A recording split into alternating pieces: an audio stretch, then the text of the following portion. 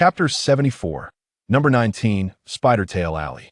Without the need for Dumbledore's explicit notification, Violet can sense the disappearance of a Horcrux simply by summoning her Patronus.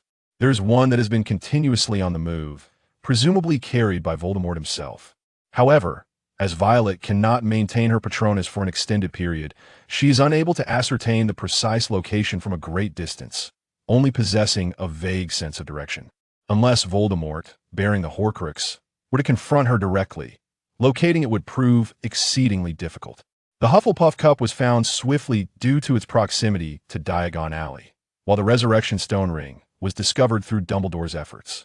Dumbledore had no choice but to abandon the idea of having Violet search for the final moving Horcrux and seek alternative methods. After locating the cup, the summer vacation time now belonged to Violet. At present, she is at Snape's residence, assisting him in organizing the basement. Thanks to the spells taught by Grindelwald, the ability to use magic freely outside of school is truly exhilarating. Snape intends to arrange a basement for the collection of potion ingredients. Precious materials cannot simply be stored in the shop. Though the empty classroom remains relatively cool due to its subterranean nature, what will he do upon returning home? He cannot perpetually rely on his own pockets as a makeshift potion repository. Many valuable ingredients require meticulous preservation. A cool, dry basement is an urgent necessity for a potion master. Violet volunteers to assist, and the two of them busily work with their wands throughout the morning. Useless debris such as empty bottles, broken brooms, and dilapidated chairs have been discarded. Among the clutter, there are some yellowed, tattered old photographs, images from a time before Snape's birth, memories from a period he cannot recall. The frozen Muggle photographs keep everything trapped in the past. Yet, those beautiful moments have long since decayed in the corner of the basement. Snape has no intention of keeping such items to repulse himself. All photos of that old man have been incinerated. As for Eileen's photos, they shall be taken to her grave instead. From among the damaged photographs, Violet discovers one that is particularly special, her senior as an infant. Senior, may I keep this photograph? What photograph? What value is there in retaining a photograph of the two of them? Eileen's image evokes a sense of oppression, while the old man's photograph stirs an uncontrollable bitterness within him. Snape approaches, and the small photograph has been restored to its original state by Violet's spell, appearing as fresh as if it had just been taken. If enhanced with a revealing potion, it might even move. This photograph features neither Eileen nor old Snape, but rather a charming little baby with black hair, peacefully slumbering. The back bears Eileen's inscription. My Severus, January 9th, 1961. Snape possesses no recollection of such a memory. No matter how exceptional his memory, it is impossible to recall events from when he was 1 year old. By the time he can remember, his home is already in disarray and steeped in poverty. Snape vividly remembers Eileen's handwriting, having perused her books and textbooks since childhood, even using her old school books. They are filled with her annotations, later overshadowed by his own notes, resulting in a chaotic jumble reminiscent of his former tumultuous life. The child depicted in the photograph seems to have lived a rather pleasant life. At that time, he was not yet a monster, his family had not yet gone bankrupt, and his mother had not yet succumbed to madness. If you wish to keep it, then keep it. Violet tenderly preserves the photograph, leaning against Snape and affectionately rubbing her face against his, akin to a playful kitten. I'm covered in dust. Snape gently pushes her away with his index finger against her forehead. Do not rub against me. But I am dusty too. Snape casts a cleansing charm over them both, carrying the mischievous kitten out of the basement. A simple enchantment caused the refuse to be automatically sorted and neatly packed into bags. With another shrinking spell, the enormous pile of waste was reduced to a mere small sack, making disposal significantly easier. The once dilapidated house now appeared remarkably cleaner, even somewhat empty, as Severus had discarded many items. He intended to redesign the layout of the house. With the past belongings cleared away, it was an opportune moment for renovation. Viola, have you ever envisioned your ideal home? I find it difficult to discern how this place should be transformed on my own. If it were solely up to Severus, perhaps he would create a basement, a cozy nook furnished with bookshelves and a sofa, forming a tranquil space for reading and enjoying tea, rendering the overall alteration of the house insignificant to him. Yet at present, he wished to inquire about Viola's preferences. Would you like me to procure a softer sofa? Perhaps some plush cushions? Let's use green curtains. They would suit you splendidly. And let's change the wallpaper to a warm beige. Could we plant flowers in the backyard? A few potted plants would certainly lend a lighter atmosphere to the home. Additionally, we should prepare several bookshelves for you, providing space for afternoon tea and reading. Severus nodded in agreement, slowly envisioning a new arrangement in his mind. A beautiful, warm abode, not merely a residence for himself, but also for Viola. Should I buy a couple of yarn balls for Viola? She playfully swatted him. Severus, I'm not truly a cat. I don't play with yarn. She was now an animagus, a witch. Hand in hand, they ventured to the Muggle market they had previously visited to purchase meat and vegetables, disposing of the trash simultaneously. In the past, Severus would hastily buy a sandwich nearby, but now, with Viola, he found no irritation or sense of time wasted. Viola selected a bit more meat. During their shared meals, she noticed that while Severus was not particularly picky, he had a distinct preference for meat. He loved it yet remained slender. She often wondered where all the meat went. As Viola was about to enter the kitchen, Severus pulled her back. This time, I shall prepare the meal. You can cook. I can follow a recipe. Viola watched Severus roll up his sleeves, revealing arms adorned with a delicate layer of muscle, their pale hue seeming to glow in the dim light. In stark contrast to her soft arms, his were not only muscular, but also bore prominent veins, larger than hers. Unable to resist, her small paw instinctively reached out to touch and explore. It felt somewhat firm, yet beneath was a sense of resilience. His arm felt cooler compared to her warm palm, the pleasant temperature making it a delight to caress. Severus found himself yearning for her touch. He grasped her wandering little paw, while the other hand gently scratched her chin. Is it truly that delightful to touch?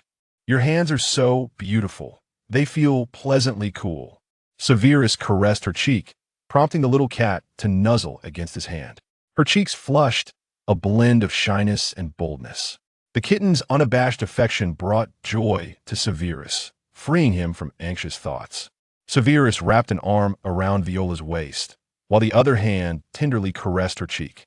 Soft, fair, and exquisite, her skin was slightly cool, exuding a delightful fragrance that tempted him to take a bite. Aside from your hands, are there other places you favor? Trapped in his embrace, Viola found herself with no room to retreat, surrounded by the scent of sage emanating from him, dizzying her and causing her cheeks to flush. Severus, you are quite handsome. Thanks to nutritional potions and a routine of timely meals and sleep, Severus no longer bore the unhealthy pallor and dark circles of yesteryear. A bit of flesh had graced his cheeks. His rarely seen, pure black eyes were deep and beautiful. Your voice is also quite pleasant. At some point, his voice had transformed from the raspy tone of their first meeting to a deep, melodious timbre. Viola's gaze drifted down to his collarbone. This was something she had yet to witness. Severus had polished himself into a radiant obsidian, shedding the shadows of his former, desolate self. He pinched her flushed earlobe. What are you staring at? He wore an expression as if he wished to undress her. Severus felt his face warm under her gaze, recalling the bold thoughts she had penned in her diary regarding cats. Lowering his head, he pressed kisses to her forehead, her cheeks, and finally captured her rosy lips with his arms tightening around her waist.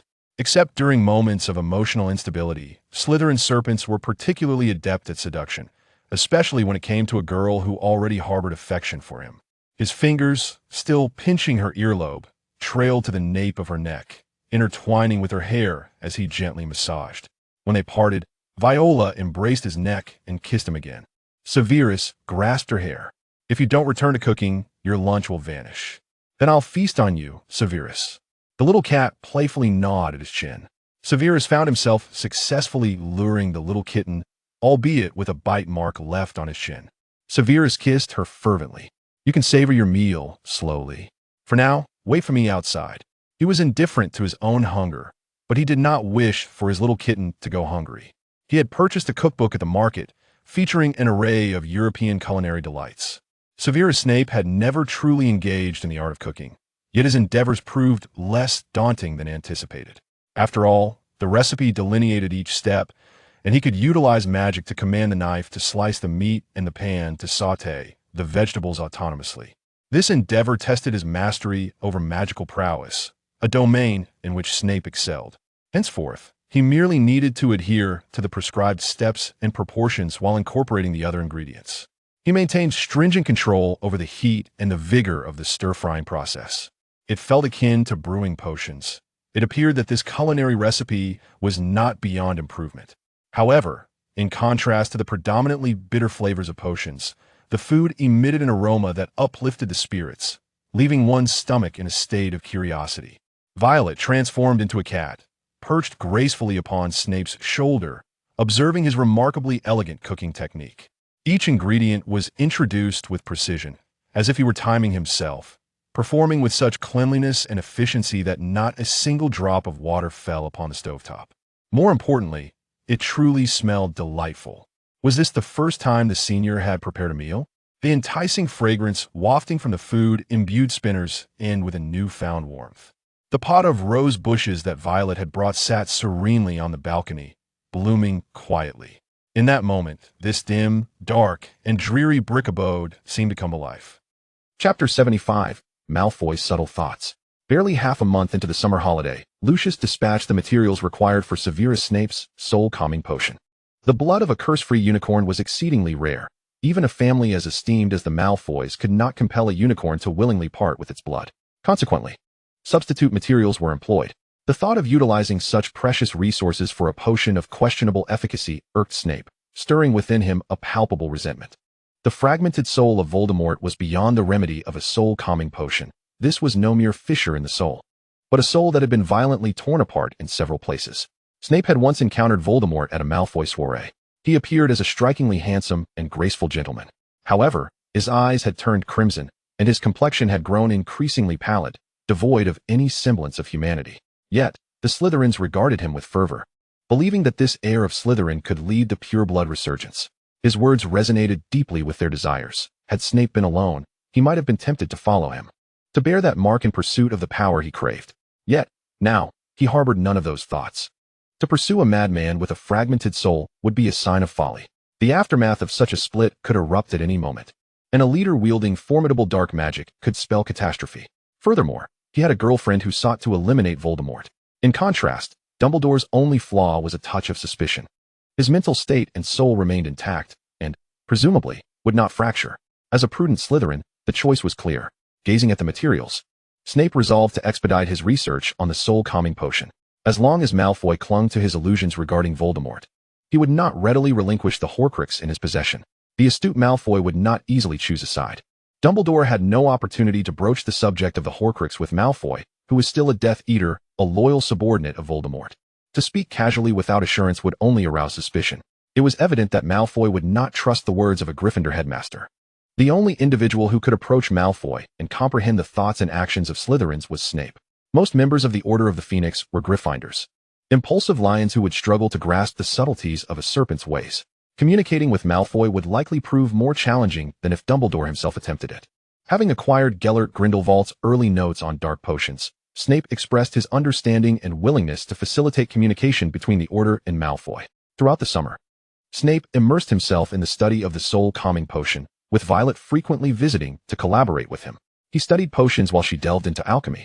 On August 27th, an owl flew into Malfoy Manor. A magnificent and regal eagle owl, adorned with the Malfoy family crest, had been sent by Lucius specifically to address the matter of the soul-calming potion. Voldemort was aware that he had found a potion master capable of crafting the potion and had been inquiring about its progress. During an unintentional legilimency encounter, Lucius discerned that Voldemort was growing increasingly impatient. Moreover, Voldemort had taken note of Snape, who was still pursuing his studies at Hogwarts. He required a formally qualified potion master, and Snape evidently fit the bill, a Slytherin by birth, young, immensely talented, and eager for power. Voldemort hoped Lucius could entice Snape to join the Death Eaters. Lucius, sensing that a refusal could incur the wrath of dark magic, felt compelled to acquiesce. After all, Snape would likely decline, so he could placate Voldemort for the time being. Lucius removed the message from the owl, which was tended to by the household elves. Snape's correspondence was devoid of elaborate rhetoric, characterized by its succinctness. He plainly stated that he had produced an excellent quality soul-calming potion and was in the process of refining it to achieve perfection. While he had already created it, it required slight enhancement. The potion of excellent quality was still viable, especially given the inherent difficulty of crafting a perfect potion. Only Snape, with his relentless pursuit of perfection, could produce potions of such exquisite quality, which is why Lucius preferred to procure his beautiful concoctions from him.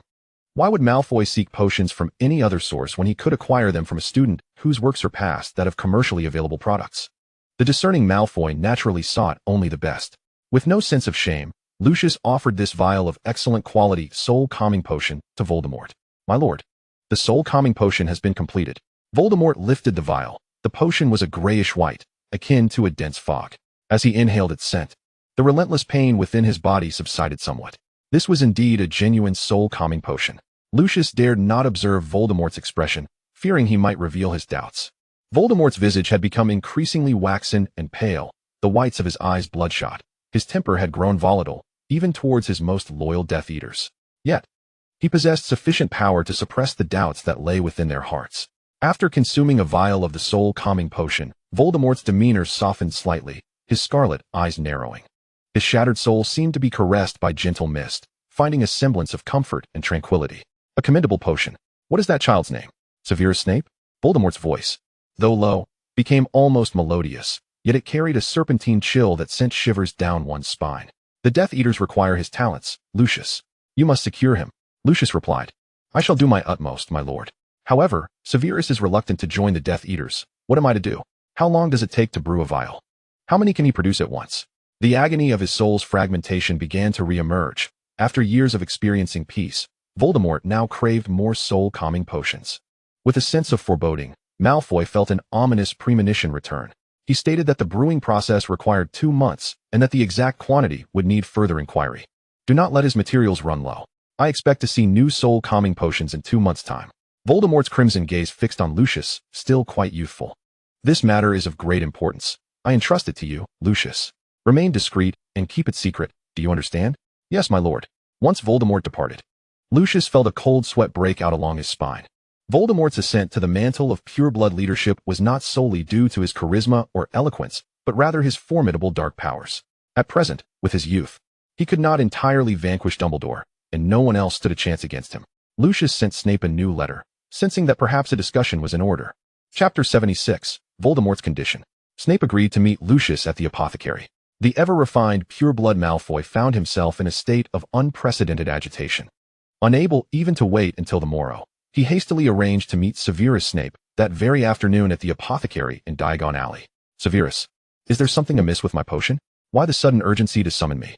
Snape arrived with a small black kitten, her paws adorned with white gloves. The apothecary lacked any refreshments for guests, and it was evident that Lucius had not come merely for tea. "No, the potion is quite satisfactory. How many vials of the soul's soothing draught can you produce at once?"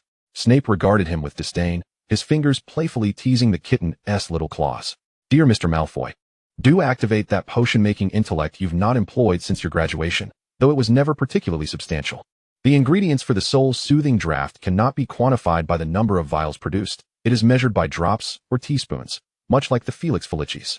Lucius's complexion grew even paler. Snape was never one to deceive regarding potions, especially not to such a degree. Lucius might receive a similar answer from any other potion master he consulted. "You mentioned before that if the soul is severely damaged, the soul's soothing draught is ineffective, correct?" "Indeed. No amount will suffice. Perhaps the initial dose may offer a semblance of comfort, creating the illusion of healing, but it is merely a delusion. Overindulgence will even diminish that false sense of relief." Suddenly, Lucius stated, "The Dark Lord wishes for you to join the Death Eaters." "I refuse. Am I destined to share Malfoy's doom?" The questions surrounding Voldemort grew increasingly numerous. His skin and eyes bore the marks of dark magic's aftermath, and only his strikingly handsome visage could obscure such abnormalities, preventing undue suspicion. Now, having learned from Snape of the grave damage to that man's soul, it was evident that Lucius sought not a few vials, but rather an endless supply from Snape. Otherwise, he would not be so keen on recruiting him into the Death Eaters. After all, it was still Malfoy's galleons being spent. A rational head of a pure-blood family would not follow a true madman with a split soul. Lucius, evidently, was not as deranged as Bellatrix. His reason told him that the Death Eaters were rapidly becoming a perilous organization that could lead to Malfoy's downfall. Yet, the mark had already been etched upon his arm. At least initially, when he received the mark, Lucius had felt a thrill of joy. The accompanying pain was bearable for the sake of the Malfoy family. But what if Voldemort is indeed mad? He continued to squander Malfoy's wealth without providing any true benefits in return, aside from a meaningless title as a Death Eater. Not necessarily, Snape interjected. The most powerful wizard remains the old headmaster of Hogwarts, Gryffindor. Lucius scoffed derisively, his expression cooling to a placid calm. But aside from Dumbledore, who else can stand against Voldemort? I do not hold much faith in that old headmaster. There is considerable bias against Gryffindor from Slytherin. Lucius suddenly realized. Are you aligned with Dumbledore's side? Not at all. Snape did not consider himself a member of the Order of the Phoenix or aligned with Dumbledore. He simply had acquired a notebook from the Dark Lord, which he was bound to use to facilitate a meeting between Lucius and himself. It was he who wished to see you, and he requested my assistance. I alone remain in Slytherin without a clear allegiance to the Death Eaters. What could possibly compel you to assist a Gryffindor? A notebook from the Dark Lord. Lord's notebook? It is Grindelwald's notebook. Where did Dumbledore acquire Voldemort's notebook? Surely, he would not resort to using his school textbooks as a means of dealing with this matter. Lucius's gray eyes widened in astonishment, his grip tightening around his serpent-headed cane. Grindelwald? How on earth did he obtain Grindelwald's notebook? That man still resides in Nurmengard. He is not dead. Such a magical notebook could not simply be misplaced. Snape was already aware of the complexities involving the old headmaster and the former Dark Lord, yet such matters were evidently inappropriate to discuss with Lucius. Who knows? Perhaps they were once allies, merely encountering some difficulties along the way. Are you certain that notebook is genuine? How? Do you doubt my proficiency in dark magic to discern the value of such a tome? Lucius, in truth, was uncertain of Snape's precise capabilities in dark magic. He had yet to witness Snape wield any particularly formidable dark spells. After all, he was still a student, and Hogwarts had forbidden the use of dark magic to prevent certain purebloods from unleashing horrific curses upon Muggleborns or half-bloods. However, it was clear that Snape had delved deeply into the study of dark magic, his expertise rivaling that of potions. If Grindelwald had indeed allied himself with Dumbledore, the Death Eaters appeared to be in grave jeopardy. During their prime, the pureblood movement had spread across Europe. It was unlikely that Britain could accommodate such numbers. Confronting the Death Eaters would mean certain doom. Even if the pureblood movement had faded into obscurity, Grindelwald alone represented a formidable force. Why would these two arch-nemeses choose to collaborate? Lucius pondered, unable to fathom the rationale. As for Snape lying, why would he utter such an obvious falsehood? Such an outrageous assertion either stemmed from a contempt for his intellect or was indeed true. Choosing to engage Snape in conversation was a calculated decision. Lucius typically would not meet with Dumbledore alone, and even if he did, a genuine dialogue would be unlikely, let alone collaboration. Every utterance would be scrutinized, replayed in the minds of both parties, always tinged with conspiratorial suspicion. Now, the prospect of collaborating with Dumbledore begrudgingly entered Lucius's considerations. Before making any decisions, he needed to ascertain the severity of Voldemort's condition to guide his choice. Furthermore, he would need to study the art of mental occlusion. He wondered if Sissy would be able to assist him. Very well, I will contemplate the prospect of meeting Dumbledore. Lucius gripped his serpent-headed cane. How can I ascertain how many vials of the soul-soothing draught would be effective for the Dark Lord? Snape often spoke in a manner that was bluntly straightforward. Yet perhaps due to some innate talent, he could comprehend the nuances of Slytherin discourse with clarity. Lucius was probing Snape regarding Voldemort's condition.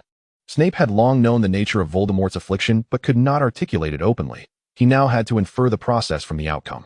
The two engaged in a particularly roundabout discussion regarding potions and ailments, leaving the kitten quite dizzy.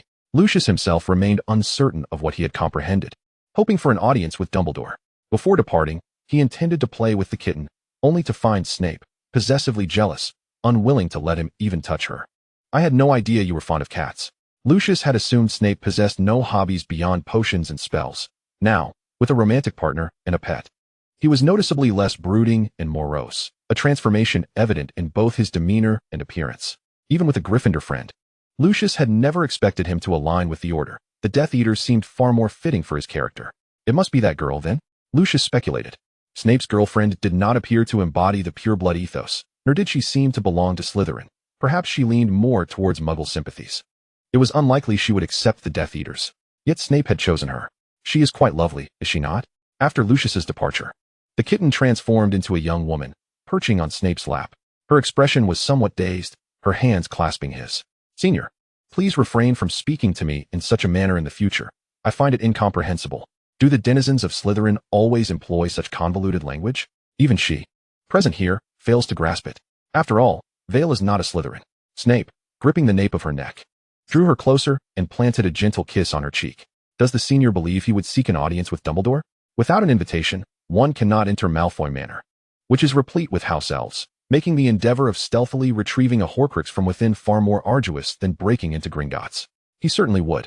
Malfoy would never pledge his undying allegiance to a single individual, especially now that he is aware of his gradual descent into madness. Chapter 77, Regulus. As the new academic year at Hogwarts commenced, a black-bound notebook encased in a box appeared on Dumbledore's desk. Dumbledore conversed with the youthful Tom Riddle inscribed within the notebook, only to be reduced to ashes by the wrath of an irate old man's gas stove. Following the incident with the Resurrection Stone ring, Voldemort now occupies the top position on Grindelwald's death list. In comparison, Newt Scamander appears rather handsome.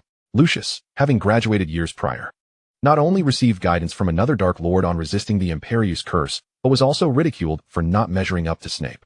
Is this how you, members of the Order of the Phoenix, or rather the Dark Lord, treat your spies? My spirit yearns for solace. Lucius remained unaware that Grindelwald's mockery was already a form of kindness. Voldemort, on the other hand, would unleash dark magic upon his own followers when in a foul mood. Grindelwald gifted Lucius an identical notebook, painstakingly replicated by Nicholas Flamel himself, which bore a curse that would prove fatal upon opening. Although Lucius claimed that Voldemort had never mentioned the purpose of the diary he bestowed upon him, nor had he ever requested it for examination. What if he needed it one day? Grindelwald asserted that the curse was indeed deserved by Tom Riddle. What of me? What of me? If I open it and don't perish immediately, it will be my demise. Lucius sighed, for Lord had never sought the diary from him. As long as no one opened it, all would be well. Lucius pondered the terrifying implications of this diary, enhanced by Grindelwald, compared to the original Horcrux. Why would Malfoy Manor harbor such perilous artifacts? Thankfully, there were no children in the household. Dumbledore had already formed a notion regarding the last Horcrux. He initially believed that the Horcrux belonging to the Gaunt family would be a relic of Slytherin, as they were the last descendants of Slytherin. And possessing such an heirloom was not unfathomable. He discovered that Merope, the mother of Tom, had indeed stolen that Horcrux. Among the relics of the four founders, Voldemort would undoubtedly be unable to access the Sword of Gryffindor. The other two were already Horcruxes. Did Voldemort not desire the relic of the third founder? Given his haughty disposition, he would undoubtedly choose the item befitting his stature. Although the diary was an early work, it was also the one with the most souls entwined. It was he who opened the Chamber of Secrets, a testament to his lineage as a descendant of Slytherin, and it had harmed a Ravenclaw girl. Dumbledore learned of this from the young Riddle. The Gaunt family is the source of his bloodline. Hogwarts is the place where he learned and grew. He employed the most representative items, the diadem of Ravenclaw and the cup of Hufflepuff. There was no reason for him to overlook anything from Slytherin. Unfortunately, no one in the portraits of the headmaster's office had seen the relic, leading to conjectures that it would likely bear serpent oars markings. Lucius continued as usual, though he needed to discreetly search for Slytherin relics marked with serpents, which seemed excessively broad, even though he knew it was most likely Voldemort's possession. Did he dare to strip Voldemort of his garments in search of it? As for the Death Eater roster, Dumbledore likely had a clearer understanding than Lucius, encompassing both the present and the future, thanks to Professor Snape's insights from his dreams. As the school year began, Slytherin's head, Slughorn, once again broached the subject of resigning to Dumbledore, only to be met with the latter's refusal, citing the lack of a suitable professor. Finding an exceptional potions master was already a challenge, and those who were both talented and willing to undertake the mantle of teaching at the school were even rarer. Although Slytherins often perceived Dumbledore as deeply contemplative, at times, his intentions were remarkably straightforward. The previous year had not witnessed any particularly momentous events. The sole incident worthy of mention in the Daily Prophet was the removal of the original heir of the Black family, with the new heir being Regulus Black. Following his family's wishes, he chose to align himself with Voldemort, becoming somewhat more visible in Slytherin, having previously been overshadowed by his brother. Just as Snape's attainment of the Potions Master certification transformed the entire Slytherin house into virtuous individuals, so too did Regulus find himself in a similar predicament. Originally mocked for the emergence of a Gryffindor heir from his family, Regulus felt the weight of expectation far more than Narcissa did. Narcissa was a branch of the family. Regulus shared blood ties with the Gryffindor Black, making him a brother connected by lineage. The family was willing to appoint Sirius as the heir, yet reluctant to bestow the same honor upon him, resulting in Regulus facing considerable difficulties within Slytherin, besieged by unkind whispers. Now, everyone sought to ingratiate themselves with the new true heir, Regulus. The friendships in Slytherin were so intertwined with self-interest that genuine companionship was a rare and precious commodity. Hello, Snape. Regulus took a seat beside Snape. Black. Snape regarded him with a hint of confusion. He and Regulus had never shared any interactions, neither in the past nor present. Regulus extended a gesture of goodwill. You can call me Regulus. After all, there are 2 Blacks at Hogwarts now. Is there something you wish to discuss? Nothing in particular. I simply wanted to get to know you better. Our experiences are somewhat similar, are they not? The teenager had already begun to grasp the nuances of human relationships. Having become the Black Heir, although Slytherin often operated on self-interest, it was disheartening. In contrast, Snape displayed no ulterior motives regarding the Black family, remaining his usual indifferent self. I do not share that sentiment. Regardless, Regulus hailed from a pure-blood family. Despite some criticism due to Sirius, few dared to provoke a Black. They would merely gossip behind his back and maintain a distance. Snape was no fool. Approaching someone like him was the worst form of deceit. Regulus found himself compelled to clarify his intentions. It is the Dark Lord who wishes for me to persuade you to join the Death Eaters. I personally harbor some desire to understand you. Please do not conflate me with Sirius and the others. Regulus was aware of the conflict between his brother and Snape. There was no one more conspicuous in Hogwarts than a Gryffindor. However, Regulus bore no animosity towards Snape. A genius young potions master was someone he would prefer not to make an enemy of. Merlin knew there might come a day when he would need Snape's assistance. Moreover, Regulus's relationship with Sirius had grown distant compared to their childhood. Anyone would feel disheartened hearing their brother speak of their family as a den of dark wizards. Wishing to sever ties with the entire Black lineage, I do not intend to join the Death Eaters. However, I would welcome the opportunity to know you. Regulus and Sirius bore some resemblance, both strikingly handsome, yet they exuded entirely different vibes. One was flamboyant and rebellious, while the other was modest, gentle, and courteous. Regulus lacked the typical arrogance associated with pure bloods, and there was no hint of madness about him. It was, in fact, his brother from Gryffindor who epitomized the madness and pure-blood arrogance of the Blacks. Upon witnessing his younger sibling exchanging a friendly handshake with Snape, the Gryffindor Black nearly overturned the table in a fit of rage. The other 3 companions had to restrain the increasingly agitated Black. He glared at a certain red-haired girl in the distance, wondering if she had severed ties with Potter for such a friend. Your Slytherin companion seems rather chummy with those dark wizards, doesn't he? It was merely misplaced anger. He was furious at Regulus's choice. Yet he could not genuinely reproach the boy. Regulus, in his eyes, appeared somewhat weak and submissive. Had Regulus been too obedient to their mother? Did he truly know what he wanted? Potter could hardly contain himself, wishing to cover Black's mouth. Enough, brother, please. For the sake of my love. Lily's trust in Snape had reverted to that of a first-year student. However, she was no longer the naive little girl of first year. This trust was now fortified. Was it peculiar for Severus to converse with those in Slytherin? A dark wizard? Are you referring to your own brother? As far as I know, Regulus Black has never bullied his classmates. He is far better than you lot. Lily no longer pursued an absolute notion of black and white justice. She understood that Snape sold potions to those in Slytherin because he needed the money, not because he colluded with the Death Eaters. He was a Slytherin, not a Gryffindor. As long as her friend did not err, Lily would not demand he unconditionally align with the side of righteousness. Moreover, with Violet around, she did not believe Snape would recklessly join the Death Eaters. Potter was at his wit's end. See, he knew that Lily would certainly defend that Snape. A small black cat with white paws darted over to Slytherin, climbing up Snape's trouser leg. The previously impassive boy suddenly exhibited a gentle demeanor as he cradled the cat. The little creature nestled on Snape's lap, allowing him to caress it, its tail curling around his wrist. They were indeed stealing precious moments of romance. Sixth-year students could afford a bit more leisure, yet she had to prepare for her OWLs. The kitten glanced up at Regulus beside her. He bore a resemblance to that Gryffindor Black, yet exuded a completely different aura of gentleness and tranquility, contrasting starkly with his boisterous brother. In her prophetic dreams, there was no mention of Regulus. The seer's perspective was absent, and the memories seen by the cat were lacking. The kitten gathered some insight into the current situation of her upperclassmen in Slytherin. Although he still had no friends, he was no longer the ostracized half-blood, but rather an accepted member of Slytherin. Slytherin admired strength, and Snape was now the youngest potions master. A genius even the self-important purebloods had to acknowledge. On the first day of school, the young couple chose to roam the night, instead of returning to their dormitory. As he held Violet, who had transformed back, Snape couldn't help but ponder. No wonder couples from different houses often sought nighttime escapades. They could remain together during the summer. Yet once school commenced, their time was consumed by coursework, making it impossible to attend classes together. Upperclassmen, clingy little kitten. Indeed, the autumn air had already begun to cool. and the evening temperatures were somewhat brisk. Snape clasped the little cat's paw, seeking to warm her. Were the upperclassmen and Regulus black friends now? Violet recalled when she first met Snape. He was a lonely half-blood, ostracized in Slytherin, with only Lily from Gryffindor as his sole companion. Now, he had seamlessly integrated into Slytherin and even interacted with the heir of the Blacks. He was summoned by Voldemort, who sought to draw me into the ranks of the Death Eaters. Violet's eyes widened. Upperclassmen, do not join the Death Eaters, not even as an undercover agent.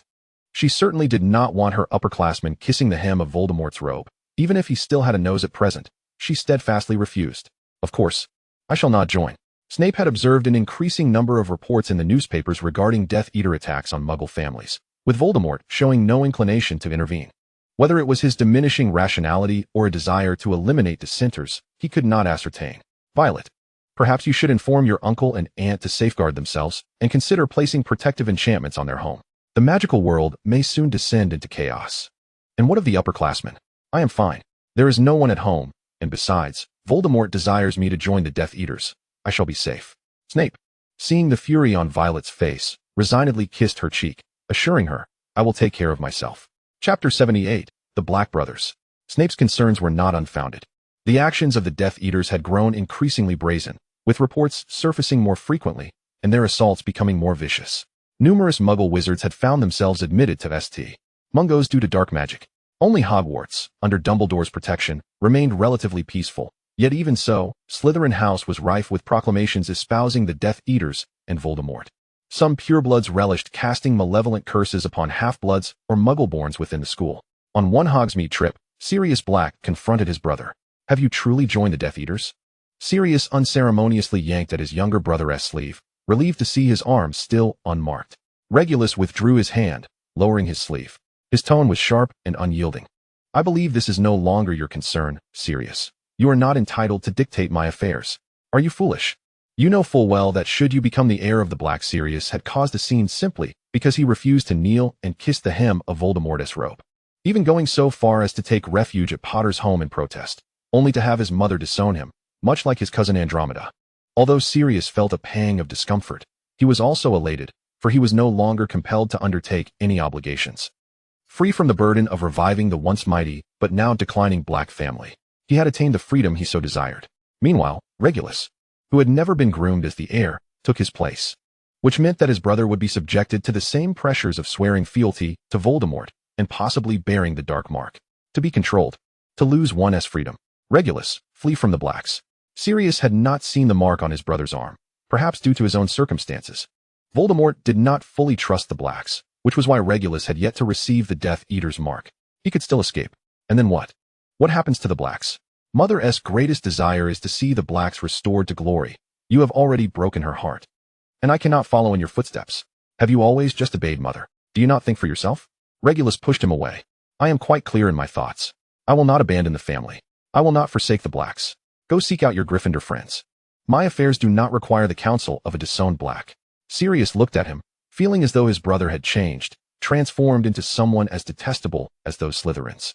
He was no longer the boy who had trailed behind him calling him brother, nor was he the obedient Regulus of their childhood, who had seemed somewhat weak. He had become a Slytherin, consumed by thoughts of family and honor, with even his favorite books now replaced by those exceedingly vicious tomes on dark magic. Do you think I relish the position of heir? If you so adore kissing the robes of others, go ahead and do it. The day you become a Death Eater, you shall be my adversary. Even in death, do not expect me to retrieve your remains. The rare conversation between brothers concluded in discord due to their differing convictions. Regulus wandered alone in Hogsmeade, stopping by the Three Broomsticks for a mug of butterbeer. By chance, he encountered Severus Snape, who was on a date with his girlfriend. The girl, playfully entwined around Snape's arm, was coaxing him for a taste of real alcohol. The typically brooding and aloof Slytherin was remarkably gentle in her presence, almost as if he were an impostor.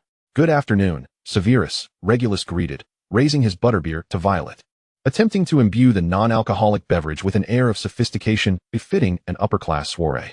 Good afternoon, Mississippi Lane, Violet acknowledged with a nod. Regulus and Violet were classmates. Yet their acquaintance was tenuous, merely a consequence of the limited number of students admitted to Hogwarts each year, making it easy to remember one another's names. Clutching the alcohol-free butterbeer, Regulus felt a weight in his heart. In truth, he envied Sirius and Snape. They possessed the freedom to make their own choices. Sirius had a devoted friend, and Snape had found love. Regulus was uncertain about his own future. Voldemort did not place much trust in the Blacks due to Sirius's betrayal. As his younger brother, was Regulus not equally affected? Even his cousin Bella pressed him on whether he remained loyal to Voldemort. At the tender age of 15, Regulus was already being coerced to make monumental life choices. Sirius believed his brother to be weak and compliant, but Regulus merely differed in his choice to uphold the honor of his family. He cherished his lineage, took pride in the purity of the Blacks, and felt a sense of belonging. Each member of the Black family had their own steadfast existence, and for Regulus, it was the Black legacy itself. Sirius despised Voldemort. Did that mean Regulus had to share the same disdain for the actions of the Death Eaters? Their deeds had become increasingly outrageous, diverging drastically from the ideals espoused by his mother. Did they even remember their original purpose? What of Voldemort's thoughts? All purebloods pledged allegiance to Voldemort, and should the Blacks become an anomaly, they would soon be besieged by other families. The health of Regulus's mother was deteriorating, and the grandeur of the Black family had waned. Although their vault at Gringotts remained filled with galleons, their influence was but a shadow of its former self. Narcissa's marriage to Malfoy represented a union of two families, yet the burden of carrying the Black name would ultimately fall upon the shoulders of the 15-year-old Regulus. Regulus had only heard tales of Voldemort from his parents and glimpsed him from afar at various gatherings, never truly understanding him. Regardless, one must meet him to form an opinion. Perhaps he was indeed as wise and powerful as his mother claimed, capable of leading the purebloods to resurgence. Moreover, did he even possess the luxury of choice at this juncture? The Blacks had long ago chosen to follow Voldemort. His parents' generation had made that decision, and he merely inherited the mantle. Once he became the head of the Black family, there would be no escaping Voldemort and the Death Eaters. Could he follow in Sirius's footsteps and abandon the family? Regulus found himself incapable of such a course. Snape remarked, "Perhaps indulging in butterbeer to alleviate one's woes is ill-advised." Regulus offered a faint smile, gentler than Sirius's, reminiscent of a Slytherin, concealing his innermost thoughts beneath a composed facade. "Thank you for the reminder, Severus. I merely wish to clarify a few matters." He finished his butterbeer, unaccompanied by the leisurely enjoyment of romantic entanglements. "I shall take my leave now. May you both have a delightful time." Violet watched the boy depart, noting how he was utterly unlike the arrogant Gryffindor Black. He was a Slytherin, inherently distinct from Gryffindors. Snape gently pressed his girlfriend's head down, his tone tinged with irritation. "Do not gaze at other boys."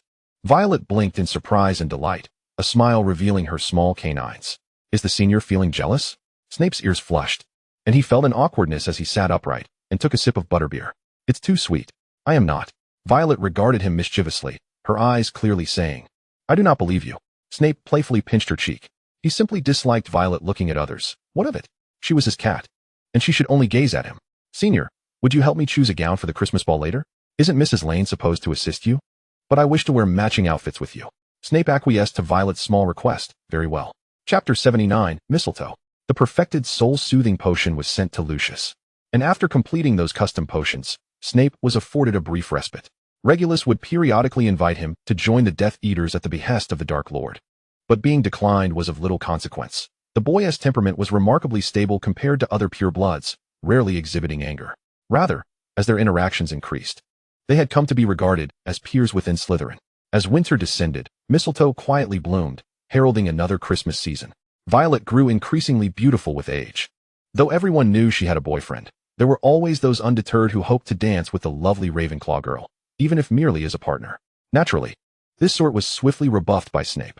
At the sixth-year Christmas ball, Potter failed to secure an invitation for Lily to be his partner. The rival he once expected to contend with, Snape, had long since found a girlfriend, their romance evident as they danced in matching attire, the striking couple drawing attention. For Potter, this was particularly irksome. He found himself in the graveyard, watching the object of his affections dance with another, while his nemesis reveled in the company of his girlfriend.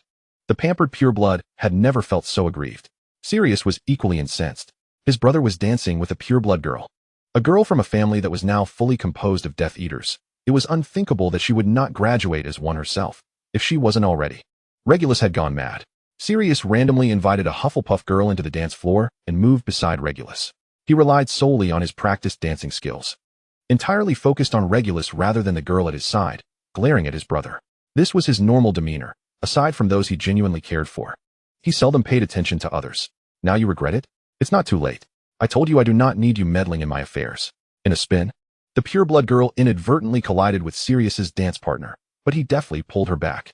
The pureblood girl regarded them with disdain. a pure-blood traitor and a mudblood. How perfectly suited you are. Regulus. Sirius longed to kick him awake and shove that detestable woman aside. Surely it was this Slytherin who had corrupted his brother. Sirius. A Gryffindor shouldn't stand so close to me, lest you invoke the Dark Lord's displeasure. You are the one utterly beyond redemption. The brothers barely exchanged 3 sentences before they were at odds once more. Regulus once elicited a sense of frustration in Sirius, for he was excessively obedient. When their mother declared that Sirius was the heir, Regulus resolved to spend his life as his brother's assistant. As Sirius excelled in dueling, Regulus dedicated himself to studying spells that would suit his brother. Now that their mother demanded he become the heir, he accepted this heavy responsibility. His demeanor was overly gentle. Sirius had never witnessed him display any fervor, which seemed uncharacteristic of a black. How could he possibly thrive in a place like Slytherin, where he would surely be bullied? Yet now, he had matured into a figure resembling a Slytherin, consumed by thoughts of pure blood lineage, even daring to challenge his brother. Regulus, is this truly your decision? Are you not merely obeying mother again? Do you believe yourself to be the most intelligent in this world? Regulus, with eyes mirroring Sirius's gray hue, bore an unexplainable flame within them. Do you truly think that all blacks, apart from yourself, are wicked dark wizards? Why do you pretend to be the good brother now? I am a dark wizard, and I make my own choices. I shall inherit the black family legacy, and you have no right to question the future head's decisions. Regulus then led his partner to another spot to dance. The Hufflepuff girl gazed at Sirius's strikingly handsome face, even in anger. After Regulus's outburst, she left the dance floor in a huff, feeling both elated and disheartened. Oh well, dancing with a heartthrob is still a thrill. Violet and Snape danced a couple of waltzes before departing the bustling dance floor, as neither were particularly fond of such lively gatherings. The girl wore the laurel crown he had gifted her and a delicate violet earring he had presented for her 16th birthday. Accompanied by a faint scent of the perfume from his previous Christmas gift, Violet had piercings. Madame Lan had always enjoyed dressing her up and had adorned her left ear with one. Under magical influence, even if Violet chose not to wear earrings, her piercings would remain. Such subtle details often went unnoticed, but upon seeing it, Snape resolved to gift her a matching earring. The pair donned matching black and purple formal attire, tailored from the esteemed wizarding apparel store. The shade of purple suited the older student splendidly. Snape had neatly tied back his hair, presenting a more mature appearance. Who could boast such an admirable boyfriend? Why, it was mine. Violet mused to herself, finding amusement in her own thoughts. What was she laughing about? Her senior was undeniably handsome, and it brought her joy. Typically, he alternated between 2 sets of clothing. But in formal wear, he appeared extraordinarily striking, like polished obsidian, deep and elegant, lacking the ostentation of typical gems, yet possessing a unique, tranquil allure. He had never been the type to immediately captivate attention, but upon deeper acquaintance, one would discover an unparalleled charm within him. Violet felt a sense of delight that only she could perceive his allure, subtly satisfying her possessive instincts. Snape gently pressed his thumb against the violet earring in her left ear, causing her eyes to brim with soft, affectionate admiration that softened his heart. He found it increasingly difficult to utter any harsh words to her. The warmth of his thumb made Violet's ear flush, a delicate tingling sensation spreading from her earlobe. Snape leaned closer, whispering with a soft chuckle, "Violet is truly beautiful. She is the fairest girl at the ball." He lightly kissed the earring before taking her hand and leading her away, like a knight escorting his princess from the chaotic ball, or a prince guiding his little princess to a more enchanting realm. Snape had already chosen a lovely spot. The astronomy tower was still devoid of visitors, and the splendid starry sky was theirs to enjoy.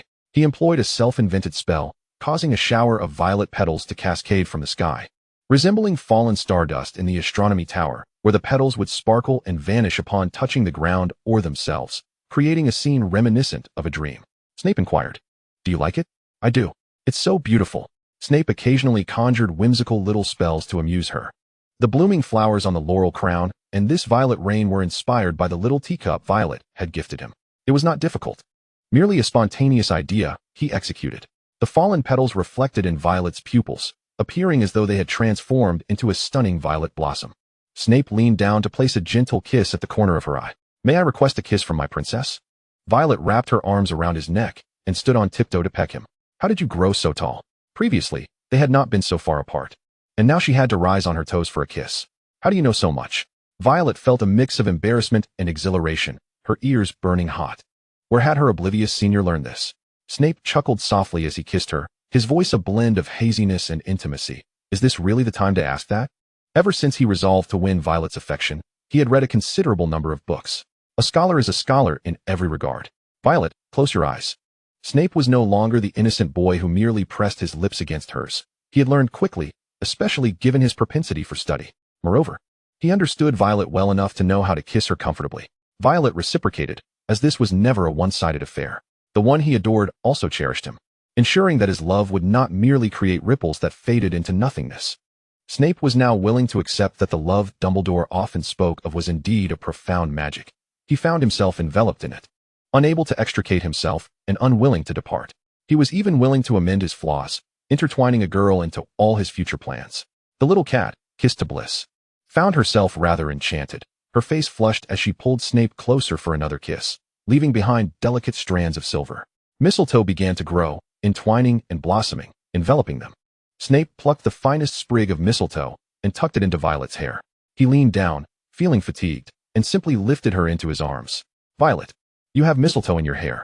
The little cat replied, dazed and gazing at him with a foolish smile, entranced by the kisses. Snape's kisses lingered on her fair neck, unable to restrain himself, leaving faint yet suggestive marks. Thus, you cannot refuse my kiss tonight. Violet squirmed, feeling ticklish and her ears burning, her little claws almost itching to scratch him. This hardly seemed like a threat. She had no intention of saying no. Oh, Snape, let us kiss again. Her little cat was a greedy creature. Violet had often wished to undress her senior. Ahem, after all, she was a cat, not a lady. Such matters would not restrain her. Violet, feeling languid, clung to him, her face flushed, breath rapid and elongated. She untied Snape's hair, running her fingers through it, tousling what had been neatly arranged. Senior, will you come to my house for Christmas? Snape paused, gently nibbling her earlobe. Certainly. Chapter 80, Meeting the Parents. On the first day of the holiday, Severus Snape formally sent a Christmas invitation to Mr. Lane via owl, knowing that he was now alone. The couple invited him to celebrate Christmas with their family, while also subtly assessing the character of their daughter's boyfriend. After all, he was a Slytherin. The Lanes had little interaction with Slytherins during their school days. Those from Slytherin rarely mingled with half-bloods or muggle-born wizards. They remembered them as exceedingly arrogant, with eloquent yet scornful words, disdainful of muggle-borns and half-bloods, and difficult for anyone outside their pure-blood circle to approach. If this young man displayed a similar attitude towards their beloved daughter, he would be in for a world of trouble, immediate ruin.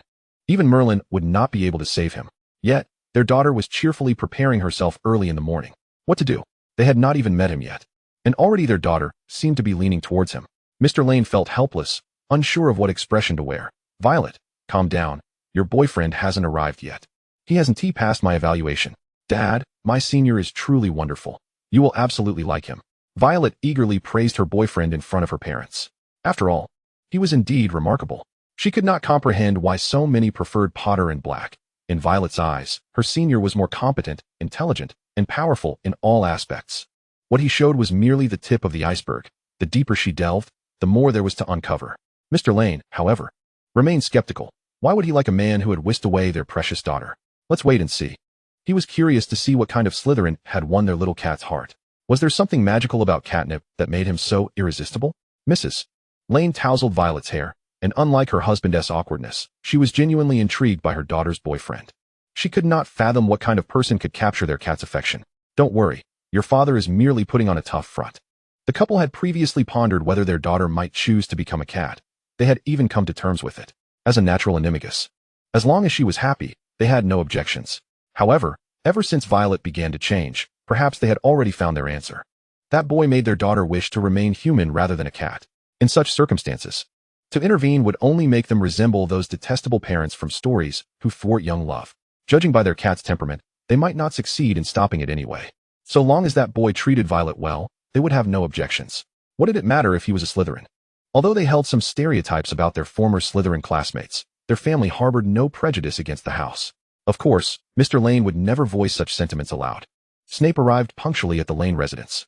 The moment the doorbell rang, Violet excitedly dashed to open the door and leaped into Snape's arms. Akin to a kitten rushing to greet someone she adored, unable to contain her excitement. Senior. Snape had grown accustomed to Violet's embraces. The warmth and softness she offered no longer filled him with the same urgency and anxiety as the first time. Yet, under the gaze of her parents, he felt a tinge of bashfulness for the first time. He gently pushed her away, his hand resting on her waist. I just came in from outside. It's a bit chilly. I must be careful not to catch a cold. Violet, how long must I remember this? And who catches a cold from that? She noticed the tips of his ears turning red beneath his dark hair. It was merely her awkward and shy senior once again. However, Snape's expression was well controlled. One could not discern any emotion from his face. As Snape entered the house, he recognized the layout from his previous visit to the Room of Requirement, now infused with a sense of warmth. The winter fireplace crackled to life, the sound of wood splitting and flames crackling creating a cocoon of comfort, banishing the chill of winter. Mr. Lane, Mrs. Lane, I apologize for the intrusion. Mr. Lane had seen Snape transform into Violet's Boggart once, but this was the first time he truly met him. He was not as grim and daunting as the Boggart had been. A hint of a smile softened his features, though he still appeared rather aloof. Slytherins were seldom seen displaying warmth, at least not in Mr. Lane's experience. For this first visit, Snape had prepared a gift, both a token for their initial meeting and a Christmas present. Senior, what about my Christmas gift? Later, Mr. and Mrs.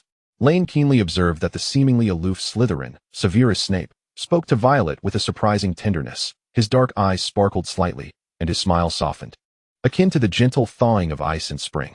Severus, may we call you that? Of course.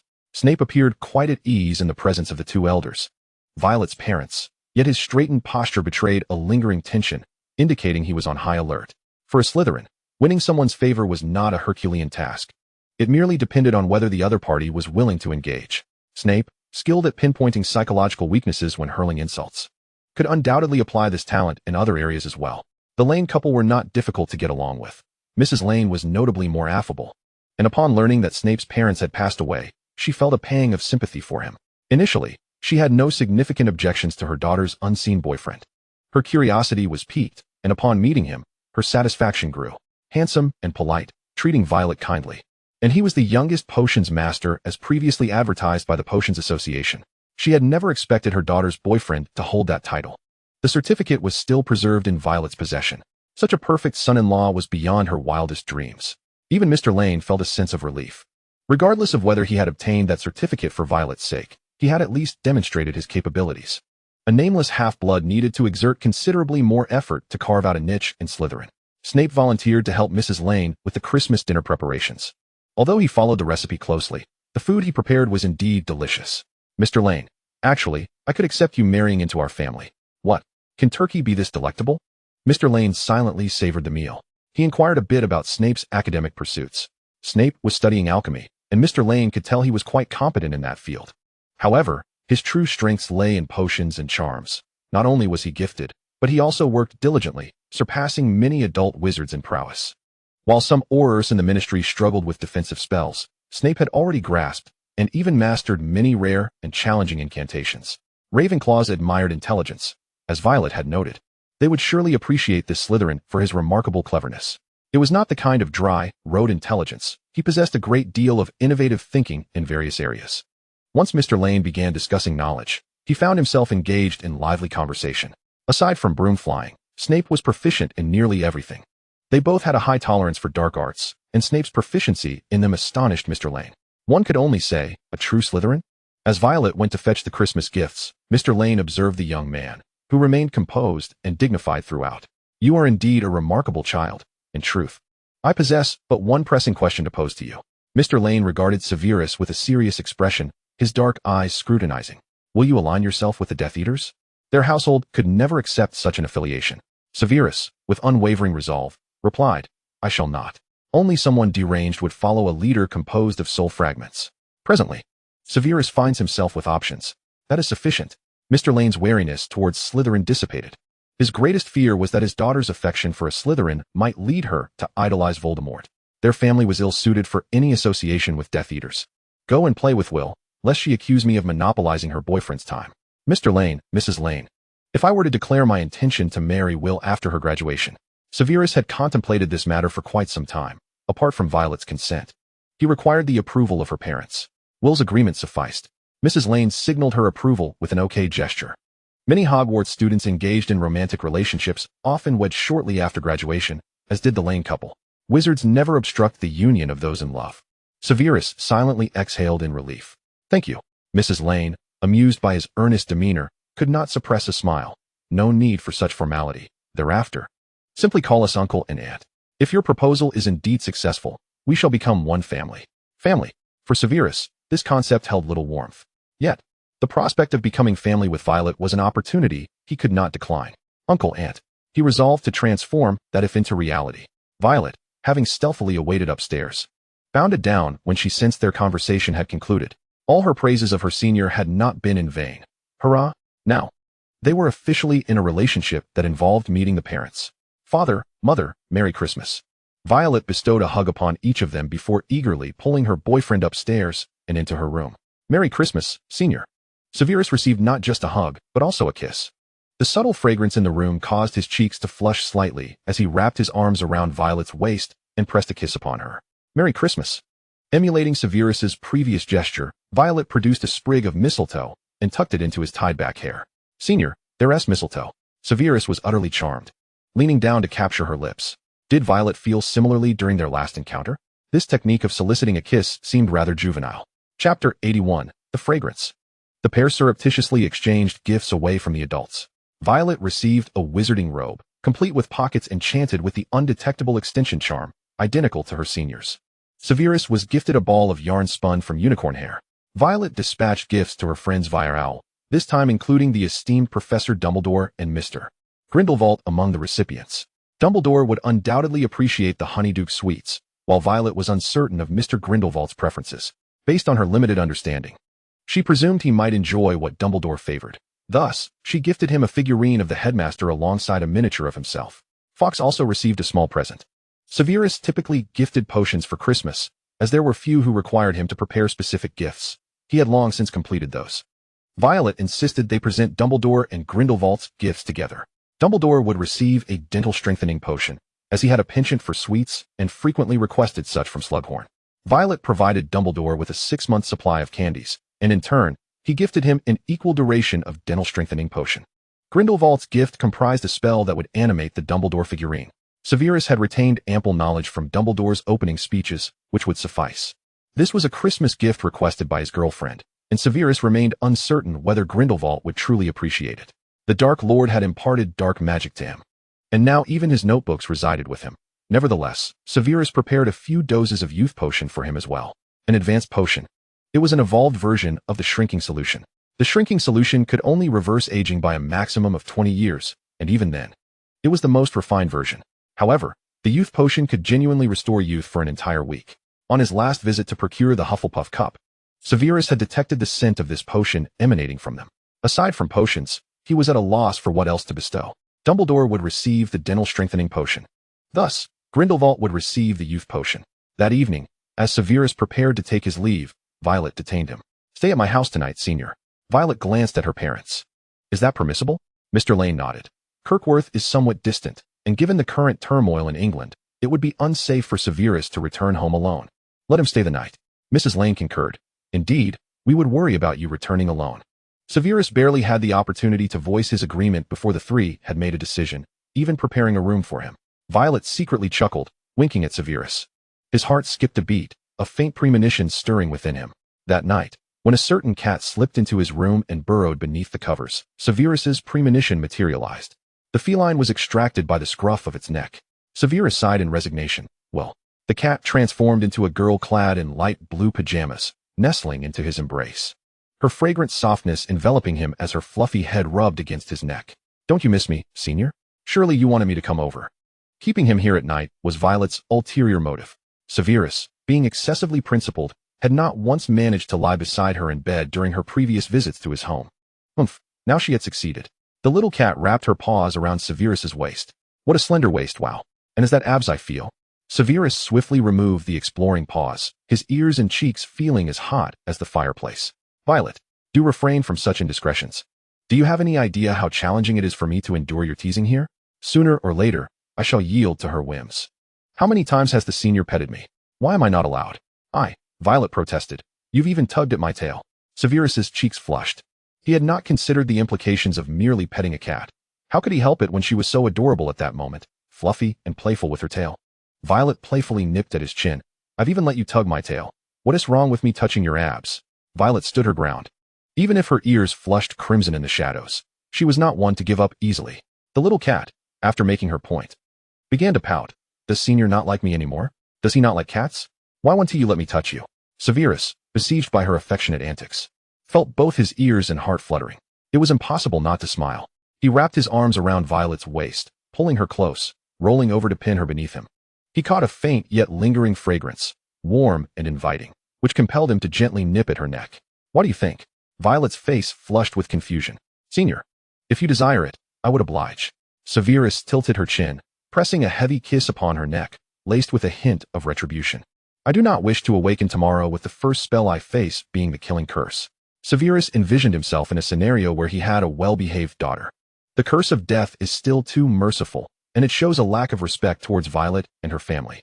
Severus Snape is not a man bound by conventions. Yet when confronted with certain individuals and situations, he maintains an air of politeness and respect. Violet and her family hold significant importance. Snape is not so reckless as to act impulsively at this moment. At least, not now. Snape harbors suspicions that she may be seeking his demise. Yet at this very instant, she attempts to entice him, leaving him powerless to act. Am I not even permitted a mere touch of your abs? Upon discovering his well-defined physique, Violet's gaze grew covetous, her hands itching to explore. Spare your senior, one to you? Snape released her from his grasp, merely holding her gently in his arms. You've shattered my mental defenses. Shall we postpone for another time? All his restraint and composure seemed as fragile as bubbles in her presence, easily burst with a single poke. Clearing his mind became an arduous task before her. Very well. Another time it shall be. Violet mused, considering herself quite the understanding feline. Though she mustn't overstep, a little interest could be permissible. In the dim light, visibility was poor. Yet Snape could discern the enchanting blue-violet hue of Violet's eyes. He gently tilted her chin up and leaned down to kiss her. You're being rather unfair, senior. What have I done? You deny me a touch, yet dare to kiss me. Snape pressed a kiss against her ear, whispering, I mentioned another time. He brushed aside the strands of hair that had fallen against her cheek, though inside, he was far from calm. The warm, fragrant scent emanating from Violet enveloped him, reminiscent of milk and an unidentifiable floral aroma, laced with a hint of sun-kissed fluffiness. He had caught a whiff of it before when holding her. But mingled with the scents of perfume and shampoo, he had assumed it was merely the essence of her chosen fragrance or body lotion. Violet, are you wearing perfume? The aroma had become overwhelmingly distinct, surpassing the scent of the potion he concocted for her, soothing and delightful. Initially faint, the fragrance intensified upon closer attention. Snape found himself entranced by her scent. Violet nestled against his collarbone, her arms wrapped around his waist, her legs draped over him like an affectionate kitten. No. Why would one wear perfume to sleep? Snape felt his ears grow warm. Was this her natural scent? She truly had come to claim his life. He drew her closer, resting his chin atop her head, as if by not seeing her, he could shield himself from harm. It's all right, just sleep. Violet, a restless little cat in slumber, began to thrash about, particularly eager to rest her weight on Snape's head, making it impossible for him to find rest. Sharing a bed with another indeed required adjustment. Snape observed her fidgeting in his embrace, kicking him away only to snuggle back. Ultimately, he repositioned her, cradling the lively little creature from behind. Once she settled into a steady breath, the little cat ceased her movements, quietly nestled against him, sweet and adorable. Snape leaned down to plant a gentle kiss upon her nape. After witnessing her antics throughout the night, he too felt fatigue creeping in. Holding the little cat was exceedingly comforting. Her scent lingered softly, and with his eyes closed, he succumbed to a peaceful slumber. Chapter 82, Adulthood. At the break of dawn, long before daylight, Violet extricated herself from Snape's embrace. Their positions had inexplicably shifted from facing one another to her being held from behind. Slowly awakening, Snape began to miss the warmth of his fragrant, soft girlfriend, and upon being discovered by Violet, she planted a kiss on his cheek before he pulled her waist back into his arms. The winter chill made the warmth all the more difficult to part with. Are you returning, Violet? His voice, still laced with sleep, was husky and languorous, his breath lightly brushing against her neck, causing her feline form to soften with reluctance to leave. I'll stay with you a little longer. Snape chuckled softly a couple of times, opening his eyes to behold the obedient little creature nestled in his arms, a stark contrast to the restless, fidgeting cat of the previous night. She bore several kiss marks on her neck from the previous evening, undeniably suggestive. They reveled in each other's warmth until Violet announced her departure.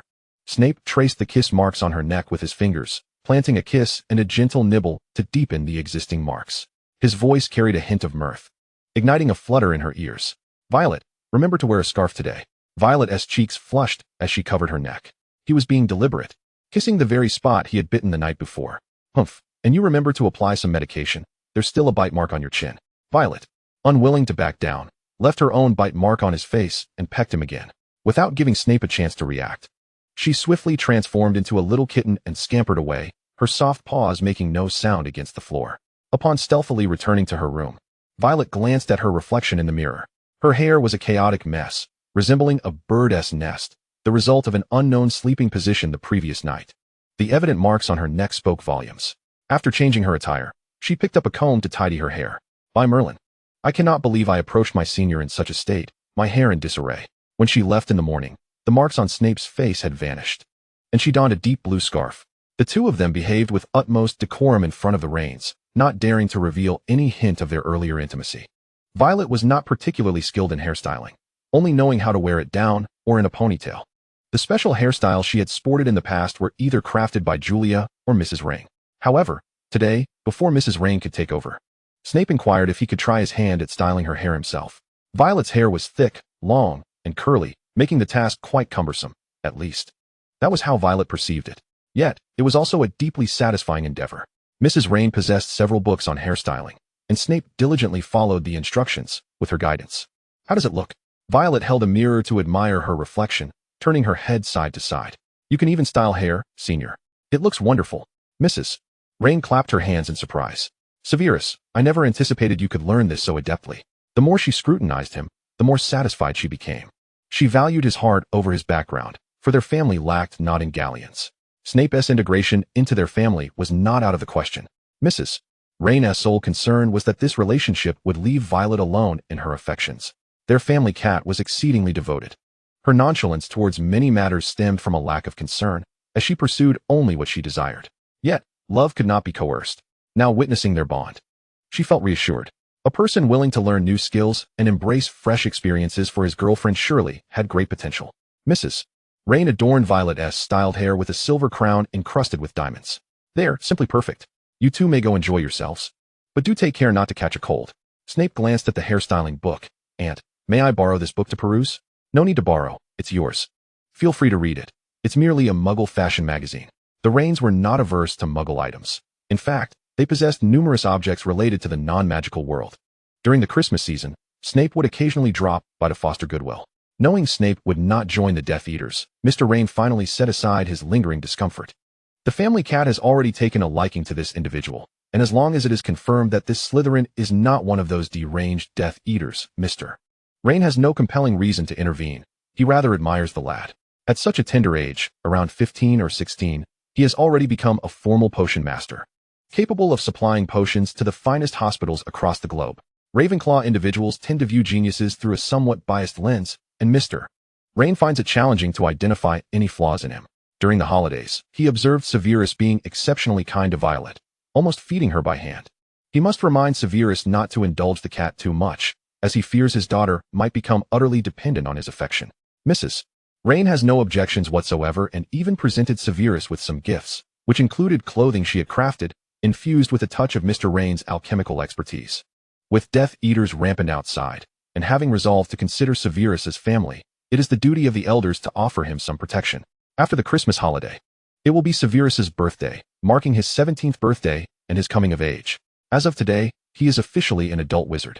Severus has received numerous birthday gifts, including one from Dumbledore and Grindelwald.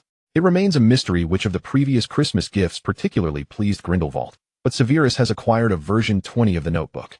The earlier notebooks were his youthful creations, unearthed from some forgotten place, and he had to cast several protective spells, dusting charms, cleaning charms, as well as fire and water protection spells before he dared to open it. This edition, more recent, is replete with the most extensive knowledge from Grindelwald. To Severus's surprise, Grindelwald has delved into soul magic as well, and the alchemy is commendable, even including spells for protective fire shields. Unlike the previous, somewhat juvenile works, this notebook is substantial enough for Severus to study for a considerable time. It also comes with a particularly arrogant note. Those incapable of mastering the magic within are unworthy of further perusal, and the notebook shall incinerate itself. Mastering it? Such a thought is unfathomable for Severus. However, one must ponder what Grindelwald seeks by bestowing such a precious gift upon him. Within a couple of days, Severus learns that the other requires a youth potion, preferably one that lasts a bit longer. The rationale behind choosing Severus to brew it is akin to Lucius's reasoning. Severus possesses a slight obsession with the quality of potions and tailors them according to personal circumstances, producing innovative works that far exceed standard potions in efficacy. It seems Grindelwald desires a potion master, likely a future master of potions, to consistently provide him with a bespoke potion. Of course, a little extra compensation is always required.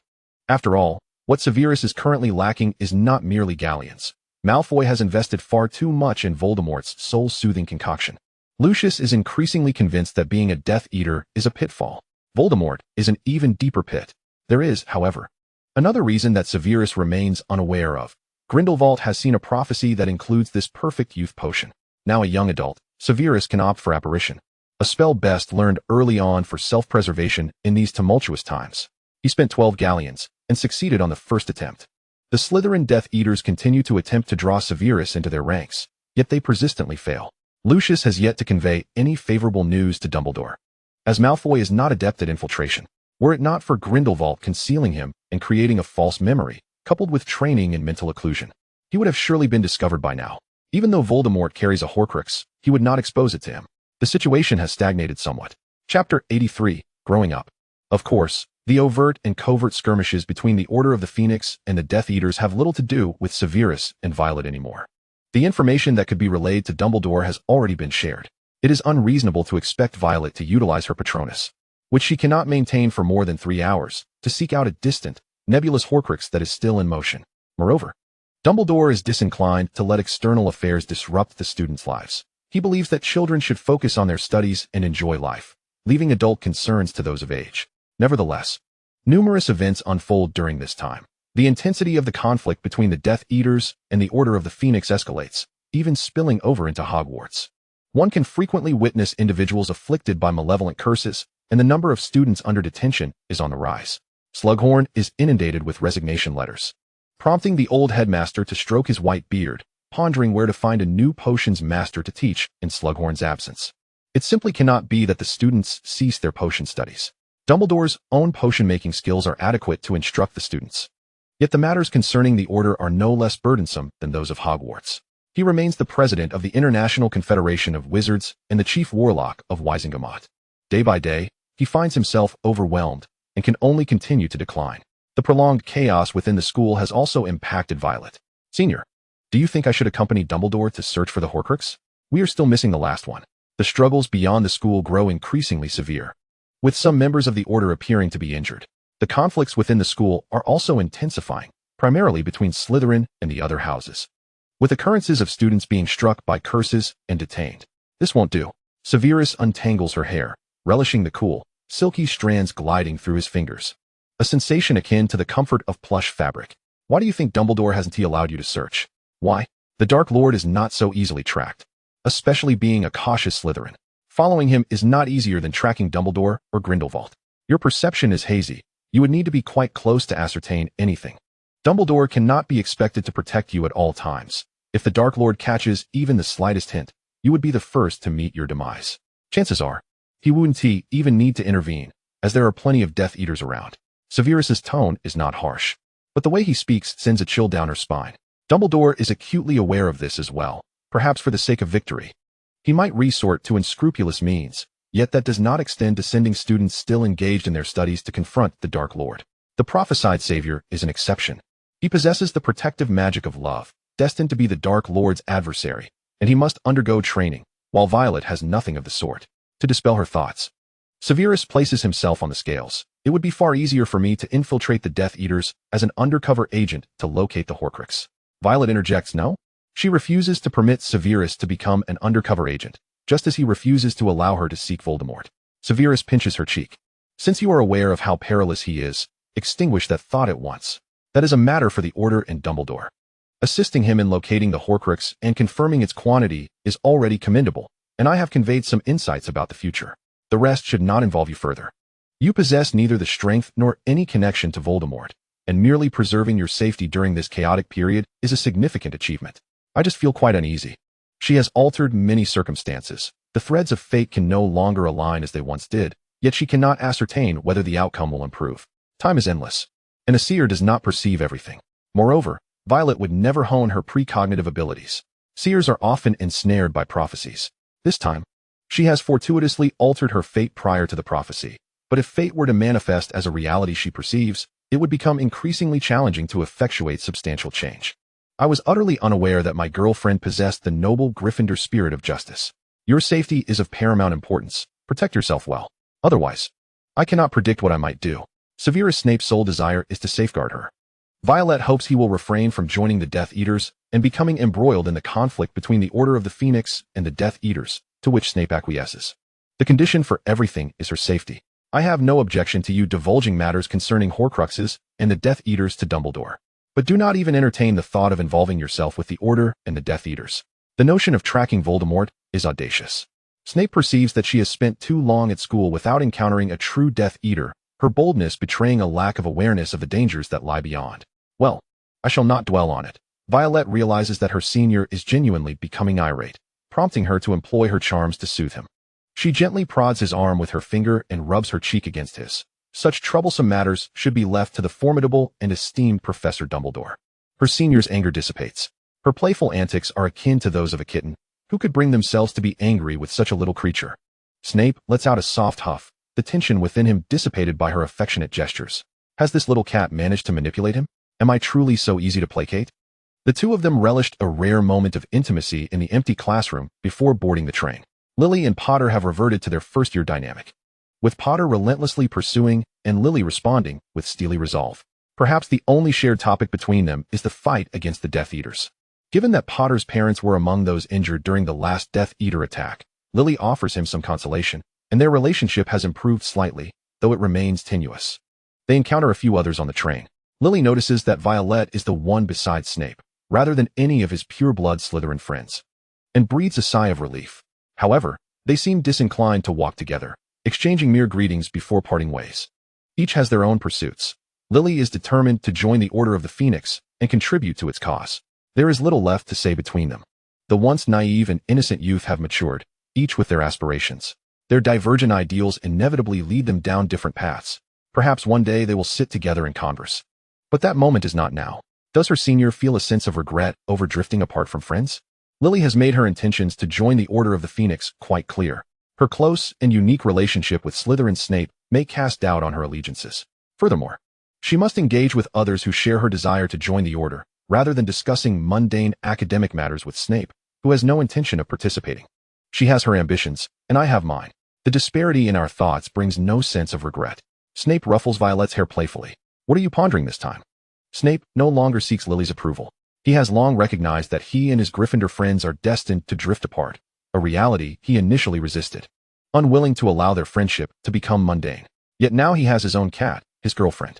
His emotional support no longer derives from Lily's friendship and kindness, but rather from a love that is uniquely his. Their friendship, aside from the initial bond represented by that great tree, is not particularly steadfast. Perhaps this is the optimal state, good friends, but not best friends. Even with differing ideals and approaches, understanding is not entirely absent. They will still assist one another in times of need, but there is no requirement for daily interactions filled with trivial conversations. Such mundane intimacies are reserved solely for Violet. Violet clings to his arm. I simply fear that my senior might be saddened. What would I have to be sad about? A Slytherin has no time to concern themselves with their friends' aspirations. I respect their thoughts and choices. But you still disallow me from consulting Dumbledore about Riddle. Snape has already discerned the incantation associated with Voldemort's name. Outside Hogwarts, they refer to him either as Riddle or the Dark Lord. Snape, with a hint of irritation, bites her lip forcefully. Are you my friend? Ouch, senior, that hurts. Snape presses his finger against her lips, better to endure the pain. Gazing into her large, glistening eyes that appear on the verge of tears, Snape questions whether he has bitten too harshly. Does it truly hurt so much? I didn't even draw blood. Violet nestles closer into his embrace, her big eyes looking up at him in a playful manner. It hurts just a little. I need my senior to comfort me to feel better. Snape turns back to the closed compartment door, casting a few more spells before pivoting to press Violet against the window, kissing her, savoring the imprint left by his bite, and then deepening the kiss. Violet gradually melts into his arms. Do you want more? Violet places her hands around his neck. Yes, I want more. Chapter 84, Like a Scholar. Snape personally escorted Violet back home, as the Death Eater's threat has led the Rains to prefer that she remain indoors. Their plans to spend the summer together have been thwarted before they even began. Nevertheless, Snape occasionally visits the Rains, primarily to see the cat. Dating under the watchful eyes of parents adds an extra layer of secrecy. Even simple kisses feel fraught with risk. A few days later, Violet received her OWL results. achieving an E in potions and divination, with all other subjects marked as O. Snape, too, received all O's. Since opting out of flying, he has no subjects in which he lags behind. Mrs. Rain prepared a lavish feast to celebrate their accomplishments. Look at how clever everyone in their household is. A swell of pride filled Snape. He is busier than Mr. Rain, even during the holidays, with little respite compared to the school year. He often secludes himself in the potions room for days on end, only to tidy himself up before visiting his girlfriend. This cycle repeats. The Rain household has even allocated a room for him. After a night of brewing, he invariably encounters Violet and falls asleep almost instantly. More effective than any potion. Snape and Violet also ventured into Mr. Rain's laboratory in search of treasure, an exceptionally unique holiday activity for Violet. Snape finally understood the origins of the small alchemical items she possessed. The hair ties she previously used to bind his hair were all alchemical products.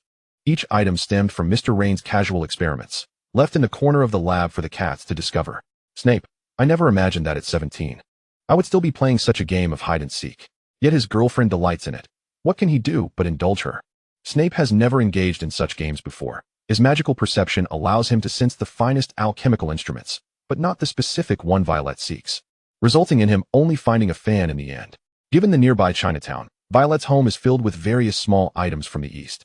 This fan is an Eastern folding fan, designed to provide a refreshing breeze during the summer. Enhanced with a freezing charm, it generates a cool breeze while fanning. And with a few additional motions, one can even create a slushie. Violet has unearthed many treasures. The fan Snape found is now a gift for him. Violet adorns herself with several bracelets, new hair accessories, a scarf, glasses, and 2 glass vials. Such a simple fan is bestowed upon her boyfriend. Snape gazes at the fan. One side inscribed with incomprehensible characters, while the other features charming illustrations of several black and white cats engaged in various activities: sleeping, playing with yarn balls, rolling, running, hunting, stretching, yawning, and fluffing up. The artwork, simplistic in its black and white palette, nevertheless captures the essence of their playful nature. It must have been Mr. Lawn who intentionally had someone paint it, for it was precisely a white-pawed black cat. Severus Snape himself was at a loss as to why he held a folding fan imbued with a chilling aura. Yet the depiction of the cat was undeniably charming, prompting him to keep it for his collection, allowing for daily admiration. Violetta produced a pair of silver-rimmed spectacles from her grasp and placed them upon Snape's nose, the delicate silver chain cascading down to rest on his shoulder. The girl, in a playful gesture, let his hair down, allowing it to flow freely. The world before Snape became clearer. Upon closer inspection, he discerned that these spectacles were designed to unveil the hidden wonders in darkness, though Violetta herself could see just as well. After all, she was akin to a cat. It seemed Mr. Lawn had crafted this without any consideration for its practical utility. The young man's unruly, jet-black hair accentuated his pale complexion, cascading in disarray around him. The spectacles perched upon his prominent nose blurred the sharp angles of his hawkish visage and gaze, softening his inherent scholarly demeanor, rendering him both knowledgeable and gentle. Akin to an academic, these spectacles suited the senior remarkably well. Violetta gazed at his sparkling eyes, and Snape found himself blushing under her scrutiny. Do you like it? I do. You look incredibly handsome. The delicate flush that spread across his cheeks appeared all the more alluring, as Violetta, like an exuberant kitten, expressed her fondness with unabashed enthusiasm, launching herself at him for a kiss. Snape, taken by surprise, stumbled back, his arm braced against the chair, the silver chain striking against his cool, pale neck in a rather awkward manner. In that moment, Snape appeared far less fearsome than usual, even somewhat susceptible to affection. Especially as he blushed quietly while allowing her to plant kisses upon him, he seemed particularly endearing. Violetta transformed his naturally pale lips into a vibrant crimson, imparting an unexpected vivacity to the cold-toned Severus. With his long, dark hair, pale skin, and red lips, complemented by spectacles, the blush on his face lent him an air of vitality. Violetta stared at him, entranced. Senior, you are so beautiful. Snape, is that an appropriate descriptor for me? Violetta, in a fit of excitement, wrapped her arms around his neck, nuzzling her face against his, suddenly becoming a clingy kitten. Senior, you are so beautiful. I like you so much. Snape's ears burned with embarrassment, and in a fit of exasperation, he sealed her lips with his own, exclaiming in flustered indignation, "Stop saying that." Such words were far more fitting for anyone else than for himself, a brooding serpent, glancing at his reflection in a nearby metallic alchemical device. Snape scarcely recognized the visage before him. Who was this? The spectacles ill-suited him. They rendered him too youthful, lacking in authority, his physique appearing gaunt, and his pallor stark. Before Violetta, he could not embody his usual cold and detached demeanor, instead appearing strangely gentle, a figure adorned with long hair and spectacles resembling a pitiable weakling. As if he could be easily vanquished with a mere slap. Snape assessed himself. Just as he was about to remove the spectacles, Violetta intervened. Please wear them, Senior. You look so good in them. I promise, whatever you say today, I will obey. Violetta's playful insistence wore him down, and he reluctantly acquiesced to wearing them for the day. Snape noted that she had never been this enthusiastic about him tying his hair back. Did she really prefer this seemingly fragile persona? The young Severus remained oblivious to the fact that occasionally displaying vulnerability in front of a girlfriend could yield delightful rewards, such as Violetta's increased affection and penchant for kisses throughout the day. Even Mrs. Lawn, the designer, expressed her approval of his new appearance. Severus, the spectacles suit you remarkably well. Snape. He wished to argue, but found himself at a loss for words. He had never considered himself handsome. If anything, he appeared healthier than during his previous frail and haggard state, thanks to nutrient potions, yet his countenance remained unchanged. See, Senior, I told you that you look incredibly handsome now, Violetta declared. You simply don't know how to dress yourself. From now on, I shall take charge of your hairstyle and clothing. Snape suspected that Violetta had bestowed upon him an inexplicable charm.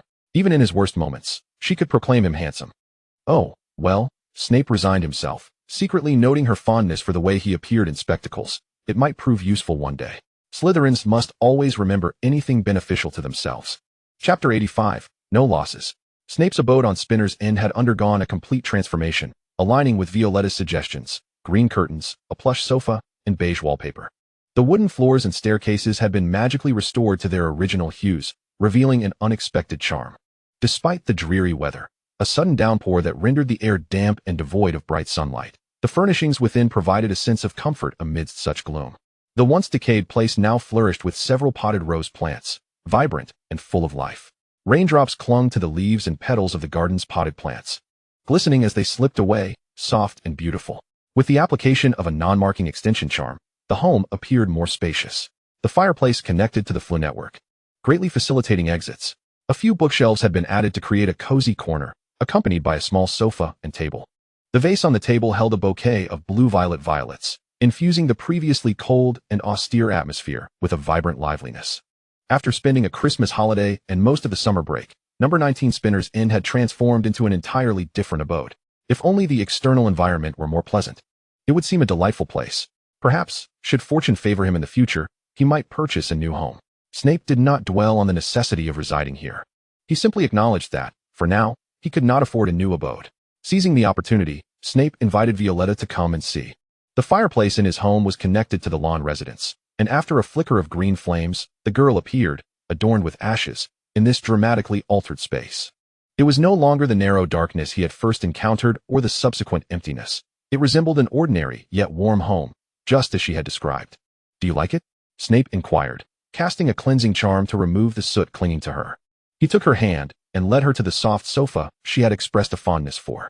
Yet, compared to the inviting gray-blue couch, Violetta found herself more captivated by the young man in the black robe. She playfully tackled Snape onto the sofa, nuzzling her head against his neck. I like it. Snape had grown accustomed to this playful kitten's tendency to leap upon him.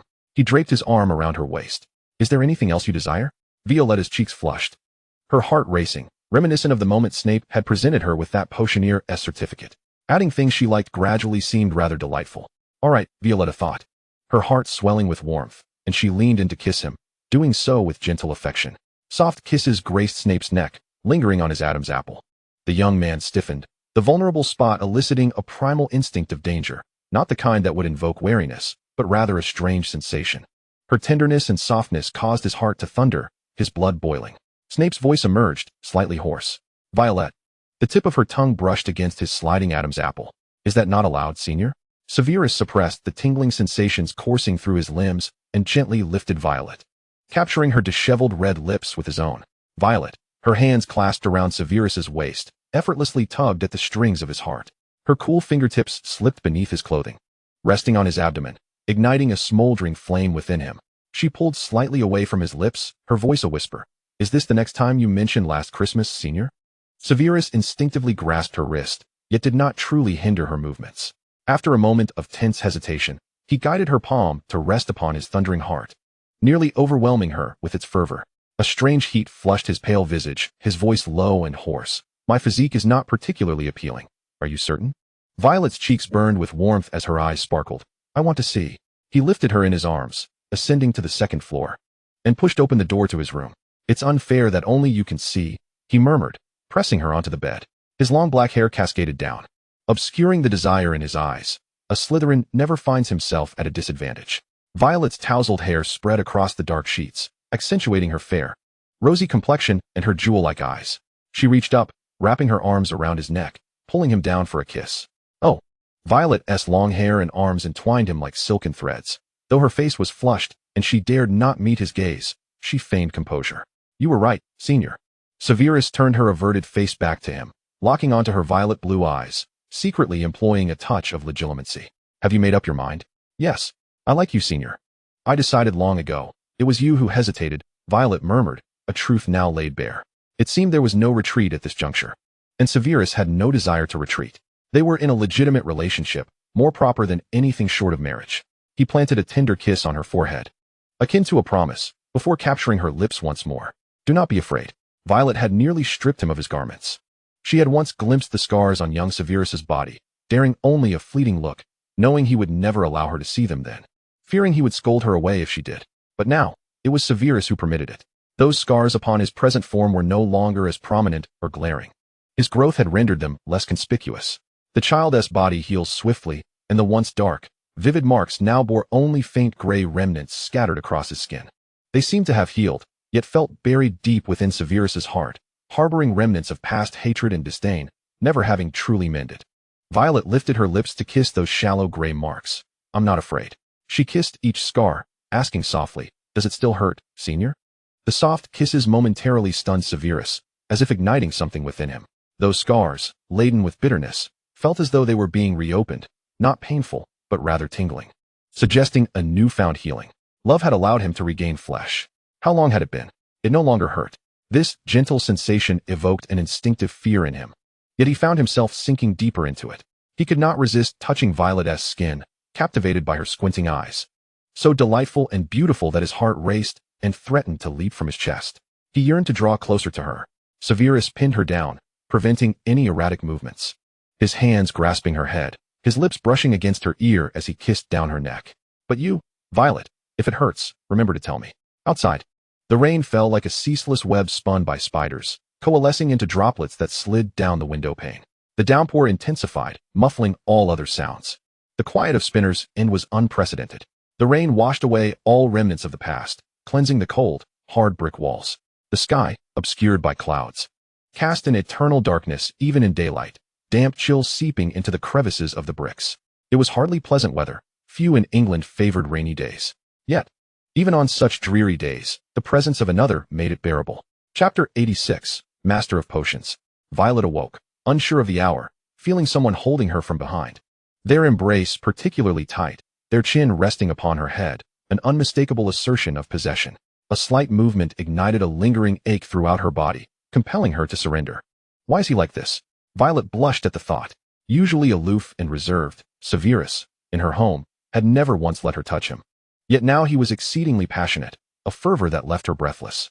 This crafty serpent had deliberately provoked her to take the initiative. You're awake, came his deep voice, tinged with satisfaction from above.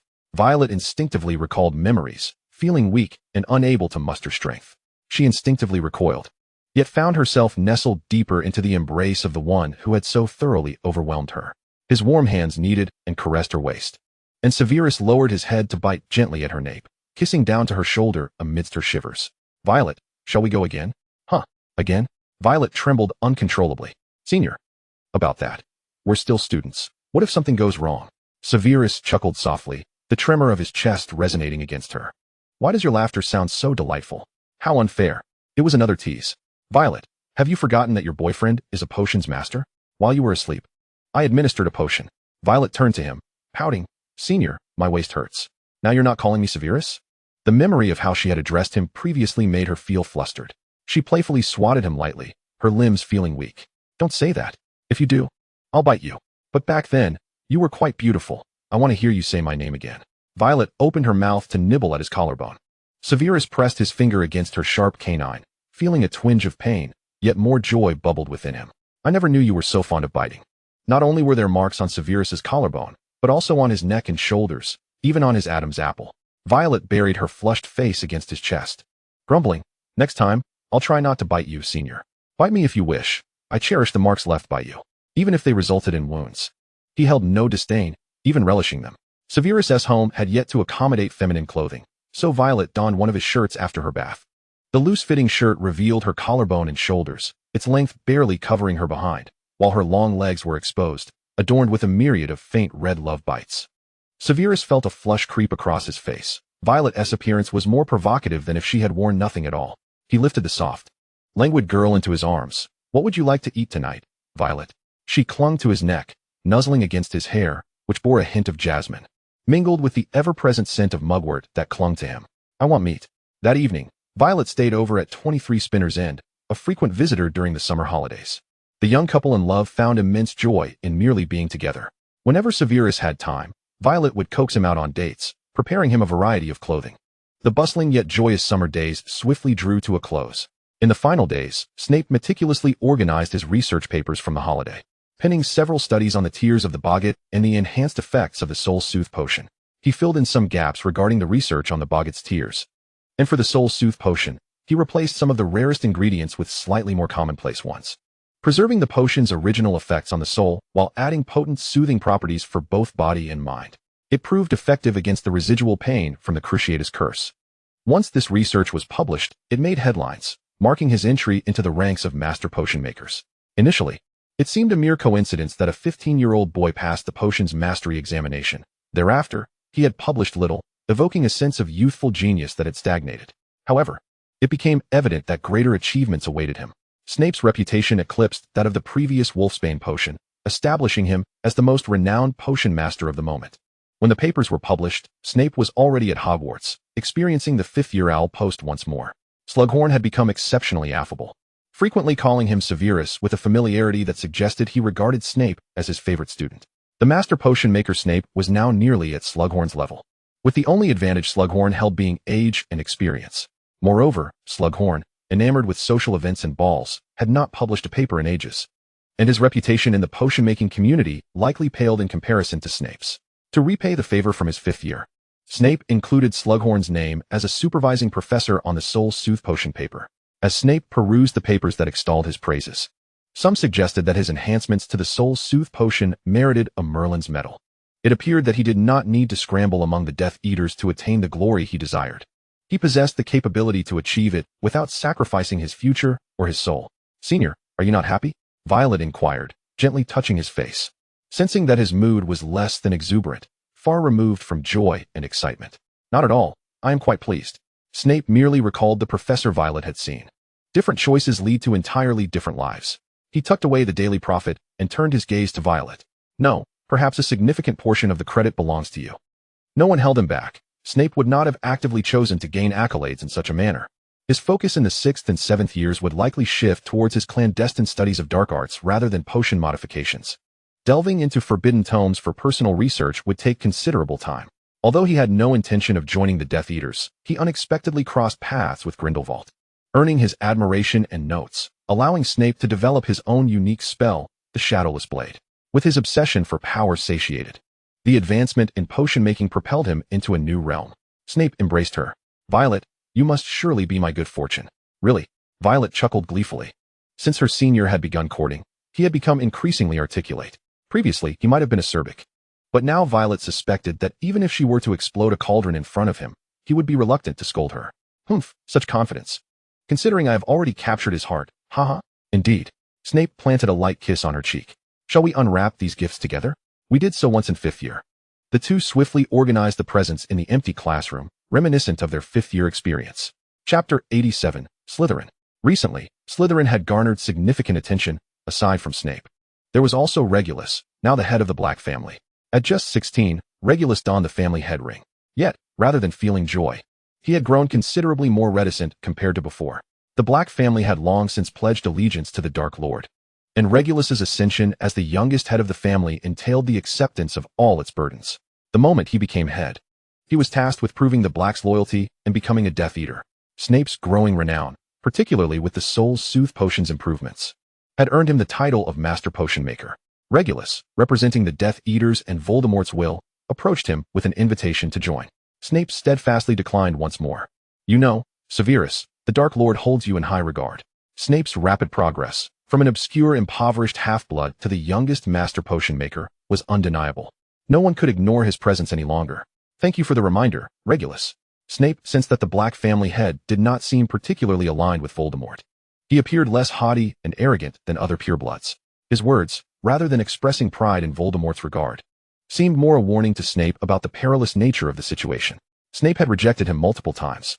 Slytherin was not so oblivious as to miss his feelings towards the Death Eaters. After Malfoy's head decided to betray, it appeared that the Black family head was also not wholly loyal to Voldemort, leaving uncertainty about how many would still rally to his cause. To Snape, it was clear that not all within Slytherin were supporters of Voldemort. While some were indeed loyal adherents, many were opportunists or young individuals indoctrinated by their parents, applying these ideals during their schooling. Regulus's allegiance to Voldemort likely stemmed not only from his upbringing, but also from the intertwined interests of the Blacks with the Death Eaters, making it difficult to extricate himself entirely. It was not merely a matter of being dragged into the Death Eaters' mire. One could emerge only through death, perhaps still mired in filth. The allure of being a pureblood head sounded enchanting, yet it bore immense responsibility, ensnaring him in a web of obligations that were not rightfully his to bear. With a legitimate heir in the Black family, it was rare to cultivate a backup. Sirius's irresponsibility had thrust the 16-year-old Regulus into this chaotic situation, leaving him with no escape. Snape realized that before Regulus made his choice, he lacked a trusted elder to confide in. Slughorn was of no help. The greatest issue within Slytherin now was disorder and chaos. They yearned for an existence beyond the school, adhering to one another's slogans and ideologies. With no restrictions, the distinctions between active and passive dissent were negligible. After class, Snape sought out Dumbledore alone, intending to discuss matters concerning Slytherin. Although Snape had initially been less favored in this institution, he still held a particular fondness for Slytherin above the other three houses, now that he had become a Master Potion Maker. Witnessing the shifting attitudes of his peers provided a rare diversion in his life. If no one took action, after Voldemort's inevitable downfall, Slytherin would likely face the devastation Violet had foreseen in her prophetic dreams. Relying on someone as suave as Slughorn was futile. He had to advocate for Slytherin's interests himself. Dumbledore had previously seen Snape with Violet, and this was the first time Snape had approached the headmaster on his own. Professor Dumbledore, I wish to discuss some matters concerning Slytherin. After listening to Snape's analysis of the various positions within Slytherin, Dumbledore recognized that not everyone in Slytherin was united in their unwavering loyalty to Voldemort. The chaos here is palpable, yet it remains within the realm of control. Dumbledore's demeanor shifted from casual to astonished as he recognized the brilliance before him. The astute Dumbledore had encountered a myriad of talents, yet those who could truly stand before him and earn his acknowledgement as geniuses were exceedingly rare. To his astonishment, two such prodigies had emerged from Slytherin. Severus Snape possessed the qualities requisite for becoming a leader within Slytherin. Given time, he might even surpass Voldemort's achievements. Unlike Tom Riddle's ruthless nature, Snape harbored his own preferences. Oh, Severus, had you confided in me sooner, I might have appointed you as this year's head boy. Instead, that honor belongs to Potter. Dumbledore mistakenly perceived Snape as a Slytherin adept in self-preservation, akin to Slughorn. Snape remained indifferent to the Order of the Phoenix and the Death Eaters. His solitary and somewhat eccentric disposition kept him distant from all but Violet, and his words could be quite piercing, so different from the almost charming Riddle of their school days. Dumbledore had never regarded Snape as a potential leader of Slytherin. He had never demonstrated such qualities and lacked the charisma and trust that Riddle commanded among students. A head boy could not be someone like Slughorn. It now appeared that Dumbledore had misjudged Snape. Rather than merely seeking self-preservation, he stood before a remarkably intelligent, intuitively sharp, and ambitiously driven serpent. The only attributes he lacked were age and experience.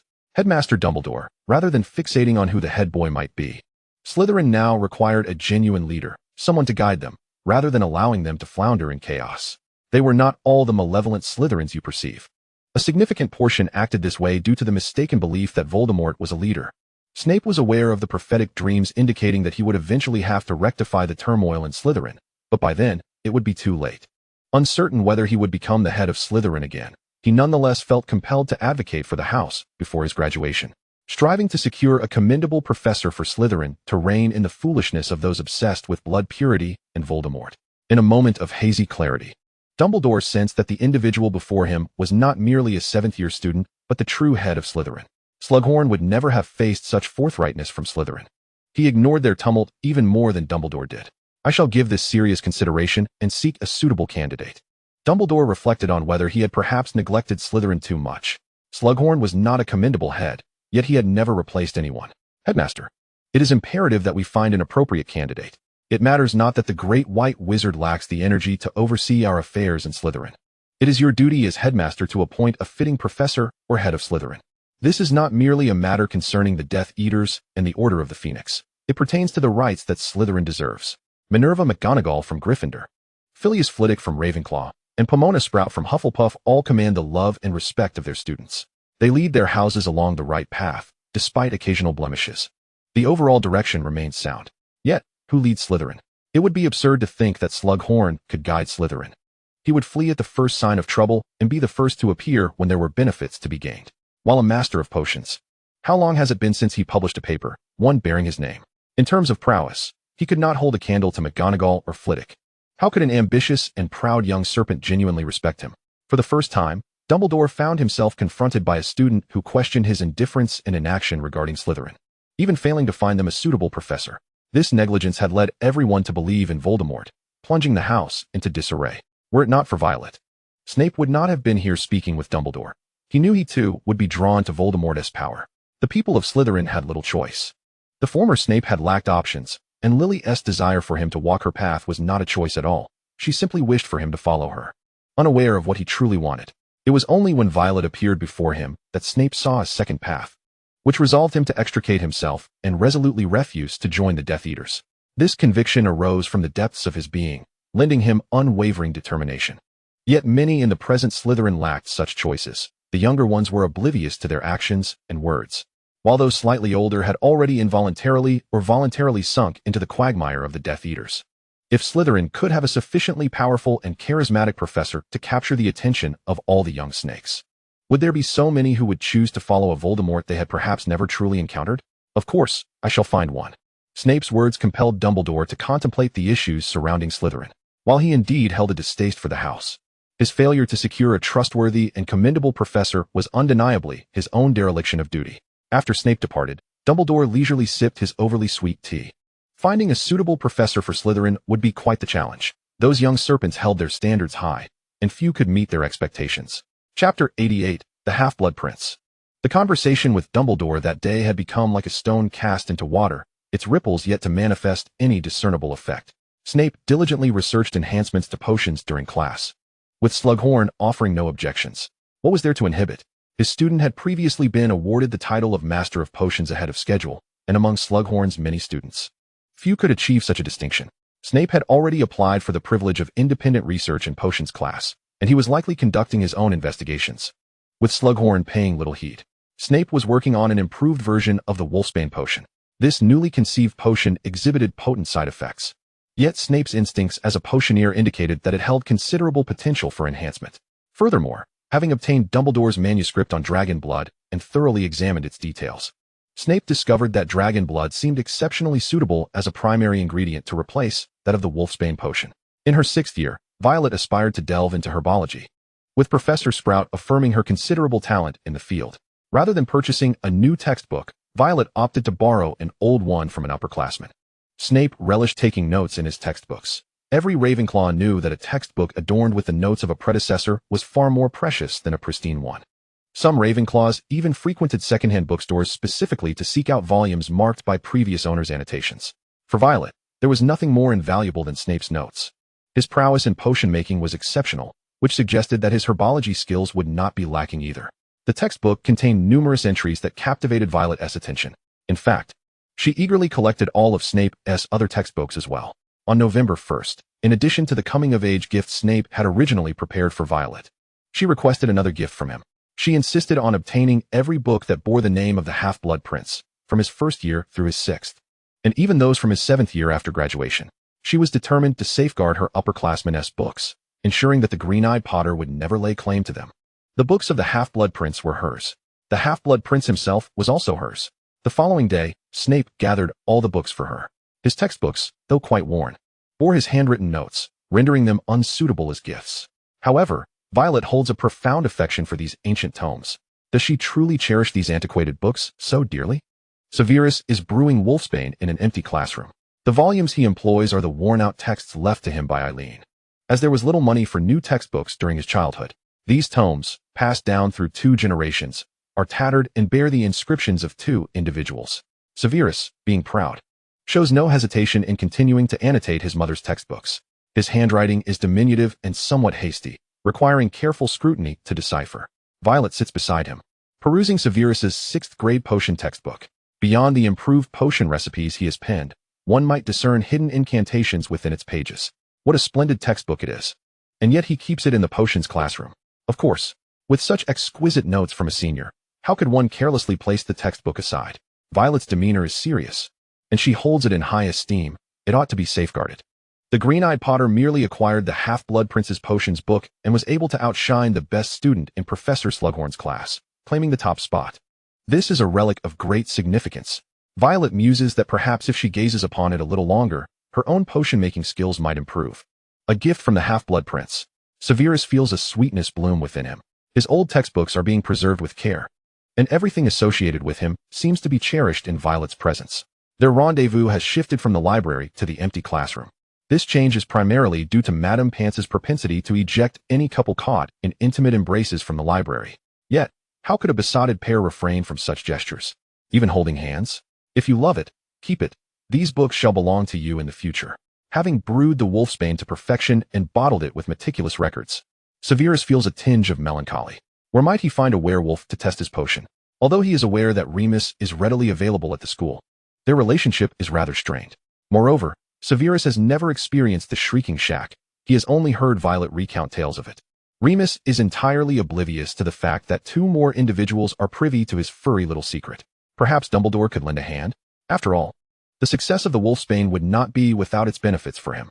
The pressure of having a werewolf read would weigh heavily upon him, and Severus finds himself in need of a suitable test subject. Severus lifts Violet onto a chair, settling her upon his lap. She tilts her head and plants a kiss on his cheek. "Senior, you smell quite bitter. Don't you like it?" Severus replies, as the pungent, bitter scent of wolfsbane lingers on him. "Not at all," Violet assures, nuzzling his face. To her, he exudes a complex blend of bitterness and sweetness, with a hint of fragrance. Severus, the scent is rather intricate. Violet reaches for Severus's hair, loosening his tie and ruffling his locks. The seemingly aloof and unapproachable Severus possesses hair that is soft and voluminous, a stark contrast to his demeanor. "Do you wish to learn to become an animagus?" Violet suggests earnestly. You see, with Voldemort growing increasingly deranged and the Death Eaters spiraling out of control, mastering animagus could serve as a means of self-preservation. Severus narrows his eyes slightly. The warmth from her gentle touch has begun to radiate toward his ears. Previously, the most common descriptors of his hair had been greasy and dirty. Even after washing it, he often subconsciously felt it was unclean. Yet Violet delights in playing with his hair, seemingly unconcerned with his scars. Severus feels a touch of discomfort, yet it is also strangely pleasant. He nuzzles her neck, allowing her actions to continue unimpeded. Is it merely for this reason?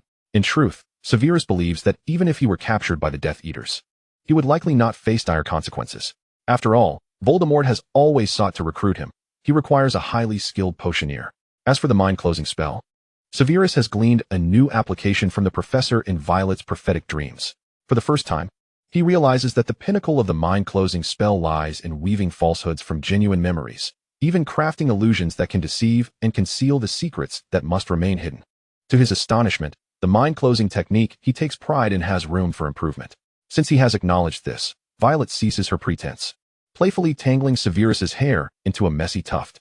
"I want to ruffle something fluffy. I want to ruffle Senior's fluffiness." As a cat, Violet seems to possess a particular fondness for softness. Severus's hair is fluffy and soft, reminiscent of downy feathers, which she adores. What if I were not a furry creature? Who could know what form my animagus would take? Violet presses her face against his, unlike Severus's gaunt features. Her cheeks possess a slight plumpness, soft to the touch. The initial coolness quickly dissipates, giving way to the warmth generated by their intertwined body heat. "Even if Senior were not fluffy, I would still like you. I am merely a tad curious. Is the choice to study animagus merely to please his girlfriend? It seems not entirely unreasonable. Would you love any form I might take? Of course. I adore you in any guise." The greatest fear of an animagus is hesitation and trepidation during the transformation ritual. Violet cradles his face and plants a firm kiss on his lips. Senior, you are the most handsome and charming. Heat flushes Severus's cheeks. He has heard Violet express this sentiment countless times. She always claims he is attractive, almost elevating him to the status of Hogwarts heartthrob. From a state of initial shock to a reluctant acceptance, he has come to terms with it. If Violet finds favor with this visage, Severus feels that it may become less vexing and loathsome. While he may struggle to appreciate the face that resembles old Severus, he can endeavor to accept his past. He is himself, and bears no relation to that old wretch. Severus concedes, very well, I shall endeavor to try. After graduation. His choice to postpone until after graduation stems from a distinct lack of confidence in his own luck. The process of becoming an animagus may take weeks, or even years. He still has over half a year left at Hogwarts. Severus has never been one to gamble on luck. His preference for potions and spells, which require logic and precision, is evident. He favors that which he can fully control, rather than relying on the nebulous whims of fate. Agreed, even if I become a snake, with scales. You must still adore me. Isn't Senior a Slytherin? Violet giggles, placing a kiss upon him. You are indeed a serpent. Snake Senior is quite cool. I love it. Violet, with her arms crossed, appears lost in thought momentarily, then nods earnestly. Indeed, no matter how Senior appears, he is undeniably cool. Severus pinches her cheek, bringing her back to reality. What are you pondering? I was thinking of Senior. Chapter 89, The Wolfsbane Experiment. 10 days before the full moon. Dumbledore informs Remus that Severus is refining the Wolfsbane potion and inquires if he would be willing to assist in the experimentation. Remus. He is uncertain whether to be astonished that a peer is improving such a potion or incredulous at the prospect of aiding Severus with it. He harbors fears of being poisoned. Although they have not troubled Severus since 5th year, there had indeed been a lengthy period during which Severus's life was far from tranquil. If Severus were to poison him, Remus would find it hardly surprising. Rest assured, Remus, I can assure you that Severus would not intentionally harm you, nor would he divulge your secret. Snape, it is merely a potion that is rather repugnant. You can endure it, can't you? I can. Lupin clenched his fists. If this experiment could aid future werewolves, he was willing to undergo it. Furthermore, this was Hogwarts. Could Snape truly harm him? At worst, the potion would merely have an unpleasant taste. With this thought, 3 days later, Lupin met with Snape, alongside Madame Pomfrey. The Wolfbane potion required a week's preparation, with the dosage decreasing each day. Upon learning that Snape intended to substitute dragon's blood as the primary ingredient, Dumbledore eagerly engaged him in discussions concerning potion making. Dumbledore's expertise in potions was commendable, particularly regarding the utilization of dragon's blood. His research had unveiled 12 applications of dragon's blood, culminating in a published paper that has since become an essential reference in current potion classes. Snape could recite it verbatim. However, Dumbledore's initial research manuscript contained intricacies regarding the subtle differences among dragon's blood from various breeds, revealing nuanced variations under different conditions, alongside his personal observations. As the author of this paper and a profound researcher, none understood the complexities of dragon's blood better than Dumbledore. After all, such sensations are challenging to articulate in words. Precise academic papers do not require such nebulous feelings. Yet, for Snape, who sought to refine the potion, every detail could signify a potential triumph. Nonetheless, the sudden introduction of dragon's blood felt somewhat excessive, as Snape's original Wolfbane potion was being brewed for the first time.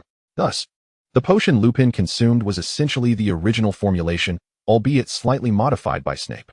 However, as Lupin gazed at the concoction, he questioned if this truly was the Wolfbane potion he was about to ingest. It appeared more like poison than a remedy. Madame Pomfrey, observing the transformation of the potion crafted by Snape, was equally astonished.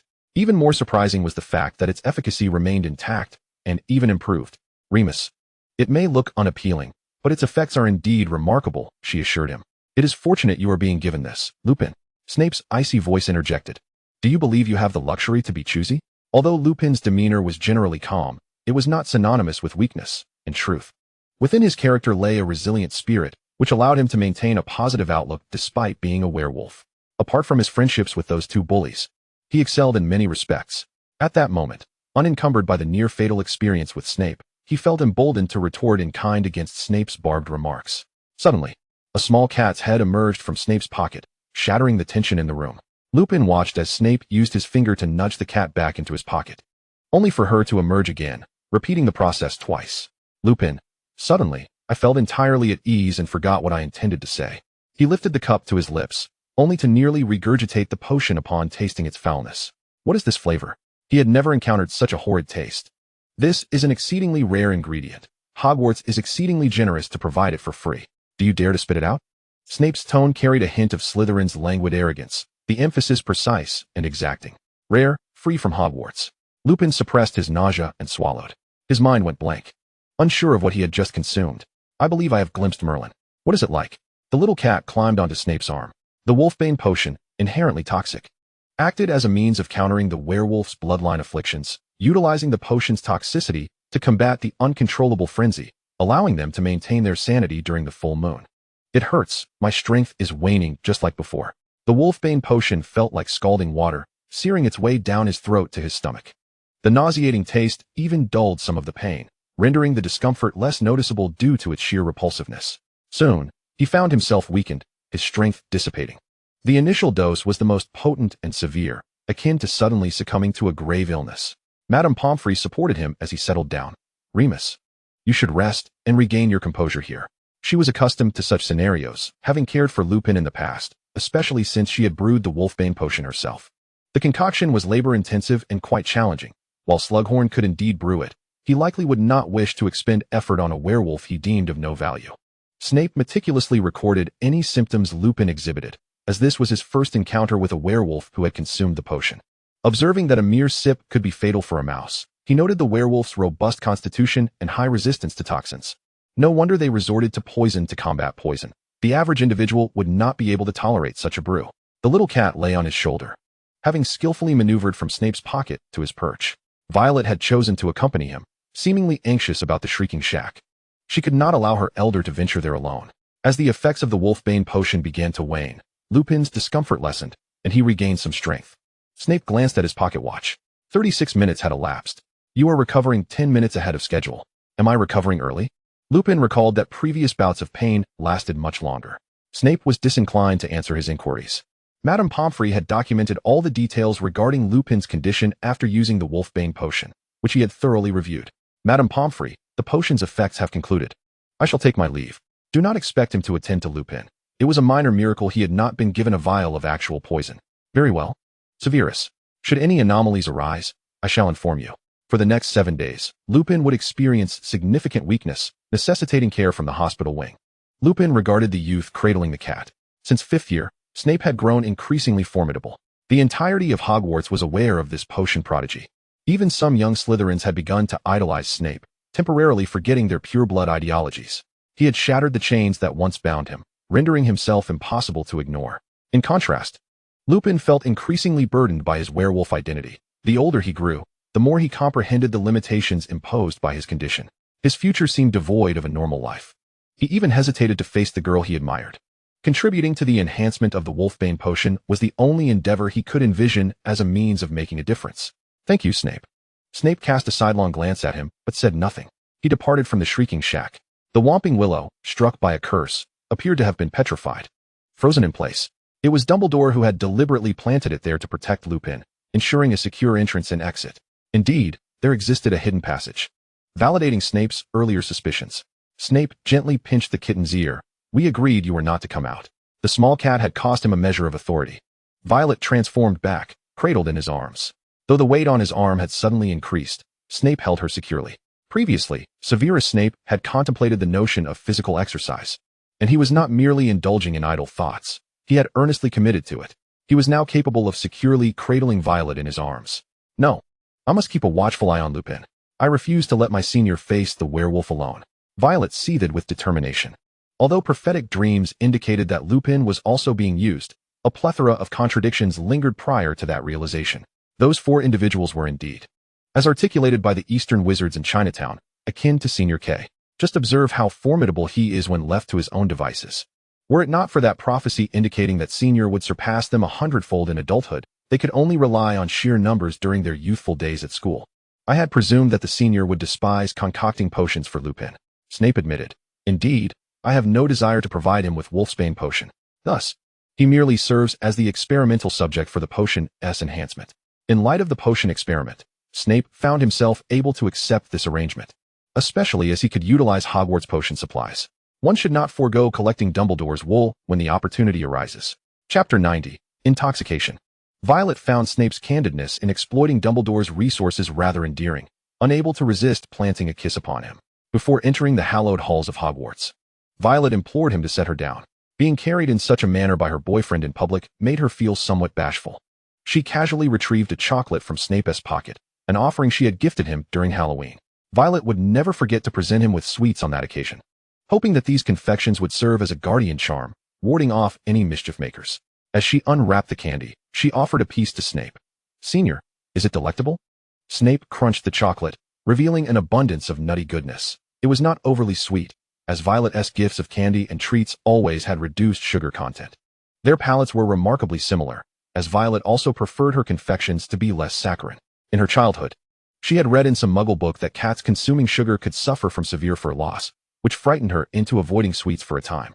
Eventually, she succumbed to temptation and ventured to Chinatown to procure candies and treats that were not excessively sweet.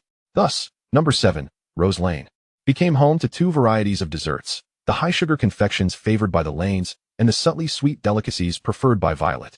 Now, Snape had emerged as yet another connoisseur of her tastes. Delicious.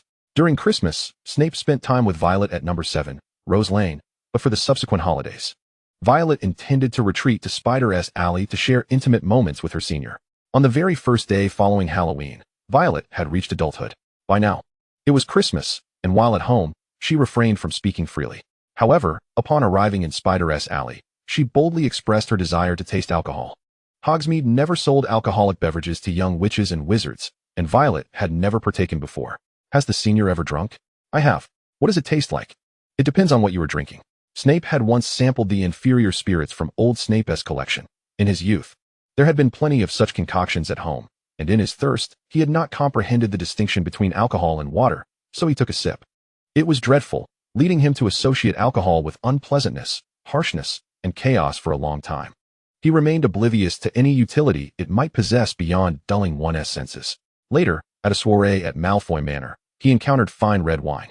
Lucius had not prepared butterbeer for the underage Snape, nor did Snape express a need for non-alcoholic beverages. The glass of red wine was not unpleasant.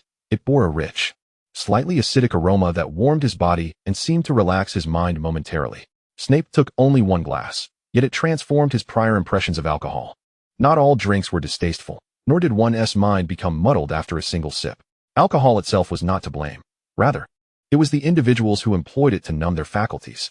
Observing Violet's inquisitive gaze, Snape raised a finger. "Only one glass." "Very well." She knew her senior cherished her dearly. That evening, Snape retrieved from the shelf the adult gift Lucius had bestowed upon him, a bottle of well-aged red wine. Perhaps having witnessed him enjoy a few drinks at Malfoy Manor led Lucius to understand that he did not despise it.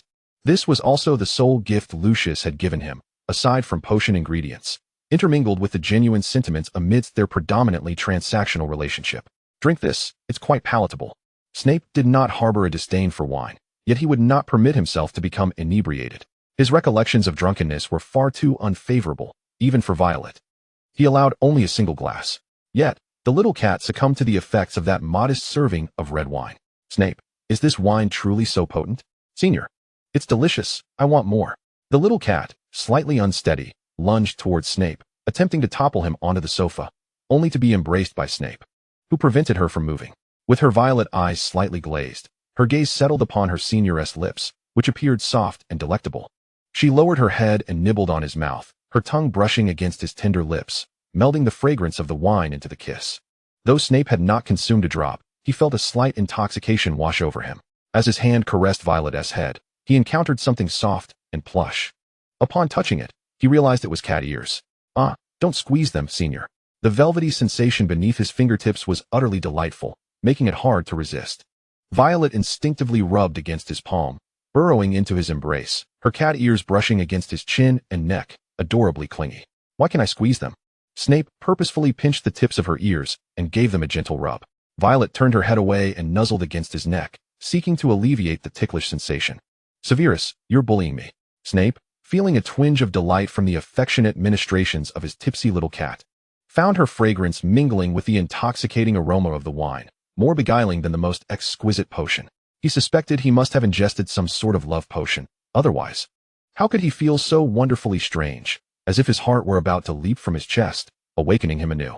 Snape cradled Violet's chin, lifting her face from his chest, where her gaze was slightly dazed. Her voluminous, curly hair cascading onto his torso and arms. Perhaps due to the effects of alcohol, she had inadvertently transformed, sprouting a pair of black cat ears atop her head. Indeed, she was his little cat. And if I've teased you? Snape lifted her, seating her upon his lap, his knees parting to accommodate her legs, as delicate kisses rained down upon her ears, enveloping their tips. As she recoiled shyly, her ears quivered in response. Snape could not suppress a laugh. Before encountering Violet, he seldom displayed such tender expressions. Even if he did, they would dissipate swiftly. Yet now, everything felt permissible. Violet was momentarily dazzled by his smile. When he grinned gently, his eyes would droop slightly, the corners lifting ever so delicately. A sight that stirred the heart. Severus. You look so handsome. Snape silenced her lips with his own, planting kisses along her neck and collarbone, his hand slipping beneath her garment, trailing along her spine. Violet, you are the most beautiful. The little kitten possessed no strength whatsoever. Its bites barely registered as pain, resembling more a playful display of affection and allure as it persistently nestled against him. Severus Snape questioned whether the drink contained catnip. This was what a girlfriend looked like when intoxicated. Sweaters and fitted garments had tumbled beneath the sofa, and she even had a tiny tail hidden beneath her skirt. The soft, plush appendage coiled around his wrist, its tip playfully tapping against his skin. How could one be so adorable? Snape licked his teeth, a twinge of discomfort gnawing at him. He felt somewhat perverse, as inappropriate thoughts flooded his mind. He wished to confine her, to possess her solely for himself. Grasping her tail, Severus mused that she was his little kitten. Senior, I wish to have another drink. You shall drink later. Snape adjusted her position, concerned that Violetta might succumb to sleep after just a few more cups. Should I be on top? Yes. Violetta felt relatively lucid, albeit slightly sluggish, her heart racing. She was aware of her actions. She merely craved a bit of affection from her senior. After being coaxed by him, she engaged in numerous activities, her senior appearing overly enthusiastic, even pulling her back by her ankle when she expressed reluctance. She could scarcely comprehend it. Upon awakening from her drunken stupor, Violetta did not forget the events that transpired. Her body ached, particularly her knees. She glanced at herself, marked by various traces, then at her senior, who bore only a few scratches on his back. Anger bubbled within her. Violetta playfully nipped at his shoulder, grinding her teeth. Is this sufficient? Should I bite a bit more? Snape roused from his slumber, yet he felt no ire. Violetta playfully nibbled at his Adam's apple, then licked it affectionately. She was certainly not the sort to inflict harm upon her senior. For heaven's sake, don't tempt me so early in the morning. Severus possessed no self-control when it came to her. Even his esteemed mental barriers could not contain his emotions, nor did he wish to. This Christmas, Lucius gifted him a 6-month supply of exquisitely crafted potions, delightful in flavor and charming in aroma. Finally, I need not endure that dreadful concoction. Who understands the extent of Severus' ability to concoct potions so vile? Until the end of the holiday, Snape felt a profound reluctance. It was his first realization that holidays were indeed fleeting. Upon returning from the Christmas break, he immersed himself once more in his studies. The curriculum for the 6th and 7th years placed great emphasis on practical experience. Especially in these tumultuous times, it was vital to possess the means to protect oneself. Severus excelled in combat classes, finding no rivals. Many came to recognize that this master of potions might possess prowess beyond mere potion-making. Severus' earlier ascension to master and the formidable skills he exhibited in defense against the dark arts garnered him a modicum of respect among the younger Slytherins. The Slytherin students were indifferent to the student council president's gender, yet there was a subtle inclination to heed Snape's words, particularly among the younger snakes. His talent had surpassed a level that incited envy among the current students. In Slytherin, genuine power commanded more respect than pure blood. Thus, while not impeding his research, Severus imposed mild restrictions on the current Slytherin chaos. He was not a charming figure like Tom Riddle. Snape excelled in action over rhetoric.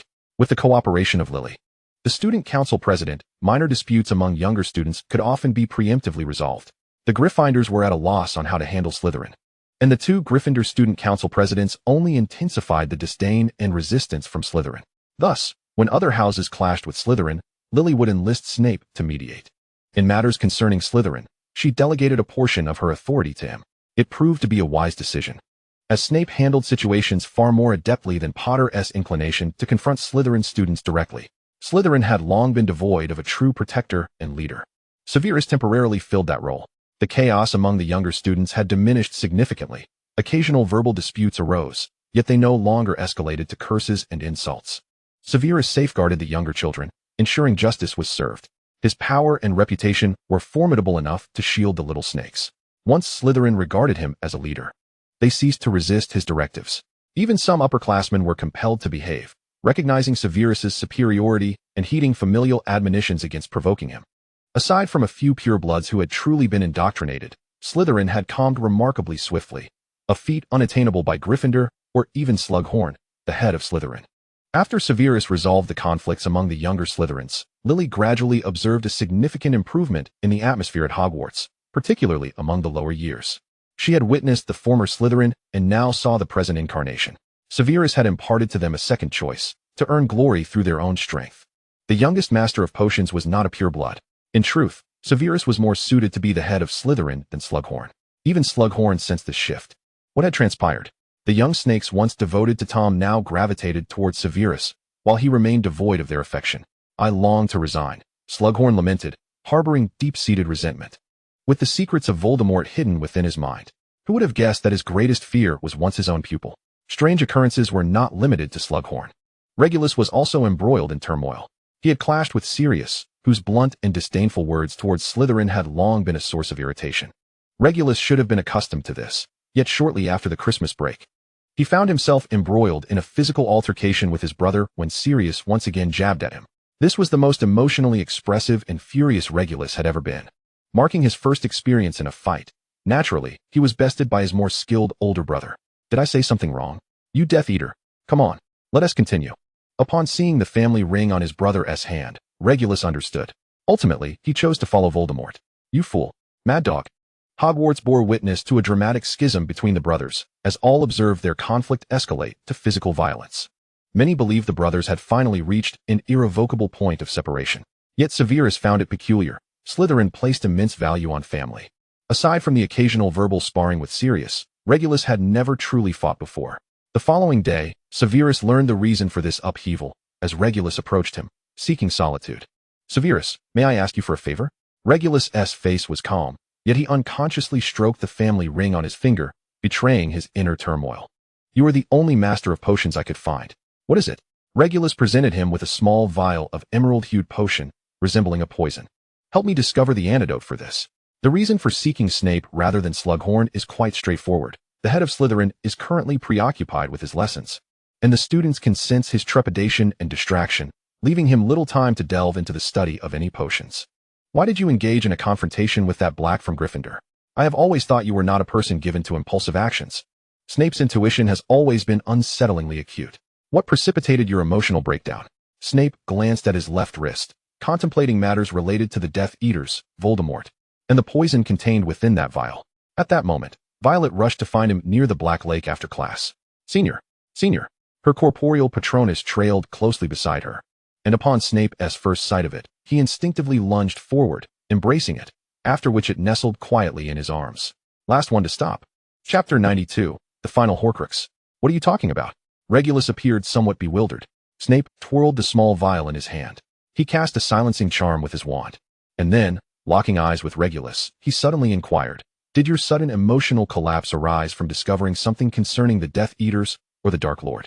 Sirius has never uttered a kind word about Slytherin. Regulus should not have succumbed to emotional turmoil over a mere insult regarding the Death Eaters. There must be something he uncovered that led him to question the path he is on. Slytherins are adept at concealing their feelings, yet suppressed emotions do not vanish. Once self-doubt begins to seep in, it is all too easy for them to overflow, particularly for someone like Regulus. Born into the Black family, Regulus shares a history that Snape has, to some extent, heard about, especially regarding the previous head of the family who had succumbed to madness. Sirius displayed an extreme rebellious attitude, even developing a loathing for everything associated with the Blacks, including Slytherin, and chose to abandon it all recklessly. In contrast, Regulus was far more reticent than his brother. He accepted everything. Under the same familial and educational influences, it seems illogical that only Sirius would experience oppression and anguish. Regulus, however, was far more proficient at masking and controlling his emotions, compounded by his genuine affection for the Black name. Could someone who endured such a stifling environment simply collapse due to Sirius's mere careless taunt about the Death Eaters? That individual has expressed his disdain for the Death Eaters on more than one occasion. Regulus did not exhibit any overt signs of distress. He merely paused, pressing his hand against the ring. The two individuals before him, seemingly indifferent to the Dark Lord's affairs, yet Snape could instantly sense Regulus's aversion to the Death Eaters. Severus. Sometimes an overly keen intuition can be a double-edged sword. Sirius did not perceive anything unusual about Regulus's demeanor. Those from Gryffindor often struggle to comprehend the thoughts of a Slytherin. A Slytherin, skilled in emotional regulation, would not lose control over trivial matters, particularly someone as evidently resilient as Regulus. It could only be that the matter at hand had exceeded Regulus's capacity for understanding. Snape seemed to grasp why Violet's prophetic dreams had not included Regulus. After all, he should be the most pivotal of the Death Eaters. Yet he had met an untimely and silent demise. Those who resist in isolation often disappear more thoroughly, unable to utter even a whisper. Thus, no one would ever know of him. Do you intend to confront the Dark Lord all on your own? I had presumed you to be a cunning serpent rather than a reckless, foolish lion. Even lions seem to possess greater intellect than you. Regulus, this matter is of utmost importance. If others were to learn of it, I fear that anyone privy to the knowledge would be met with death.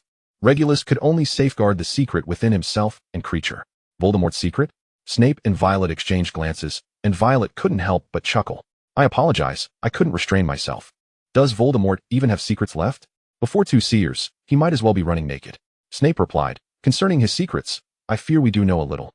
Particularly regarding the division of his soul. It appears that the head of the Black family has grown weary of the Death Eaters and has resolved to oppose Voldemort. Snape would not mind giving him a gentle push.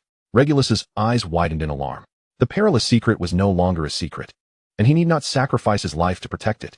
The three of them conferred in a corner, ultimately leading Regulus to acquiesce to Snape and Violet's proposal.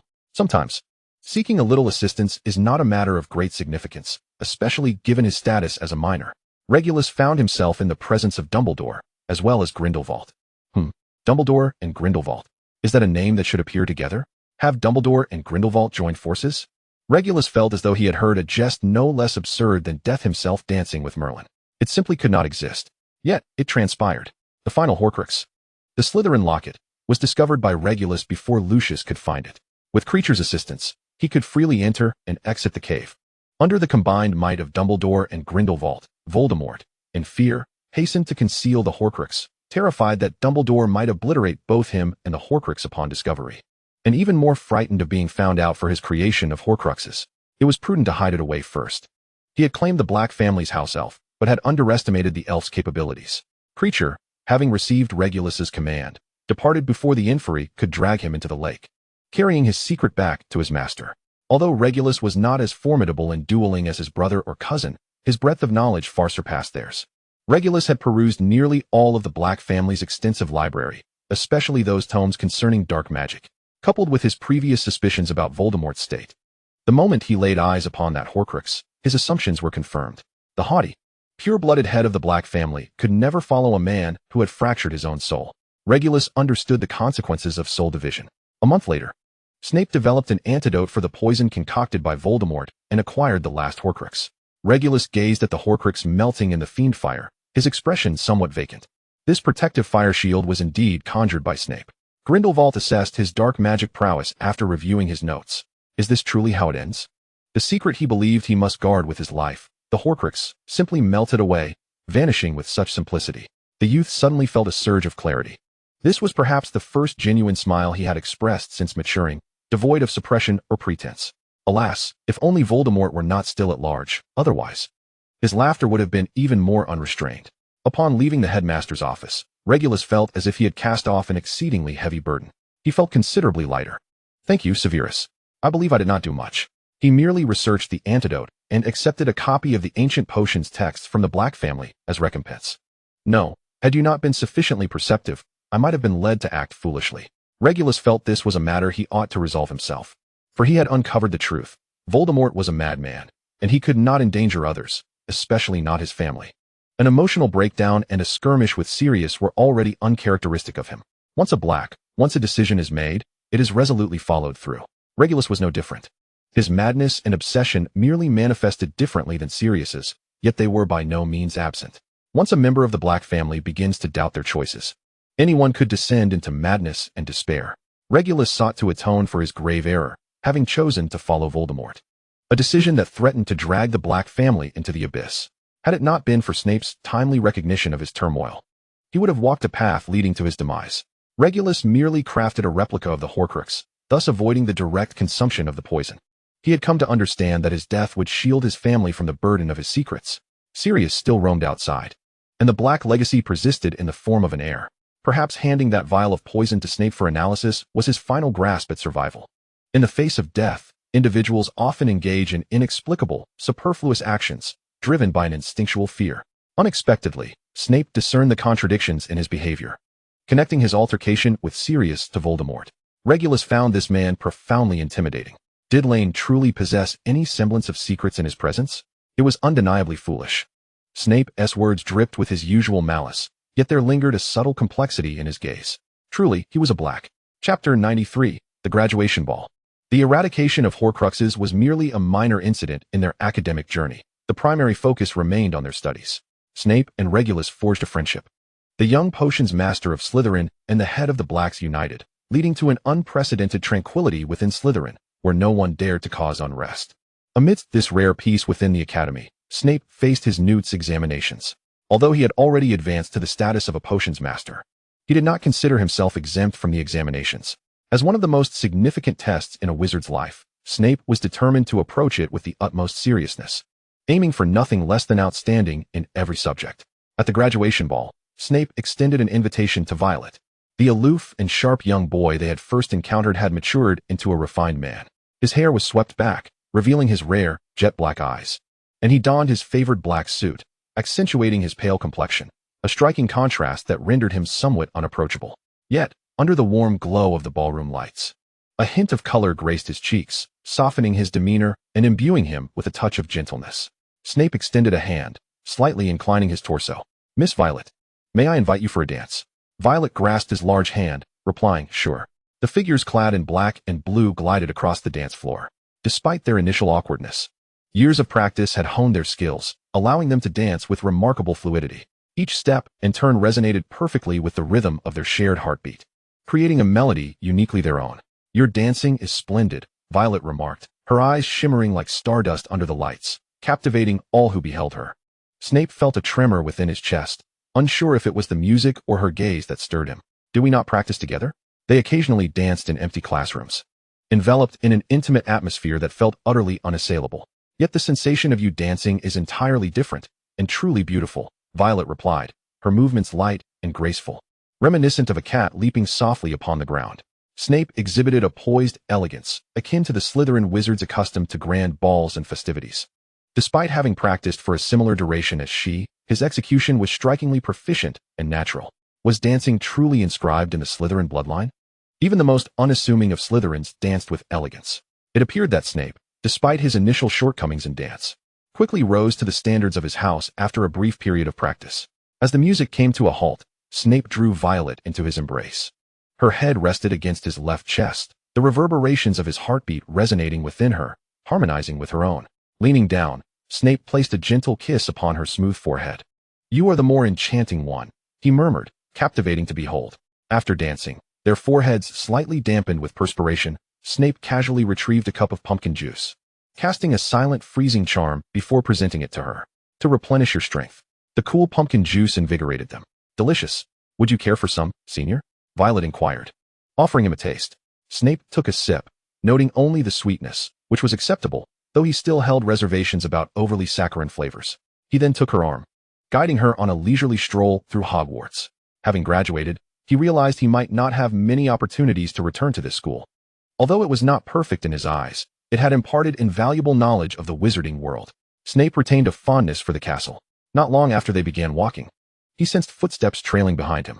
Instinctively, he pulled Violet closer, brandishing his wand toward a nearby column. "Who follows us?" "Step forward." Violet peeked around. Emerging from behind the column was a face that incited a visceral aversion within Snape, one he could not suppress upon sighting. The expression worn by the figure was equally twisted and unnerving. What new penchant for stalking did Gryffindor possess? Ah, he had forgotten. They had always been the despicable rodents, sneaking about in secret, believing that their current stance in the so-called light could obscure their past transgressions. Snape surveyed the surroundings with vigilance, uncertain of where the company of miscreants might be lurking, preparing an ambush. Though Snape maintained a decent rapport with Lily, the head of the student council, Potter? Humph. Snape would never entertain any notion of reconciliation with him. Should Potter meet his end, Snape mused, he might even spare a smile, albeit not in Lily's presence. His words remained as venomous as ever, provoking Potter to instinctively reach for his wand. Yet alone, he stood no chance against Snape, and even with Black, Lupin, and Pettigrew at his side, he would not dare to claim victory. I did not come to engage in a duel with you.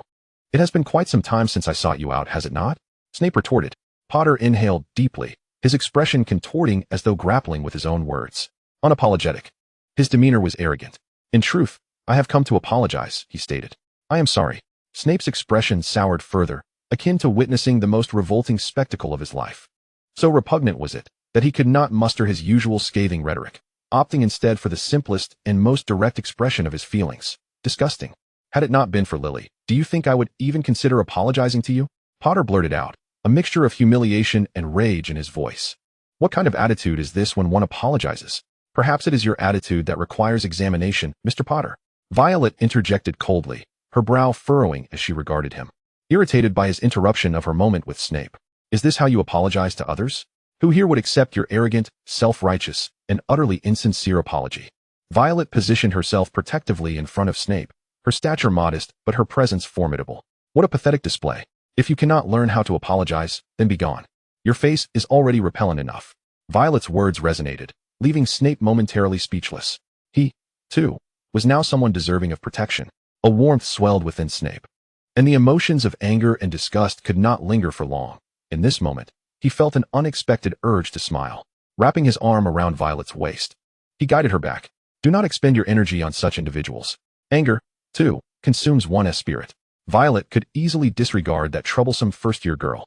Her fury stemmed solely from the fact that Snape would be angered. Snape had long detested the pity of others and had no desire for protection born out of kindness or so-called justice.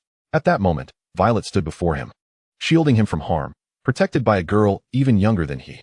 Yet, he felt neither embarrassment nor anger. Snape had once employed the legilimency spell on Violet and had glimpsed her entire past. Her actions were not driven by kindness or sympathy, but rather by the love instilled in her by her family. Violet would wield the most venomous words and means to protect those she cherished.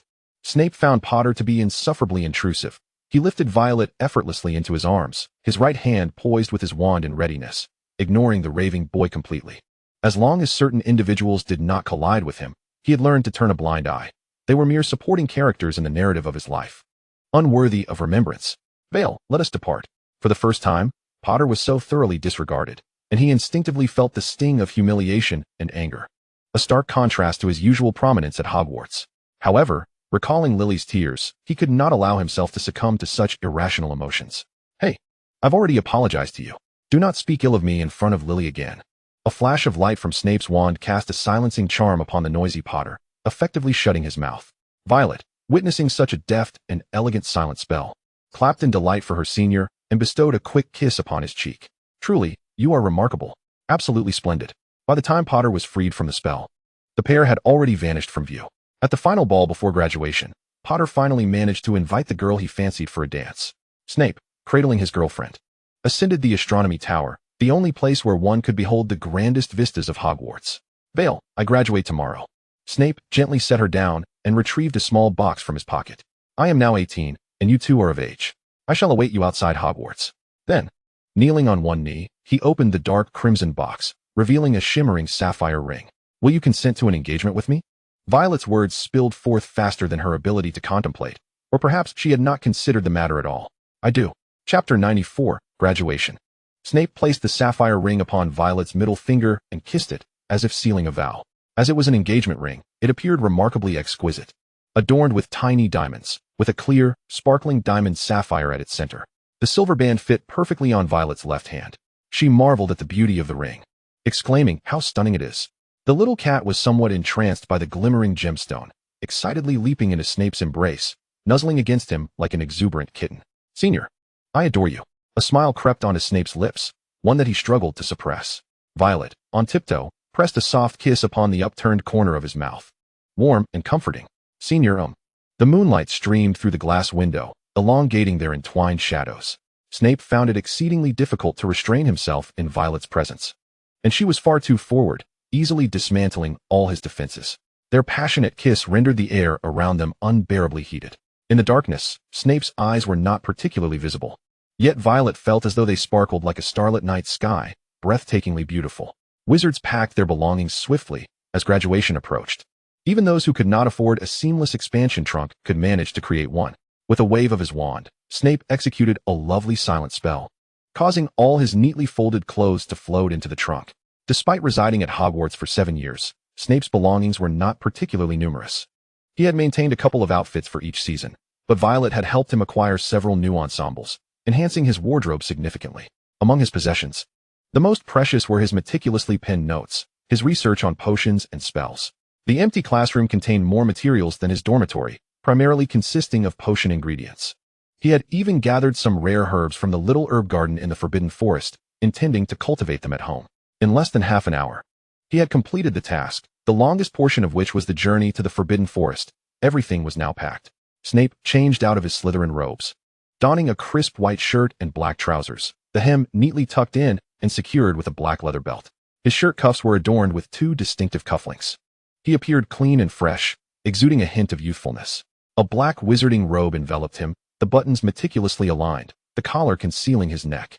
His entire being was wrapped tightly within the robe, revealing little skin save for his hands and face. Violet, upon seeing him in this attire, gasped softly. The little cat's paws twitched with excitement. After sharing a final breakfast and lunch at Hogwarts, the once bustling castle fell silent as all departed for the train. Snape chose to apparate with Violet to Hogsmeade before returning to Spinner's End.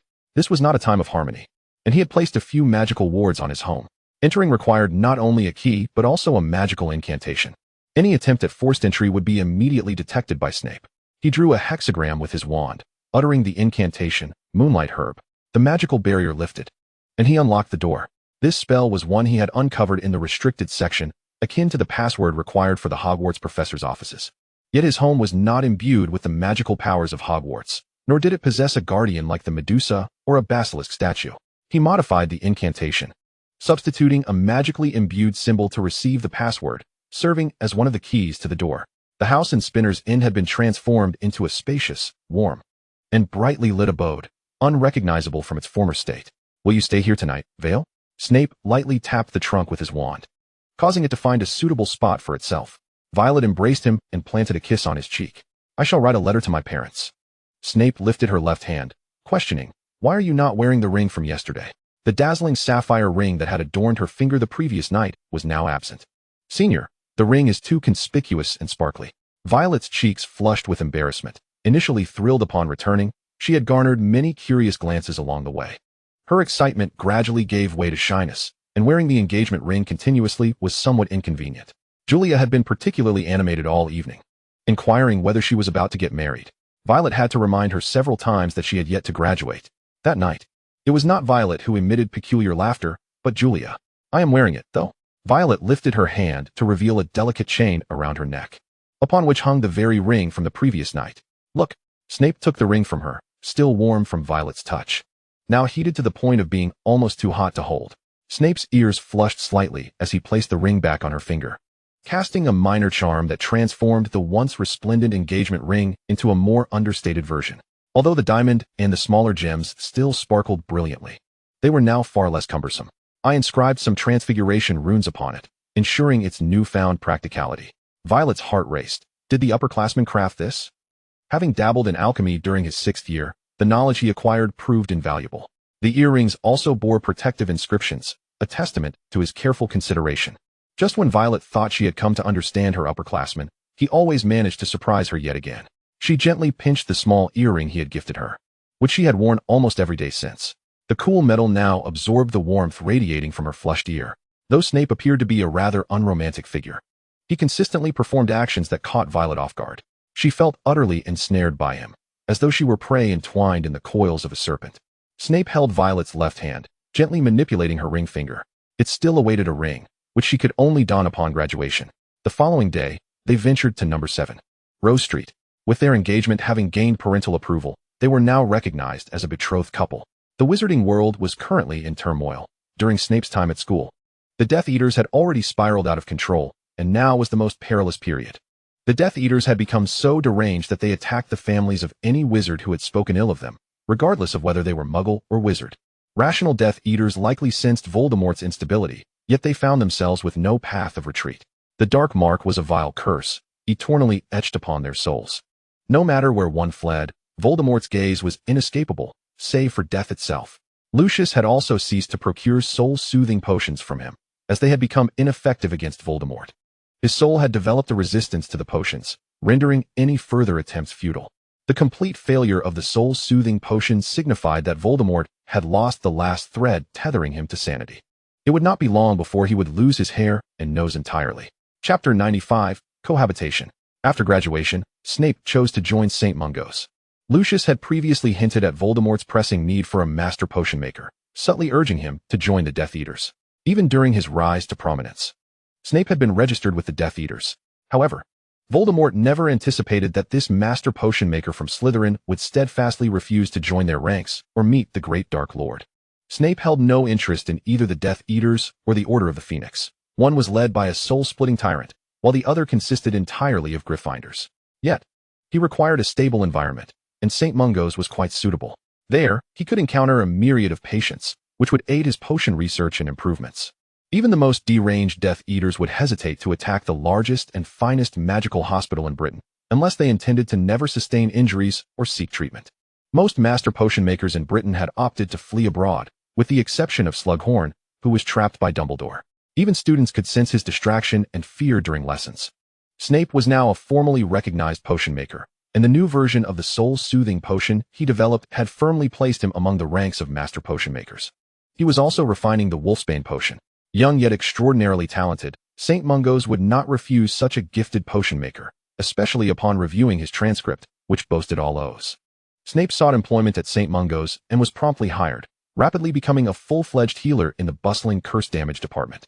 A certain serpent, now engaged to a feline, had secured the consent of his future in-laws and brought the feline home ahead of schedule. Violet was now truly cohabiting with her boyfriend, no, her fiancé. Previously, she had only visited occasionally, but this time she had genuinely moved in. She witnessed many facets of her upperclassman she had never seen before. In fact, he exhibited a slight morning grumpiness, though he was adept at concealing it, merely appearing somewhat sullen. A gentle kiss would suffice to brighten his demeanor. Snape held himself to remarkably high standards and often maintained a serious disposition. Even when sitting alone on the couch beside the bookshelf, engrossed in a book while sipping tea, he exuded an air of poise and elegance, in stark contrast to Violet, who would lounge like a lazy cat. Unbeknownst to Snape, when he was being serious, his feline side longed for him to be less so. He was far too enticing while reading. The cat, upon observing such seriousness, couldn't resist causing mischief to capture his attention. Fresh from a bath, she tiptoed up behind him and wrapped her arms around him, deftly unfastening his buttons and brushing against his chest. Drops of water from her hair dripped onto his shoulder, trailing down to disappear into his clothing. Hey. The upperclassman is quite delightful to touch, she thought. Snape. He extricated the troublesome cat's paws from his attire and gathered her into his lap. The cat nuzzled her face against his chest, an instinctive and swift movement that left him momentarily taken aback. Water droplets slid down his skin, dampening his collar and adding a sheen to his complexion. Snape was no longer the frail upperclassman of yore. He had grown tall and strong, his physique now adorned with beautifully defined muscles, pleasing to the eye and delightful to the touch. Violet gazed up at him, her large, round eyes resembling those of a kitten, exuding sweetness and innocence, yet her words and actions belied that perception. Upperclassman, your heart is beating so fast, she exclaimed. After being pampered, the little cat sought to climb atop his head. Snape felt a mix of helplessness and delight. After all, she was his cat and could do as she pleased. He took out his wand and cast a silent drying spell on Violet's damp hair. He slowly peeled the clingy cat from his lap, methodically fastening his buttons, a demeanor that enticed the cat to playfully disrupt his efforts. Snape cupped her face, gazing into her lavender blue eyes, and after observing her ears flush, he pressed a soft kiss upon her lips. The little cat's gaze remained fixed on him, making Snape's heart flutter ever so slightly. He mused that Mr. Rand had indeed been correct in calling him a catnip sprite. It was quite marvelous to capture Violet's attention. Violet's heartbeat seemed to quicken as well, though she attributed it to Snape's influence. Regardless, she was determined to deflect any blame onto the cat. Snape playfully nibbled her lip, his hand squeezing her waist, and as she gasped in surprise, his tongue slipped in. The black shirt she wore was completely torn apart by the mischievous cat, buttons scattering across the floor with a crisp sound, as if a crack had opened in the realm of reason itself. A faint blush crept onto Snape's cheeks as he spoke in a husky tone. Violet, would you like to take another bath? Huh. The bemused little cat barely caught his words. Snape chose to ignore the rising pitch of her confusion, interpreting it as consent. He summoned a potion vial from the shelf, drinking half himself before passing the other half to Violet. It had a sweet, citrusy orange flavor. Violet regained her senses, her face exploding with color yet tinged with excitement. It seemed her fiancé's remarkable learning ability had been misapplied, but he truly had mastered it to an impressive degree. Even subsequent cleaning tasks were no longer her concern, as Violet realized she had never had to worry about such matters before. Water cascaded down from above, conjuring a mist that obscured vision. Severus, Sev. She uttered every name she seldom used, indulging in a fleeting whim of affection that once danced in her mind. The following morning, she bestowed a tender kiss upon her elder, a remedy for his morning grumpiness, only to be confronted by a scattered array of clothes and buttons. Violet, each time, she found herself unable to resist the urge to meddle, fearing that if this continued, she would have to worry about her elder's wardrobe. Had the garments she purchased for him been ruined by her own clumsiness? The elder cat nestled closer to her. Today he had the day off. Snape effortlessly wrapped his arm around her waist. In moments like these, the cat was disarmingly obedient. Perhaps next time, he should undress himself, lest she inadvertently cause more damage. Snape. He immediately opened his eyes. The cat was anything but obedient. What was she babbling about so early in the morning? Snape turned her over, his palm resting on her abdomen, drawing her closer. Elder. A pleasurable sensation coursed up her spine, rendering her speechless. Indeed, it was during such moments that the cat was at her most docile. Snape tucked a strand of hair behind her ear, his voice husky as he leaned in closely, planting an intimate kiss near Violet's ear. It was over all too soon, truly. Violet could not help but nip at the hand of the feline essence, only to feel a pang of remorse and gently lick it in consolation. The scent of potions and mugwort emanating from her elder held an inexplicable allure, rivaling even that of catnip. Snape's morning irritability had dissipated entirely, leaving him invigorated. Chapter 96. Hogwarts lacks a professor. Unlike the carefree summer enjoyed with his girlfriend, Snape still had to attend to his duties. Yet, receiving a kiss from his fiancée before departing each day was hardly an unpleasant affair. St. Mungo's hospital was nestled within the bustling confines of a London department store. One must reveal their purpose to the window-dressing mannequins to gain entry. Muggles merely perceived a facade of closure and renovation. St. Mungo's was currently overwhelmed, particularly the curse-damage department, with wizards daily afflicted by dark magic. Healers from other departments were frequently reassigned to assist there. Snape had just joined this very department. Recently, a plethora of patients afflicted by an array of dark curses had been admitted. Snape specialized in reverse engineering curses and researching counter curses. As a renowned potions master, he was also capable of providing customized potions for critically ill patients. The hospital boasted ample materials to aid him in his research on wolfsbane. Snape lacked the innate kindness and compassion typical of most healers. Rather, he instilled a sense of trepidation, especially when he eagerly studied the types of dark magic that could inflict such wounds, inquiring about the patient's casting gestures, magical fluctuations, and sensations at the site of injury, documenting his findings with a madness characteristic of dark wizards. Though the work was demanding, for Snape, it felt no different from his days at school. He merely exchanged study time for potion making and patient consultations. He still found time to research and pen scholarly articles, returning home to cuddle with the cat after work. Despite being a newcomer, he carried himself with the composure of a seasoned healer. One afternoon, St. Mungo's was teeming with injured members of the Order of the Phoenix and Aurors. The Horcruxes had been destroyed, and Dumbledore was focused on confronting Voldemort. Among the Death Eaters, 2 traitors had infiltrated their ranks. Malfoy might not excel in such high-pressure situations, but Black navigated them with ease, even with Regulus being a mere 17. After Grindelwald helped him conceal the secrets surrounding the Horcruxes, Regulus, unburdened by past fears, plunged headfirst into action. In the absence of a proactive approach to capture Voldemort, he resolved to let him fall into a trap. Dumbledore was aware of a certain snare that Voldemort could not refuse, one concerning the prophecy of his demise. Those who sought immortality and aimed to conquer death would reject any notion of their own mortality. They would extinguish any flicker of possibility before it could take root, even if the prophecy pertained solely to the Savior's mother rather than the Savior himself. Dumbledore had not anticipated the surprisingly smooth progression of events. With no one to impede them, the fate they charted was dictated by their own choices. Compared to the pure-blooded Longbottoms, Voldemort perceived the Muggle-born Savior as more likely to vanquish him, for he himself was a half-blood, harboring an extraordinary pride in his lineage. The Secret Keeper transitioned from Dumbledore to Sirius and finally to Pettigrew, who, out of fear of Voldemort, divulged the secret. However, upon Voldemort's arrival in Godric's Hollow, he found not an unprepared young couple, but rather two formidable adversaries of light and dark. Only a handful of seasoned members of the Order were aware that the prophecy was a trap. Among the younger generation, only Lily was privy to this knowledge, as Dumbledore required a partner. In contrast to Potter and Black, Lily was the only one with a steady temperament. She lacked reckless bravery, instead opting for a calm cooperation with Dumbledore's plans while concealing the truth from Potter's side. Initially, Lily feared that by employing the Fidelius charm, Voldemort would be unable to locate their hideout. At her core, she believed in Gryffindor's ideals and did not suspect Pettigrew would betray Potter. Yet Dumbledore deemed this arrangement optimal, compelling Lily to suppress her doubts. Dumbledore was invariably correct. Black indeed did not betray Potter. The true traitor lay elsewhere. Not all within Gryffindor were as just and benevolent as she had believed. That fateful day in Godric's Hollow, amidst the blinding green light of the Avada Kedavra curse, there also raged a blue-white inferno and golden-red flames.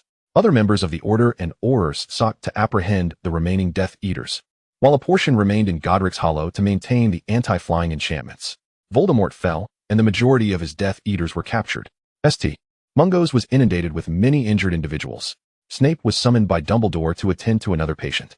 The headmaster appeared somewhat flustered. "I apologize, Severus. Only you can assist." Grindelwald could not be allowed to appear in public indiscriminately.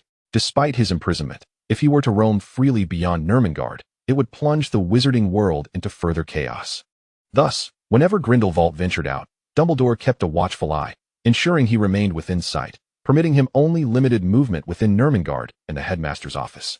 Grindelwald found Snape, donned in healer's robes, to be particularly uncomfortable. "Albus, I've told you I'm fine." An elderly man lying on the bed asserting his well-being was hard to believe. Snape refrained from commenting on Grindelwald's demeanor.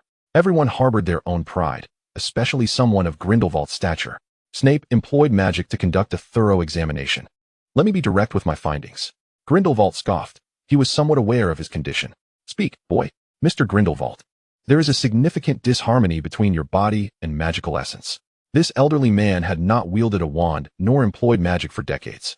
Even though magic is an innate gift of wizards, prolonged disuse leads to a certain lethargy, gradually erasing the sensation of casting spells, especially considering Grindelwald's advancing age. Without magical energy to sustain him, his body deteriorated, failing to maintain any semblance of health. If this continues for another decade or so, it may become increasingly difficult for him to reign in his formidable magical power. One ought to allow the body to gradually acclimatize to the sensations of magic. Yet on this occasion, you have wielded excessively potent dark magic. The immense magical force is beyond the capacity of your current physique, and you have suffered a backlash from your own power. It is akin to an athlete who, having neglected training for an extended period, attempts a 100-meter sprint at Grindelwald's age. His survival is solely due to the remarkable constitution of wizards. Grindelwald's body is unprecedentedly frail, and the agony of magical backlash feels like a relentless barrage of needles. At this moment, even a simple levitation charm would likely cause him great distress. Snape's tone is measured, his youth betraying a certain formality. "My counsel is to diligently recuperate with potions, and to recommence training with the most elementary spells, refraining from recklessly employing excessive magical power. After 3 to 4 years of such discipline, one might nearly restore their former strength." Aside from the encounter in Godric's Hollow, Grindelwald had never unleashed the full might of his fire shield, nor had he frequently allowed it to morph. Clearly, he had sensed the dissonance between his body and magic. Yet he had not confided this to Dumbledore. Dumbledore gazes at the elder reclining in his office, his eyes betraying an indescribable sorrow. Grindelwald had once been a figure of immense pride. He recalls the carefree smile of that boy during summer, as if nothing in the world could ever confine him. The wizard who believed wizards to be the most exceptional beings now finds himself in need of retraining his own magic. Having completed the treatment plan, which details the potions required for each session, Snape hands the document to Dumbledore, leaving behind some potions before vacating the headmaster's office, allowing space for the two individuals. "Gellert, why did you not confide in me?" Dumbledore had always believed him to be the proud Grindelwald of yore, who had never shown a hint of vulnerability in his presence. Nurmengard, the prison he had constructed, could not possibly contain him. The Death Eaters had never forgotten their leader, and Dumbledore had previously observed Nurmengard, which, from its upper levels, appeared quite well. How had Grindelwald reduced himself to this state? Knowing full well that his magic and body were at odds, why did he still assist in defeating Tom? He was acutely aware that exerting himself to the fullest would lead to complications. "I concede defeat to you, Albus. I believed you wished for this," Grindelwald declared. "In Nurmengard, He had not employed magic or summoned subordinates to improve his circumstances. It was akin to incarceration, a solitary confinement imposed by Dumbledore. A bet is a bet. If Dumbledore wished for him to languish in prison, so be it.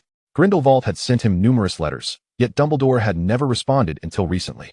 It was only with the emergence of the prophecy that Grindelwald realized Dumbledore's feelings towards him were not as callous as he had imagined. Perhaps Dumbledore truly thought he was faring well in Nurmengard, just as he had at Hogwarts. It was simply a matter of their paths never crossing again. Thus, Grindelwald prepared himself, ensuring Nurmengard was refurbished to create a more habitable environment. He would not display his frailty before Dumbledore, even if he had long neglected the use of magic to the point where his body could no longer keep pace. Otherwise, why would he have resorted to a youth potion when retrieving the Hufflepuff cup, given his extraordinary shape-shifting abilities? Sustaining powerful magic for an extended period was detrimental to his unhealed body.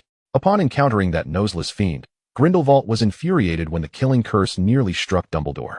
Unleashing his full magical force, he aimed to incinerate Godric's Hollow entirely, leaving not a trace of Voldemort's residual soul. However, the subsequent backlash from his unleashed magic overwhelmed Grindelwald, even startling Dumbledore. In certain situations, Dumbledore exhibited a cold, almost merciless demeanor, capable of casting aside everyone, including himself. Yet, in the ordinary course of life, he remained a benevolent and kind-hearted elder. He sighed, his cerulean eyes fixed on Grindelwald. I have never wished so fervently. Dumbledore believed Grindelwald had never truly loved him, while Grindelwald thought Dumbledore was sufficiently cruel to him. Grindelwald sought to resolve these chaotic matters for Dumbledore, disregarding his own well-being. He recognized his past missteps and remained uncertain if he was atoning for his sins. He merely hoped that when with Dumbledore, he could experience less guilt. Now that everything is settled, Al, will you cast me back to Nurmengard? When Dumbledore gazed upon him, Grindelwald's countenance retained that audacious swagger and pride. Even in the wake of magical backlash, he would never relinquish his pride. He remained, and always would be, that reckless golden-haired youth who would leap from windows in exuberant laughter, captivating all gazes. Dumbledore urged him to consume the potions left by Snape. Hogwarts was in need of a professor for defense against the dark arts. A student had reminded him last semester that it was time to find a suitable instructor for Slytherin. Nurmengard was hardly an ideal place for recuperation, should he have the time. With Voldemort's demise, the position was no longer cursed. Grindelwald's proficiency in dark magic would be more than sufficient to instruct a gaggle of fledgling wizards. Time is abundant for me, Grindelwald replied with a carefree laugh. He was no longer bound to the confines of Nurmengard. Perhaps this year, he could enjoy a splendid Christmas with Albus. Chapter 97, Daily Life. Upon returning to St. Mungo's, Snape was promptly whisked away by the head healer to brew potions and unravel some particularly intricate dark curses. It was his forte, one he relished, and he had already demonstrated exceptional talent in these areas shortly after joining the staff. Snape, nurturing the weak. At St. Mungo's, Snape encountered familiar faces, Lily and Potter. Potter had sustained severe injuries, whimpering on the hospital bed, attempting to capture Lily's attention. The sight stirred unpleasant memories within Snape. Severus, Lily exclaimed, surprised to see him at St. Mungo's. You work here. As you can see, he replied. He still wore the standard dark green robes of a St. Mungo's healer. The young man stood tall, but the robe, which traditionally represented trust and safety in the wizarding world, now seemed to carry an air of Slytherin's chill. Lily had not seen Snape for a while after graduation, and upon seeing him now, she recognized the transformation her childhood friend had undergone. The subtle changes she had previously overlooked became evident. He had matured into a remarkably handsome wizard, no longer the frail, pale figure she once knew, but rather robust and well-nourished, his complexion softened by the glow of romance. He now exuded Slytherin's pride and nobility, reminiscent of the surname Prince that she had once glimpsed in books he had lent her. He was no longer the reclusive and emaciated boy, but rather a man who had shed the dust that had cloaked him for so long. Lily felt a genuine joy for her friend. Snape cast a glance at Potter, deducing from the injuries and the blood splattered on Lily that he had been hurt while trying to protect her. Severus, please examine his wounds for dark magic. What? Potter nearly leapt from his bed upon hearing the healer's words. You're treating me. I refuse. I demand a different healer. I can pay more. Potter feared that Snape would exact revenge with a more malevolent curse. As you can see, Mr. Smeagol. Snape revealed a mocking smirk, his black eyes devoid of emotion, resembling a cold stone as he uttered phrases laced with icy disdain. I have no inclination to provide any treatment for the likes of Potter. It would be detrimental to my mental well-being. They appeared to be of the same age, the red-haired girl seemingly acquainted with Severus. Yet the two boys bore an evident animosity towards one another. Given that the patient had his own requests, a therapist would not deliberately ignore them in a harmless context. Then Severus, you may exchange places with Aleem. Without a backward glance, Snape strode out. Mr. Potter, Severus is the finest in potion-making and curse-breaking at St. Mungo's. Without his assistance, you may endure additional suffering. It's of no consequence. Potter would rather endure the pain. After the lunch break, Lily sought out Snape in his office. The office of the St. Mungo's healer was bright, yet Snape drew one corner of the curtain closed, settling into the shadows. Severus, how are things at St. Mungo's? Since their 6th year, they had embarked on separate paths, seldom finding opportunities to converse. During their 7th year, when she enlisted Snape's help with a Slytherin incident, it provided a rare chance for friends to reconnect. With Lily's unexpectedly assertive demeanor and Snape having acquired a girlfriend, Potter dared not intervene. In the midst of the Death Eater's ascendancy, it was an unusually tranquil time since their schooling began.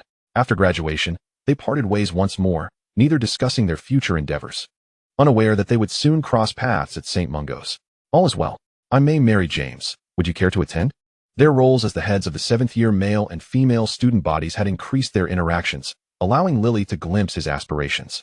They both possessed Gryffindor's courage and shared a desire to join the Order of the Phoenix in resisting the Death Eaters, providing ample topics for conversation. After joining the Order, Potter had continually shielded her, gradually maturing in the process. Potter remained oblivious to the fact that Lily's willingness to accompany him to Godric's Hollow was a trap. During that time, Potter treated her exceptionally well, ultimately willing to sacrifice his life to protect her. Lily found herself drawn to him once more. Potter may have numerous flaws. Yet to Lily, he was not without merits. He could change for her, and that was more than enough, even if the process might be lengthy. Lily, while I would be delighted to attend your wedding and offer my blessings, your boyfriend Severus has donned a sardonic smile, rendering his handsome visage tinged with a hint of malice and coldness. He and his friends would be wise to refrain from any undue antics. Otherwise, your wedding may very well ignite in flames. Lily recalled the cerulean and white fire that nearly incinerated Godric's Hollow, transforming into a draconic inferno looming over the valley. Fierce and unruly, it was her first encounter with such a terrifying dark magic, overwhelming in its presence and instilling fear even from a distance. I suppose your friends would find it amusing. The mere thought of such a scene at her wedding sent a shiver down her spine, her expression turning serious and grave. I will absolutely keep a close watch on him. Lily did not expect Snape to bless their union. It was already commendable that her friends could mutually ignore one another. I shall take my leave for now. I will send you an invitation when the time comes. Farewell. As Snape made his way home, he passed Potter's ward, overhearing Lily sternly instructing him that no pranks were to be permitted at the wedding. When a lion roars in anger, it does not retreat easily. Lily, at her core, was a lioness, not a gentle girl. Upon descending to the reception area, Snape was met with a familiar figure. His heart, usually calm, suddenly plummeted and then soared. Violet, Senior. The affectionate little cat would always leap towards him upon sighting him. Her inky curls cascaded over him, and her cerulean violet eyes locked onto him, as though she had captured her prey.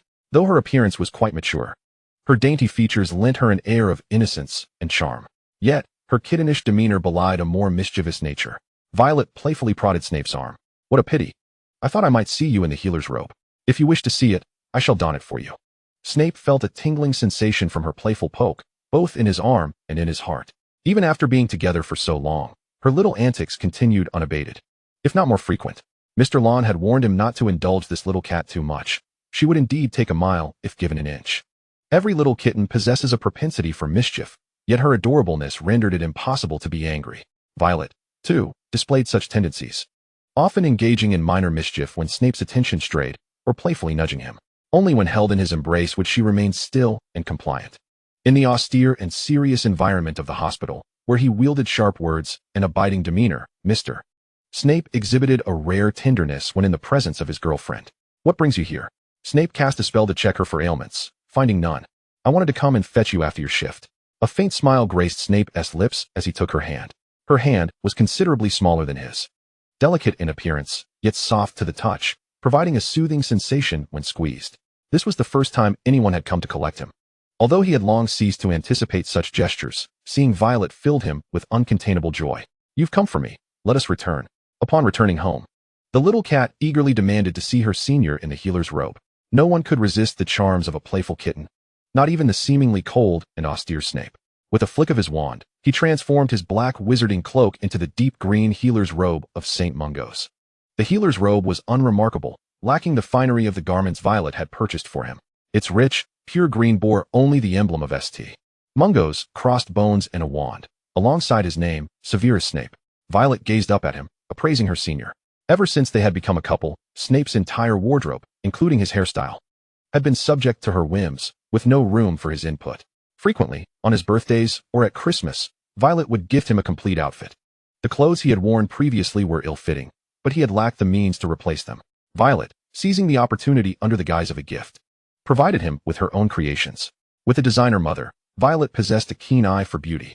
During Snape's most impoverished days, when he struggled to maintain his appearance, she had discovered the hidden charms that lay beneath the surface.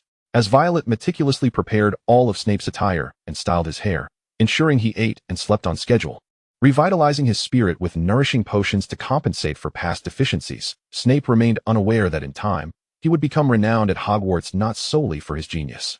Perhaps he could not be described as stunningly handsome, nor was his temperament the lively sort favored by the masses, yet he was undoubtedly unique and captivating. Like the tranquil depths of a dark night, he held secrets that instilled trepidation, yet beckoned exploration. The little cat squinted and smiled. "You don't look much like a healer in that robe." The healer's attire could not conceal the sharp, cold essence that radiated from him. He had never been a benevolent healer. More often, he resembled a cold, calculating researcher or a predator lurking in the shadows. At St. Mungo's, many feared him. Snape had frightened numerous patients in the past. Severus Snape was acutely aware that he was no celestial being. Yet he found himself intrigued by the reflection of himself in Violet's eyes. What did that resemble? A venomous serpent. A true Slytherin. Violet embraced her poisonous snake with no hint of fear, her eyes shimmering with a captivating luminescence, exuding an exhilarating thrill. Snape gently grasped the scruff of a kitten's neck, pondering whether he had just overheard a cat surreptitiously declare, "I am a venomous serpent." The kitten, indignant, swatted at his arm, displaying an audacious spirit and deftly shifting the blame back onto Snape. The senior was privy to her thoughts without even needing to employ legilimency. A mere glance was enough to discern the mischief brewing within her mind. Violet had never felt the need to conceal her true self in his presence. A master of legilimency could glean her thoughts simply by observing her eyes without uttering a word. As Snape lifted her effortlessly, Violet instinctively wrapped her legs around him, her arms draping over his neck, her fingers delighting in the cascade of his long hair. He playfully swatted the kitten's rear, drawn to the softness of her form, his large hand cradling her while he gently kneaded her.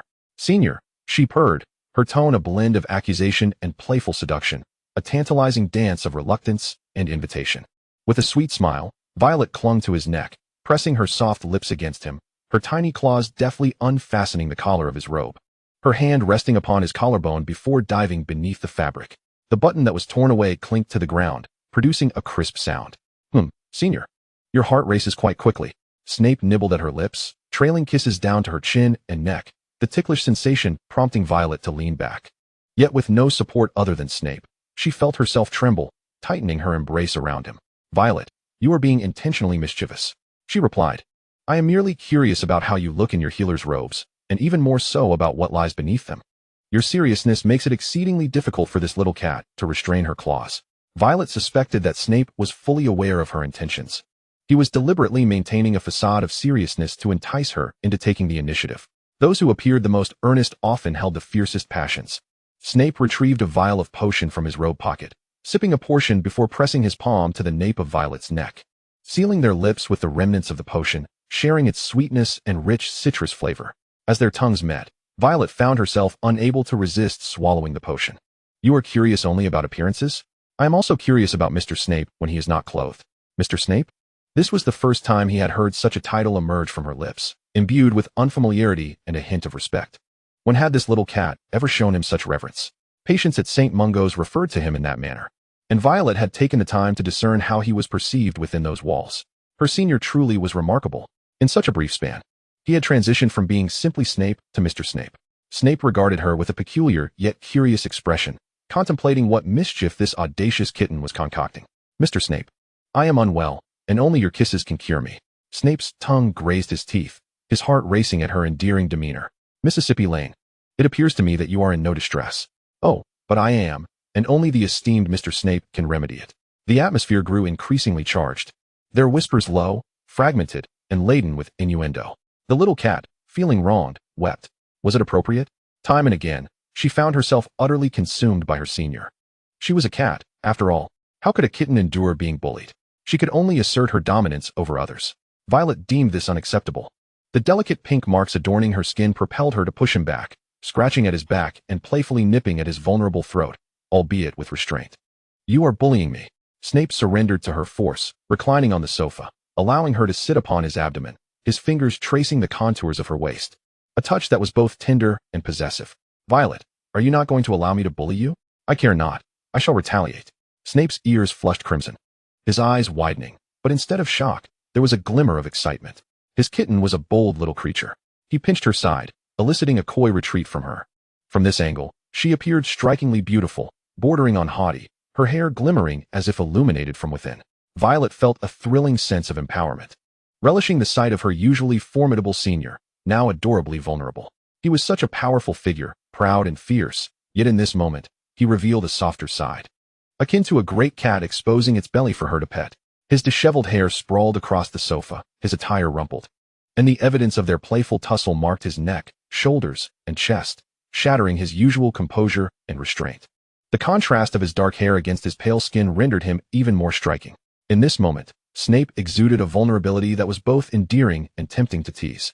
Violet, caught up in the excitement, planted kisses upon his eyes, forehead, nose, cheeks, and lips.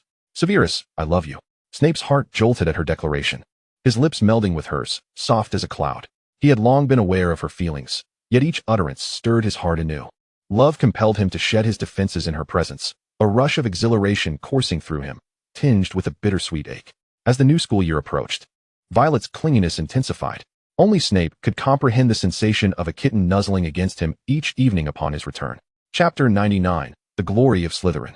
The affairs of the Order of the Phoenix and the Death Eaters were not Snape's concern. His sole worry was the overwhelming number of injured at St. Mungo's. His previously researched improved soul-soothing potion, once rare and seldom required, had become invaluable due to the rampant madness of the Death Eaters. The demand for his advanced skills was unprecedented, and with the successful enhancement of the Wolfsbane potion, he was awarded a Merlin's Medal and the Prince Award. Regulus and Lucius had been extricated from the ranks of the Death Eaters by Dumbledore, their contributions duly acknowledged. Particularly Regulus, youthful yet remarkably brave, emerged as a hero in the shadows. Lucius, well, Voldemort was fortunate to have Malfoy's loyalty. The immense impact of Snape's improved soul-soothing potion also earned him a Merlin's Medal. Beyond Gryffindor's significant accolades, Ravenclaw and Hufflepuff had made their contributions, and Slytherin was not excluded from the honors, despite the Death Eaters and Voldemort becoming targets of universal disdain. Gryffindor was not without blemish. The most notorious traitor was Pettigrew, a member of their house. Perhaps more Slytherins had succumbed to darkness. Yet there were those who advanced in the shadows, achieving glory on their own merits. No one could claim perfection. The Black family had risen once again, thanks solely to Regulus' efforts. He not only discovered a Horcrux, but also served as a genuine double agent within the Death Eaters, far surpassing Lucius's contributions. With the ordeal concluded, Dumbledore would not pursue the annihilation of all Slytherins. After eliminating the principal villains and those who had genuinely harmed innocent wizards, Dumbledore would consider the post-war ramifications. The ascendance of Regulus and Snape would not render Slytherin a pariah. Regulus, you. Regulus was initially engaged in a discussion with Snape regarding the possibility of researching a potion to eradicate the Dark Mark. He detested bearing the curse of a soul mark upon his hand, which, although now ineffective, still caused him considerable discomfort. The Black family was inherently obstinate, with an aversion to even the slightest inconvenience. Suddenly, Sirius interrupted their conversation, apologizing. "I'm sorry, Severus, it seems my family requires my attention. I shall speak with you about that flying charm another time." Voldemort did indeed impart some dark magic to his followers, and Regulus's exceptional performance during his undercover period had earned him personal instruction in that flying charm from Voldemort himself, though regrettably, he had failed to master it. Snape nodded, dismissing the other Black sibling as he departed with Violet. Regulus cast a contemplative glance at Sirius. Their last encounter had devolved into a physical altercation sparked by Regulus's emotional breakdown. Since then, there had been no further communication. Sirius harbored a deep disdain for the oppressive madness of the Black family, to the extent that he preferred disowning himself rather than remaining within its confines. Believing his brother had succumbed to darkness, transforming into a version of a Black that society recognized, he resolved to abandon any hope of reconciliation, perhaps even accepting that their next meeting might be as adversaries. "Is there something you wish to convey, Sirius? Why have you not confided in me?" Sirius had long assumed that Regulus held an affinity for Voldemort and the Death Eaters. Being a compliant boy from the Black lineage, he had been steeped in pureblood ideology from a young age. What is there to tell? Since you ran off to that Potter family, have you returned even once?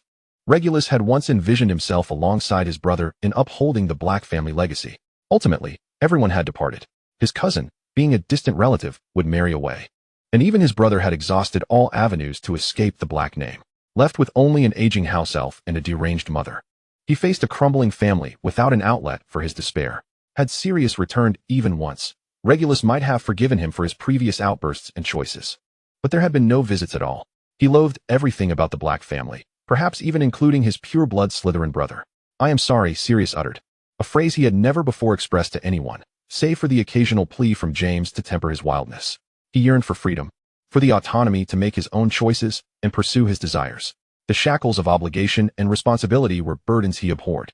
This extreme pursuit of liberty had driven a wedge between him and his family, nearly costing James and Lily their lives, and perhaps even Regulus S., whose demise, as Dumbledore suggested, might have gone unnoticed. He had always perceived his once timid, obedient, and somewhat overly pure-blooded brother as the most resolute in rebellion. Regulus remained silent for a considerable time, perhaps astonished that Sirius would lower himself to apologize. He believed Sirius would rather perish than utter a word of concession. The one who had once fought recklessly with Peter in Muggle streets, oblivious to the consequences, was indeed Sirius. Ultimately, this Slytherin youth struck Sirius with a punch, as if to expunge all his pent-up frustration and discontent on him. Sirius stood frozen, taken aback by Regulus' choice to deliver a blow in a manner reminiscent of Muggles. Regulus, wand in hand, was poised to continue the assault. While Sirius could have bested him, he dared not retaliate, opting instead to flee, pleading for mercy as Regulus pursued him. "You fool! Do you think I'm unaware of the disparaging remarks you make about me outside? Why have you not returned? Do you even remember where your home is? Answer me. What is your surname? Have you taken Potter's name in marriage?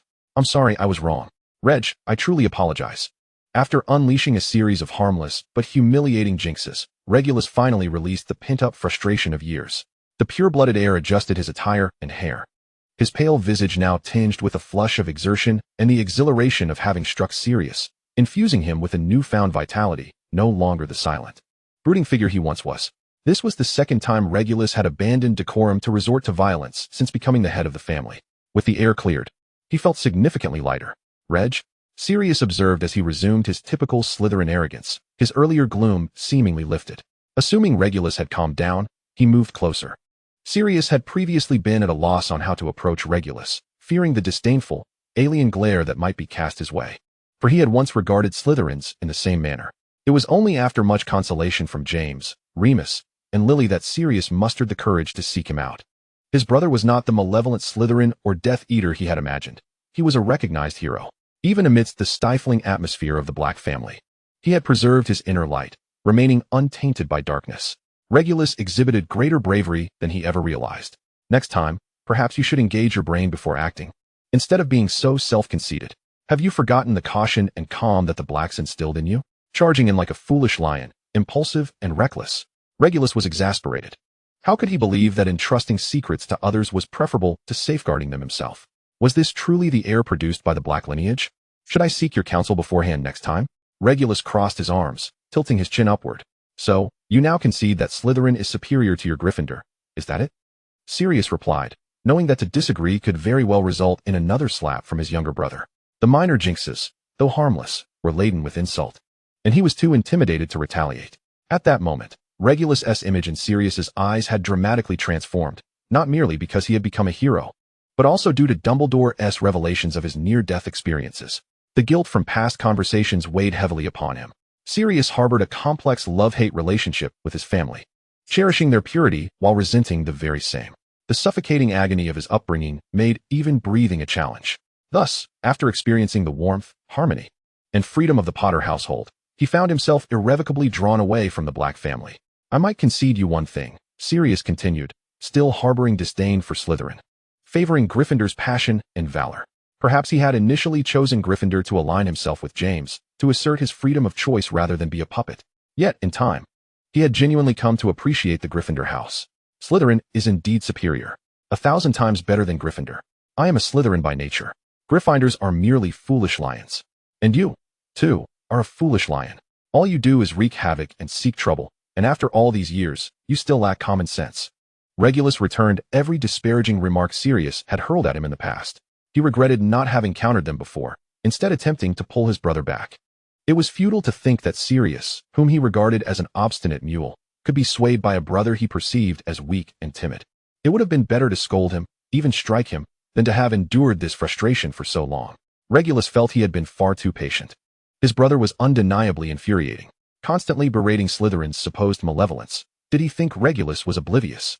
Or did he believe that such tactics would compel his reluctant brother to abandon the family and follow in his footsteps? Regardless of the reason, Regulus had been exasperated time and again. Countless times has he contemplated such an act against him. After listening to a torrent of Regulus's grievances and disdain towards Gryffindor, Severus felt as though the very derogatory remarks he had once uttered about Slytherin were now being hurled back at him. His younger brother was indeed a difficult one to placate. He scarcely dared to utter a word in rebuttal. Once Regulus had vented his frustrations, he seemed invigorated, indifferent to the feelings of Severus and his Gryffindor companions. Infuriating them was the best outcome. Regulus finally grasped why Snape reveled in spreading venom. If he was suffering, why should others find solace? Even if he enjoyed himself, he had no desire to grant comfort to those he despised. Perhaps he needed to expand his vocabulary for insults. He had previously spoken too little. Regulus shot a glare at Potter, who was visibly displeased by his tirade against the entirety of Gryffindor.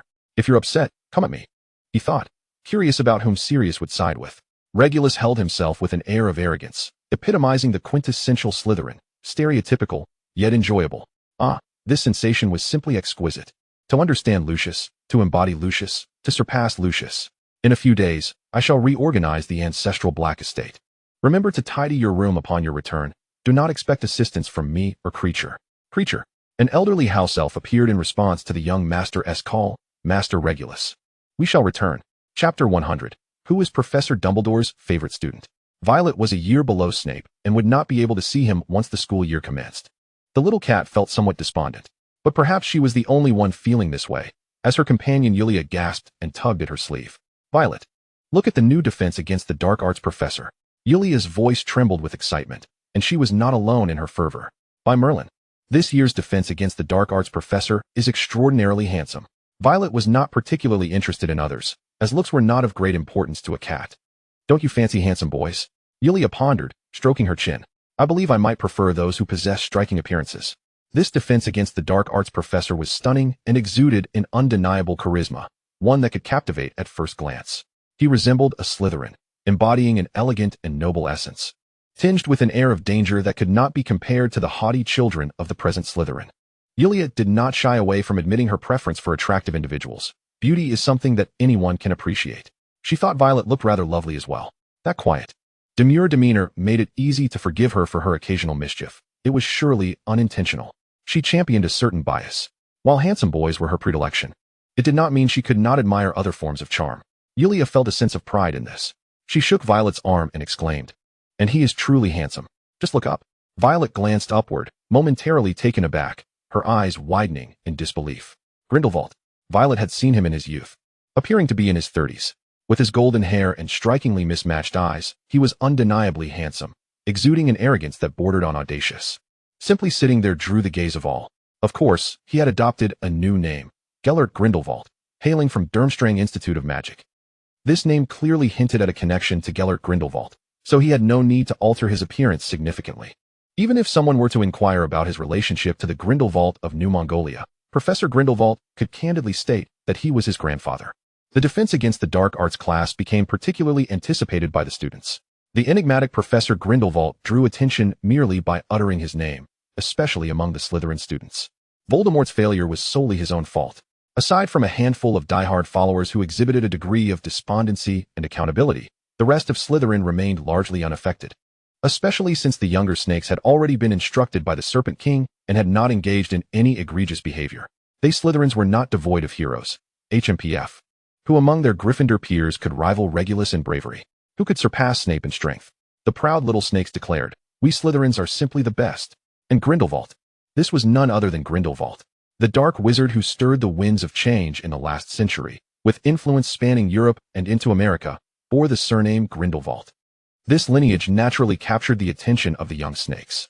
Hogwarts, as a boarding school, fostered a spirited atmosphere and a youthful students, brimming with energy and nowhere to channel it, held immense enthusiasm for any novel occurrence, especially for a handsome and charismatic young professor.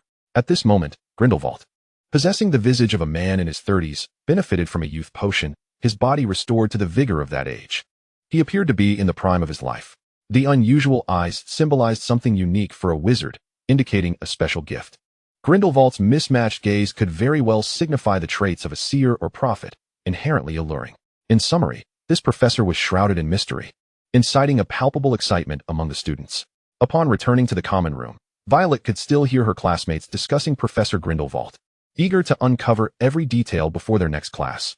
Yet, Violet remained calm. She had already met Grindelwald, possessing a keen memory.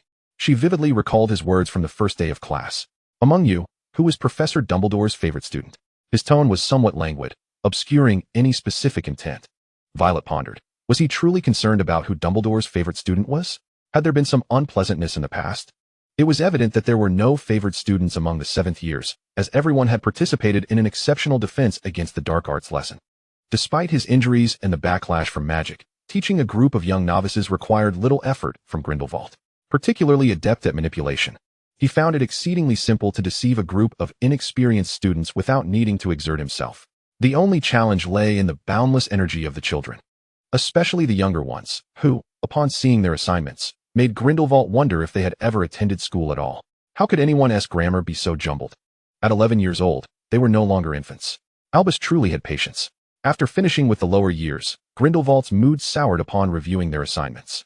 He required an assistant to manage the low-level papers he was reluctant to examine. The first to catch Grindelwald's eye was Violet.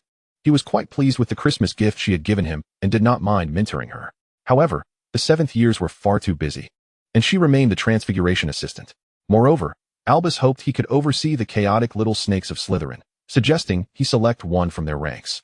Grindelwald had little tolerance for foolish, ignorant children. It was unfortunate that Snape had graduated. Otherwise, Grindelwald would have undoubtedly recruited him as an assistant. After becoming a professor, Grindelwald profoundly understood how rare it was to find a brilliant student. Furthermore, Hogwarts students were far too comfortable. Grindelwald introduced more practical lessons. The defense against the dark arts classes indeed incorporated genuine dark magic. He had transferred the methods from Durmstrang to Hogwarts, even enhancing them. Complaints? Such trivial gossip was beneath Grindelwald's notice. One particular Slytherin who performed admirably in defense against the dark arts soon caught Grindelwald's attention, Barty Crouch. The other party seemed to harbor a sense of pent-up frustration and anger that could not find release. This imbued his dark magic with a malevolent intensity, rendering his actions more severe and potent than those of others. It was evident that he was a troubled student. A minor issue? No matter, as long as one possesses enough intellect. In the latest 6th-year defense against the dark arts lesson, Grindelwald decided to retain young Barty. A month later, when Snape returned to Grindelwald for a medical checkup, Barty had fully transformed into Grindelwald's loyal acolyte. It was certainly preferable to being under Voldemort's influence. At least Grindelwald would not burden Barty with tales of his paternal murder, which would undoubtedly plunge him into despair. Under Dumbledore's watchful gaze, Grindelwald couldn't foster any followers.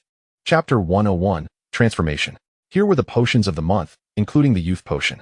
Snape placed several vials on the desk in the headmaster's office, the light filtering through to cast a kaleidoscope of shadows. Grindelwald was unable to employ powerful transfiguration to alter his appearance, thus resorting to the extensive use of potions. The fireplace in the defense against the dark arts classroom was connected to the headmaster's office, and Grindelwald often frequented the latter. He either indulged in his sweets or amused Fawkes. He was also eager to prepare a more elegant outfit for his beloved Albus, matching attire akin to a couple's ensemble. Assignments? Aside from the 6th and 7th years, he delegated everything to young Barty, who was more than capable. Grindelwald's identity could not be disclosed, thus Snape, who was aware of his true nature, became his primary healer. To cover the cost of Grindelwald's medical care, Dumbledore graciously opened his collection room once again. Snape had long coveted the treasures within the headmaster's collection. Severus, I wonder if you might be interested in returning to Hogwarts as a potions professor? Dumbledore believed Snape possessed the requisite abilities to teach the younger Slytherins, while Slughorn was genuinely eager to depart. Headmaster, I hope you recall that I have yet to turn 19. Snape's visage appeared exceedingly youthful. He could still manage to suppress it in the lower years, but the upper years would undoubtedly find it disconcerting. As for being an assistant, it was questionable whether a master of potions would view such a role as beneath him or perceive Slughorn as capable of managing his student. Snape had no desire to teach those foolish younger students. Having previously served as Slughorn's assistant, he had already revised their essays. Even a glance felt like a strain on his eyes. It was a mystery how Dumbledore had convinced Grindelwald to take on the professorship. After completing the checkup, Snape bid a succinct farewell. He had no interest in witnessing the two of them becoming overly familiar. Such secrets did not pique his curiosity. The medical checkup allowed Grindelwald to utilize the fireplace in the headmaster's office to return to Hogwarts and pursue a romantic interest. Upon exiting the headmaster's office, Snape consumed several potions, his hair suddenly lengthening significantly, gathered to the left, and held in place, while his hair and eye color shifted. He transformed into Slytherin robes using transfiguration and donned glasses. The brooding young potions master morphed into an ordinary, studious student, indistinguishable from those preparing for their newts. Even if he passed by other students, none recognized him as Snape. Even those who felt a flicker of familiarity would only find his visage slightly reminiscent. Snape's aura was too sharp and distinctive. It was difficult to imagine him appearing so serene, almost gentle. He navigated towards the potions classroom, recalling Violet's schedule. She should have just concluded her potions lesson. Snape was elated at the prospect of seeing his girlfriend, yet he had forgotten that Christmas was approaching, along with the dreaded Yule Ball he had loathed since his awakening to such festivities. After his graduation, Violet, like a princess liberated from a dragoness guard, found herself once again besieged by a few foolish suitors attempting to court the half-blood Princess Lon, you, before the individual could finish uttering the surname. A disguised serpent sent them flying with a stunning spell. The surrounding crowd erupted in astonishment, having failed to catch the sudden silent incantation. Yulia was taken aback. Violet, has your silent spell become this formidable? Isn't transfiguration your forte? Violet replied, but I haven't done anything yet. She glanced sideways, momentarily stunned upon seeing a certain someone. The coldness on her feline-like face melted away, her eyes sparkling with mischief and excitement, akin to a cat discovering catnip. Yulia, I must be off. Yulia blinked in confusion as her roommate dashed towards a flaxen-haired Slytherin, appearing as if under the influence of a love potion. Wait, wasn't he this state of Violet's? Akin to being enchanted, something that only occurred upon seeing Snape? Yulia focused on the flaxen-haired Slytherin, who, adorned with glasses, seemed vaguely familiar. Just as Yulia contemplated the familiarity of his visage, the Slytherin suddenly turned to face her. Behind the glasses, his gaze was sharp and piercing, starkly contrasting the warmth his appearance suggested. Oh, Merlin, how is it that Snape, having graduated, can roam Hogwarts freely? Senior. Snape withdrew his icy gaze, and when he turned to Violet, his demeanor softened, harmonizing beautifully with his current guise. He smiled gently as he grasped Violet's hand, leading her to a quieter corner where fewer students lingered. How did you recognize me? Snape felt a modicum of confidence in his transformation. People often steadfastly believed in their preconceived notions. The impression Snape had left at Hogwarts was undoubtedly rigid, both before and after. Even if someone felt his face was somewhat familiar, it would be challenging to associate this seemingly gentle scholar with Severus Snape. After all, the senior had merely changed his hair and eye color. Violet gazed at the familiar, yet intriguingly novel face before her. It was still his face. Yet the flaxen hair glimmered warmly in the sunlight, bestowing upon him a certain languidness, reminiscent of a sun-kissed ginger cat, fluffy and gentle. His blue-gray eyes resembled an overcast sky, and the golden-rimmed glasses softened the sharpness and coldness of his gaze, rendering it somewhat obscured. This image indeed diverged significantly from his true self. Violet nestled closer to his neck. The scent of her senior remained unchanged. The first time she encountered him, it was the acrid aroma of potions, bitter to the core. Yet beneath that bitterness lay a hint of sweetness and an inexplicable fragrance. Violet squinted her eyes and nestled against him, reveling in the scent of moonlight grass. The sharp tang of potions, and a hint of the metallic sweetness of dragoness blood, an improved wolfbane potion. The scent of potions clinging to Snape was far more effective for Violet than catnip could ever be. Snape led her hand and cast an oblivion charm. Violet was unconcerned about where he would take her. Instead, she eagerly admired his new appearance. A change in style truly felt like a new face altogether. Snape had chosen the most contrasting transformation, even donning glasses he had previously disliked. As Violet playfully touched his face and untied his hair, she exclaimed, "Senior, you look so handsome." The phrase resurfaced once again. The little cat seemed to be quite exhilarated by his appearance, unwilling to remain still as she held his hand, playfully pecking his cheek with a series of soft kisses. Does she enjoy this demeanor? The peculiar sense of transformation that once lingered around Snape had dissipated, leaving behind an unfamiliar sense of bashfulness. Initially, he refrained from using the polyjuice potion, opting instead to alter his appearance, as he did not wish to approach Violet with another's visage. Yet, It appeared that the striking contrast he had chosen was quite to the kitten's liking. Snape's potions had always been favored by the Malfoy couple, and his newly adopted appearance seemed remarkably natural and harmonious, devoid of any signs of incongruity. His hair was extraordinarily lustrous, even exuding a faint floral fragrance. The little kitten was utterly enamored with his hair. How long would this form last? 6 hours. He had consumed only a modest amount of potion, and Snape did not need to maintain this guise throughout the entire day. The kitten gazed at him with bright eyes. Were it not for the confines of the school, she might have pounced on him. His sudden transformation, was it not an invitation for her? Snape felt his face warm under the kitten's scrutiny. This attire, so different from his usual garb, was something he had never envisioned for himself. Since meeting Violet, he seemed to be undergoing subtle changes. In his younger days, Snape would never have considered presenting himself in such a manner. He would have resorted to the Polyjuice potion or simply employed powerful disillusionment and concealment charms, rather than adorning himself in such peculiar and flamboyant fashion. Ironically, Violet seemed to appreciate this eccentric appearance. Snape mused, am I to become a flamboyant peacock like Lucius? Chapter 102, Compromise. Snape found himself concerned about the prospect of becoming a gaudy peacock akin to Lucius, for Violet's gaze was one he found difficult to resist. The younger Snape would never have imagined that anyone could regard him with such an almost obsessive admiration. It was no wonder he initially overlooked the intensity of Violet's stare, pondering for some time what her ulterior motives might be in wanting to utilize him. Only much later did he discern her secret affection through the legitimacy. Snape was not oblivious to the girl in the library who watched him. He was not completely unaware, unlike a mere block of wood or stone. It was simply his instinctive disbelief that anyone could genuinely like or love the true him. Violet's calculating demeanor or manipulative intentions felt more familiar. Yet, Snape could not escape the burgeoning sense of possessiveness. Long ago, he could not abide the thought of Violet directing such gazes toward anyone else. He gently placed his palm over Violet's eyes, bestowing a soft kiss upon her lips, his voice tender yet tinged with embarrassment. Do not look. For now, he wished she would refrain from looking at him in that manner. He feared that in a moment of folly, he might tread down the path of becoming a flamboyant peacock like Lucius. The youth still possessed a certain impulsiveness. Snape had no doubt that if he were to maintain this flamboyant appearance indefinitely, he would surely evoke laughter from all who knew him. Why, the senior is so handsome. Yulia whispered to Violet, tugging at her arm as they both watched Grindelwald, who elicited a rather muted reaction from Violet. Compared to Grindelwald's striking looks, she was far more astonished by the notion of him as a professor. The little cat did not place great emphasis on appearances. Rather, she cherished the beauty that lay hidden beneath the surface. Violet delighted in the thrill of discovery, a sentiment that resonated with her childhood memories of playing hide-and-seek with Mr. Lane in the alchemy room. Snape was a uniquely captivating presence that Violet had uncovered for herself.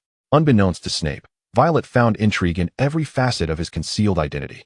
Moreover, her olfactory senses were more acute than her visual ones. She relished the bitter aroma of his potions. When Violet pulled down Snape's hand, she noticed that his ears had indeed turned a shade of crimson. Even now, he felt a sense of shame at her unabashed compliments. Yet, the little cat's words were sincere, leaving Snape with little recourse other than to cover her mouth. Their eyes met. Violet, fully aware of his legitimacy, had never been guarded against the gaze that accompanied it. Let us speak of something else.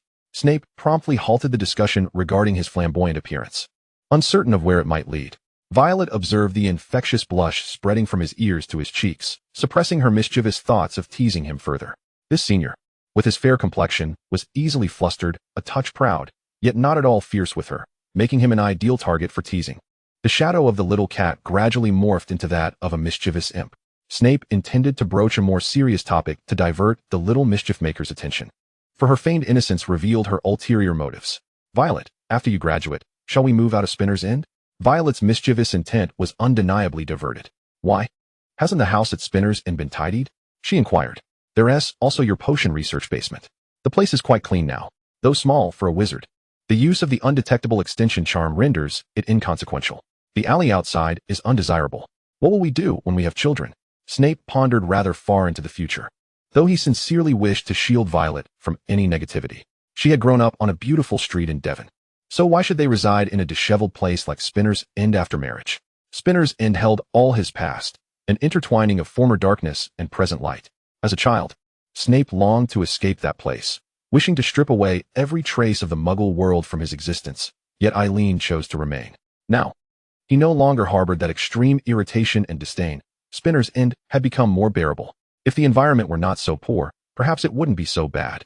However, Snape knew that no matter how powerful he was, he could not transform an entire alley overnight, unless he wished to incur the wrath of the Ministry of Magic. Violet seemed to grasp his underlying sentiments. He certainly did not mind where he lived. In his prophetic dreams, he had resided in Spinners End his entire life, only desiring a change of scenery due to marriage. Then let us buy a house together, Violet suggested, leaning against him, the scent of his presence providing her with a comforting sense of security. Snape's expression appeared somewhat disapproving, prompting Violet to pinch his arm and poke at him playfully. What's wrong? This is our future home. Of course it must be a joint purchase. Future home. Snape felt his ears burning with embarrassment, his heartbeat quickening at the mere thought. All right, Violet, where would you like to live? Can we live in a Muggle neighborhood, Senior? Violet enumerated the advantages. Look, this way our children can attend primary school, learning in advance, so they won't have to correct their grammar and spelling mistakes once they arrive at Hogwarts. Suddenly, Snape covered Violet's mouth. His blue-gray eyes dared not meet hers, his pale face flushed with heat. He had merely considered the prospect of potential children in passing, never delving deeply into the matter. Snape was uncertain whether he would be a good father. First, let us not dwell on the fact that the typically sharp-tongued and acerbic Snape nearly stammered while speaking. You may like whatever you wish. But what about the Senior? What does he prefer? Violet is aware that the Senior likely harbors a disdain for Muggles. Otherwise, he would not have so readily accepted Voldemort's slogan in his foresight. However, during that summer in their third year, when Violet dragged him to a Muggle amusement park, Snape exhibited neither resistance nor aversion. Violet was uncertain of his preferences. The Senior is an exceedingly complex individual. He is not adept at expressing himself, as it is usually Violet who speaks. What matters is what he likes. Come on, Senior. Just tell me. Violet insisted, nuzzling against him with her head, her beautiful blue-violet eyes glimmering with a mix of innocence and mischievousness. Does the Senior prefer a wizarding village? Or does he wish to reside in a Muggle area? Does he favor the seaside or the countryside? Violet persistently coaxed Snape into revealing his thoughts. A quiet place would suffice. How about Devon? The skies in Devon are splendid, far superior to the dreary atmosphere of Spinner's End. Violet's first letter to him had mentioned the beauty of the sea in Devon, and at that moment, Snape had yearned to see it. Very well. The two of them settled in a secluded corner behind the castle, with Violet perched on Snape's lap, leaning against his chest, sharing snippets of recent happenings. She had applied to be a teaching assistant for Transfiguration in the previous academic year, occasionally helping Professor McGonagall with grading papers for younger students. Many children from wizarding families do not attend Muggle primary schools, struggling even with the most basic grammar and writing skills.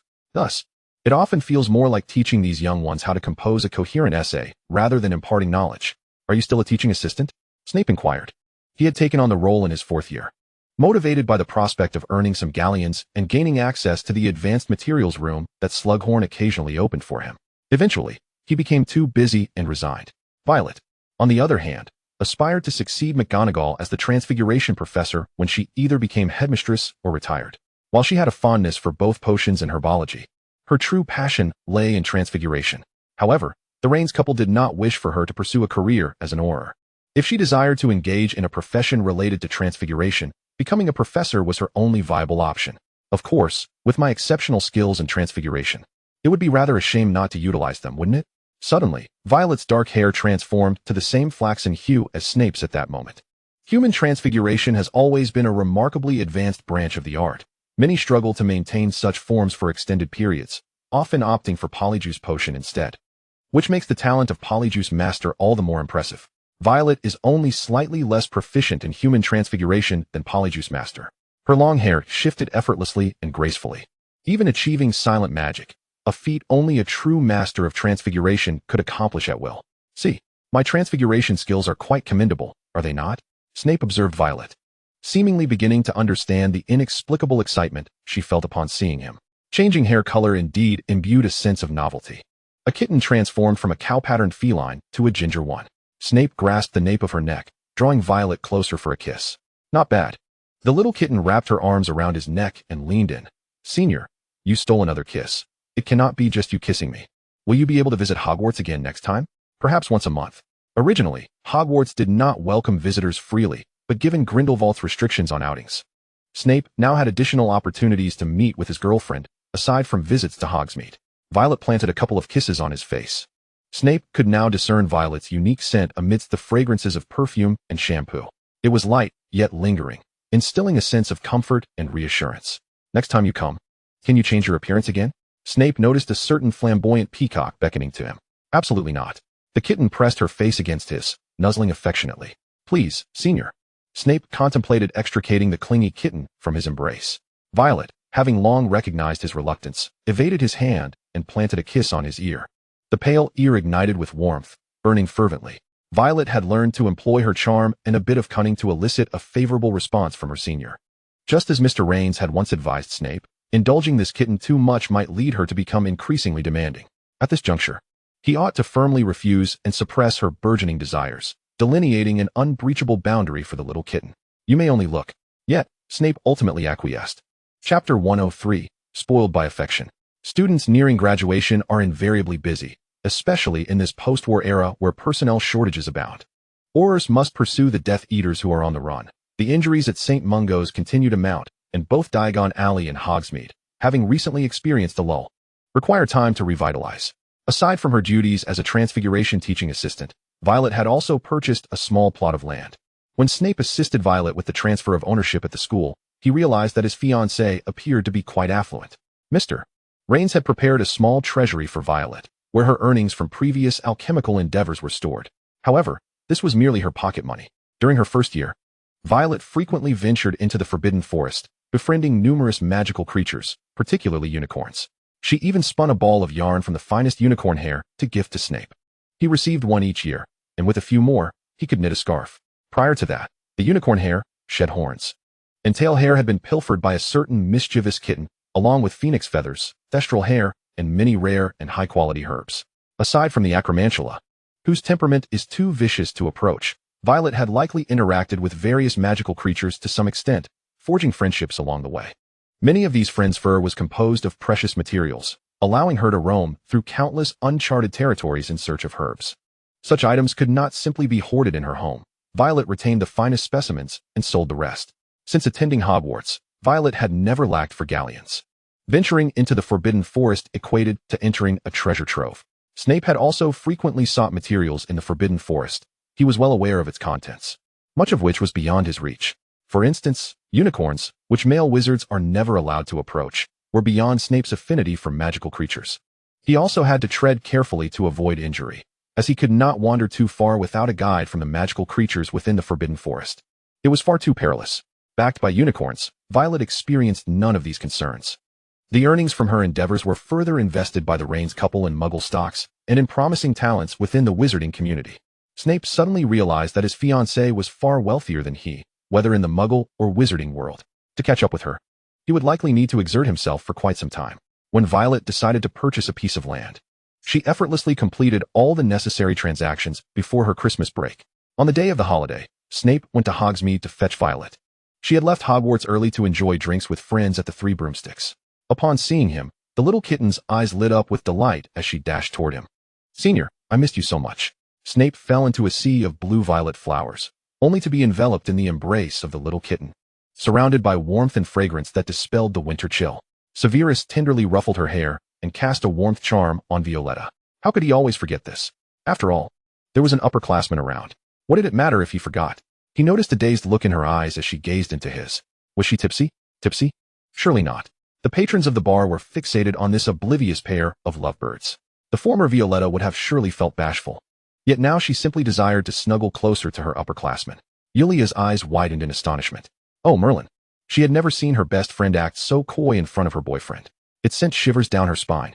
Severus glanced at Yulia, who was drinking with Violetta, and the vacant indifference in his gaze made Yulia's momentary relaxation dissipate. It was as if she were being eyed by a serpent. What had Violetta consumed? Yulia looked at the glass that originally belonged to Violetta. She had only sipped a fraction of it. The same red currant rum as mine. Though red currant rum indeed packs a punch, was her roommate's alcohol tolerance really that poor? Severus picked up Violetta's abandoned drink, and her kitten-like eyes followed the glass. Upperclassman. I want more, she whined. Severus huffed lightly and finished her red currant rum.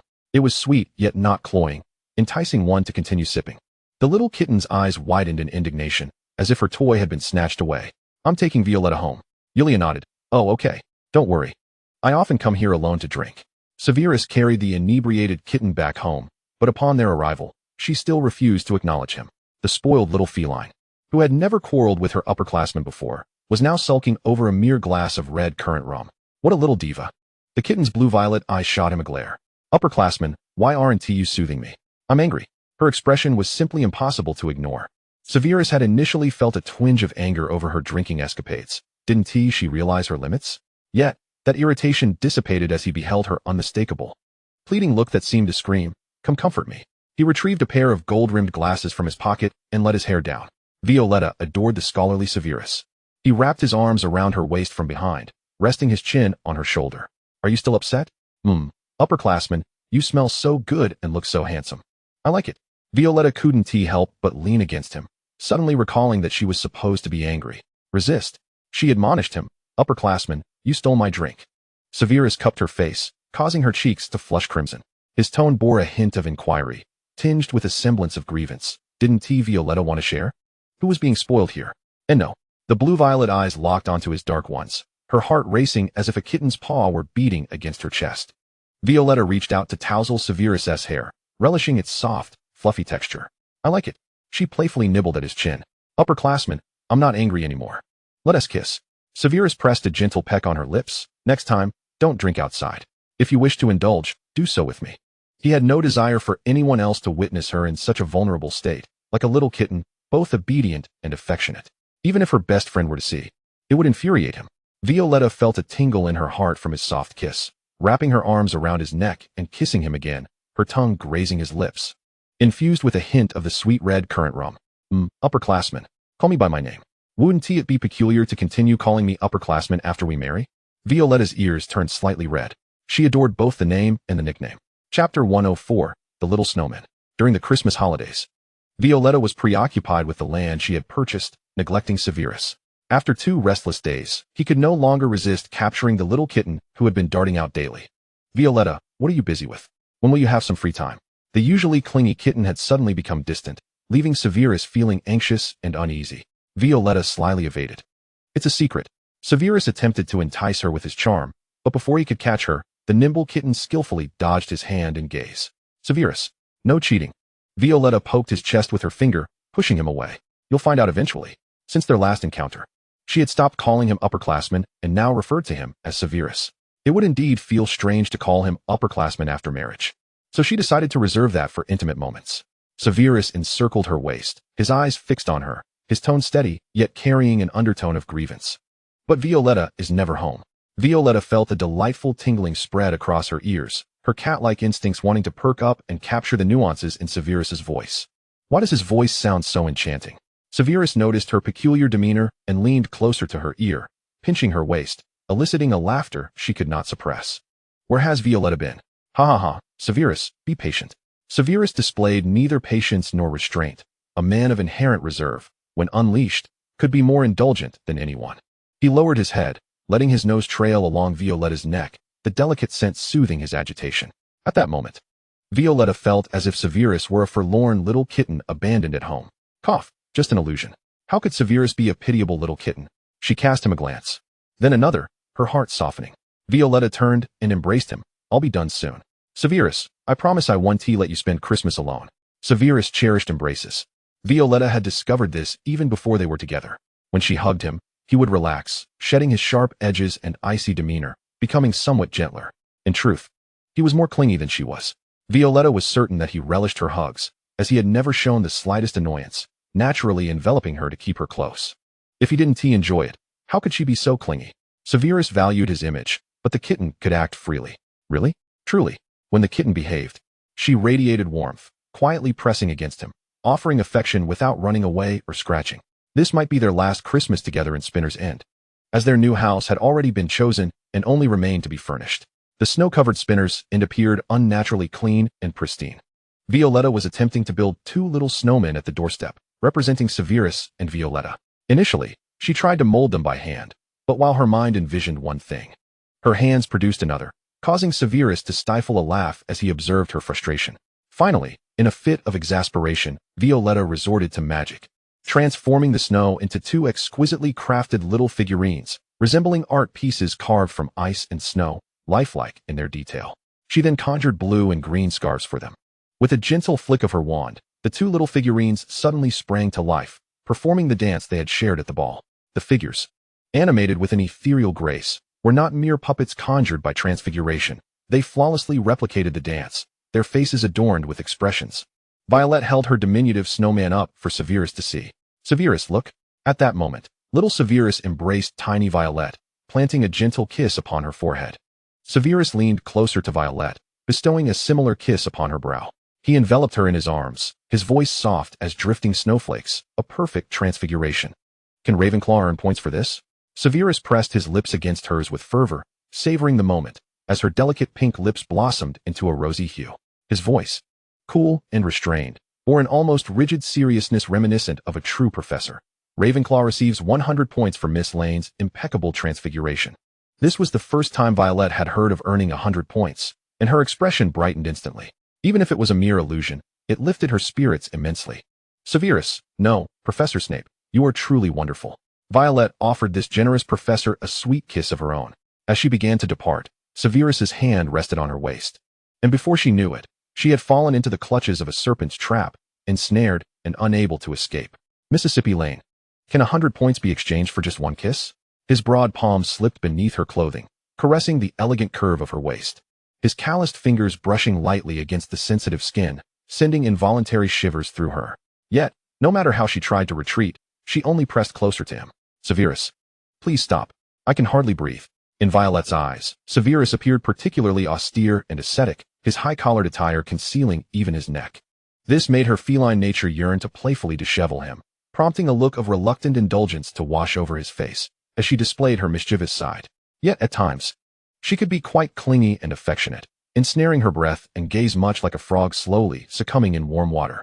Severus chuckled softly, lifting her as he carried her back inside. The two little figures remained perched on the windowsill, adorned with garlands of mistletoe. Violet had bestowed upon them a permanent transfiguration. They would forever stand as guardians in this space.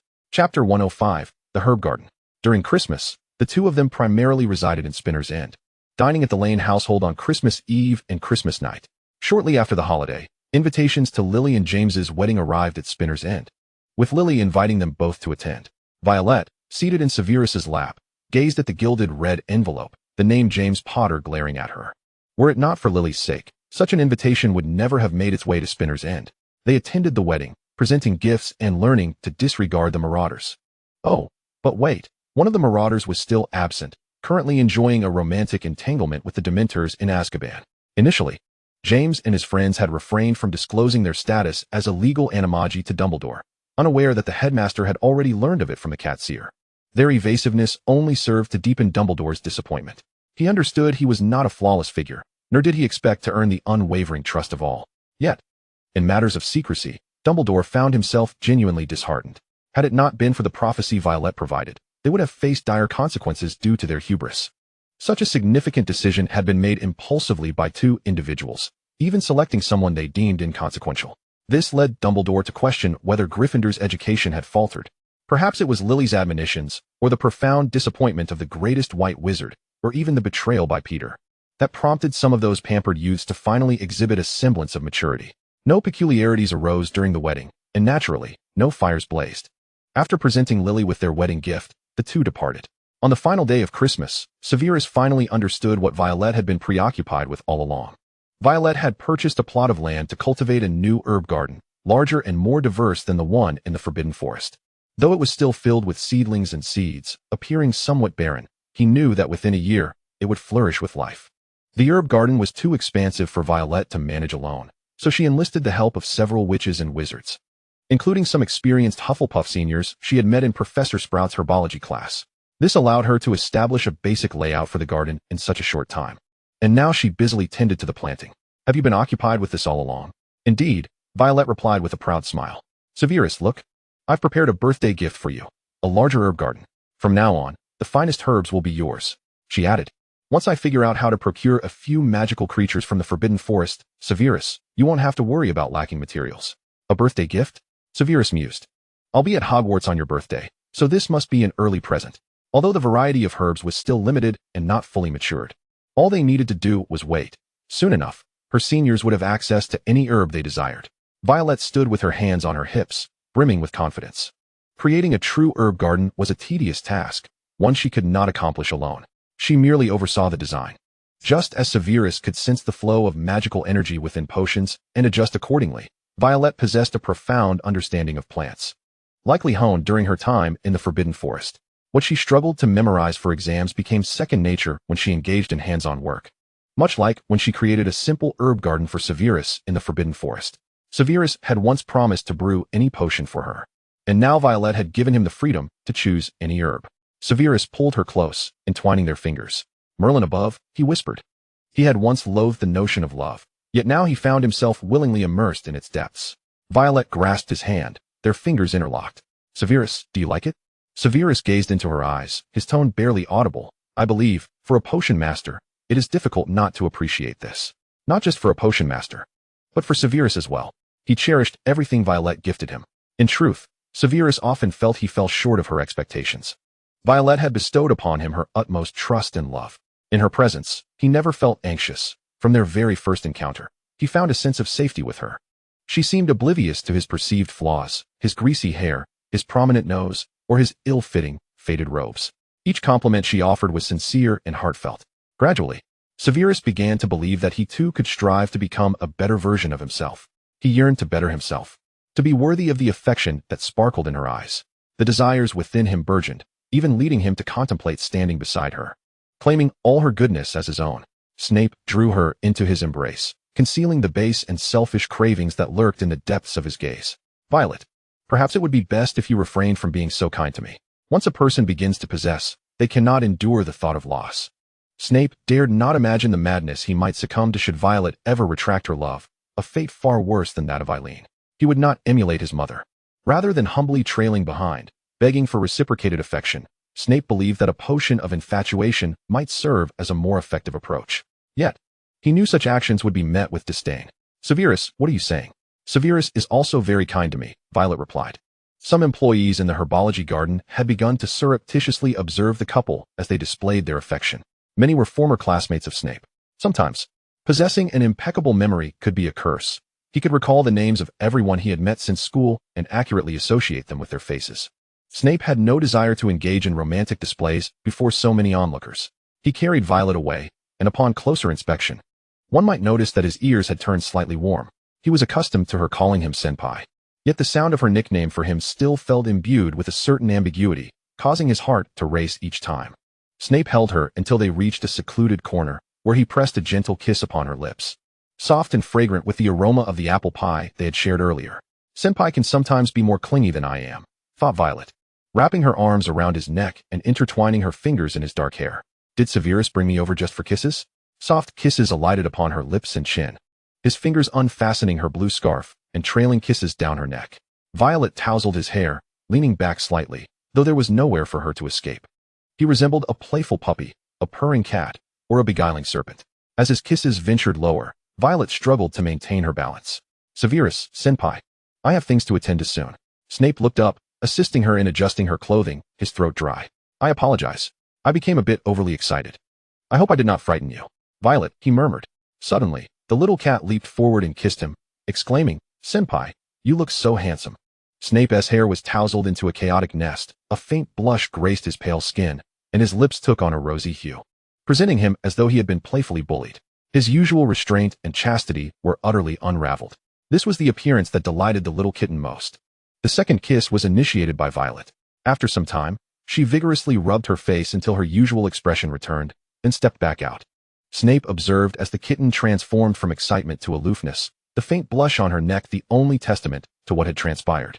Chapter 106, Desire.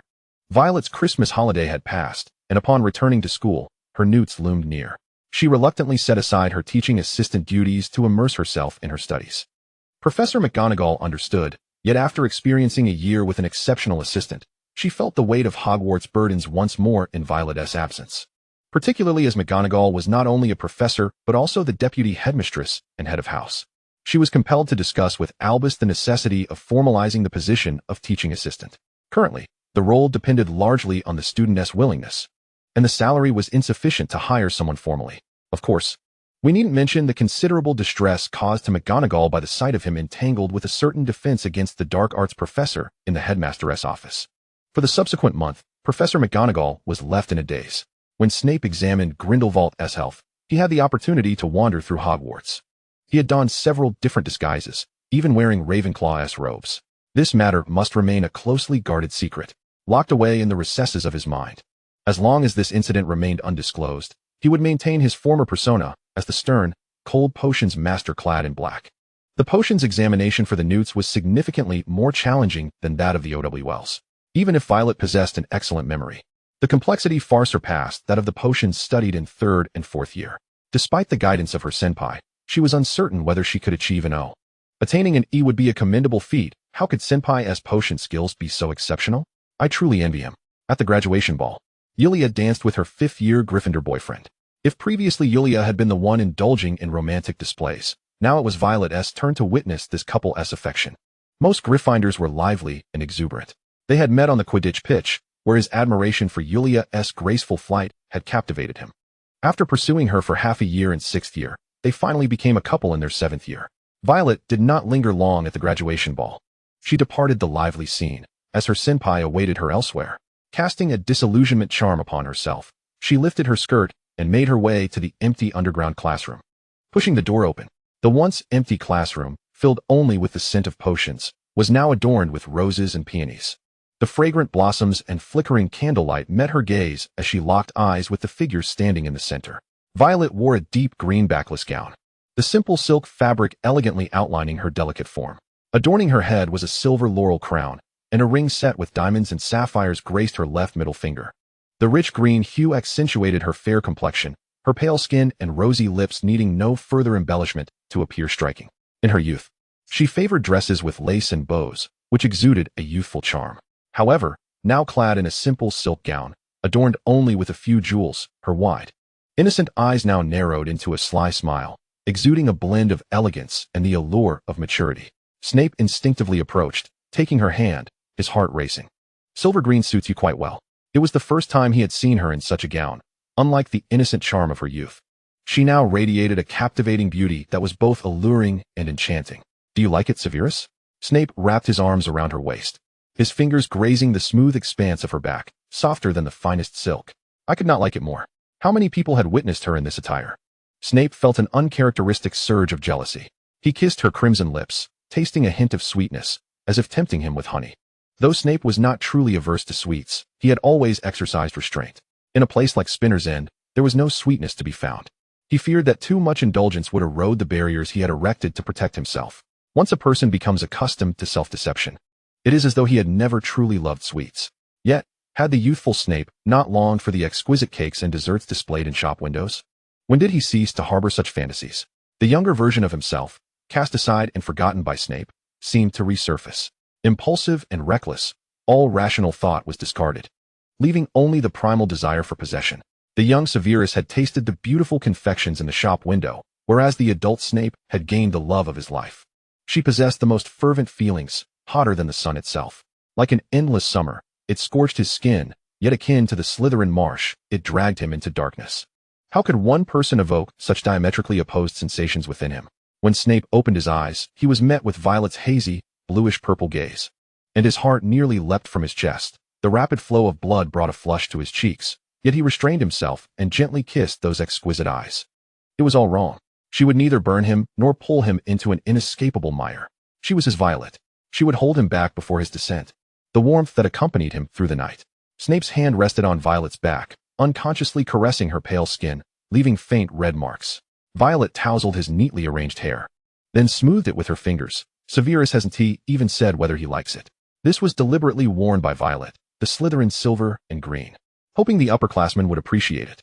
Snape's voice came out somewhat muffled and hoarse. I like it. For the first time, he realized that someone could wear a dark green gown so perfectly, beautiful enough to make him lose control, to desire to hide such beauty away. Severus, want you dance with me? I've graduated, Violet said, her waist encircled by his arms, but he seemed utterly disinterested in dancing, content only to stroke her like a cat. Her back was becoming sore from his calloused hands. Snape, helpless, pecked her cheek. All right, let us dance. With a flick of his wand, he activated the record player he had brought along, and a melodious waltz filled the space. They had occasionally practiced dancing in this empty classroom before. Perhaps their impure thoughts played a part. Their every dance was imbued with suggestiveness, especially now. Violet felt his gaze upon her face, almost searing her skin, his thumb still tracing her waist, rendering her immobile. Oh my! Severus is too direct, too scorching. He is seducing me. This is undeniably seduction. She hadn't expected him to appreciate such a sensual attire. Snape watched as this rare, mature, and alluring young woman flushed under his gaze. Despite her mature appearance, she could still blush shyly under his scrutiny. Violet, unyielding, shot back. Severus, keep looking. And I might just devour you. And how do you intend to do that, my dear? Slowly, when we return home. Violet stood on her tiptoes and pecked him on the lips, a mere interest payment. Snape had lost all desire to dance. He hadn't had any from the start. Was this slight interest truly sufficient? Snape cradled her face and kissed her, the tip of his nose brushing against her cheek, their breaths mingling. Chapter 107, Leopard. Violet returned later than Julia that evening. Tonight, she was dressed exceptionally beautifully. It was the first time Julia had seen her so sensuous and mature. The dark green gown paired with silver accessories was striking. This was a stark contrast to her usual appearance. Reminiscent of the first time Julia witnessed her blushing while meticulously preparing for a date with Snape in Hogsmeade, having imbibed a beauty potion. Although she was uncertain how Snape could appear at Hogwarts, Violet always had one day each month when she felt particularly exhilarated. Watching her roommate come home late, Julia said earnestly, "Violet, I won't let anyone else take the position of your bridesmaid at your wedding." Indeed, it seemed to her that this couple would not take long to marry after graduation. She thought Snape would finally get his chance to flaunt affection, only to be periodically reminded of their romance. When Violet left, her hair was fully tied up, but upon her return, it cascaded down her back, concealing the kiss marks upon her fair skin. Oh, of course, when Violet's eyes widened, some of her mature and sensual aura dissipated, replaced by a hint of playful girlhood. After all, your boyfriend is only in his 5th year. It seems I will be the one to marry first. The next day, the two departed from Hogwarts together, both disliking the drabness of wizarding robes.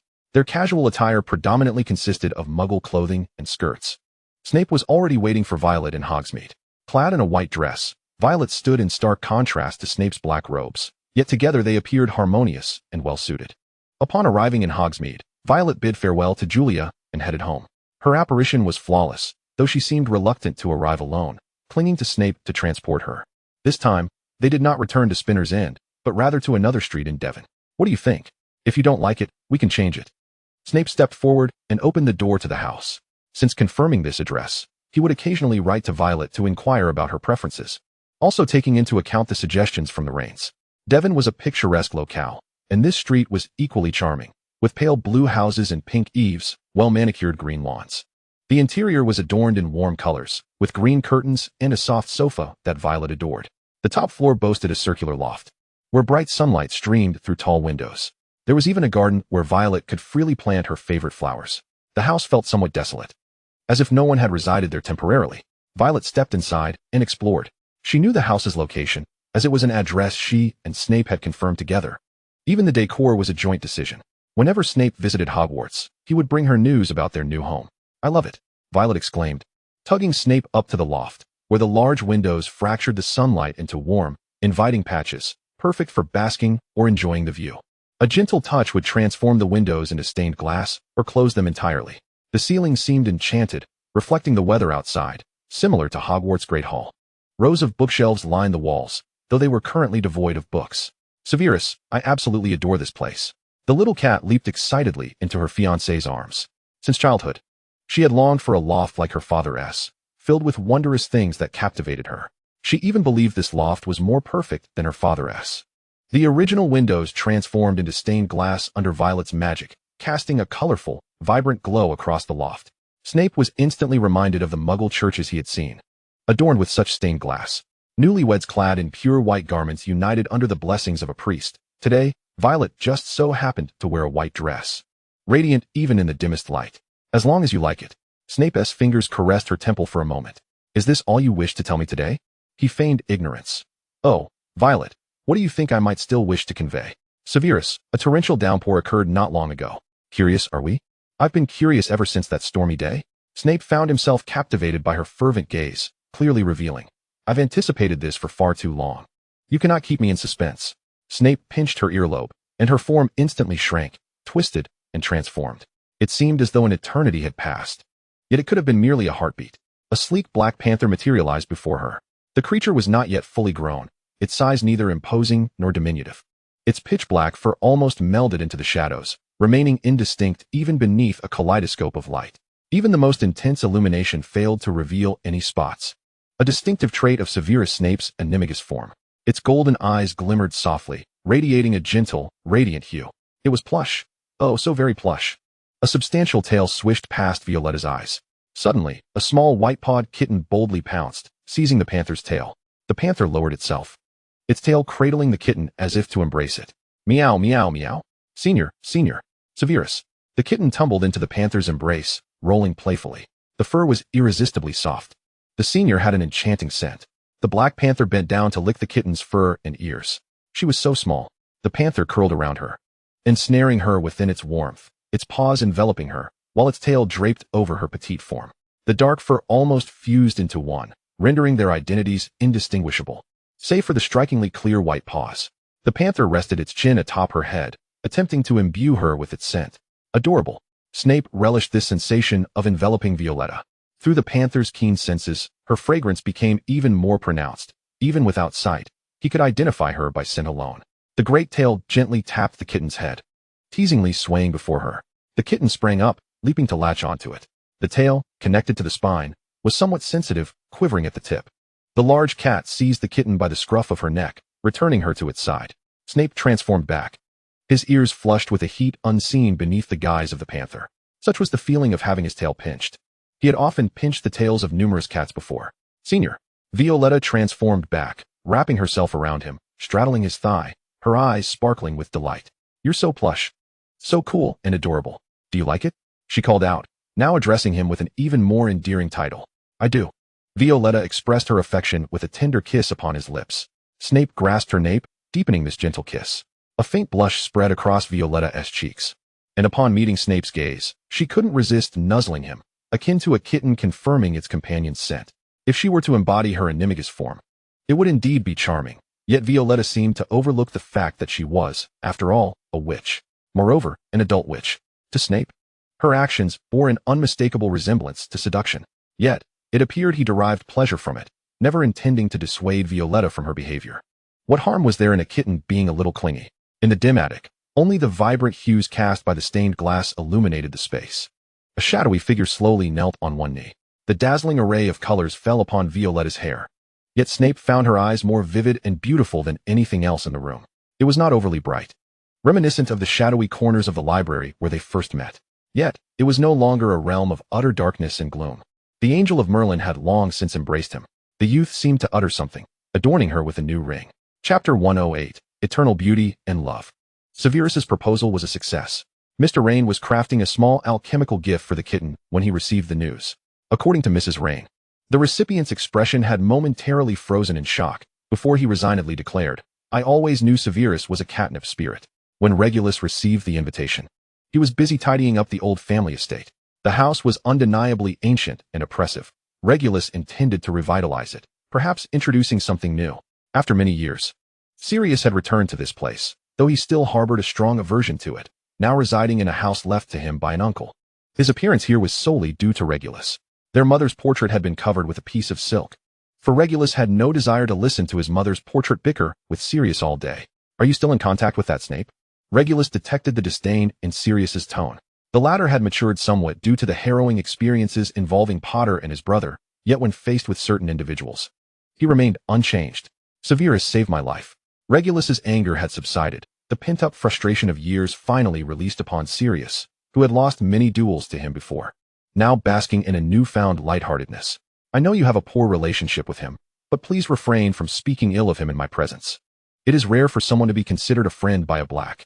Sirius's expression twisted momentarily before he swallowed his words. Regulus, in this rare moment of joy, found that Sirius had no intention of disturbing him. Though he still belonged to the House of Black, he had also attained a semblance of freedom.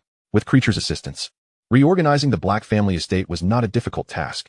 However, it was evident that Creature and the previous heir, Sirius, had a strained relationship, frequently exchanging barbed remarks.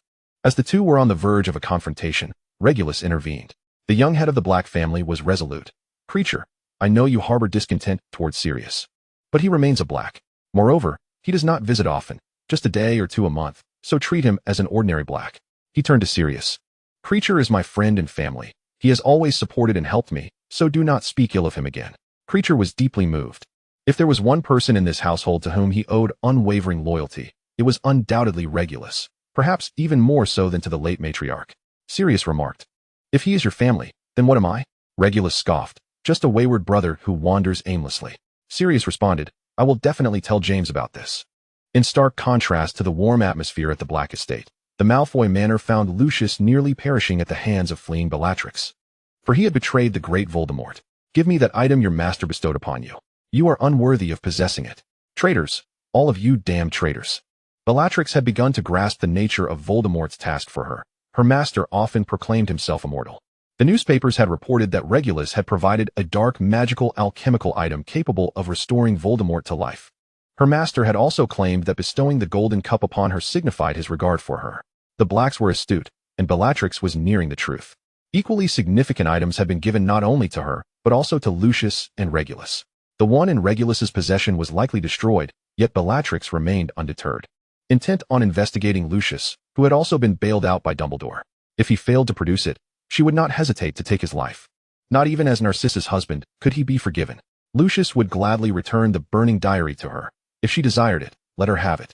Ultimately, when Bellatrix decided to turn on him, it was Narcissa who intervened. "Sister, the master will return. When he does, your cowardly husband will pay the price." As the blonde woman began to falter, Lucius caught her, gently patting her back. "It's all right, Narcissa, it's all right. He will not return. It is all over. Think of the children. Do not be too sorrowful." Lucius resolved to keep the secret of the false Horcrux buried within him until his dying breath, ensuring that not a whisper would escape his lips. Lily too received an invitation, albeit one meant solely for her. Dumbledore was taken aback to find himself on the recipient list as well. The astute Dumbledore had already sensed Violet's intricate emotions towards him. Although the girl had managed to reconcile her feelings, her trust and innocence were no longer as unblemished as they once had been. Grindelwald and Dumbledore received their invitations concurrently. "I never anticipated they would extend an invitation to me. Al, you shall accompany me, won't you?" Grindelwald had limited venues to frequent, and the youthful version of himself could hardly fathom that he would one day lead such a placid existence. He found himself imparting lessons to a group of naive young minds, with the only places he could traverse being Nurmengard and Hogwarts. The younger Grindelwald would undoubtedly mock the man he had become. Yet, there were moments when he had to concede that Dumbledore was correct in asserting that love is the greatest magic. With Dumbledore by his side, this small gathering was not as burdensome as it could have been. It was a considerable improvement compared to the previous decades spent in remorse upon a solitary iron bed in Nurmengard. Naturally, he could not allow Grindelwald to venture out alone. Who could predict what monumental deeds he might undertake? Yulia received her invitation via Owl just after her training concluded, ultimately deciding to become a professional Quidditch player. Following the conclusion of the event, several potion masters returned to England, and Snape delivered the invitation to the Potion Association. The professors at Hogwarts were all recipients of the invitation. Once a bundle of nerves, Slughorn found solace after his conversation with Dumbledore, the specifics of which eluded him. But he felt a weight lift from his shoulders. The guest list for Snape and Violet's wedding was modest, yet the officiant was none other than Dumbledore himself, who appeared today clad in a pristine white wizarding robe that shimmered as he walked, topped with a pointed hat. Resembling a wizard from a storybook come to bestow blessings upon children. Perhaps it was not merely a resemblance. He was indeed there to bless the couple. Under the gaze of well-wishers, Snape slid the ring onto Violet's left hand's fourth finger. "Let us extend our blessings to the newlyweds," Dumbledore proclaimed, raising his wand toward the heavens. With a swift flick, a luminous light shot skyward, heralding a downpour of pink petals that danced in harmony with the clear sky above. Below, a sea of violet blooms unfurled around the pair, marking their union. Chapter 109. The couple relocated to their new home in Devon, and Snape was granted a 2-month leave. Their honeymoon journey took them through France, Italy, and Egypt. Snape had never traveled before. His life had seemingly revolved around a few fixed locations. However, his inherently reclusive nature meant he did not find this monotonous. Perhaps, in the future, a brief excursion now and then would prove delightful. Violet found herself too preoccupied to appreciate the beauty of their surroundings. As it was now her senior who was the clingy one, she realized that Snape had previously exercised restraint, showing concern for her well-being. Now, however, he had fully let go. Unbeknownst to Violet, he had discreetly improved the contraceptive potion, enhancing its effectiveness and prolonging its duration. In a fit of frustration, Violet found herself irked, realizing her physique did not match his. When had he found the time to train? The senior who had once needed to employ levitation charms to carry her seemed a distant memory. It wasn't until Snape returned to work that Violet found a moment of respite. She had long maintained that her senior was more clingy than she was. Engrossed in her herbology garden, Violet frequently studied transfiguration, even publishing several papers in today's Transfiguration. She still harbored aspirations for Professor McGonagall's position. In his spare time, Snape set about rewriting a potions textbook. After reviewing it, Slughorn decided to replace the long-standing potions curriculum at Hogwarts with Snape's book, accompanied by a lavishly written letter of praise. Snape had always maintained a cordial relationship with Slughorn, who was adept at socializing and networking. Since Snape had momentarily set aside dark magic to dedicate himself to potion making, he had become one of Slughorn's favored students, a prodigy in his collection, perhaps. This blend of eccentricity and balance had cultivated a unique persona. 5 years later, Slughorn once again sent him a letter, recommending him for the position of potions professor and head of Slytherin House at Hogwarts. Slughorn, a contemporary of Dumbledore, was distinctly different in that he relished life's pleasures and comforts. The salary from Hogwarts hardly sufficed for his tastes. At his age, he yearned for retirement to pursue more enjoyable endeavors rather than endure a classroom full of unruly children. Yet, he had yet to find a suitable successor. Either Lily or Severus could fit the bill, but Lily preferred to engage in matters pertaining to Muggles and had entered the Ministry of Magic. Severus, on the other hand, had taken up a position at St. Mungo's as a healer, quickly rising to become one of the foremost specialists in dark magic curses and potions. Slughorn felt that Severus was the more fitting candidate for the role of potions professor. The sharpness of his earlier demeanor had softened over time, tempered by love and experience. Naturally, the head of Slytherin should belong to one of its own, someone who could advocate for Slytherin's interests better than he could. Since encountering Tom Riddle, both Dumbledore and Slughorn had felt a degree of unease. If Dumbledore could not assist him in finding a suitable successor, could he not do so himself? After finally securing an assistant position at Hogwarts, Snape returned to the castle.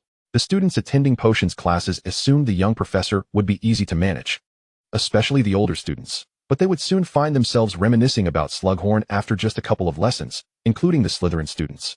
Professor Snape was generally manageable, albeit somewhat taciturn, but in potions class, he would indiscriminately unleash his caustic remarks upon all. One of the advantages of being a professor was that Snape would enjoy a lengthy summer vacation, free to pursue whatever he desired. One day, Violet suddenly felt unwell, finding that the fish she had once relished now turned her stomach. Having once been a healer, Snape examined her. Violet noticed her usually composed senior's hand tremor slightly, almost causing him to drop his wand. What is it? Violet thought, her heart racing. Am I gravely ill? Snape's gaze held an expression of both intense joy and an ineffable complexity, his voice trembling slightly as he replied, No, Violet, you are pregnant. Snape was not particularly fond of children, even harboring a dislike for overly boisterous ones, but if the child bore any resemblance to Violet, he found that he did not mind so much. Nevertheless, he had never truly contemplated what having a child would entail.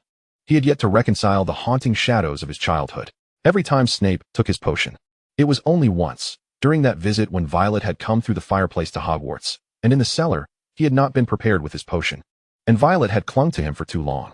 Violet, astonished, placed a hand on her belly, poking her husband, who remained oblivious. Does Severus not want this child? No. Snape instinctively denied. He lifted Violet carefully, cradling her in a way that provided him with a sense of security and courage. I just hadn't thought it through. Snape reflected on his original family and the harshness he had once embodied. Can I truly be a good father? Old Severus did not provide him with a commendable example, nor did Eileen. Severus merely learned to love Violet. His empathy was feeble, making it arduous for him to connect with others emotionally. Even the kindness he exhibited was a lesson imparted by Violet. Surely, Severus would be the finest father. Violet lifted his hand and placed it on her abdomen, which at that moment bore no visible sign of pregnancy, merely a slight increase in softness as though she had indulged in a bit more sustenance. One could speculate that the child might resemble both of us. Would Severus disapprove? The ears hidden beneath Severus's hair flushed slightly, and his heart seemed to descend a step. Perhaps he would be like Will.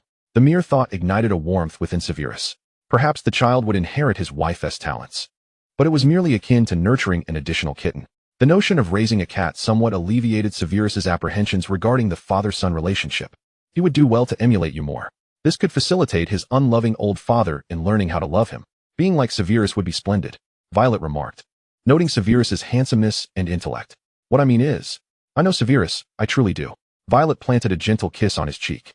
Yet I believe that even if the child resembles Severus, you would still cherish him, perhaps even more than you cherish me. Severus was not devoid of love from an early age. Eileen had bestowed upon him a flicker of affection that had not been extinguished as he matured. He was merely acerbic in speech, incapable of expressing himself, yet not incapable of love. The incredulity in Severus's gaze was palpable. Regardless, I know you will. My most beloved Severus will undoubtedly adore him. Violet's eyes sparkled with certainty and curiosity. Only those who are loved can learn to love others. This is a lesson Severus learned over a long period, but ultimately, he did learn. From the moment he began to care for his appearance, eat regularly, and maintain a positive demeanor and restful sleep, he had already begun to learn how to treat himself well. Perhaps, he did not refute her claim. It was tantamount to an admission. Chapter 1. The Child. Eric Snape was born at the onset of spring, on a warm day. He possessed the same raven hair and dark eyes as Severus, having not inherited his mother's jewel-like gaze, instead resembling his father in both shape and direction.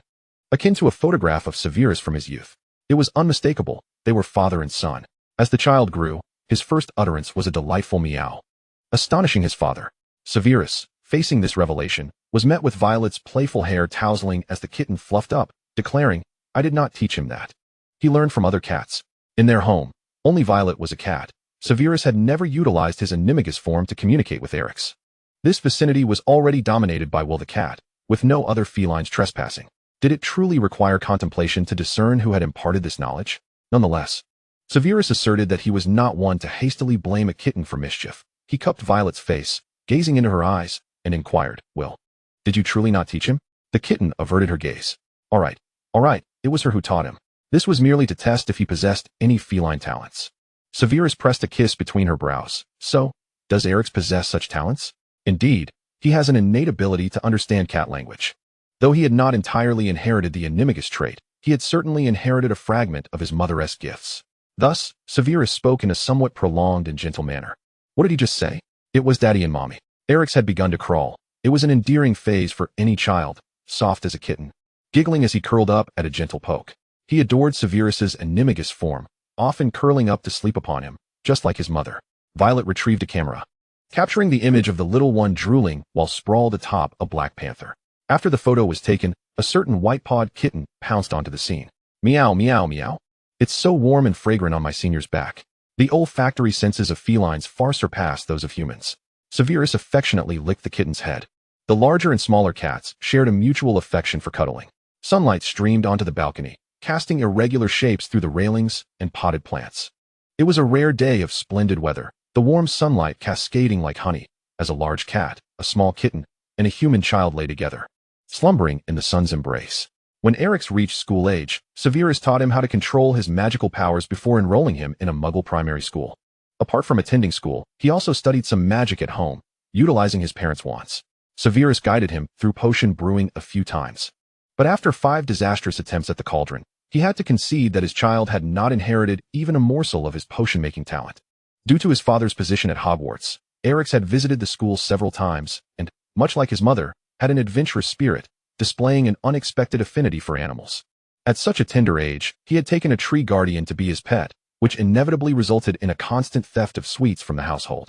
When little Eric's sought a dental potion from his father for the first time due to a toothache, a rule was established. Sweets would henceforth be regulated. However, Eric's was aware that by feigning innocence and being endearing to his father, he could still procure a few candies, and his pockets were often filled with treats. Yet, such tactics bore no fruit with his mother, who would spank him if she discovered his sweet indulgences, warning him that too much sugar would lead to hair loss. Eric's glanced at his father's thick mane, convinced that he would not suffer the same fate as others. So he indulged. Eric's learned much from his mother regarding her connections within the magical creature community and even established a rapport with an acromantula. Surely, his father, being a potion master, would appreciate the acromantula's venom. Perhaps he could receive more sweets in return? Of course, upon Severus discovering this plan, Eric's received a well-deserved reprimand. His mother, upon learning, delivered another chastisement. At this rate, my bottom will need salve, Eric's lamented. Is it truly worth it for mere sweets? Eric's found himself in engaging conversations with the retired headmaster Dumbledore regarding their shared plight of regulated confectionaries. Yet, it appeared that Dumbledore's companions were not particularly fond of him. However, when Dumbledore learned of Eric's intentions to barter for venom with the acromantula, he nearly faced a third reprimand. At the age of 11, Eric's received his acceptance letter delivered by Owl. In truth, Severus could have directly requested Professor McGonagall to obtain it for him, but this was a matter of ritual. Every child destined for Hogwarts received an acceptance letter from an owl. Severus himself remembered the thrill he felt as a child upon seeing an owl, so he refrained from denying the young boy the opportunity to create cherished memories. The two accompanied Erix to Diagon Alley for shopping. This was a place Erix was already quite familiar with, yet returning after receiving his acceptance letter imbued him with a newfound sense of anticipation. He would finally procure his very own wand. Erix was typically a composed child, but upon receiving the wand, he exhibited the same exuberance as any child, waving it about with glee. Fortunately, his parents were formidable wizards. Otherwise, he might have turned his room into a veritable nest, requiring considerable effort to tidy. On the 1st of September, Erix beheld the red train heading to Hogwarts. It was only at this moment that the young boy felt a flicker of nervousness. "Father, if I do not get sorted into Slytherin, you won't punish me, will you?" His father serves as the head of Slytherin House and is a professor of potions. Yet the son bears only a slight resemblance to him in facial features, lacking any other inherited traits. Severus Snape excels in potions and the dark arts, areas in which his son seems to falter.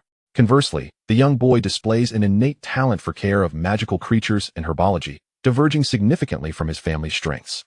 Severus longs to insist that his son enroll in Slytherin or Ravenclaw, but the child, resembling him closely, yet barely reaching his waist, clutches his black robes with those dark, glistening eyes, having learned the art of coaxing from Violet. Snape has always believed he would not be particularly fond of a face like his own. Yet he finds himself softening. He ruffles the boy's hair affectionately. Each of the four houses boasts its own merits. Ultimately, it is up to the child to choose his own path. During his own school days, Snape encountered severe prejudice, with each house harboring its own stereotypes. He came to realize, as an adult, how foolish such notions were in his youth. People can indeed be shaped by their environments. Remaining in a particular setting inevitably leaves its mark. Severus refrains from interfering with Eric's decisions, allowing him the freedom to become the person he desires. "Mother," he hears the boy say. Although coaxing does not sway Violet, she adopts a laissez-faire approach as a Ravenclaw. "Your father has already stated that the choice is yours." The small, dark bundle clutches its suitcase and boards the train, which sets off, carrying him onward. Violet links her arm with Severus's. "Severus, you do feel a tinge of disappointment, don't you? They will see him again at Hogwarts." Chapter 2. The Cat and the Professor Meow. A small black cat crouches in a box, calling out to passers-by, yet no one pays her any mind. "It hurts, it's so cold." The kitten curls up.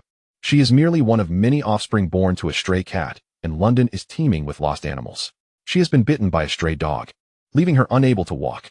A kind girl passing by provided her with a box and an umbrella, placing her in a corner.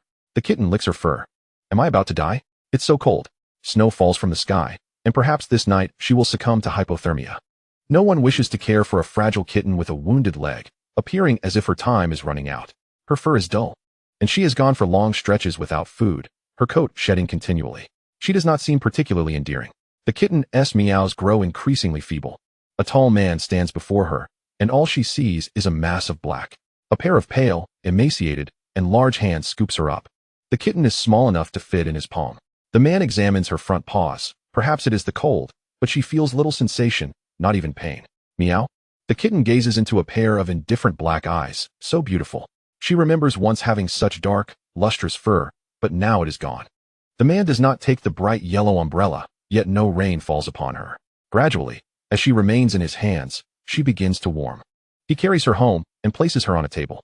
He points a black stick at her. She is unsure of his actions, but she feels as if she is basking in sunlight, warm once more. The kitten watches him leave and wishes to follow, but she cannot stand. "Meow? Where are you going?" She watches as he disappears into the darkness. Time passes, though she cannot tell how long, until he reappears. The man holds a small bottle, forcing her to drink from it. This tastes awful. The kitten feels wronged, yet she has endured worse food as a stray, with little choice. Thirsty, she finishes the bottle. "Meow?" Her voice is soft. Despite her less than appealing appearance, her eyes remain a striking blue-violet, and in the shadows, her pupils dilate, lending her an air of cuteness. After the unpleasant drink, the man pours a white liquid onto her injured leg. "Meow? It hurts. Stay still." The man restrains her body. His voice is deep and resplendent, echoing in the cramped room. "Meow? It hurts, it hurts." Yet, alongside the pain, the kitten feels a twinge of itchiness. White smoke rises from her front paw as the wound begins to heal. Though painful, the kitten endures without struggle. The wound heals swiftly, and she senses her body mending. "Meow? You're amazing." The kitten affectionately rubs against his fingers.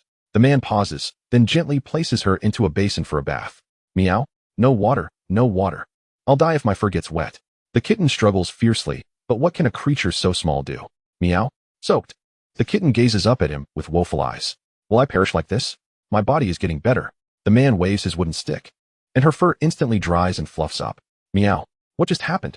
The kitten spins around, marveling at her suddenly voluminous coat.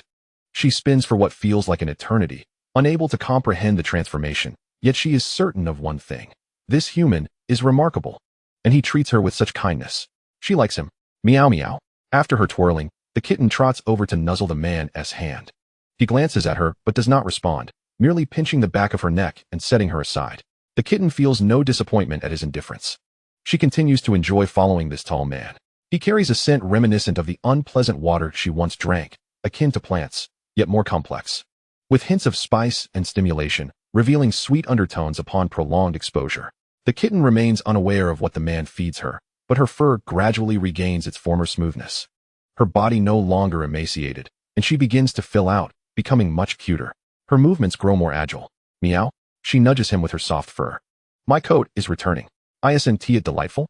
The man nurtures her back to health, yet he has never touched her. Once she is well, he places her into a pointed hat with a wide brim. Meow, what a peculiar box. The small cat perches atop the brim, gazing at the man. She realizes she has never seen this human smile. The kitten leans in to lick the corner of his lips, but he gently returns her to the hat. Meow. Why don't you hold me? I've become quite adorable.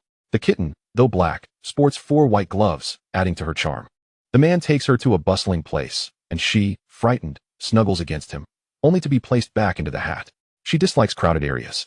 Human children might bully a stray kitten like her. Meow meow, please hold me. I'm scared. The man enters a shop filled with many animals, cats, owls, toads, and numerous creatures she does not recognize. The owls are the most abundant, accompanied by those unfamiliar animals. Some of the cats here appear quite distinct from her, radiating a certain uniqueness. Professor Snape, may I inquire if there is anything you wish to purchase? The shopkeeper seemed to recognize the man, his body trembling slightly as he stood rigid with fear upon seeing him. Snape placed the little black kitten on the counter. The kitten, understanding the importance of maintaining her dignity while away from home, sat gracefully despite the peculiar surroundings. Snape glanced at the small feline. I found her on the road. Please assist me in finding her a suitable owner. The shopkeeper examined the adorable black kitten adorned with white mittens. By Merlin's beard, Professor Snape actually picked up a cat. He seems to be taking good care of her. What kind of cat is she? Just an ordinary cat from the Muggle world, replied Snape as he left some information before departing the store. Meow. Wait for me. The little kitten scampered after him, clambering onto his clothing. Snape gently lowered her back onto the table, pointing at her. Do not follow. She will find a good owner. She seems to have taken a liking to you. Professor Snape. However, he appeared utterly unfazed, his countenance perpetually marred by disdain and sarcasm. The shopkeeper recalled the terror of being under Snape's command at school, a sheen of sweat forming on his brow. Perhaps you could leave something behind? Having an item of yours might calm her. Snape glanced at the hat he held and relinquished it to the shopkeeper. The kitten instinctively walked into the hat. Meow, do you want me to wait for you here? Her obedience tugged at the shopkeeper's heartstrings. Alas, how could such a charming cat end up with a fearsome master snake? The kitten watched Snape's retreating figure, assuming he would return as he had before. Yet this time, Snape did not look back. The other cats in the shop whispered that she had been abandoned, and, in a fit of rage, the kitten began to fight with them. Such a fierce cat would find it impossible to be adopted. Ultimately, the shopkeeper, unable to abandon her, took her home. The kitten soon discovered that this person, much like Snape, could conjure wondrous things with a simple stick. Indeed, this girl was kind-hearted. But the kitten had already chosen her master. She waited patiently for him, yet he never returned. In a fit of determination, the kitten ran away from home, intent on seeking out Snape, for she still remembered his scent. Cats possess keen olfactory senses. They simply lack the obedience of dogs. Chapter 2. Cats and the Professor. The world of humans had become chaotic, and the kitten had to tread carefully as she navigated the streets. She witnessed some individuals wielding sticks that emitted a green light, and another person collapsed lifelessly. Meow. The kitten, frightened, puffed up her fur and fled the scene. Following the familiar scent, she returned to the place where she had first encountered Snape, weaving through narrow alleys until she reached the last house. She recalled it was he who had brought her here. She waited at the doorstep for days, until finally, a shadowy figure emerged. Meow. The kitten rushed over, rubbing against his leg. The once well-cared-for cat had grown thin again. Snape paused, his complexion pale, almost devoid of vitality, bearing an unhealthy grayish hue that mirrored the frailty of the kitten. "What brings you back to Spinner's End? Shouldn't you be with your master?" Snape's voice was hoarse, laced with a tremor of anger and sorrow, not directed at the cat, but seemingly at himself. He appeared to have committed an unforgivable act. The kitten gazed up at him, meowing, her striking blue-violet eyes shimmering with beauty, perhaps the only soft hue in the dimness of Spinner's End. Snape sank wearily to the ground, his hair falling around his face, obscuring his expression. The little kitten nudged closer, rubbing against his hand.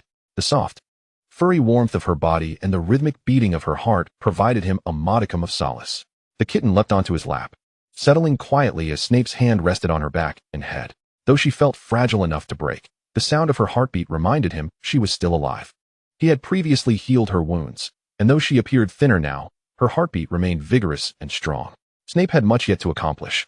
He had personally taken the life of Dumbledore, the only one who truly understood him, leaving him uncertain if his soul remained intact. Yet he was determined to save those he could. Hogwarts had fallen under Voldemort's control, and the uncertainty of what might transpire weighed heavily on him. The position of headmaster could only be filled by him. No one else was capable. Snape steeled himself. He was not yet at liberty to relax. In fact, the present moment was perilous, and he could afford no lapse in vigilance. He temporarily left the kitten at Spinner's End and ventured out. A long time passed, and as dusk settled, he returned. The calm smile he had worn gradually faded upon lying down, until a small kitten nestled in his palm, her warmth almost scalding against his cold hand. His hollow black eyes met hers, devoid of any spark, a gaze that would terrify anyone who chanced upon it. Slowly, he rose, his black robes outlining his gaunt form. "Oh, you haven't eaten." Snape often forgot this detail, yet inexplicably, he now had a cat in his home. He found her a nuisance and contemplated sending her away. He had witnessed too many lives he could not save. Her desperate eyes had softened his heart momentarily, but he had not anticipated becoming entangled with her. Yet where could he send her now? Associating her with the Death Eaters would not endear her to anyone, even if she was just a cat. Snape prepared some minced meat for her, eating a bit himself to stave off hunger. As the new academic year commenced, Snape became the headmaster of Hogwarts. The kitten began to roam the castle. Snape found it impossible to rid himself of her. Even if he attempted to send her to a Muggle home, she would inevitably return to Spinner's End. The kitten also befriended another cat, a companion of the castle's caretaker. After inquiring about the school, the kitten realized that Hogwarts was no ordinary institution. The atmosphere at Hogwarts had turned oppressive. The students harbored their own secrets, and on the 8th floor, they had established a hidden base. However, the kitten said nothing, occasionally alerting them to impending danger. Snape was aware of her small acts of rebellion, yet he chose to overlook them. Meow. One night, the kitten leapt onto the pillow in the headmaster's office, curling up atop it. The sheets were black, but thankfully, the kitten's white paws rendered her somewhat distinguishable. Snape had to continually devise excuses to send students into the Forbidden Forest, preventing them from falling into the hands of the Caro siblings. Those students caused him relentless trouble, utterly oblivious to the terror of being ensnared by Death Eaters. Hogwarts had become a chaotic place under the influence of the siblings, compounded by the DA's incessant resistance. Snape not only had to convene meetings with the Death Eaters, but also manage these petty disturbances while searching for the elusive Potter. His mounting frustrations rendered him increasingly irritable. All his anxieties were suppressed by his mental barriers, preventing him from losing his rational judgment, which made him appear even colder and more unfeeling than before, resembling a completely indifferent Death Eater. It was no wonder the members of the DA perceived him as Voldemort's lackey. Perhaps it was his fate to be suspected in such a manner. Upon returning home one evening, he discovered the kitten sleeping on his pillow. There was a cat who harbored an unwavering belief in her master, the Dark Mark Bearer, often found slumbering on his pillow in his chamber. Her forthrightness and steadfastness perhaps offered Severus Snape a modicum of solace in that moment. He had grown quite accustomed to her presence. Gently, he cradled the feline, reclining back. Her plush fur provided him a semblance of relaxation, allowing him to drift into a fitful sleep without resorting to potions. Come morning, the small creature danced upon his face, rousing him from slumber. This may have been the first instance of someone using their paws upon Snape's visage. He plucked her from his face, depositing her upon his lap. Her plumpness gradually returned, rendering her far more endearing than he had anticipated. To his surprise, he discovered himself rather adept at caring for a cat. One fateful night, Phineas Nigellus returned from his portrait, imparting unto him the location of the Chosen One. Dumbledore cautioned that the sword could only be claimed under conditions of necessity and bravery, and urged him to remain concealed. Snape retrieved the Gryffindor sword from behind Dumbledore's portrait. The one left for young Potter was a counterfeit. as was the one hidden in Gringotts. The genuine article had been concealed behind the portrait all along. Following Phineas's guidance, Snape ventured into the forest, submerging the sword in the lake's depths, summoning his Patronus to guide Harry Potter to its location. The silvery doe appeared as a divine entity of the woods, evoking a sense of familiarity and trust within Harry, reminiscent of his mother's own guardian. Without a second thought, and without rousing his companions, he followed.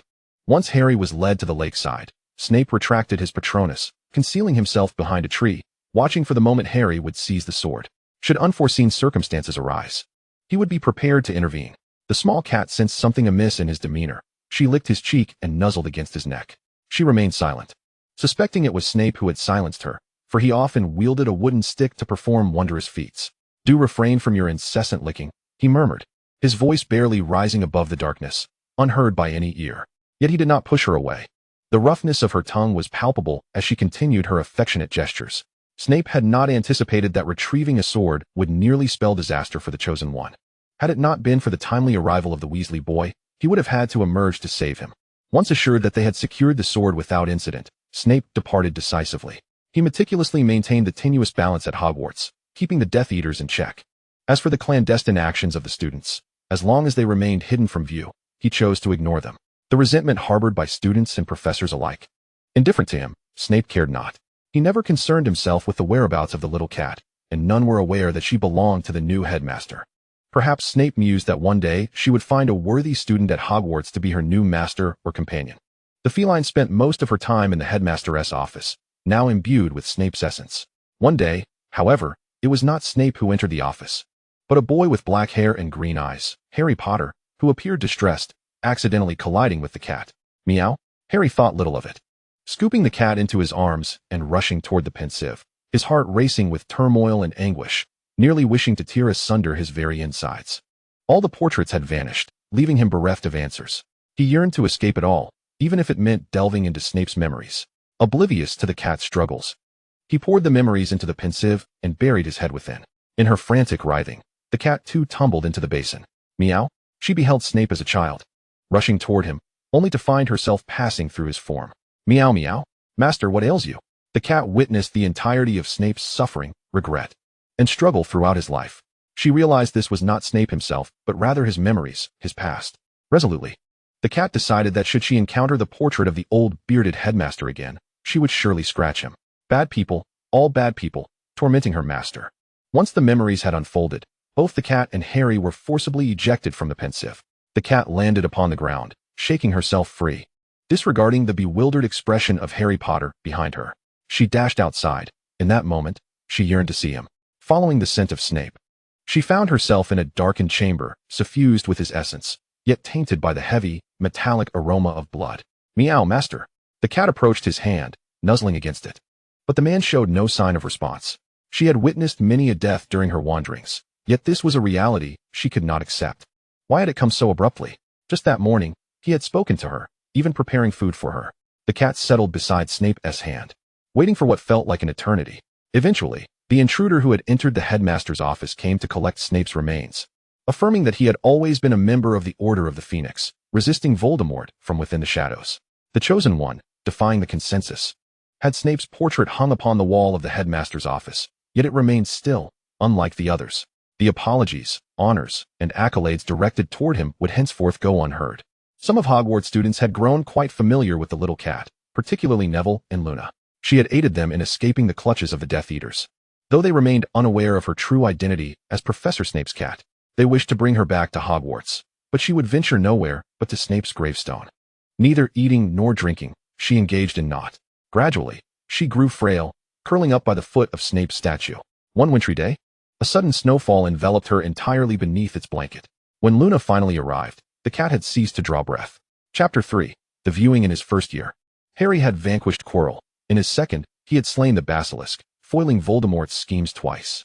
Dumbledore appeared quite pleased, instructing Professor McGonagall to inform the house elves to prepare a grand feast. This was the most wondrous and joyous banquet Harry had ever attended. The insufferable Gilderoy Lockhart, who had taken delight in flaunting his gleaming white teeth, would not return next term, having lost his memory. Even the professors could not stifle their applause. Professor McGonagall announced the cancellation of exams, much to the delight of all save Hermione. At that moment, Ron seized a jam-filled pastry. A silver object, the size of a golden snitch, plummeted from the heavens like a shooting star. The occurrence was so sudden that none had time to react. Perhaps for everyone, it was merely a prank toy tossed by some student, a not uncommon sight at Hogwarts. The silver hourglass landed upon the table with a bounce, shattering like a delicate wafer, releasing a burst of silver light and fine silver sand. Parallel world number 9327, hourglass shattered. Automatic viewing range selected. Do you wish to proceed with viewing? A strange voice, devoid of gender or emotion, echoed through the great hall. All present froze in place. One of the magical tenets. Never trust anything capable of independent thought unless you know where it keeps its brain, especially in light of the recent basilisk incident. Harry felt a surge of anxiety, and Ginny instinctively took a step back. The hall was filled with a clamor of voices. Who was speaking? What sort of prank was this? Dumbledore cast a spell to amplify his voice. Silence. It seemed the banquet had encountered a minor mishap, and the heads of houses ushered their students back to their dormitories. No response detected. Automatic selection confirmed. A brilliant silver light enveloped the entire hall, as a dark curtain of light ascended amidst the space. What on earth is happening? Draco was taken aback. The atmosphere became tumultuous. Severus Snape furrowed his brow, the deep creases on his forehead rendering his youthful visage somewhat weary. This peculiar phenomenon was evidently overwhelming. At that moment, images began to dance upon the curtain, capturing everyone's attention. The scene zoomed in from afar, revealing the Hogwarts library, in a shadowy corner untouched by sunlight. Sat a boy who appeared to be around 13 or 14 years old. His wizarding robes outlined a slender frame, and though he was in the midst of adolescence, he appeared excessively frail. The slightly frayed and grayish robes hinted at his impoverished circumstances. The children could not discern the face of the Slytherin boy, yet they recognized him through the slightly greasy hair that fell to either side and his prominent hawkish nose, evoking a peculiar sense of familiarity that confirmed his connection to Professor Snape. Particularly, as the boy lifted his face slightly, it became apparent that his features mirrored those of Professor Snape, almost as if they were cast from the same mold. Merlin above. Could this be a young Professor Snape in school? Is that truly Professor Snape? Throughout the evening's festivities, the potions master had remained unusually quiet, starkly contrasting with the lively ambience. However, now, gazes were directed towards Snape with unprecedented curiosity, making it seem as if he had become the center of attention at this gathering. The appearance of a familiar figure, even one as fearsome as Professor Snape, sparked a mix of curiosity and a measure of reassurance among the students, dissipating some of their initial trepidation. Is that really Professor Snape? Why is he appearing up there? Even if he is not Professor Snape, he is certainly his child. They are strikingly alike. The angle of his downturned mouth and the furrow of his brow are identical. Where did Professor Snape acquire a child? Surely he must still be single? Impossible. Professor Snape appears to be in his 30s. How could he be unmarried? The young wizards began to express a keen interest in the youthful version of Professor Snape displayed on the light curtain, engaging in animated discussions. Snape felt a growing annoyance at the cacophony surrounding him. He had no desire to attend this gathering. It was Dumbledore who insisted he come, claiming that as a head of house, he could not miss such an important event at Hogwarts. Snape thought to himself, was it merely to witness Gryffindor accrue a few more points over Slytherin? He had already recognized himself in the peculiar light curtain. That corner was indeed a place he frequented during his own schooling. Everyone, return to the common room at once. Snape instinctively clenched his fingers. What is this? Another opportunity to witness how foolish, arrogant, and conceited he had been in his youth? Yet, the unfolding events on the curtain were not what Snape had anticipated. It was not a moment of him studying, nor was it Lily coming to discuss some potion thesis. Instead, a girl clad in Ravenclaw robes emerged, her fair skin and rosy lips striking, with violet blue eyes and well-defined features, appearing quite demure, a little beauty whose future as a stunning lady was unquestionable. The lovely girl took a seat opposite the sullen boy. The images projected upon the curtain were impervious to the chaos in the hall, even amidst the tumult. They persisted without pause. Harry did not wish to leave, for he had just glimpsed a girl with deep red hair, seeking out the boy who bore such a resemblance to Snape. Even if fleeting, he recognized her instantly. She possessed the same eyes as his mother. Professor McGonagall, Professor Dumbledore, I want to stay. Harry gazed at the curtain. Even as the figure of the red-haired girl had vanished, he could not divert his gaze, striving to find the person he sought in every corner. I just saw my mother. Potter refused to depart, and neither did Draco, despite his trepidation towards the spectacle, inching closer to Goyle and Crabbe. The prefect was preparing to lead the students away, yet a brilliant silver light barred their exit. There was no way to leave. The moment of relative calm had spiraled back into chaos. The professors wore serious expressions. Dumbledore acted decisively, gesturing with his wand towards his throat, his voice booming, Children, calm down. It seems merely a recording and poses no danger. Since we cannot leave for the time being, we might as well stay and ascertain what is transpiring. All the students returned to their original seats. Dumbledore's voice seemed to provide a soothing balm, temporarily quieting the disarray. The children settled, allowing the professors to begin their duties. Dumbledore instructed the professors to ascertain whether the brilliant silver light posed any threat. Snape, Flitwick, and McGonagall returned, shaking their heads. They whispered something, but it was clear there was no danger, yet they could not depart. Dumbledore observed the two figures on the curtain, one he recognized well, Severus, and the other a girl whom he could not recall as a student at Hogwarts. When he glanced at Flitwick, he confirmed he had not seen her either.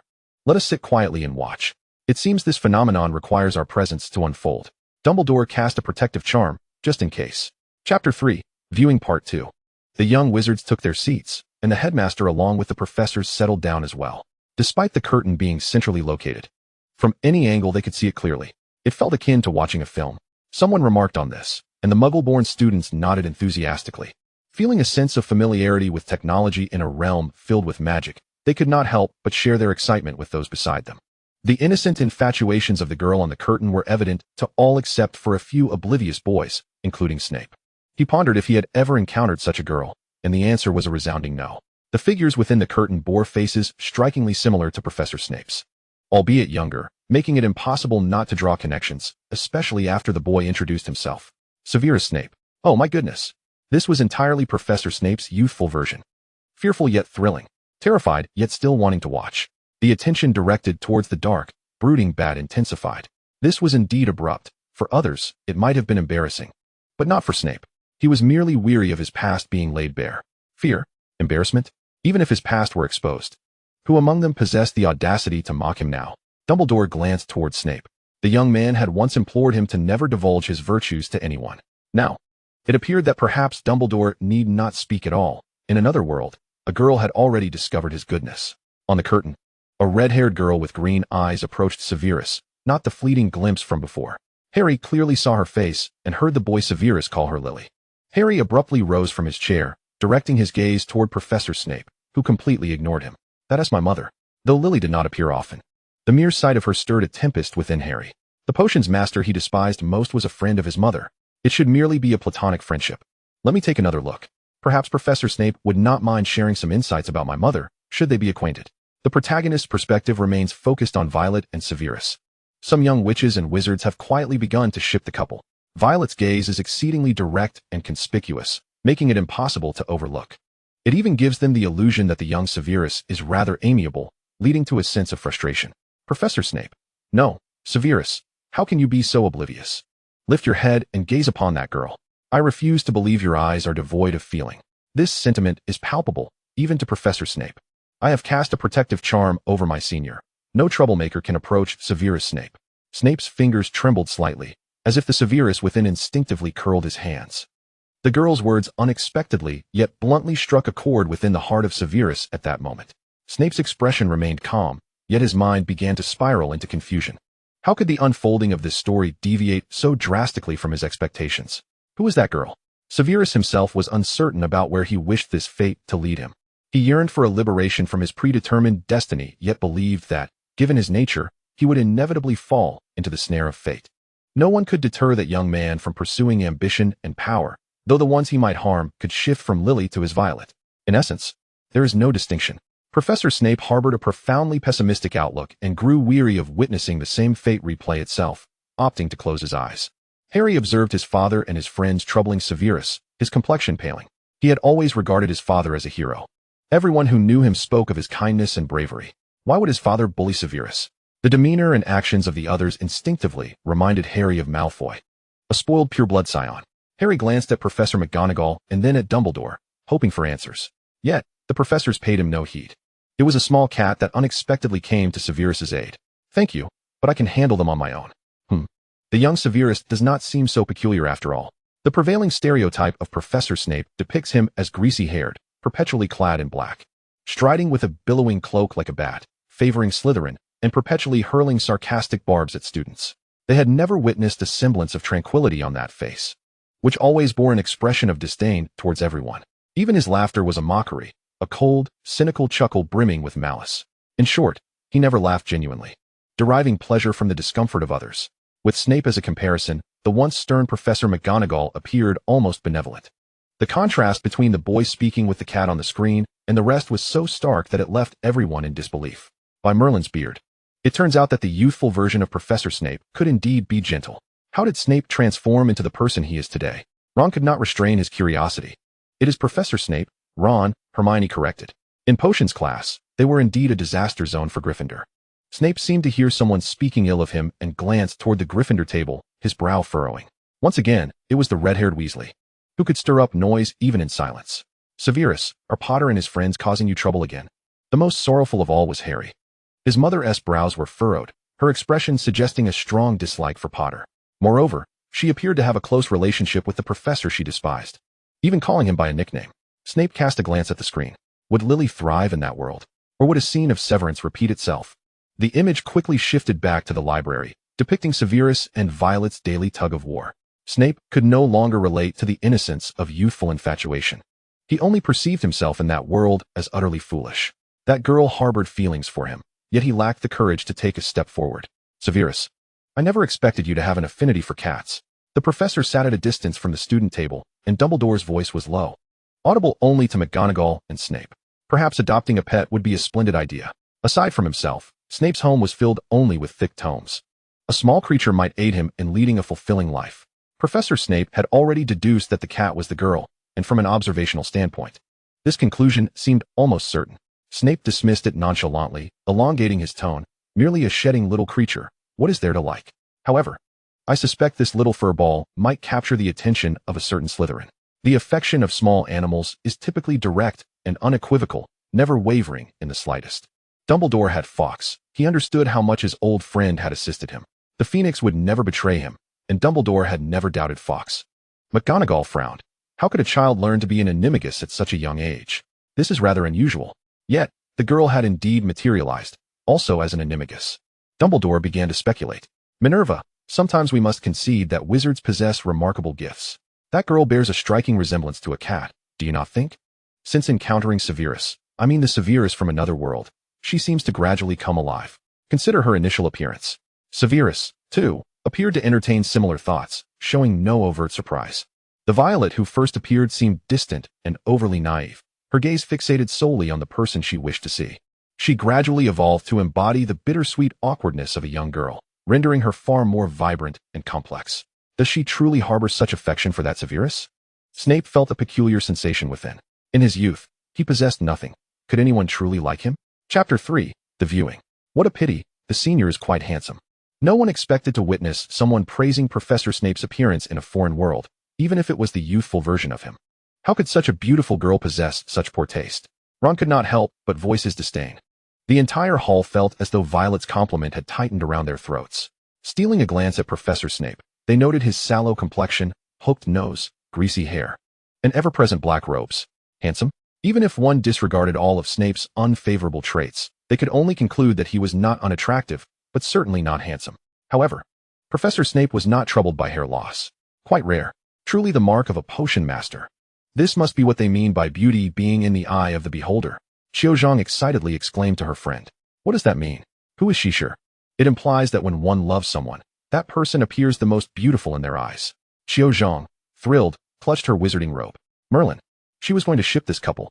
Sometimes, shipping a couple is simply about the feeling, a cute and obedient Ravenclaw alongside a brooding and acerbic Slytherin. Oh, Merlin. How fascinating. Though Qiuzhang herself preferred warm and gentle souls, when it comes to shipping, personal preferences need not apply, as long as it appears fitting. Such a stark contrast can evoke even greater feelings. During Christmas, Severus and Lily exchanged gifts beneath the beech tree by the Black Lake. Suddenly, Potter barged in, only to be unceremoniously kicked into the lake by a cat. Severus had even prepared a Christmas gift for the cat, a grooming brush. Professor Snape's expression seemed to darken further, as though he was intent on severing the connection between the boy who groomed the cat and himself. He merely wished to savor his solitude in the shadows. Harry covered his face, his ears and neck flushing crimson. How could his father behave in such a manner? Disrupting others during their gift-giving, only to end up kicked into the Black Lake. It bore an uncanny resemblance to Malfoy. The other individual also bore the name Potter, and his face was strikingly similar. In a daze, Harry felt as if he were being called. Having taken my potion notes, should you fail again, I shall brew you into a potion. Such a familiar threat from Professor Snape. The tone elongated, imbued with a hint of Slytherin's cunning and brimming with malice. The upperclassmen recalled how a certain professor had threatened to poison them to test their antidotes. They found it entirely conceivable that this was something Snape would do. Severus, do not reveal your sinister professor nature, just as we have begun to separate you from Professor Snape. Yet the figure in the light screen, Violet, appeared unaffected by the threat. By Merlin, Severus's dark and malevolent tone had no impact on her. Rather, she expressed her excitement about obtaining his notes. Eager to achieve an O in potions class. My dear girl, your heart is indeed vast. No wonder you dare to harbor feelings for Professor Snape. Even in his youthful form, he is still Snape. Subsequently, Violet's gift elicited a chorus of astonished gasps from the entire student body. Oh, how did you know my size? I can adjust it if it doesn't fit. Snape. The potions master felt a wave of discomfort, his hair standing on end, as if he had been teased. Dumbledore's azure eyes crinkled with amusement. Severus, then what size do you wear? Perhaps I shall gift you a set next time. How about green? You needn't always wear black. You are still quite young. Snape clenched his teeth, managing a wry smile. Such trifles need not trouble the busy headmaster. Perhaps you should attend to your own wardrobe instead. The light screen displayed Violet's diary, revealing only snippets. All that was visible was Senior Snape's observation diary. Poor Severus. Toyed with by the cat. Senior, you shall be smothered with affection if you continue like this. Oh. The crowd erupted into shrieks. The boys noticed the girls around them wearing peculiar smiles. Snape longed to escape this awkward situation. He also bore the name Severus, feeling as if he were becoming tainted by the foolishness of another version of himself from a different world. Though it was not his experience. The children seemed to believe that the figure on the screen represented Professor Snape's youthful escapades. Why must he endure this public humiliation? Merlin, what a twisted sense of humor. Severus chose to remain at school during Christmas. He was the only one from Slytherin who did so. At first glance, it seemed indeed rather solitary. Everyone witnessed what the youthful Professor Snape would get up to. Wow. Nighttime escapades in the Forbidden Forest. The young wizards could hardly believe their eyes. They would be penalized for the slightest infraction, yet Professor Snape himself was the most frequent transgressor of school rules. They were merely out for a nighttime stroll, while a certain professor had directly ventured into the Forbidden Forest in his youth. What hypocritical adults. Snape raised his chin slightly, crossing his arms. He felt no shame. So what if he held double standards? If caught out at night, it simply meant they lacked the skill. They were unworthy of such escapades. They watched the figure of Severus brewing potions on the screen. Though both were brewing, his movements appeared so effortless, devoid of the need to constantly consult his textbook, creating an illusion that they too could easily replicate his actions.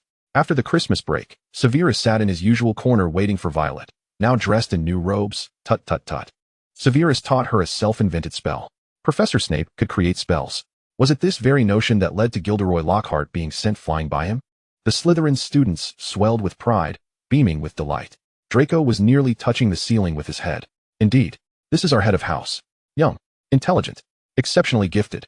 Hermione attempted to replicate the spell Severus had taught Violet. Muffliato. After several attempts, she succeeded. Harry and Ron leaned back in astonishment. You did it? Hermione proudly raised her chin. It's not that difficult. I'll teach you. Hermione possessed a knack for spell work and favored the more logical aspects of charms, as her fondness for spellbooks had acquainted her with some rarer incantations. Professor Snape was quite impressive, perhaps because he had a good relationship with his mother. Harry could now obediently refer to him as Professor instead of the irritating surname. Learning a spell is not difficult. Inventing one is the true challenge. Professor Snape's command of runes must be exceptional. Ron, is it really that simple? I find that hard to believe. His logical reasoning skills must be quite strong. Hermione recalled that logic puzzle from first year, which had been set by Professor Snape. Many wizards lacked such rational thinking. Severus's genius and effort had overshadowed many young wizards. No wonder Professor Snape often found them foolish, lazy, rigid, and ignorant. Compared to his youth, few could stand out. Severus excelled in all subjects except flying. He was nearly a genius in every field, particularly gifted in potions and charms. Unexpected yet somehow anticipated, Violet's potion skills were rather poor. Upon returning from the Christmas break, she found herself in detention after an explosion in potions class, encountering Severus, who was assisting the potions master at the time. Wait, could Severus tolerate Violet's potion skills? After all, he was Snape. Not a single potions class had passed without their share of sarcasm and sharp wit. It had become a staple of the curriculum. They began to envy the potions class depicted on the light screen, wishing to have Professor Slughorn teach them instead. Concern for the girls' feelings began to mount. Oh no, she would be reduced to tears by the cruel little potions master. Has your brain been gnawed by a troll? Are you planning to brew a pot of viscous sludge dug up from the depths of the Black Lake? How can you be such a foolish Ravenclaw? The familiar flavor of the potions master. But Severus, why are you holding the girl's hand while brewing potions? Unwholesome intentions. Unwholesome intentions. Professor Snape, are you not the epitome of cold-heartedness, cruelty, and malice? Why exhibit such softness? Then an unexpected incident occurred. In his fluster, Severus released Violet's hand, causing the cauldron to tip, spilling a considerable amount of potion onto Severus. Oh dear, Professor Snape, it seems you too can make such foolish mistakes. The audience felt a mix of sarcasm and frustration, evidently harboring their grievances for quite some time. Severus Snape, for the first time, I contemplated deducting points from Slytherin. And the perplexing reason was none other than my younger self. Chapter 3, The Viewing Section 4. Everyone was eagerly watching the inept fury of the young Professor Snape. Perhaps the Severus within the film remained oblivious to the fact that he had been stolen a kiss, but the spectators were keenly aware of it. Oh dear, Professor Snape, how the tables have turned. Some members of Gryffindor had already surreptitiously sketched a scene of young Severus brewing potions atop a table. TSK, TSK, TSK. This news must be disseminated. Even if it costs him 50 points, it must be shared. At this moment, Snape's gaze had grown somewhat vacant, and Dumbledore discerned that he was employing a mental blocking charm. This incident appeared to have inflicted a profound wound not only on Severus, but on Professor Snape as well. Severus endured an unfortunate birthday, or perhaps a fortuitous one. Who could elucidate this but himself? Snape's brow furrowed slightly. The boy was undergoing a transformation. Perhaps the problem had begun when he appeared in the Christmas gift attire in the library. That cat, with an imperceptible, subliminal habit, had allowed Severus to become familiar with and accept her presence. Her appearances beside that boy had reached unprecedented frequency. Snape could perceive the subtle sense of loss in the boy's eyes. This feeling was peculiar. Snape was observing a person, originally akin to himself, gradually drawing closer to another individual, perhaps unbeknownst to himself. In that moment, Snape unmistakably recognized that the boy was no longer the same. Snape gazed at the screen, where a seemingly troubled girl confronted Potter. You, a foolish Gryffindor. You shall never match the intellect of Senior Snape. Only 4 dare to challenge him. Coward. Speak not ill of Senior Snape. I shall berate you, coward. Fool. Only capable of bullying the few with the many. Even Merlin would feel shame for you. The Gryffindors felt as though they were under fire. The young lion turned a shade of crimson. Harry felt uncomfortable. My father is not like that.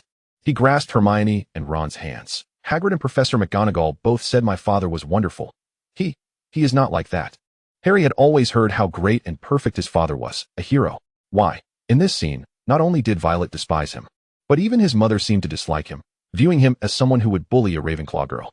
Ron remarked, Violet stands with Snape. She detests your father. Hence her words cannot be taken as reference. Hermione patted his back while shooting a glare at Ron. What kind of consolation was that? Did he not see that Lily in the scene also disdained Potter? Harry, I believe your father truly is good in the future. But back then, he was still young. Wasn't he? I, too, disliked adventure in my first year. But I changed later on. I think your father will change as well, otherwise. How could he have married your mother? The stone lodged in Harry's heart softened slightly. He was simply still young. Harry persuaded himself with this reasoning. The tremors of emotion were not felt solely by Harry. A seemingly composed Professor Snape was equally affected. In his youth, he had longed for someone to unconditionally trust and support him, regardless of right or wrong. Snape hoped that this foolishness from another world would refrain from making a grievous mistake this time. Such a tragic life need not be lived a second time. But could it truly be accomplished? To relinquish ambition and pursuit? To choose an unremarkable, mundane existence? At this moment, Snape, having achieved much, could claim he had set aside the sharpness and obsession of his youth. Yet how could the version of himself who possessed nothing let go? McGonagall's expression also reflected unease. During James' school years, he and Sirius had caused her no small amount of trouble. Alas, now, all was irrevocably changed. Ginny glanced over at Harry. He was only conversing with his friends, oblivious to her. To him, Ginny might merely be the sister of a friend. Yet when the Savior saved her in the Chamber of Secrets, bloodied and bruised, turning back to inquire if she was all right, Ginny knew she had fallen in love with him. Ginny was curious as to why Ron could be so audacious in approaching the object of her affection. From her countenance, one could see no bitterness, only joy. The love letter Ginny had finally mustered the courage to write had ended in a chaotic mess. They were all too young to understand how to love someone. The other girls' interests were entirely different from those of the professors. Oh my! They embraced in the hospital wing. Severus must have been smitten. How could he not be? If he remained unresponsive, a multitude would take action for him. The cat was simply too adorable. Hand over the cat. The sickly, irritable cat, after consuming a restorative potion, had returned to its charming self. Even Ron, who was not fond of cats, had to admit she was truly beautiful and delightful. Yulia, I assumed you understood I am not one to placate others. They incited my ire, and naturally, I shall retaliate. This is my unwavering stance.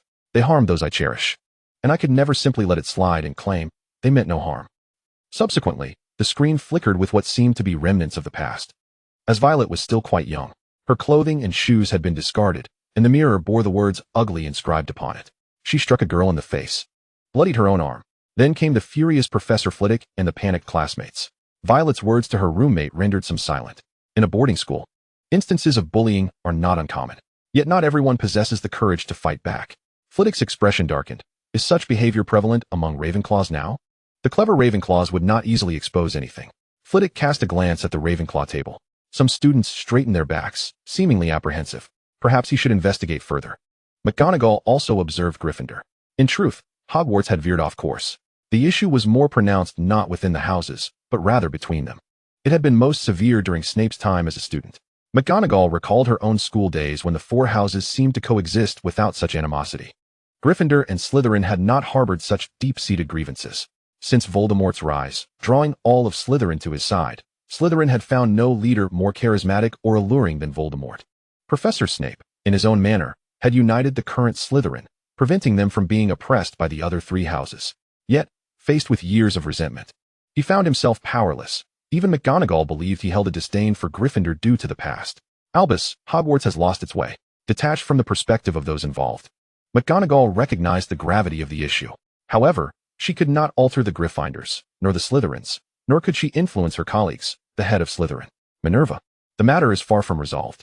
Dumbledore knew Voldemort still lived.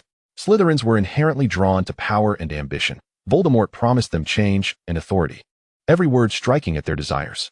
He possessed such formidable power that no one could rival his allure. The only individual Dumbledore could conceive of was one. When Voldemort returns, the question of which side the children of Slytherin will stand on arises. Prior to the resolution of Voldemort, the issues between the houses remain insurmountable. The most exceptional student in the history of Hogwarts has an unparalleled grip over Slytherin. Snape's attention is scarcely directed at the conversation between McGonagall and Dumbledore. This is the current state of affairs, immutable by anyone. In that war, Slytherin is tarnished, and no one can salvage it. Only the emergence of a true hero could grant someone the right to claim their share of the spoils thereafter. But where might Slytherin find a hero? Everyone has succumbed, and Snape merely experienced a moment of regret. Snape gazes at the Ravenclaw girl on the screen. Every time I approach him, I discover delightful surprises. I wonder how many facets of himself he has concealed. In any case, who wouldn't adore him? The upperclassman is extraordinarily handsome, utterly charming, simply dashing. Humph. The upperclassman is more attractive than he is. The upperclassman is both handsome and knowledgeable. Black is merely a foolish Gryffindor. Snape. He is eager to comprehend how Violet perceives him, how she can so sincerely express such sentiments. But who wouldn't appreciate kind words from others? Especially when they emanate from the heart. Silence envelopes the group. Clearly, the perspectives of Professor Snape and Severus differ significantly from Violet's. The girl who previously conversed with Autumn cannot suppress her curiosity. Is the lover's gaze truly so exaggerated? They recall Sirius's earlier appearance. Oh, he is even more handsome than Cedric. Autumn is uncertain. Perhaps she simply does not place much value on appearances. Chapter 3, The Viewing Segment 5. In the shimmering screen, Violet takes the initiative to invite Snape to Hogsmeade, having adorned herself with great care.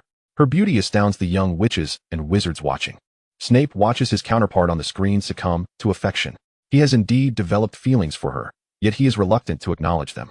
How could he possibly reject a girl who wholeheartedly cares for him, who has been watching over him? Such devotion is rare in this world, particularly for one like Severus. A bittersweet feeling lingers in Snape's mouth. His other self in a different world has achieved unconditional trust from another without any effort. Yet he is perpetually the one under suspicion. They were no different at the outset. Snape finds himself thinking that his other self is remarkably foolish. The girl's feelings are so transparent that it's as if she is about to declare them aloud. Am I truly such a dullard? Professor Snape feels a throbbing headache. Perhaps he is too afraid or unwilling to understand such matters. Snape possesses confidence in every conceivable area. Even in subjects he is unfamiliar with, he strives to learn. Yet when it comes to emotions, he is at a loss. He merely emulates his mother, unleashing all the malice he has absorbed without restraint. However, this does not constitute a healthy emotional state, with only malice and sharpness. Snape knows not how to confront feelings or love. He conceals everything within. Professor Snape is merely exasperated by the two of them. The young witches and wizards wish to rush in and force their heads together.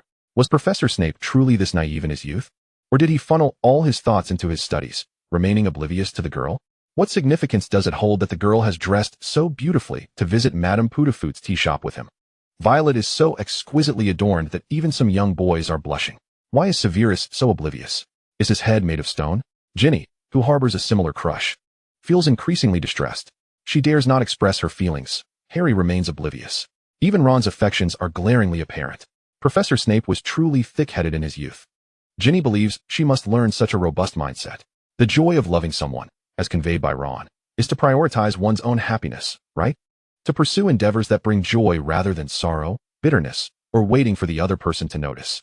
With so many radiant saviors like Harry, who are drawn to him, he is unlikely to notice Ginny in the corner.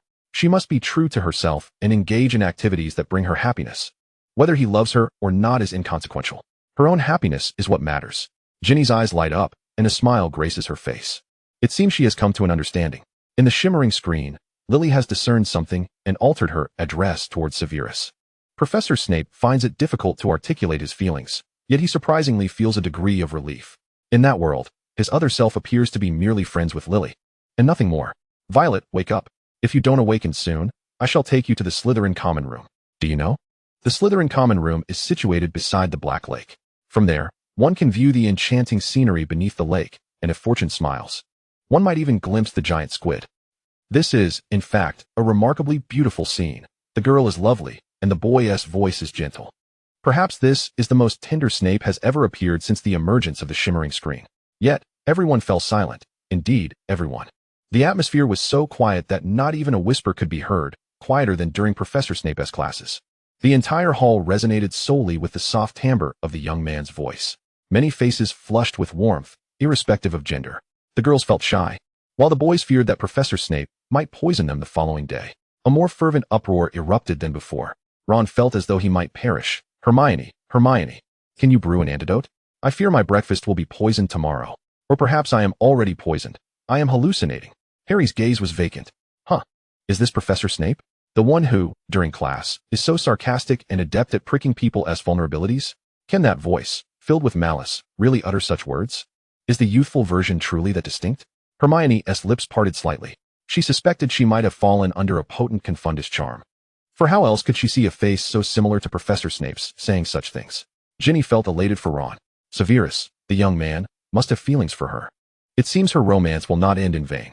Neville and Seamus, both burdened by the scornful remarks of their potion professor, lamented their unfortunate fate. This person cannot possibly be Professor Snape. If Professor Snape can speak so gently, then what experiences did Gryffindors endure during class? Dumbledore observed with a twinkle in his eye, his mind turning over the implications for a certain individual. Oh, Severus, it appears you have thoroughly revealed yourself. Dumbledore recognized the tender side of Snape. Yes, he is capable of love, although he conceals it deeply, never allowing it to surface before others. One must earnestly engage with him to sense that faint trace of tenderness hidden beneath his acerbic words. He has never displayed his love and gentleness so overtly. It seems that young man feels truly at ease beside that girl and has developed affection for her. He merely lacks the courage to embrace love openly. Dumbledore hopes that this young man will find the bravery to do so. Violet's love for him is gentle yet steadfast. Even those merely observing are touched, let alone Severus, who experiences it firsthand. Severus Snape's countenance bore an extraordinary calmness. He is merely a foolish boy, devoid of intellect, and utterly inconsequential to me. Let us cut to the chase.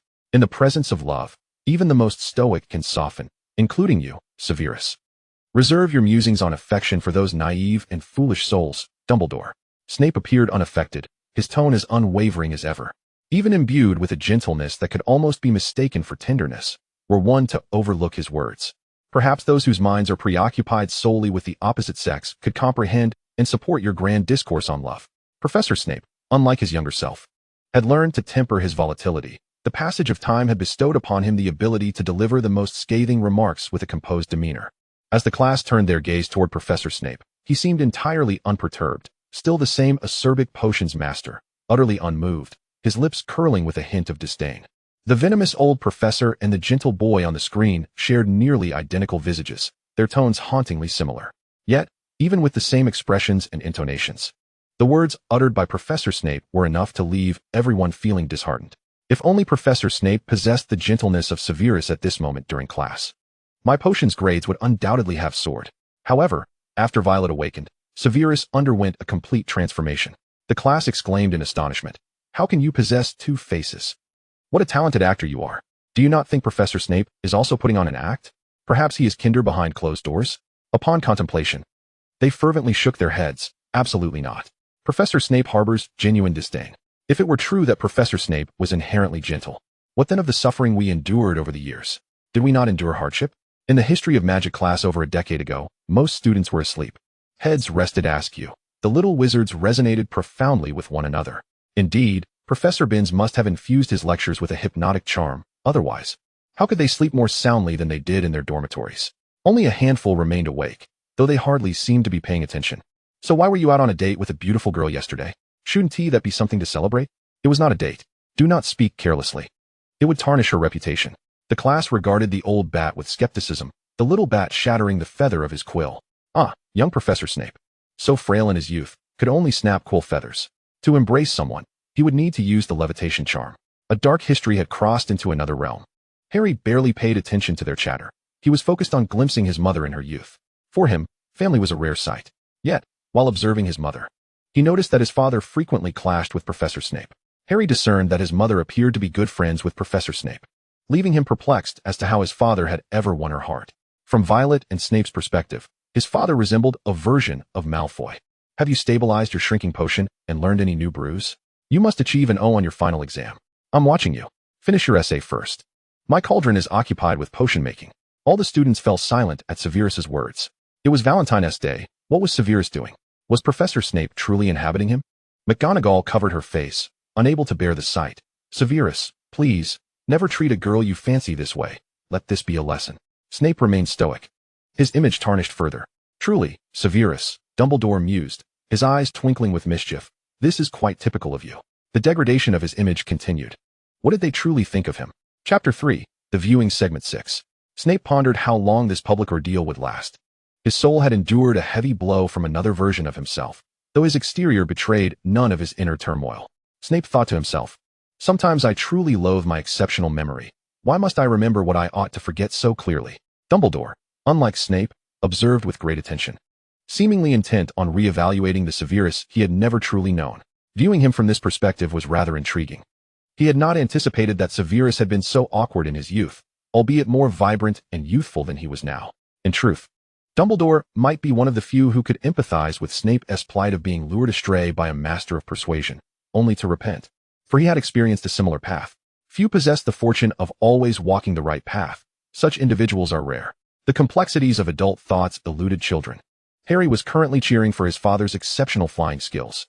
Flitwick recalled the child named Yulia. In his memories, she seldom laughed so freely. The only distinction between her and both worlds was a change of roommate. Flitwick had not had the pleasure of meeting the girl named Violet, but felt she must be a good child, a Ravenclaw. "Albus, I believe Minerva is correct. Something is amiss at Hogwarts. Ever since Voldemort's rise, everything has been in disarray." The Violet on the screen has pulled Severus up. "Senior, my mother says that not eating will stunt your growth. Soon I will be taller than you." I recall that the only tall ones among the Marauders, aside from Pettigrew, were quite tall. Professor Snape stood under the scrutiny of many. Despite Slytherin's penchant for glory, this kind of attention was unwelcome. Ron leaned closer to Harry. "It seems Snape really isn't that tall. He doesn't appear taller than Bill." Hermione insisted on correcting him. "It's Professor Snape. Knowledge and wisdom are what truly matter. Height is inconsequential. Besides, Professor Snape is not short. He is of average height." Ron shook his head. "You don't understand."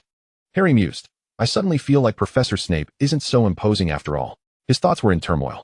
In the screen, the Marauders were always together, playing and acting in unison, much like he, Ron, and Hermione. Yet Harry had never known that his father had such good friends in school. He recalled his aunt and Snape far more vividly, albeit through a decidedly negative lens. The aura of Professor Snape was so overwhelming that the little wizards dared not lift their gazes, leading many to overlook his actual height. This was particularly evident when standing beside Professor Dumbledore. Snape maintained his exterior calm, while internally seething with rage. "Excellent," he thought. Shall I poison everyone present? Professor Snape's height had been established, yet Severus was only 15 and still had room to grow. He had utilized his potion-making talent to brew a nutritional potion for himself. Some young boys looked at Snape with newfound eagerness. Professor, I want that. Snape cast a glance in their direction. Years of accumulated authority silenced the exuberant boys instantly. Draco exclaimed, Headmaster, Headmaster. Sell it to me. I want to be taller than Potter. Little Dragon wanted it. Little Dragon would get it. Once again, Severus boldly broke school rules, sneaking out at night to wander the forbidden forest for a rendezvous. TSK, TSK, TSK, Professor Snape, you engage in such antics as well? This elicited a chorus of bemusement within their minds. They dared not voice it, fearing Snape's potential wrath. They believed such behavior was entirely within Professor Snape's capacity. Such stereotypes only deepened. Sprout gazed at the little herb garden created by Violet, her eyes glistening with admiration. Ah, this child possesses a remarkable talent for herbology, she mused. Violet gifted Severus a small herb garden, securing a promise from a future potions master. Ron, feeling rather sour about it all, lamented his own ordinariness among his many brothers.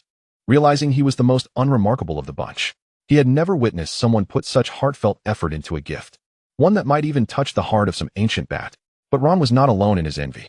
Others pondered the idea of adopting a cat, just so they could daily implore, transform into a human. Transform. Professor McGonagall seemed to be one of them. However, this whimsical notion was quickly dispelled, as it was well understood that a cat transformed into a human might not necessarily take the form of a beautiful maiden, but could instead be a stern old professor. Ron wished fervently for an animagus companion, preferably as striking as Lon. Hermione shot him a disapproving glance, thinking he was lost in daydreams. Even Harry found Ron's musings to be rather fanciful. The screen illuminated with the entirety of Violet's day of lessons, leaving Hermione yearning for more knowledge. Ron shuddered.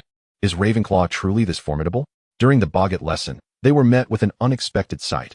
A strikingly handsome young Severus, transformed by Violet's enchantment. They now understood the vision of Severus that Violet held, a pale complexion, chiseled features, and hair elegantly tied back, adorned with a gentle smile that softened his demeanor. The corners of his eyes lifting ever so slightly. The camera zoomed in, revealing his raven-hued eyelashes and obsidian eyes, leaving the audience momentarily speechless before erupting into a cacophony of excitement. Many flushed as they glanced at Professor Snape, then back at the Boggart. What? Is this truly a person? By Merlin's flowered trousers, is this a jest? The great hall was filled with hushed shrieks and an uproar of chaotic chatter. Presently, the most dashing figure at Hogwarts was Cedric from Hufflepuff, radiating warmth and sunshine. But young Severus was a different kind of handsome, one that Violet perceived uniquely. If his eyes were to soften, they would reveal a profound depth, starkly contrasting with his usual demeanor of gloom and disdain, embodying the gentleness of a great dark lord. Snape remarked, the urge to kill has intensified. Dumbledore, taken aback, replied, Severus, with a little grooming and a smile, you could appear quite handsome. Dressing like this daily, one might mistake you for my contemporary. The other three heads of houses observed him, intrigued, as if discovering a new facet of their once gloomy colleague. Having never seen him from this perspective, did the camera's focus on his eyes imply that Violet had been captivated by them all along? I do not believe I have reached the age of a white-bearded elder, he thought, reflecting on the folly of adorning himself like a gaudy Christmas gift, akin to a peacock seeking to attract a mate. Perhaps it would be better to immerse himself in the Black Lake for a thorough cleansing. No, this was life, meant for joy. Dumbledore relished the novelty of such experiences. Life is long. One must seek moments of happiness, and occasionally, a change in attire can uplift one's spirit. Snape's mouth curled downward. Dumbledore smiled at him, that stubborn, sulking professor in black robes. He suddenly realized that Snape was not so different from his youthful self, equally awkward, with far more unspoken words than those expressed. No one could ever coax him into revealing everything. As he matured, he had concealed himself even deeper. What difference does it make to me? Dumbledore pondered, recalling his earlier words to Snape about Voldemort's inevitable return and Harry's need for protection, which had only driven Severus further into the shadows. To Snape, the old headmaster may have merely required him to risk his life for a chance at victory. He had never contemplated living well. Yet, had Dumbledore not uttered those words back then, perhaps the young man before him would no longer exist. For a wizard, profound emotional wounds could even affect one's magical prowess. Until all was settled, Dumbledore dared not make any promises to him, though he genuinely wished for Snape to find some joy before the storm arrived. Perhaps the hope of a happier version of himself in another world could offer him some solace? The youthful and handsome Severus soon faded from view, leaving some witches lamenting his absence. Despite being Professor Snape, He was quite striking in his youth. Couldn't they have gazed a little longer? The ensuing commotion was no less vibrant than before, featuring a young Professor McGonagall and a youthful, cat-eared Filch. Is this something we can witness? Minerva, in her youth, was far more beautiful than that boggart. Thank you, Albus, but let us refrain from discussing this matter now. McGonagall's ears tinged with red, as she began to empathize with Severus's feelings of seeing his younger self. Old foolish deeds surfaced first, followed closely by the unchangeable regrets, invoking a sense of melancholy. In Chapter 3, the viewing segment began with the emergence of Violet's boggart, leading her and the girl to be summoned by the professors. The girl seemed utterly terrified by Violet's past actions, shrinking back in fear. You simply disapproved of me, did you not? Thankfully, your disdain was directed at me. Had it been Yulia, she might have taken much longer to recover. This remark wounded not just Evelyn. In the boarding school, the young witches, with their pent-up energy, seemed only capable of causing mischief and bullying others, unable to engage in anything more constructive. A minor disagreement could escalate into a grand affair. Flitwick's resolve to investigate Ravenclaw further solidified. Some Gryffindors hastily concealed their prank props, sensing that after today, they might be confiscated. Outside, the young witches gasped in awe at the handsome young Severus, while those of the same age within were even more enthusiastic, seeking him out in the library. They soon witnessed the young Severus ruthlessly sending someone fleeing with his sharp tongue. Professor Snape, is that you? For once, Professor Snape managed a rare smile. A potion that can bring joy to an upperclassman. I fear he might never tutor me again or accompany me to the library or allow me into the empty classrooms. You think too much. Slytherin does not so easily relinquish friendship. She truly had a way with words, even managing to placate the furious Professor Snape. The Slytherin students stood a little taller. Ah, the youthful headmaster is quite charming. Indeed, we Slytherins are generous to our friends. Though she may have been the youthful headmaster's girlfriend, it mattered not. They were equally kind of friends. Pride. Hermione, however, noticed that Severus later gifted Violet a vial of ecstasy potion. Ecstasy potion. Wasn't he that a potion learned only in the 6th year? The Snape who had previously scolded those adorned like peacocks now seemed to be developing a penchant for such flamboyance himself. With his hair tied back and a gentler expression brought on by the ecstasy potion, the young Severus bore a striking resemblance to Violet's boggart, save for the hint of exhaustion in his gaze. Do refrain from jesting about your senior. Come now, it is time to gather your belongings and board the train. It would be best, Miss Lawn, if you could sincerely acknowledge your mistake. That would suffice to alleviate my displeasure. How can you utter such words with such ease? Yet, it is not entirely normal. He must have taken his potion. The elixir has transformed the youthful Professor Snape, though perhaps not excessively so. He has previously exhibited such traits, albeit hidden from others. Such hypocrisy. The double standard is glaring. Profoundly versed in potions, Snape understands that the effects of the potion would wane halfway through the train journey. Yet he continues to feign otherwise. Snape possesses a keen self-awareness, allowing him to vividly perceive the descent of his younger self. He could exercise control, yet he deliberately chooses indulgence. Upon disembarking the train, Severus offered but a fleeting glimpse of Spinner's End, yet the somber and oppressive atmosphere enveloped the young wizard's heart. This environment is far too congruous with Professor Snape. In contrast, Violet's home presents a different scenario. Upon her return, she had anticipated her parents would be rather ordinary. But this was not the case. Her home radiated happiness and warmth. Her father, an alchemist, had crafted delightful trinkets for her in the attic, akin to a game of hide and seek with a child. Within her abode resided a boggart, inadvertently revealing her thoughts to her father. The flush creeping up the girl's neck and face had already conveyed the answer to Mr. Lawn, this mature man. Their cat had developed affections. Observing others in the throes of romance is undoubtedly entertaining. Yet for adults, such matters have long since become mundane. Professor Snape, each Christmas ball, would even go so far as to disrupt young couples. Such sweet tales are far too naive for adults. Were it not for the inability to vacate the hall, the headmaster and professors might have already departed. Everyone's gaze was fixed upon the screen, where a cat ascended the stairs and opened a cabinet, testing whether the boggart would respond in its animagus form. The ensuing spectacle caught everyone off guard. The young wizards shrieked in fright, while the professors became visibly unsettled. Snape's finger twitched, seemingly attempting to raise it to touch his neck, yet he ultimately did nothing. Violet's boggart manifested the image of Professor Snape in a state of demise, appearing more gaunt and weary than the present-day Snape. Only his attire remained unchanged, the familiar style, and the meticulous Snape even discerned the subtle patterns on the robe, identical to his own. This image lingered for but 3 seconds, yet silenced all voices in the room. Death, a concept far too distant for the adolescent wizards, especially concerning a wizard as formidable as Professor Snape. No one dared to whisper about the possibility of Snape administering poison. Even Harry and Ron, who harbored disdain for Professor Snape, fell silent. Dumbledore's expression grew grave. It seemed this was not merely a tale of youthful romance. Perhaps he could unearth something deeper within. For instance, Tom's Horcrux. Snape's countenance remained unchanged, his demeanor as calm as though the deceased were not he. Yet those dark eyes began to fixate upon the screen. Harry's feelings towards Snape were now decidedly intricate. On one hand, he detested the potion's master who perpetually targeted him, yet on the other, he felt an inexplicable sense of kinship due to his connection to his mother. Did you hear that Professor Snape was, under Ron's threatening glare, compelled to alter his address? Had the Dark Lord slain him? Harry had encountered Voldemort on 2 occasions already. He sensed that this might not be an isolated incident. In his first year, Voldemort had fled. In his second, he had vanquished a memory from Voldemort's youth. Harry instinctively felt that this year would not mark the end. Indeed, he could not articulate it, but he always felt as though Voldemort had not truly been vanquished and would inevitably return.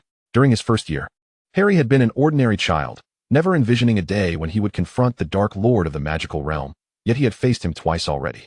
Harry thought, should a third encounter arise, he would not falter. He was no longer the boy he once was. He was now the Harry capable of drawing the sword of Gryffindor. Ron and Hermione exchanged glances. Suddenly, Hermione pondered. It seemed Harry did indeed have an uncanny propensity to encounter the Dark Lord. Was this fate? Hermione shook her head. Oh, she did not subscribe to the notion of destiny. Merely coincidence. Could it be that Snape was, in truth, a good man? Ron's expression twisted, as if he struggled to believe the words that escaped his lips. In their first year, they had misjudged Professor Snape once before. Hermione reminded them both that Snape had never contemplated stealing the Philosopher's Stone. He may have been somewhat surly in class. Ron rolled his eyes. Was that merely being somewhat surly? Hermione, you have an overly favorable view of all the professors. Even after witnessing the spectacle, Harry found it difficult to imagine Snape as a friend of his mother. Perhaps he had indeed misjudged him in his first year. But Harry firmly believed that Snape truly detested him. Children possess a heightened sensitivity to malice. Was it because he bore such a striking resemblance to his father? The Dark Lord would undoubtedly return. Upon witnessing that boggart, Harry felt an unwavering certainty in his premonition. His emerald green eyes fixated intently on the screen. We must discover his weakness. He must possess one. Harry glanced at his hands. In his first year, Voldemort had succumbed to the protective magic bestowed upon him by his mother. In his second year, he had pierced the diary with a venomous fang. Voldemort was far from invincible. Harry felt no fear of him. Chapter 3, The Viewing Segment 8. I do harbor some concern for him. Severus seems to have no friends and appears to be delving into dark magic. With the Death Eaters rampant, and him amidst such a plethora of dark wizards in Slytherin, I fear he may stray from the right path. Snape had often heard Lily express her concerns during their school days. She could not dissuade the boy who sought power and ambition, ultimately choosing to withdraw. That epithet, mud-blood, was merely the last straw. Their discord had long since become irreconcilable. Snape yearned to avoid mediocrity, unwilling to allow his talents to languish. Only the Dark Lord acknowledged and validated his abilities. Lily could not accept his fervor for dark magic, nor his indifference towards life, nor could she acquiesce to his acceptance of Voldemort's ideology. They were incapable of understanding one another. Snape could not comprehend Lily's love and compassion for others, while Lily failed to grasp Snape's ambition to transcend his past. And what of Violet? Snape found himself hesitant to look her way, fearing to witness another self committing the same errors he had made. Such a realization would render him utterly hopeless. The expressions of the Slytherin students darkened. No one relished hearing disparaging remarks about their house. Previously, they had laughed, but now, mirth had vanished. But everyone harbors a shadowed side, Lily. Not all hearts can bask in the light of day, unblemished. They yearn for power, yet still leave themselves a means of retreat. This indicates that their hearts are not entirely consumed by darkness. Apart from the 3 unforgivable curses, which necessitate a sufficient intent to kill, to torment, and to control, other dark magics can be confined within certain bounds, requiring clarity and rationality to prevent losing control. Some anger, when suppressed within the heart, can inflict greater pain. Thus, its release may indeed serve a beneficial purpose. Aside from those who wield the unforgivable curses as weapons against you, I believe very few wizards would succumb to darkness merely through the practice of dark magic. My mentor surely would not wish for his friends to remain unable to comprehend him. He has always been aware of his actions, and any attempts to hinder him would be futile. Violet's words, even in the present day, would be deemed quite rebellious, let alone during a time when Voldemort's power loomed large and the Death Eaters wreaked havoc. Should her remarks reach the ears of certain radical light wizards, It is possible she would be swiftly cast into the ranks of the Death Eaters. Snape's eyes widened slightly. He had never encountered such sentiments before. Voldemort demanded madness and extremism, believing that only the most intense malevolence could unleash the true potency of dark magic. Conversely, Dumbledore urged kindness and compassion, to understand and love others, not merely to safeguard Lily, but to protect her family as well, for that was her desire and the righteous choice. Everyone asserts that once one delves deeply into dark magic, they embark on an irreversible path, becoming cruel and cold-blooded. Yet, no one has ever articulated why he finds dark magic appealing or why he possesses such remarkable talent for it. It is because his heart is inherently shadowy. He is dark, yet not entirely so. That girl, having never witnessed the most destitute Severus and Spinner's End, glimpsed him through his pursuit and passion for dark magic. She perceived his malevolence and ambition, yet also recognized the intellect and regret he reserved for himself as a retreat. He is not entirely good, but neither is he wholly bad. It turns out that not everyone is incapable of understanding him. For a fleeting moment, Severus's stiff shoulders appeared to relax. He was finished. Severus reflected on the Severus within the luminous screen. A flicker of what could be described as delight graced his brow, undeterred by the recent revelation of his own demise. He had always considered himself a heartless individual, yet the prospect of another Severus finding happiness in a parallel world seemed to bring him a measure of joy. Severus, Snape mused, must my good mood be disrupted even for a single minute? You know we had an agreement. Snape's lips curled into a peculiar and awkward smile. My memory is quite sharp, Dumbledore. That Severus and I are not one and the same. Professor Snape would embody the bravest Slytherin, unafraid of the stains of the past, undaunted by the specter of true death. The other heads of houses remained utterly oblivious to the cryptic exchange between these two figures. Once more, Severus beheld Spinner's End from over a decade ago. Exposed to the secrets of the past, yet his heart remained untroubled. He had matured, achieving success and renown through his own prowess, no longer that sharp, irritable, and despondent youth devoid of everything. Spinner's End no longer constituted a secret to be concealed. It had lost much of its filth and disorder. For the population had diminished significantly, fewer litterers meant a semblance of cleanliness. Yet, it still retained its dreary and dilapidated essence. Severus observed the attire of that Severus and recalled the present time. Eileen had passed away. In his memories, Eileen had become somewhat blurred. Recalling her no longer affected the current Severus. Even the house had been transformed through his magic into something entirely different. Walls of books, concealing a hidden door. Narrow and closed. And somber, much like himself. Severus remembered the days following Eileen's death when no one was there to accompany him. Only he and Tobias. Mutually loathing yet compelled to coexist beneath the same roof. The youthful Severus, however, was graced with the presence of someone who traveled from Devon to embrace him. Although Severus behaved in a manner uncharacteristic of Professor Snape, no one engaged in mockery. The atmosphere was wrought with complexity. Pity? Oh, is it not more appropriate to pity oneself rather than the potion's master? Were they not the ones truly deserving of sympathy, having endured his torment? Harry had been raised in the Dursley household, a family that placed great emphasis on superficial decorum and rules. Aunt Petunia would spare no effort to smooth over every unruly aspect of Harry, much like the lawn in front of their home. He was expected to perform flawlessly. Yet any action would be deemed incorrect. Merely breathing in their presence could be perceived as a transgression. Dudley consumed his meals like a pig adorned with a wig. Yet simply being present earned him the unconditional love of his aunt and uncle. Harry, in a remarkable twist of fate, could comprehend the vulnerability of the young Severus in that moment. Had someone embraced him during his own times of despair, without the need for further action, Harry believed he would have undoubtedly cherished that person. Once more, Harry envisioned his mother, who seemed to have resided near Cokeworth and shared a familiarity with Professor Snape. I could never support your research into dark magic, Severus. You must assure me that the dark magic you study will have counter curses. Aside from the 3 unforgivable curses, every dark spell should have a corresponding counter curse. Severus, never use dark magic for malevolent purposes. Otherwise, we shall no longer be friends, but enemies. I am truly exhausted from our quarrels over dark magic. Do you realize how harsh and unpleasant your words become when you are angry? I cannot fathom how Violet tolerates you. If you pursue dark magic, do not let me see your dark magic books again. Every glimpse causes my heart to skip a beat, frightening me into potential heart disease. Do you understand? Harry envisioned his mother's gentle demeanor. Yet she appeared to be a fiery girl with clear-cut passions, brimming with youthful vitality and vigor, akin to a radiant sun. Dark magic marked the inception of the discord between Snape and Lily. Severus possessed a natural affinity for all spells, but exhibited the greatest talent for dark magic. He was not merely learning, but delving into the mysteries of dark magic. In another world, Violet successfully persuaded the stubborn, black and white Lily. So, we shall remain friends, yes? Of course. You have always been my friend. That was the response of another Lily, swayed by Violet's words, attempting to accept Severus's exploration of dark magic. That Severus had no dealings with the Death Eaters. Snape felt a slight easing in his heart. Just a fraction. Perhaps true closure would only arrive with Voldemort's demise. Lily, how do you keep your hair so tidy and dry? You know, potion vapors can be rather destructive to one's hairstyle. Ha ha ha, Severus, look at you now. Do you now grasp the significance of a good hairstyle? Will you still dare to step outside with greasy hair? Lily laughed heartily, striking the ground with her fist. Severus's countenance grew dark. The other students lowered their heads, shoulders shaking, uncertain who first erupted in laughter, yet ultimately, they could no longer contain themselves. I do not wish to laugh, but it is simply irresistible. Even Draco, the Slytherin student who idolized Professor Snape, succumbed to laughter, resting his head on the table. Chuckling heartily, will you bring Violetta next time? Senior, she is currently in a relationship, so it's not convenient. Young lady, how can you utter such words? Do you not feel guilty? Violet took Severus to an amusement park in the Muggle world.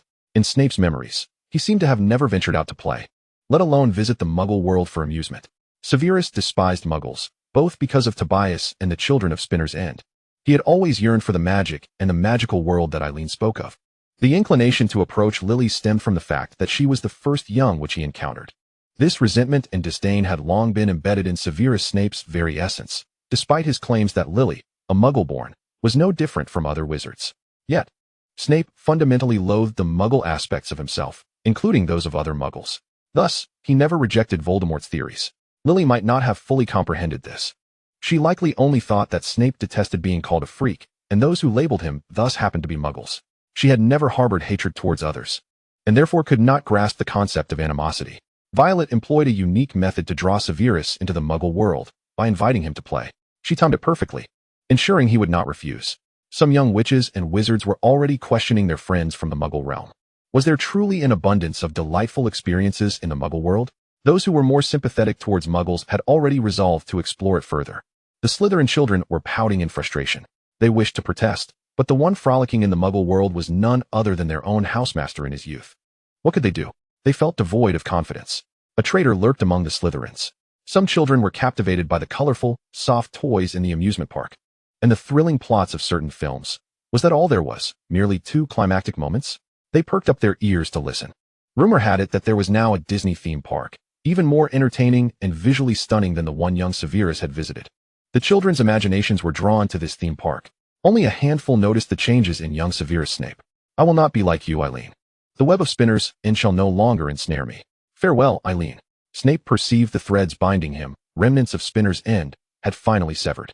Chapter 3, Viewing Section 9. During the summer break, Severus and Violet began to correspond, occasionally exchanging small tokens. Ever since he inquired about a potion recipe from Lily that could protect hairstyles, young Severus had begun to strut with newfound confidence.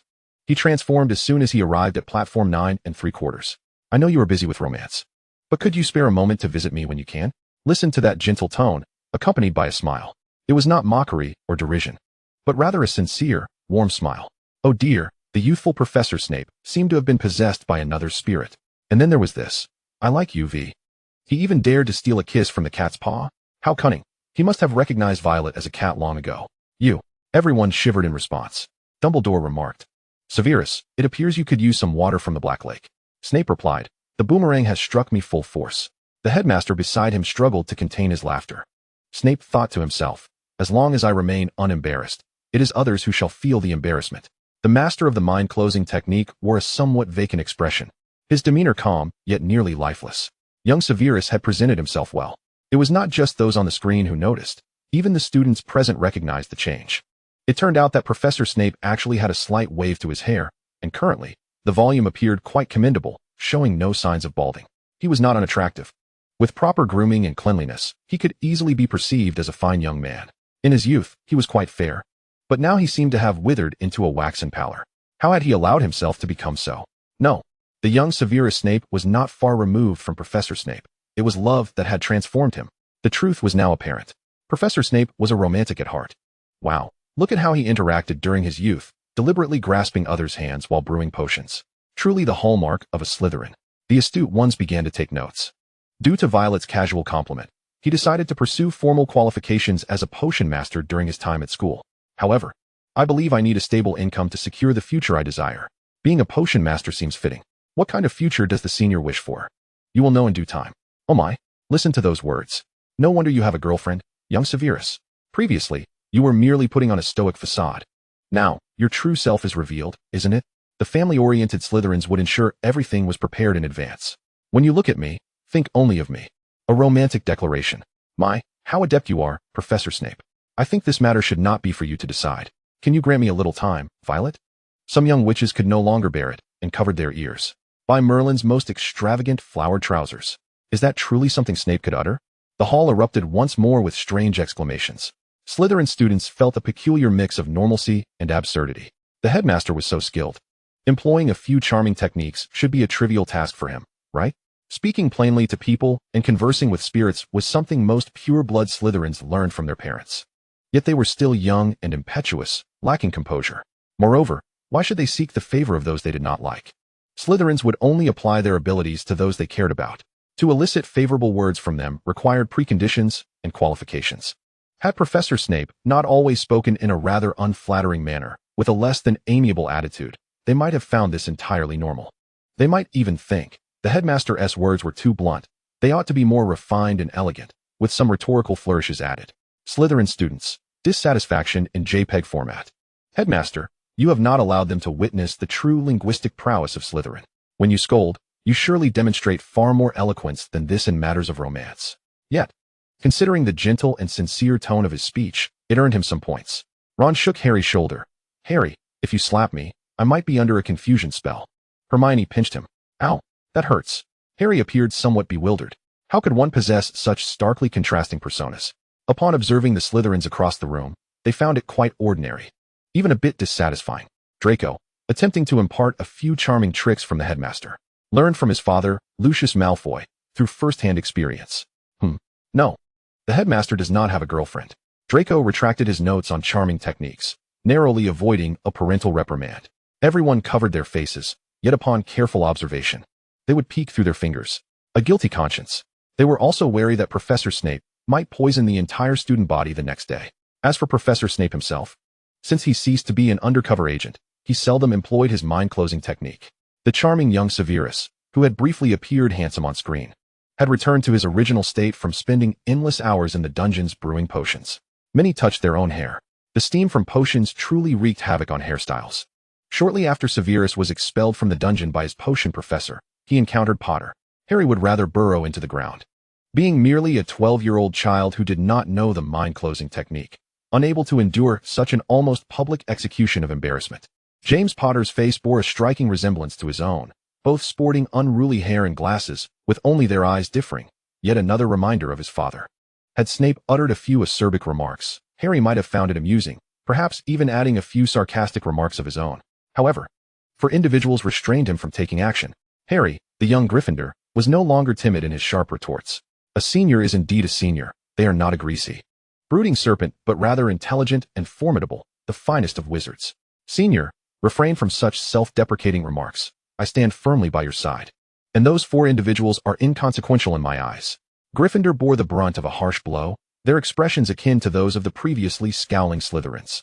Although Violet did not explicitly disparage Gryffindor, those four were indeed Gryffindors. Once again, the affliction of causing embarrassment reared its head. Gryffindors are, without doubt, valiant champions of justice. They are merely still in their youth. Colin Creevey would not permit anyone to speak ill of Harry Potter, not even in reference to Harry's father. Harry, that girl merely spoke thus because she admires the young Professor Snape. Your father must have been splendid. After all, Harry saved my life. Harry Potter is a true hero. Colin's affection extended to all associated with Harry. Harry could only manage a bashful smile, feeling a slight warmth rise to his cheeks. Colin pressed a photograph into Harry's hand, depicting Lily with her deep red hair and green eyes. Here, Harry, it's a photo I took earlier. I thought you might appreciate it.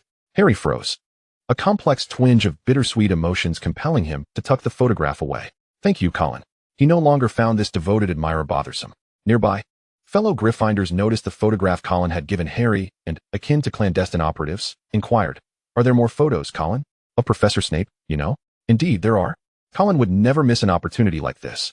He produced several photographs of Professor Snape, Whether as the sullen boy in the library, the dashing boggart, or the current flamboyant version of Severus, he had them all. Professor Snape was worth 100 points. He would not forsake his collection.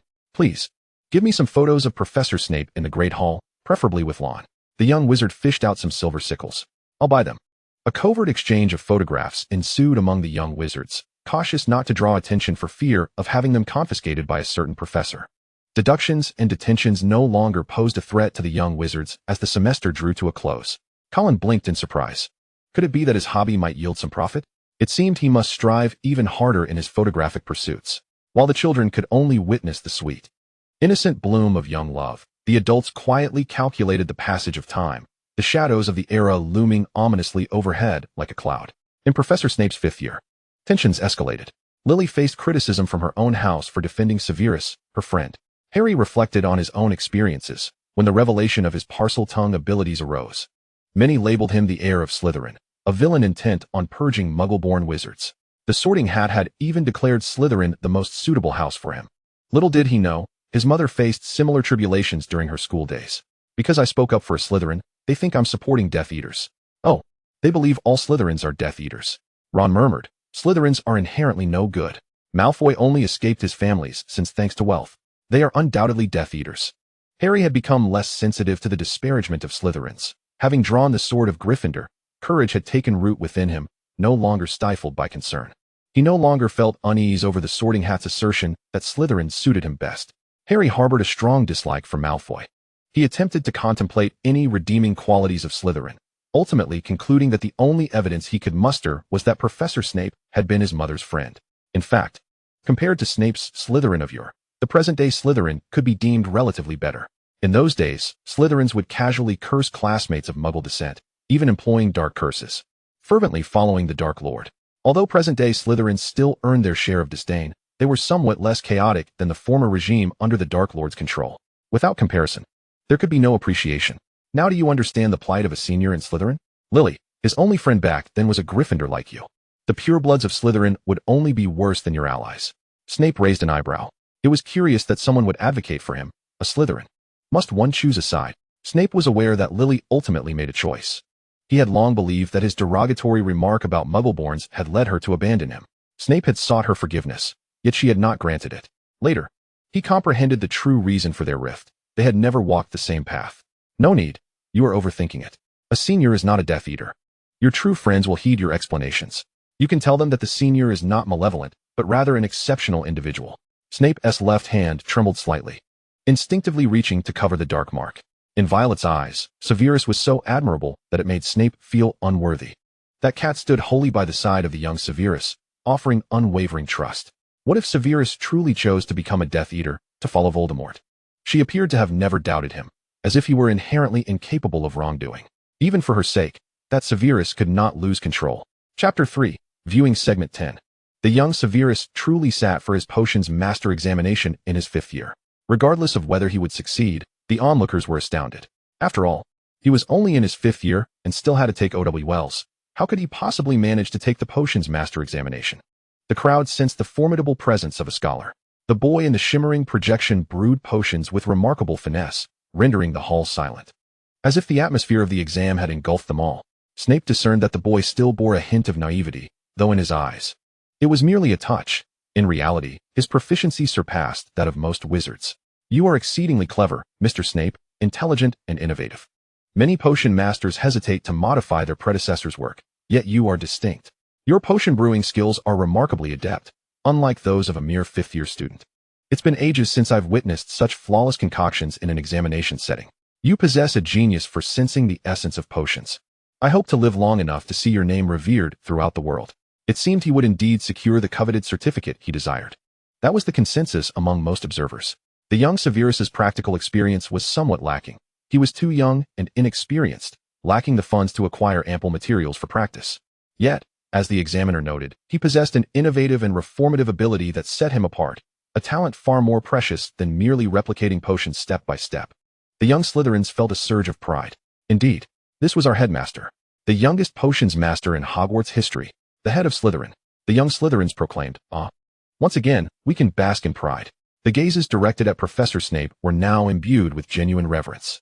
The other version of him in the projection had suffered considerable embarrassment, and now the looks directed at Professor Snape carried an undertone of playful mockery, as if to say, "Oh, Professor, you are quite the romantic. It is well known that sometimes a minor, harmless flaw can facilitate smoother social interactions." The term love-struck has rendered the once dour old bat somewhat more approachable. Social demise has elevated Professor Snape's social skills, and now he is not as feared as before. However, social demise is not a singular occurrence. During his school years, Professor Snape never attended a ball. Yet now he observes another version of himself, standing at the entrance in formal attire. He dances with a girl, albeit somewhat awkwardly, yet it appears relatively normal. The Slytherin children cast displeased glances at their headmaster, questioning his poor dancing skills. Yet Snape is too preoccupied to acknowledge their disparaging looks.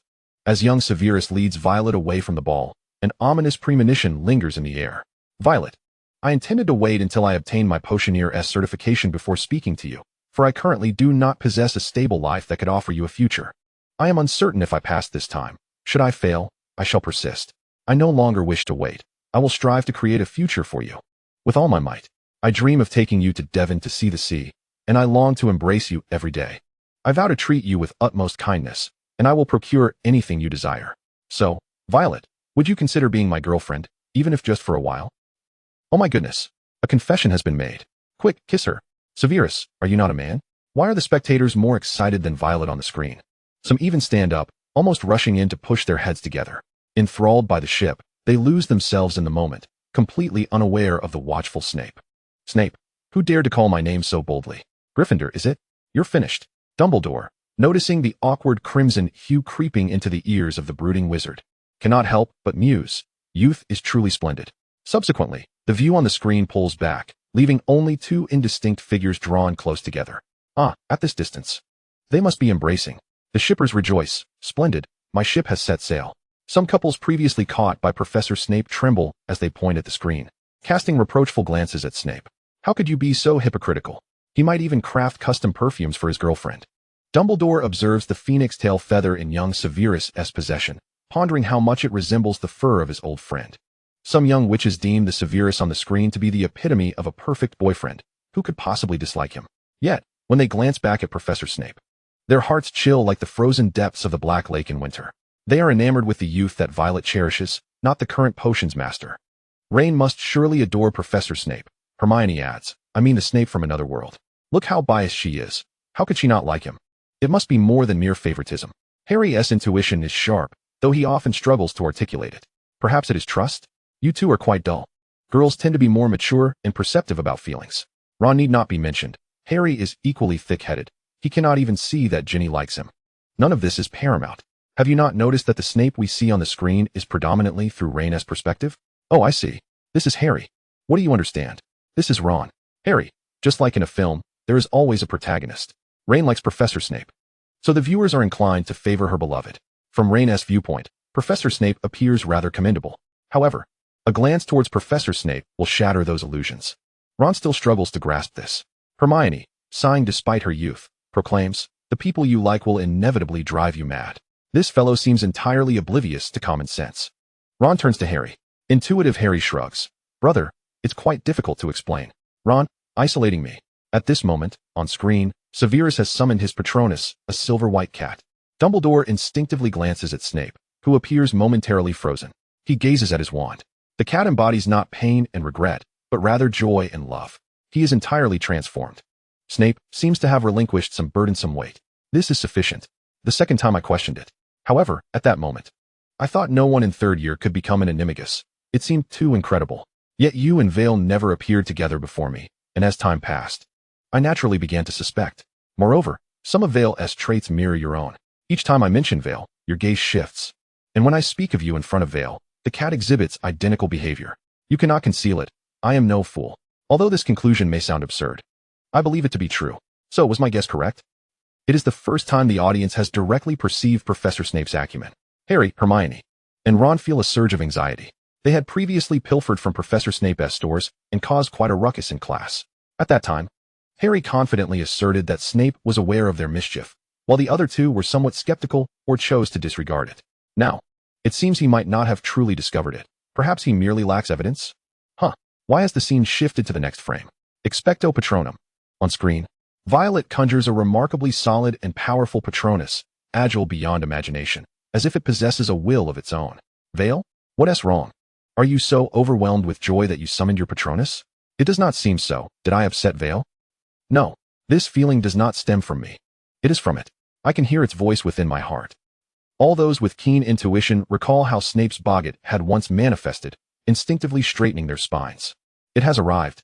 Yet, the following moment merely reveals Violet recounting her encounter with that peculiar boggart to Severus. It appears they must await further revelations. Subsequently, Violet permits Severus to use legilimency to witness her memories. I am not afraid, nor will I resist your legilimency, Senior. I wish for you to know my past. As though we could grow together. Clever little cat. Professor Snape, typically calm and unflappable, exhibits shock. She is unafraid to reveal her entirety to another? Snape cannot fathom such a notion. Otherwise, his occlumency would not be so well honed. Why can she so readily trust Severus? Is it merely because she is a cat? Thus, her trust is so pure and unwavering.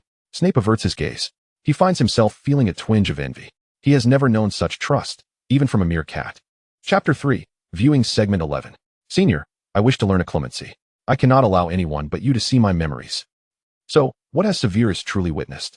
Everyone is brimming with curiosity. She said nothing more than that she liked you. My magic cannot sustain her for long. Did Professor Snape truly possess such an affinity for cats?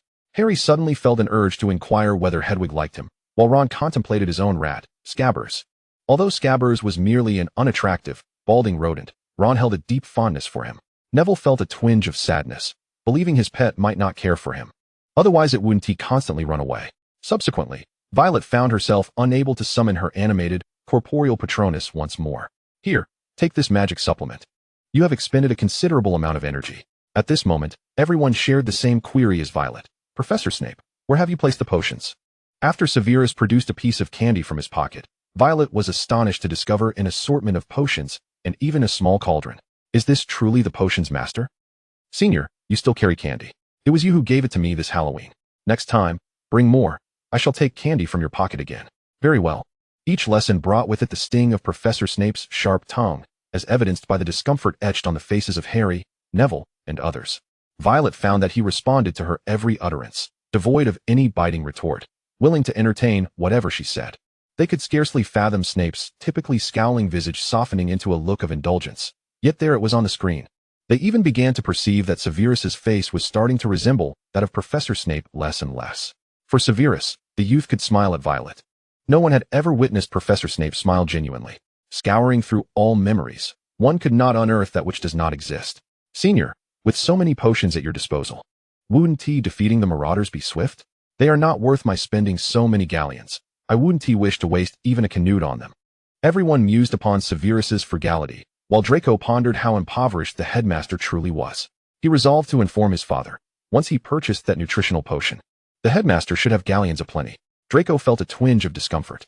He was accustomed to doing as he pleased when he joined the Quidditch team.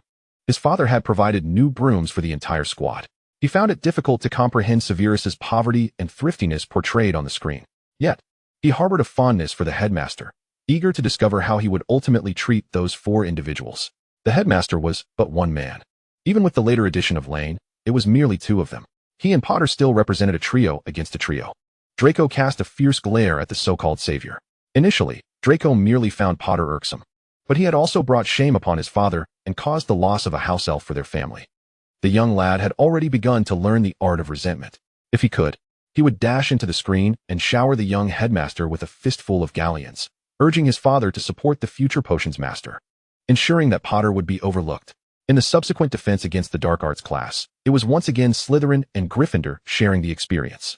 So that is how it is. Severus, you truly possess the qualities of a professor.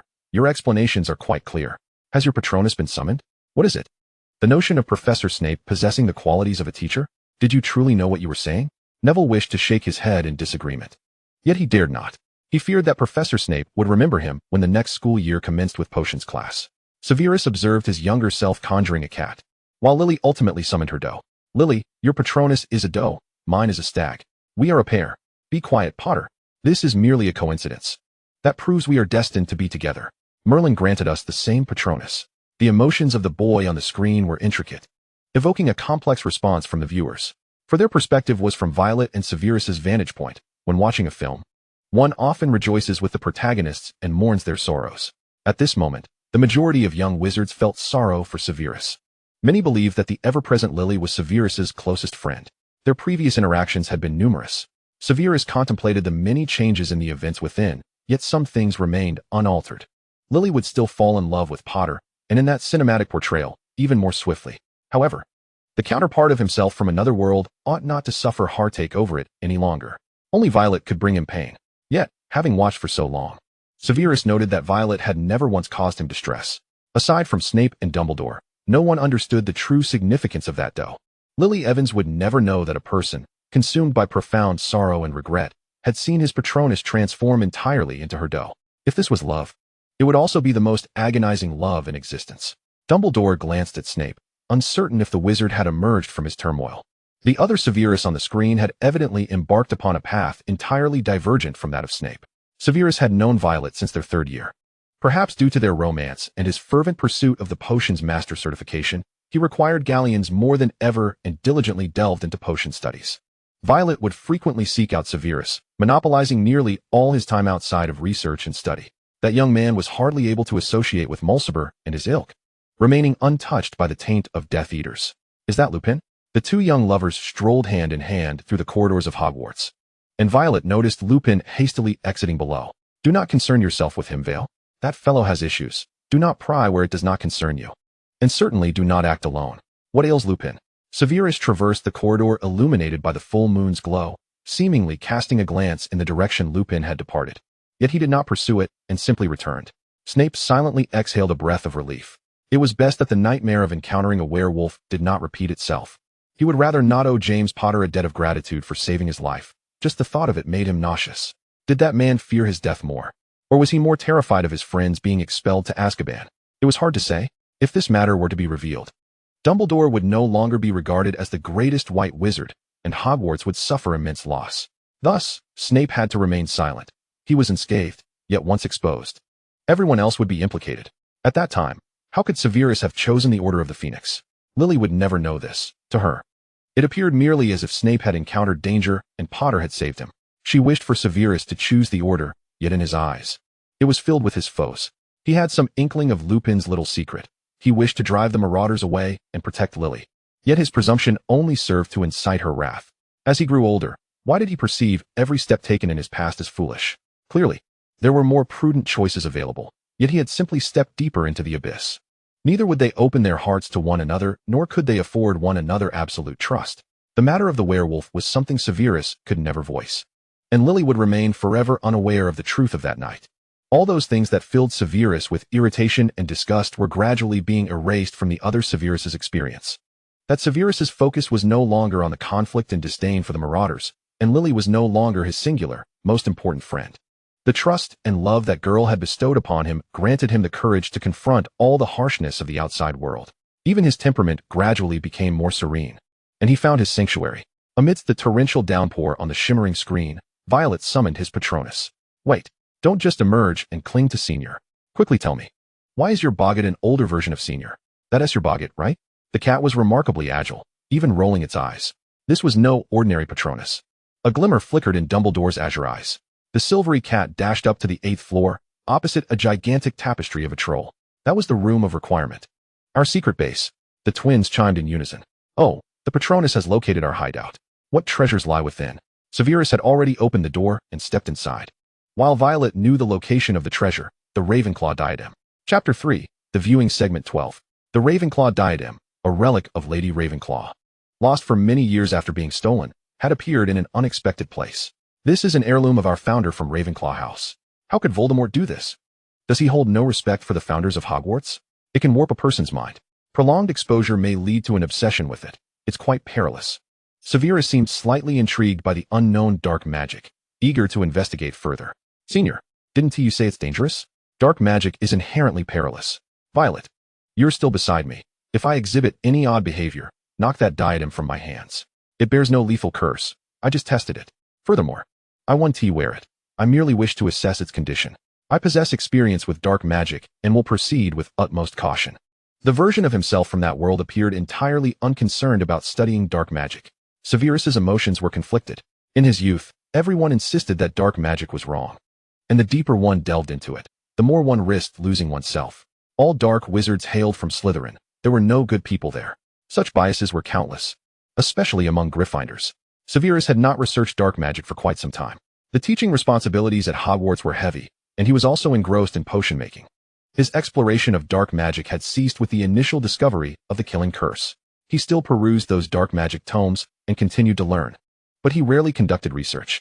Witnessing that version of himself still clinging to this pursuit, even having someone to accompany and anchor him, stirred a complex array of feelings within him, a shattered soul and the malice of death. This is an entity birthed from the killing curse. Severus recalled the times he worked with the Death Eaters, when the Dark Lord seemingly required him to brew numerous soul relief potions, which he presumed were for those reckless individuals who wielded the killing curse. Those lunatics cared not for the integrity of their own souls. Dumbledore's brow furrowed, his previously benevolent demeanor now serious. A Horcrux, one was right beside him. If Severus wished to study a dark magical object, he must have realized its existence, and thus was inevitably influenced. Yet, dark magic could not completely ensnare that Severus, even for Violet's sake. He had to maintain his rationality in the face of dark magic. When Severus felt the influence becoming too profound, he cast the object aside. The Ravenclaw students felt a pang of sorrow. That was the diadem of our founder. After Severus embraced Violet, the camera respectfully distanced itself, even silencing the audio. The screen had never depicted two individuals engaged in anything more intimate than an embrace. Nor had it provided any private moments. It typically skipped over such scenes. The realm of imagination was vast. Excitement colored the faces of everyone present. Ah, we all understand. Young love, the bloom of youth. Let us take a peek. Don't be shy. The entire hall gossiped, gazing at the diadem on the floor, as if they could see the reflections of the two figures. Severus exclaimed, "Damn it. That diadem will evoke the deepest desires within one's heart. Even the slightest lapse will leave one vulnerable to its allure. It is a profoundly crude, dark, magical, alchemical object, merely fusing a soul with this diadem. Wicked and chaotic. Devoid of beauty, its power derives solely from the fractured soul within." Sounds emerged, yet no visuals appeared. "What are you two up to?" The lion, serpent, eagle, and badger peeked in. Ginny wore an expression of utmost distress, a hint of fear lurking in her eyes. She recalled a certain diary. She couldn't help but pour her heart into it, for the person within was the most intelligent and charming individual she had never met. Every word resonated within her, compelling her to believe. Let us take this to Dumbledore. Such a wicked and troublesome dark magical alchemical object is best left to the kind-hearted and great headmaster Dumbledore to resolve. Dumbledore glanced at Severus. Did you trust me this much during your school years? Severus replied, Is it truly loathsome that you can solve problems? Dumbledore's weakness lay in his tendency to trust others, always believing in second chances. This very flaw had been exploited by Voldemort. Yet it also enabled Severus to escape Azkaban and assume the role of professor here. Everyone watched as Severus disdainfully used his wand to poke the diadem and toss it into a parchment bag. Is this object Voldemort's weakness? He split his soul and placed it within this. What purpose does it serve? Harry's eyes lit up. This is Voldemort's weakness. Take note, take note. The Slytherin children frowned. Some still revered the Dark Lord, though not with the same madness as the previous generation. Was it right to sever one's soul? As wizards, they instinctively felt repelled. The soul is the source of magical power. How could it be so easily destroyed? Draco remarked, I'll go back and tell my father. Let us see what he has to say. In truth, I suspect Voldemort has more than just this one. When I perceived through the form of my Patronus, at a great distance, I felt a sensation akin to that of this diadem, the same malevolence. Dumbledore's face lit up with joy. He could now locate other Horcruxes of Voldemort. How simple. This moment was indeed timely. Severus wore an expression of profound exasperation and displeasure. What had he followed in his youth? In reality, Voldemort's visage had long since spoken volumes. Only those marked by the Dark Mark could not escape. Voldemort always found a way to track down those who fled. Long before he vanished, Voldemort had ceased to rely on charm and power to compel Slytherins to follow him and had resorted to control and terror. Severus had rapidly advanced in his mental occlusion through Voldemort's repeated attempts at legitimacy.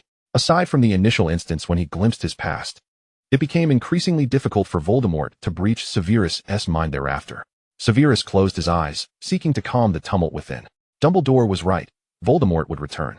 A Horcrux, he had actually created such a thing.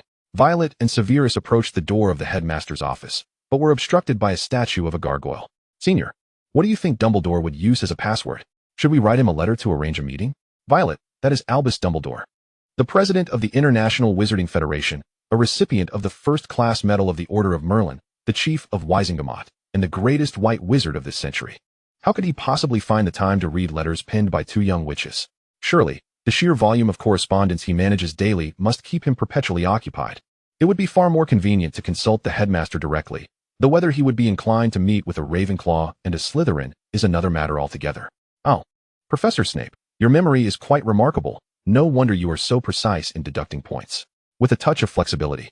Seeking an audience with him may not be as arduous as it seems. Severus's Patronus glided through the stone gargoyle that guarded the entrance. The door opening of its own accord, requiring no particular incantation.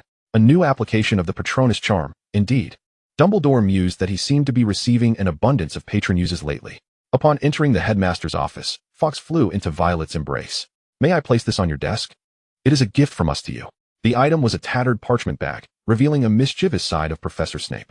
Of course, I am delighted that the young witches remembered to bring a present for the headmaster. Would you prefer coffee or tea? Perhaps a bit of confectionery? By the way, whose Patronus was that magnificent creature? Truly impressive. It belongs to me. We must be on our way soon, so as not to intrude upon your afternoon tea, dear headmaster. I trust you will take a good look at our gift, as the emergence of such a dreadful dark artifact associated with the Dark Lord is indeed concerning. Severus instinctively shielded Violet from view as she plucked a couple of tail feathers from Fawkes before they made their hasty exit. Snape raised an eyebrow, somewhat approving of the situation. He was aware he needed to atone, yet he did not wish to become a pawn in Dumbledore's grand scheme, especially with those two still being mere children. Severus was quite frank in advising against rushing to assist Dumbledore. It would be more advantageous to await his summons. The Gryffindors felt somewhat uneasy, as did the Hufflepuffs. The Gryffindors believed it was a great honor to assist the most esteemed white wizard, while the Hufflepuffs simply wished to resolve these perilous matters promptly. The Slytherin snakes nodded coolly, as was their custom. Indeed, why should we assist the Gryffindor head? Our interests are paramount. The little head must have been quite impoverished back then. Surely we should extract more from Dumbledore. The Ravenclaws seemed to understand both perspectives. Chapter 3, Viewing Segment 13. Senior, could you concoct a potion that would guide me into slumber? Yet, every time she speaks, her voice resonates from the depths of my heart. Could it be that she is me, embedded within my subconscious in places unseen? If I could fall into a deep sleep and dream, would she come to find me? Otherwise, the scant moments we share each day test my patience. We are all still somewhat in the dark, unaware of what that object signifies to the Dark Lord. Violet began to ponder the peculiar appearance of her Patronus. Everyone was well aware of why she had become so adept at navigating the Forbidden Forest. Did she perhaps have an excessive number of magical creatures as friends? Was it truly so easy to pluck feathers from Fawkes, the phoenix known for its ability to apparate? After much contemplation, she concluded that the feathers must have been a gift from the phoenix. How enviable! As the scene shifted on the luminous screen from a pair of young lovers at Hogwarts to a high tower, an inscription at the entrance boldly proclaimed for the greatest good. The elderly figure appeared gaunt, indistinguishable from any ordinary old man, save for his mismatched eyes, which exuded an oppressive aura, as if they could see through all past and future. An owl delivered a letter bearing the phoenix's claw print to him. Dumbledore, watching the unfolding scene, felt his pupils constrict slightly. Gellert, how could he have transformed in such a manner? The Grindelwald depicted on the screen seemed to glow with a strange light, suddenly perceiving the prophecy. The old man's gaze sharpened, a smile gracing his face as an immense surge of magic erupted forth. A fervent old man. Who is he? The current young witches and wizards no longer recognized the figure of Grindelwald. Professor McGonagall gasped, casting an astonished look at Dumbledore, her eyes clearly questioning. Why did you write to Grindelwald in Nurmengard? Severus, standing at the tower entrance, began to draw conclusions. That was indeed Grindelwald's favored motto. And those mismatched eyes were a mark of the Grindelwald family seer. Dumbledore averted his gaze. Was his dark past now catching up with him? Furthermore, he had never penned any correspondence to Gellert. Grindelwald reappeared in Dumbledore's office. Violet and Severus had witnessed this transformation when they sought the headmaster's counsel. In a fleeting moment on the screen, he had completely metamorphosed, with silver-white hair cropped short and a long coat draping elegantly over him.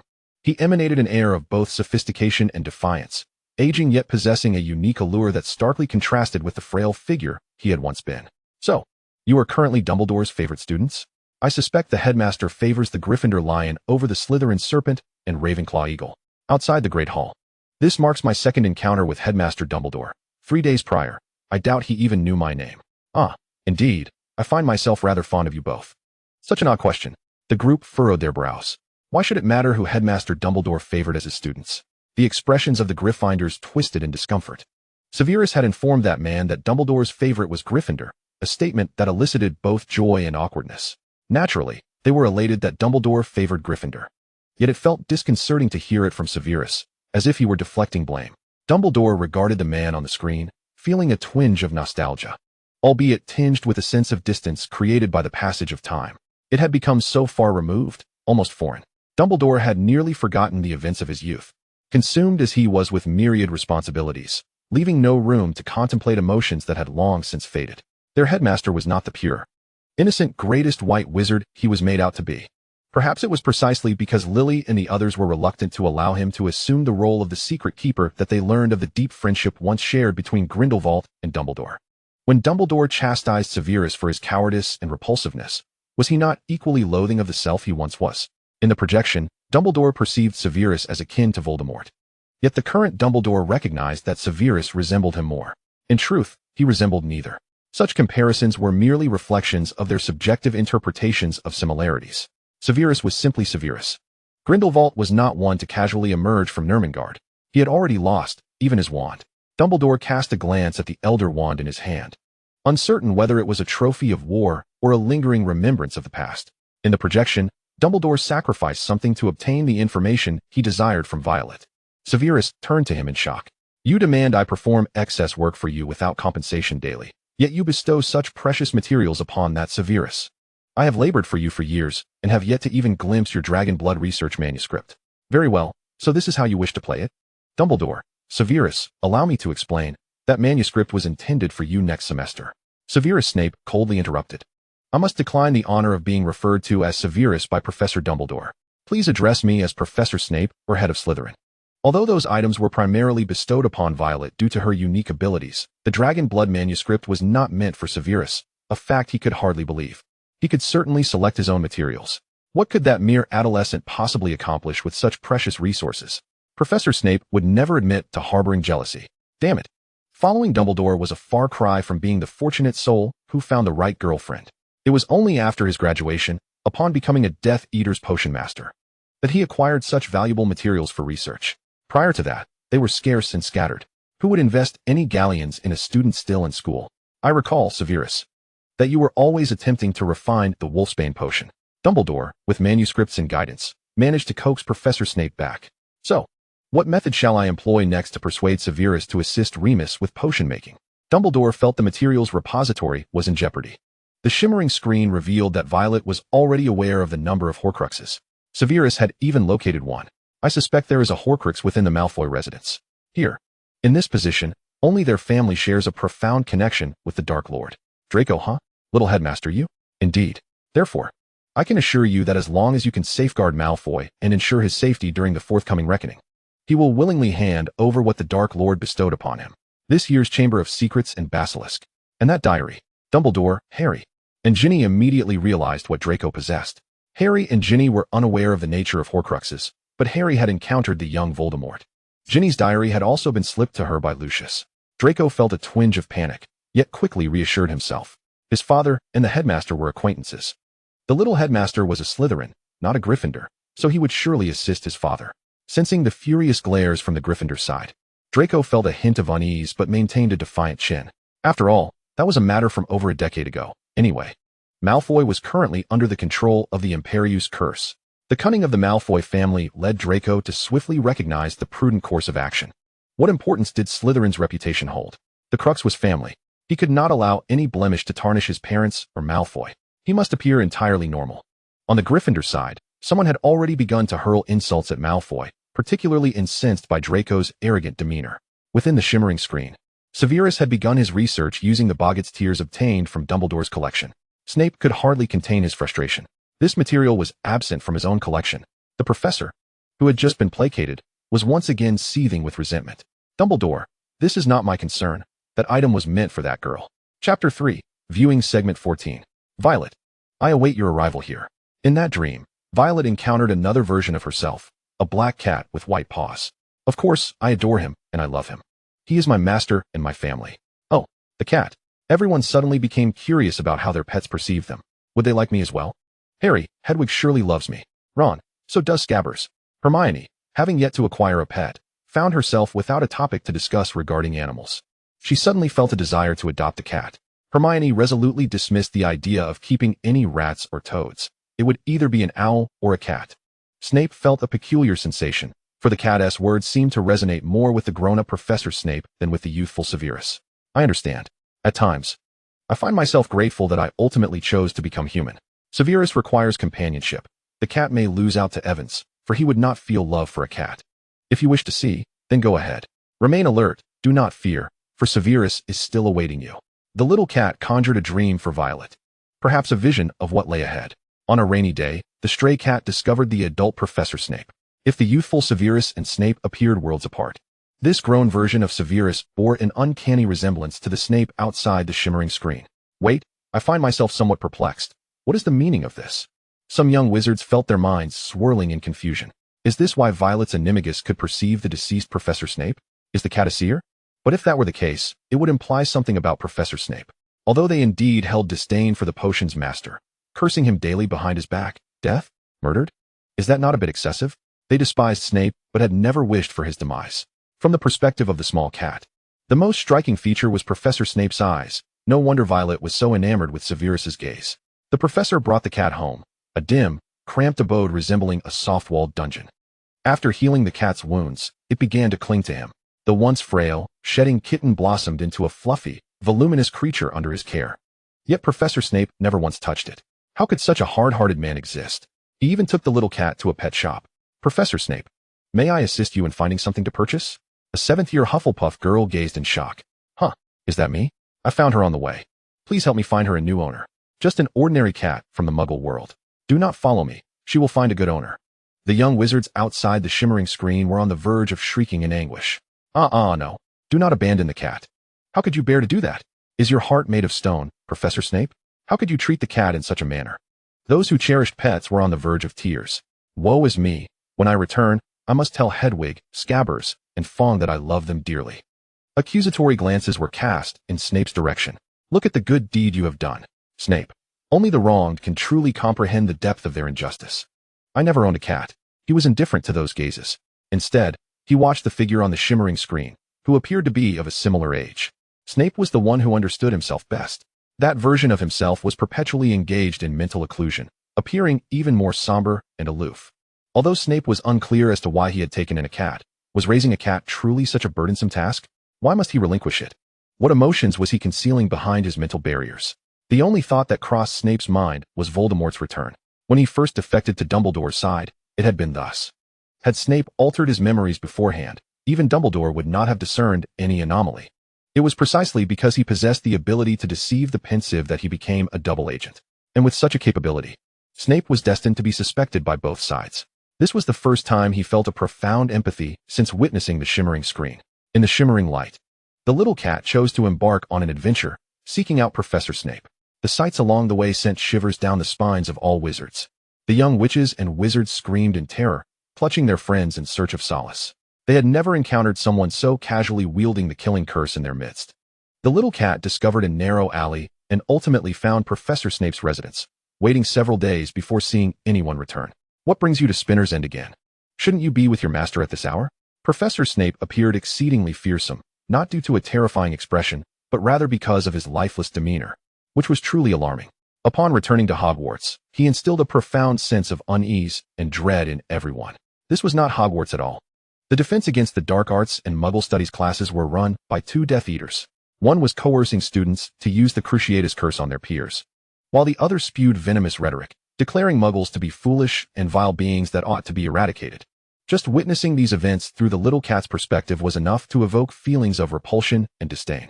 By then, Neville, Luna, and Ginny had grown up, and the little cat maintained a decent rapport with them, occasionally aiding them in escaping the clutches of Slytherin students and Death Eaters. The Neville depicted in the light display had transformed into a figure of courage and resilience, albeit at a heavy cost. Neville stared wide-eyed at his own reflection, now dirty and disheveled, adorned with wounds and dust, yet his eyes burned with an unwavering spirit and indomitable will. Is that truly me? Many wished to curse Professor Snape for allowing Hogwarts to devolve into such chaos, questioning why he permitted Death Eaters to infiltrate the school when he was the headmaster at that time. However, their indignation was stifled.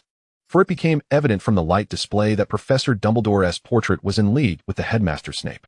Moreover, viewed from a rational perspective, particularly through the lens of Dumbledore, it appeared that perhaps Snape was indeed attempting to protect them. Forcing them into the Forbidden Forest with Hagrid hardly constituted punishment, especially since he was well aware that the little cat was assisting Neville, yet he never uttered a word against it. Whenever Professor Snape passed by, students on the brink of falling into the clutches of the Carrow siblings were often excused under other pretenses to join Hagrid, though he appeared utterly loathsome. The words of ire remained trapped within. Perhaps it was better to direct their wrath towards Slytherin instead. Damn Slytherin, lackeys of the Dark Lord. The Slytherin students vehemently defended themselves, claiming, "We merely adapt to the circumstances. Why must we confront them head-on? Is it not wise to lie low and bide our time for reinforcements?" Subsequently, Professor Snape exhibited a side of himself that was markedly different from his usual demeanor. For the Snape in the light display bore an uncanny resemblance to the man outside of it, making it feel as if those were indeed his own words.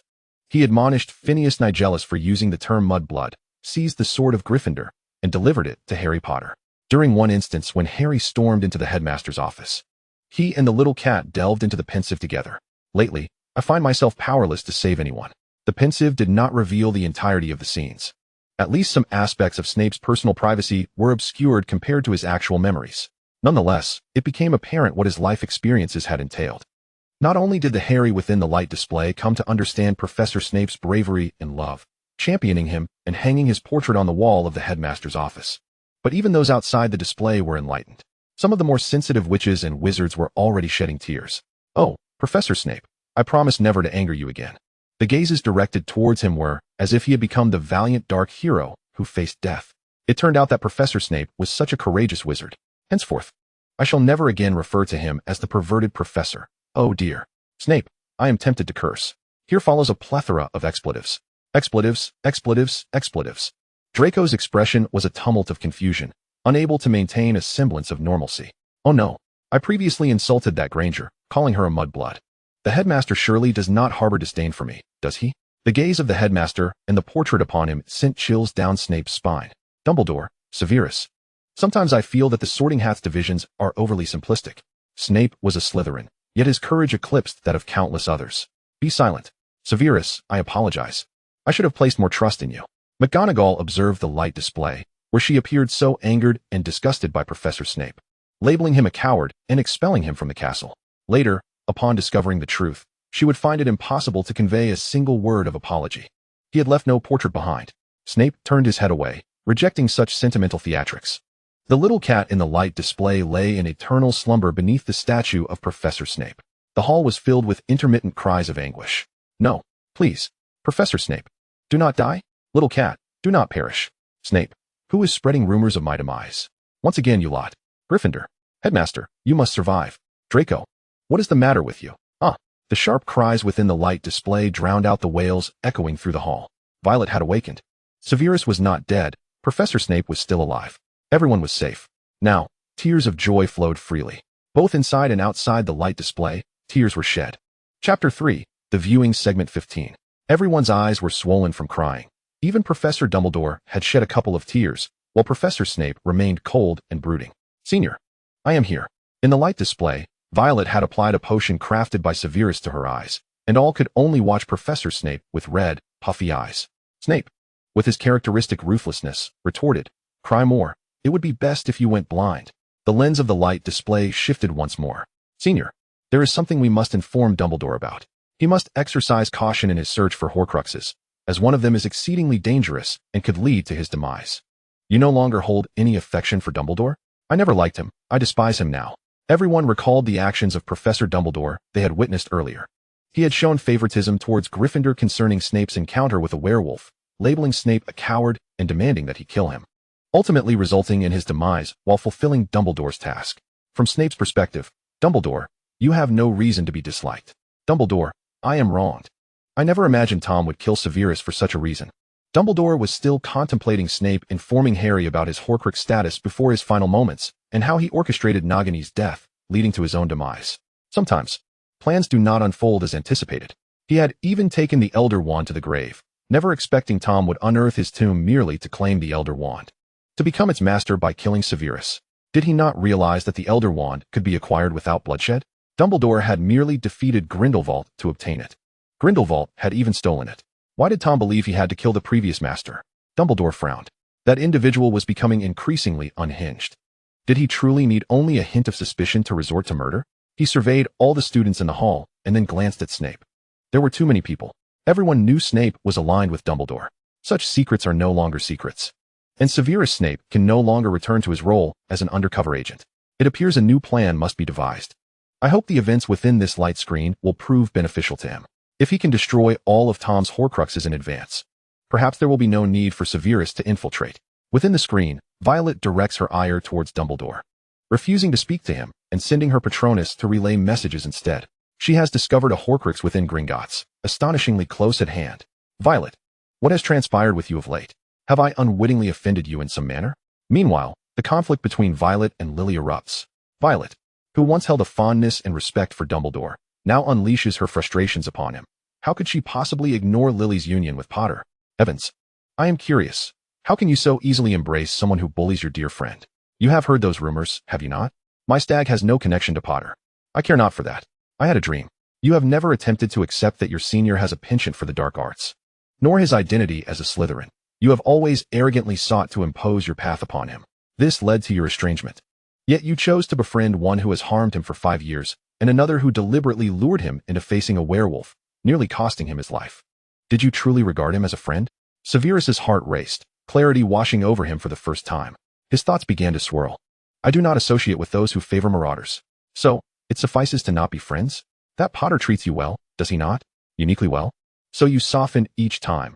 Despite his affections for you, you cannot prevent one who loves you from inflicting harm upon a friend. Is it that he does not care for you enough? Or is your friendship so trifling? Did you genuinely consider him a friend? Severus's fingers trembled subtly. His thin lips pressed tightly together. Violet's inquiries struck Severus with the force of an earthquake. No one had ever spoken on his behalf in such a manner. To everyone else, Severus was merely a brooding, peculiar boy, enamored with potions and the study of perilous dark magic. He was not a bright and cheerful individual, and few endeavored to understand him. Friends in Slytherin often sought to use him. In truth, Violet was somewhat mistaken. Perhaps she chose to overlook this detail. Or perhaps her anger clouded her judgment. Lily had no inkling that the werewolf Severus encountered that fateful day was Remus, lured there by Black. Severus could not voice this. Potter likely lacked the courage to share such a tale. What she knew for certain and believed was that Potter had saved Severus, while Severus continued to disparage them. She disapproved of Severus's self-righteous actions purportedly for her sake, and of his association with Mulciber and the others. Violet, however, chose to stand by Severus's side. Her criteria for judgment was not dictated by societal standards of right and wrong, but rather by her perception of Severus Snape as an individual. Objectively, students deemed Violet somewhat unreasonable. Yet, if one were to place themselves in her shoes, could they truly accept their closest confidant choosing to wed someone who had caused them harm? Few could be so magnanimous. They could not dictate another's choice of partner. Yet it seemed the bonds of affection could never revert to their former state, for the sight of one's partner inevitably breeds aversion. Choosing to distance themselves, their feelings naturally dulled. Moreover, Violet was but a cat. If a cat does not side with Severus, with whom shall it align? Must it weigh the pros and cons on both sides? She was merely a cat, forgiving. Lily Evans, do you dare say you truly despise James Potter? Can you honestly claim Severus Snape is your best friend? Lily took a step back, already providing her answer. So it is. I understand now. There is no need to speak to me again. I do not associate with those who favor marauders. Go pursue your true love. Severus slightly turned his head, unable to bear the sight, yet his ears remained attuned to the voices. A sensation akin to cotton filled his chest, heavy, yet not the agonizing weight of pain, but rather a peculiar feeling altogether. Those experiences Severus had never truly lived. He could only glean them from hearsay, unable to empathize fully. Yet Professor Snape had endured it all. That drop of joy, radiant as sunlight, fell upon his desolate, barren, and arid soul. Elation and sorrow intertwined, leaving Severus at a loss to articulate the complexity and bitterness of it all. For the first time, Severus understood the sensation of being steadfastly chosen and trusted. He gazed upon the scene with Violet and Lily. Violet's words had driven Lily away, and within the scene, Severus unhesitatingly chose his girlfriend over a friend. No, she is the finest girl in the world. No one is better than she. Violet's declaration, along with Severus's words, severed the threads of despair that had ensnared Severus day after day. Had he ever loved Lily? Severus did not know. Perhaps in his youth, He had harbored affections for that radiant girl, a hue absent from Spinner's End. Yet, when faced with the choice between power and love, Severus had invariably chosen power. Never wavering, this affection could not withstand further scrutiny, for they did not tread the same path. To ask Severus to relinquish his power and ambition was an impossibility. Even now, it was only because he had attained it that he no longer felt the same urgency and restlessness to escape his circumstances. In comparison to the Severus within the light screen, Severus realized he perhaps did not love Lily as deeply as he believed. His singular truth was held in such high regard that it resembled love. Yet he could not change himself for Lily, nor could she alter herself for him. They were both too stubborn, destined to diverge. As Lily softened her stance toward Potter in their 7th year, forgetting the incident where her friend had been hung upside down and ridiculed by him, forgetting how they had used spells to corner him into a no-win situation, watching him writhe and crawl on the ground, forgetting the years of torment her friend had endured, believing they were merely engaging in mutual combat. The arrogant yet radiant Potter ultimately captured Lily's heart. Who would care to ponder what her former friend had experienced or how he might feel? Lily had proclaimed she would no longer concern herself with his affairs, and thus all traces of Severus vanished from her life. Now, everything had been laid bare by Violet. She had never truly harbored animosity towards Potter, and Severus was not her best friend. What Lily genuinely despised was only the arrogance and hubris that Potter embodied. At Hogwarts, who could resist the allure of the illustrious Potter in black? When he altered himself, or in Lily's eyes, transformed, she could accept him.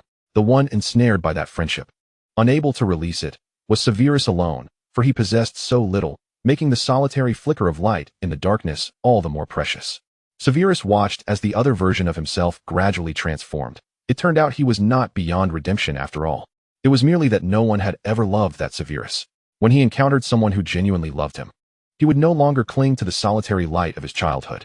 He would not feel the restless urge to join the Death Eaters to ascend. For someone had anchored his madness. Severus. Dumbledore harbored a slight trepidation that Severus might question his own feelings after witnessing this. Although he understands that Voldemort's soul-splitting does not necessarily mean he will become a Death Eater again, what if he is unwilling to resist Voldemort? The Severus Snape in the projection is not the Snape of the present. Dumbledore himself is not a person who can fully trust anyone. Rather, this matter is too consequential for him to allow even the slightest error. Otherwise, he would not demand the future Snape to vow to protect the students and staff of Hogwarts. I will uphold my promise, Dumbledore. You are overthinking it. Does it truly matter to Dumbledore whether he loves Lily? Oh, perhaps it does. He often speaks of love. Snape can hardly recall the feelings of youthful infatuation. What remains most vivid is the terror he felt upon realizing that Lily's child was the one from the prophecy, alongside the anguish and regret following her death. Those once cherished memories are now shrouded in a cloud of sorrow. After reflecting on these thoughts, the idealized notion of his first love has gradually dissipated, leaving even his friendships feeling insignificant. Yet, certain wrongs still demand reparation, otherwise, he will remain eternally ensnared by them. My decisions are not easily swayed. Although returning to undercover work appears impossible, he is not devoid of combat prowess. Whether in pain or regret, he shall bring all of this to an end. Snape has come this far not through love, but through his own capabilities. The individuals he seeks to save extend beyond the students of the school. He must also rescue himself. Chapter 3. Viewing Segment 16. Shut up. I am exhausted, Potter. You have been so arrogant and conceited. I told you to stop bullying my friend and to refrain from calling him that nickname. You never listen to me, do you? You have no idea. Stop deceiving me. Farewell. In that realm, the rift in 5th year was not between Lily and Severus, but rather between Lily and Potter. The only one present who felt sorrow for Potter was likely Harry, along with a few Gryffindors. Harry was on the verge of tears. His parents were arguing, and he felt powerless. He glanced up at Professor Snape. Now he understood why Snape both despised him and sought to protect him. Hermione, Ron. Shall we apologize to Professor Snape later? Ron's eyes widened. Huh, he'll kill us.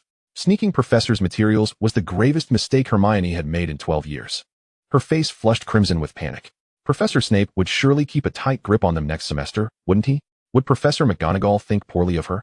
Would she believe that she was not a good student? If you all don't go, then I shall go alone. I stole his materials to prove my innocence. I'll go? Hermione felt both embarrassed and disheartened. The 12-year-old girl could hardly bear to imagine her most admired Professor McGonagall perceiving her as a thief. It was my idea. I will apologize and face the punishment next semester. If you all are going, then I will too. I will share in the blame for blowing up his classroom. Harry, I thought you hated Professor Snape the most. I can't say I hate him anymore. At crucial moments, Professor Snape can be trusted, and he is a courageous man. Is he not? Harry aspired to be courageous himself. He chose to be an upright, kind, and brave individual, much like the future version of himself. In another world, Lily ultimately chose to stand by her friends, although it is most likely that Severus himself did nothing out of line. Potter was frightened into silence by Lily's fury and her refusal to acknowledge him, which deterred Black from seeking trouble with Severus. It appears he was not incapable of change. Rather, no one had pushed him to that point. Dumbledore's warning and Lily's anger compelled him to re-evaluate himself, although Snape still perceived him as arrogant. The self in that world seemed no longer connected to any marauders. During the summer break, the four ventured to Gringotts to retrieve a Horcrux from Lestrange's underground vault. Dumbledore felt a degree of discomfort upon seeing the golden-haired man with mismatched eyes in the projection. The retrieved Horcrux was a Hufflepuff cup. Now, it was the Hufflepuffs who were incensed. Severus in the projection displayed a particular interest in the fire shield that Grindelwald employed for protection, even taking notes and inquiring if he could document it. Gale, do not teach things that ought not to be taught. Dumbledore's face flushed with embarrassment. What had been skipped over? Why had it suddenly become Gale? Now, it was Dumbledore who was under scrutiny. We still have plenty of time today. Let us go on a date, Al, Dumbledore. Snape raised an eyebrow in surprise, a smile gracing his features, though it was far from benevolent. Now everyone had a past, and none could mock another. Professor McGonagall was contemplating the birth of the universe. Who was that man? Many young wizards failed to recognize Grindelwald, a dark wizard who had swept through the previous century only to be defeated by Dumbledore. His era had long passed, compared to Grindelwald. Voldemort was far more terrifying to the current young wizards, who dared not even utter his name. Hermione, haven't you two studied modern history seriously? Ron, Harry, and even Ginny, Neville, and the twins all shook their heads. Except for you, Hermione. No one can withstand Professor Binns' hypnotic curse. Hermione looked a bit awkward, even beginning to doubt her studies. For the greater good was the slogan of the Pureblood Party. Gellert Grindelwald, the dark wizard defeated by Dumbledore in 1945, was a seer characterized by his mismatched eyes, representing a magic of his own creation, the fire shield, which nearly incinerated Paris, ultimately being halted by a collective spell cast by numerous wizards. Hermione, is the history of magic false? Ron paused for a moment. Actually, we don't need to know such things. As long as you don't say it. And I don't say it, no one will care about this matter. Stop talking. We don't really care about our feelings towards the headmaster. Hermione had not finished speaking. Grindelwald was the one who sought to have wizards dominate muggles in the last century. How could such a great white wizard as Dumbledore have any ties to him? You know he wouldn't, Al. That child is different from me and that madman. He possesses a pure love for dark magic, not merely a pursuit of power, but also an interest in the study of knowledge. That child embodies what you often refer to as the power of love. How much does Professor Snape truly adore dark magic? Hogwarts does not teach excessively powerful dark magic. Yet it appears that Professor Snape has been deeply engaged in his studies since his school days. Gryffindors consider dark magic to be evil, yet in the prior prophetic dream, Professor Snape hardly seemed evil. He merely resembled the villains from storybooks.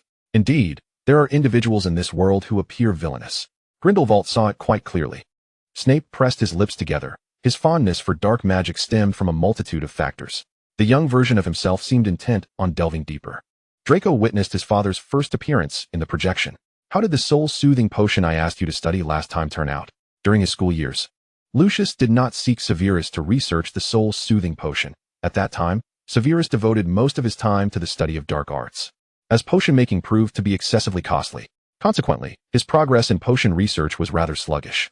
Nevertheless, he managed to enhance some of the potions outlined in his advanced potion-making textbook. Slughorn remained oblivious to Severus's improvements. Apart from Severus himself, no one was aware of them. In Slughorn's eyes, and indeed in the eyes of many, Severus's talent for dark magic overshadowed his aptitude for potions. He was a student who was already inventing spells during his academic tenure. After Severus embarked upon a romantic relationship, he began to focus more on potion making, especially with the herb garden that Violet provided for him, allowing him to concoct a greater variety of potions. In pursuit of his potions master certification, Severus established a connection with Slughorn, understanding that he must demonstrate his capability to earn a personal recommendation letter from him, as well as his guidance. It was precisely due to Severus showcasing his exceptional potion-making talent and his ability to improve potions that he became one of Slughorn's favorite students. However, the bond between Severus and Slughorn was not as amicable as it appeared in the memories. Slughorn had a certain aversion to dark magic, and thus, he did not hold the same fondness for Severus, whose prowess in that domain was remarkable, as he did for students skilled in potion-making. The soul-soothing potion can alleviate minor soul rifts caused by certain dark arts. Generally, The natural healing process suffices, rendering the expenditure of galleons and materials for such a precious potion unnecessary. Severe injuries, however, remain beyond remedy. While the potion may alleviate suffering and create an illusion of healing, it is merely an illusion. It is widely known that a certain Dark Lord had split his soul. Is there any doubt regarding to whom this potion is intended? The astute have discerned that Severus is discreetly revealing information to Lucius. Severus found himself with a throbbing headache, reflecting on how he had pursued power too fervently during his school years, that Severus merely channeled his talent in potions. He now began to grasp the notion that choices shape one's destiny. This Severus even had materials brought to him for research, a privilege that Severus would only receive after graduating and becoming a Death Eater, for he was the finest potion maker among them. The Death Eater ranks were filled with many combatants. Voldemort, in truth, required individuals with diverse talents. The first potion he researched was the soul-soothing potion. Severus had long assumed that the high number of Death Eaters utilizing the killing curse would account for the potion's demand, given that some among them were affluent enough to afford it. Upon reflection, could it be that Voldemort himself was the one consuming it? The suspicions arose quite early.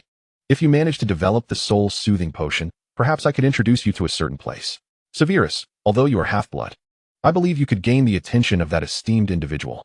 My girlfriend would likely prefer I not join that organization. Not only Severus, but nearly everyone breathed a sigh of relief. Thankfully, he had declined the invitation to join the Death Eaters. Onlookers, including some within Slytherin who had previously viewed the Dark Lord through rose-colored glasses, now recognized that he was not a figure to be followed. Wizards hold their souls in high regard.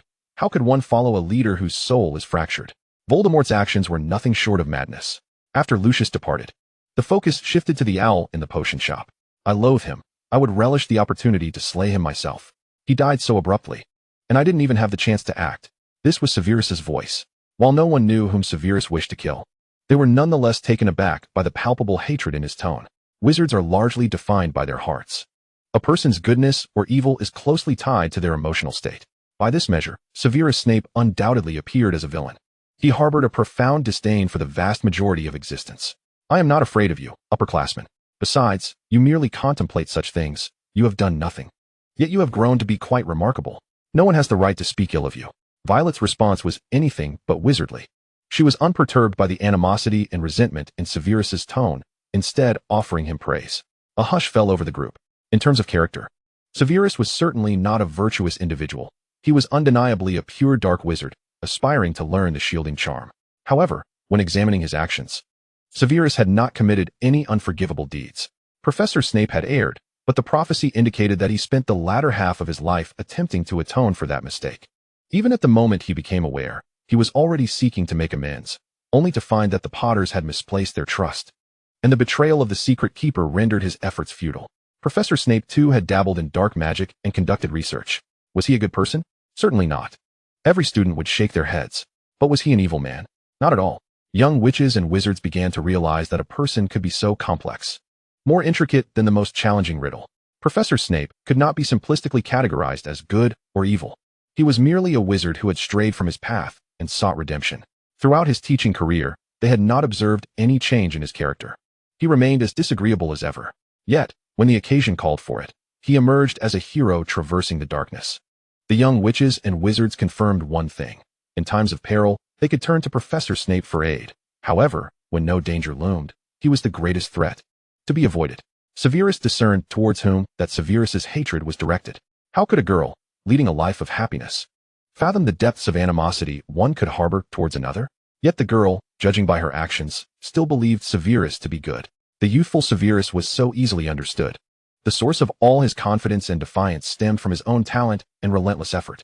His family provided him with little support, leaving him solitary and proud, yet as fragile as glass, which is why he never dared to reveal his true self to anyone. Severus excelled in the art of mental occlusion. To expose one's true self to others is, in itself, to hand them a blade with which to inflict harm. Severus was testing the girl's perception of him, and his gamble yielded an unexpectedly perfect answer. Severus could even guess the words that the memories did not reveal. He accepted love, no longer deceiving himself. Chapter 3. Viewing Segment 17. This time, the screen did not feature Violet and Severus, but rather Dumbledore and Grindelwald. They appeared in a strange location, overgrown with weeds. With a dilapidated old house barely visible, its walls covered in moss and many tiles fallen away. Most strikingly, a dead snake was nailed to the door. Yet within this seemingly ruined abode lay an abundance of traps. The carefully preserved ring seemed to possess a magical, irresistible allure, captivating even Dumbledore and Grindelwald. Everyone's spirits sank. The current danger linked back to the foreboding vision of Professor Dumbledore's withered, darkened hand. Even if Professor Snape concocted a new potion for him, his life was already on borrowed time. That accursed half-blood born from the Amortentia. I shall turn him to ashes. Grindelwald was the first to break free from the illusion. Everyone wiped their brows, realizing that if Professor Dumbledore were to perish just like that, it would indeed feel as if the sky were collapsing. Dumbledore gazed at Grindelwald as he handed over the resurrection stone to him. Grindelwald appeared to have undergone a slight transformation. He nearly killed you. Am I not justified in my anger? What do you expect? Do you believe I am still the dark wizard who wreaked havoc across Europe? We are not young anymore, Al. Dumbledore pondered whether Grindelwald had ever held anything for him beyond mere utility. Perhaps they both remained equally oblivious to one another's true selves. The members of Gryffindor, aware of Grindelwald's actions, felt a pang of discomfort, as if a glaring blemish had marred the seemingly flawless and radiant image of their esteemed headmaster. In their eyes, Dumbledore was meant to be an innate champion against darkness and evil, devoid of any flaws. Indeed, the greatest white wizard should not harbor any imperfections. They had imposed these idealized halos upon Dumbledore, yet could a wizard who had lived for over a century truly be without a past? It is rare for one to walk perpetually upon the righteous path, yet Dumbledore ultimately chose to safeguard others. Those present were all beneficiaries of his protection. In that moment, the young wizards who revered Dumbledore as a deity suddenly realized that the headmaster was, after all, merely human. No one is born the greatest white wizard. Within the shimmering veil, Severus had procured some rare materials sent by Lucius and commenced his research on the soul-soothing potion. Given that a Horcrux resided within Malfoy Manor, Dumbledore could only turn to Severus to converse with Lucius, for which Grindelwald had provided a tome of his own youthful dark magic notes. Severus inquired, Lucius, is there an issue with my potion? Why the sudden urgency to summon me? Distinguished Mr. Malfoy, do engage that potion brain of yours, which has lain dormant since your graduation, though it was never particularly vibrant. Can the ingredients for the soul-soothing potion be quantified by the bottle? It is akin to Felix Felicis, measured by drops or teaspoons. As Severus interacted with others, they finally discerned a semblance of the familiar expression akin to Professor Snape's. Despite him amusing himself with a cat, with Grindelwald's notes in hand, Severus diligently sought to win over Malfoy for the Order of the Phoenix. Am I destined to perish alongside Malfoy? Perhaps not. The most formidable wizard remains the venerable headmaster of Hogwarts. The Malfoy family had never pledged allegiance to a single leader. Nor did most pureblood, established families show unwavering loyalty to Voldemort himself. Their desire was for the ascendance of purebloods, seeking gain rather than devotion. The Death Eaters represented an investment to them, where victory brought collective joy, and defeat was not a ruinous loss. Following Voldemort's downfall, numerous purebloods claimed they were under the control of the Imperius Curse. Those who were utterly devoted to Voldemort had predominantly relocated to Azkaban. However, when Malfoy realized the Death Eaters' venture was destined for failure, could he still afford to fund them? What Gryffindor could never fathom was that Slytherin prized not the path of justice, but rather familial interests and the safety of their own kin. Severus and Lucius engaged in Slytherin-esque characteristic veiled dialogue regarding Voldemort's condition, successfully procuring a diary for the Order of the Phoenix. Ginny lamented, I feel for poor Harry and myself. Within the veil, Grindelwald bestowed upon Lucius a counterfeit diary. After the term commenced, Regulus proactively approached Severus. The Dark Lord wishes for me to persuade you to join the Death Eaters. I personally harbor some inclination towards your thoughts. Please do not equate me with Sirius and the others. Severus was not familiar with Regulus during their school years. They were not in the same year.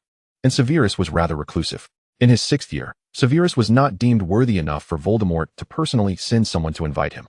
It was only in his 7th year that he became involved with the true Death Eaters, as Lucius began purchasing rare potions from him. Regulus, Severus recalled, was the youngest head of the Black family, having become a Death Eater at 16.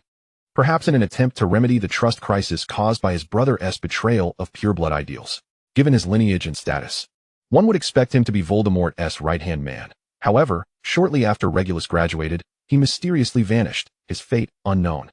Severus presumed he must have perished. If he were alive, he would undoubtedly be unable to evade the Dark Marquess summons and search.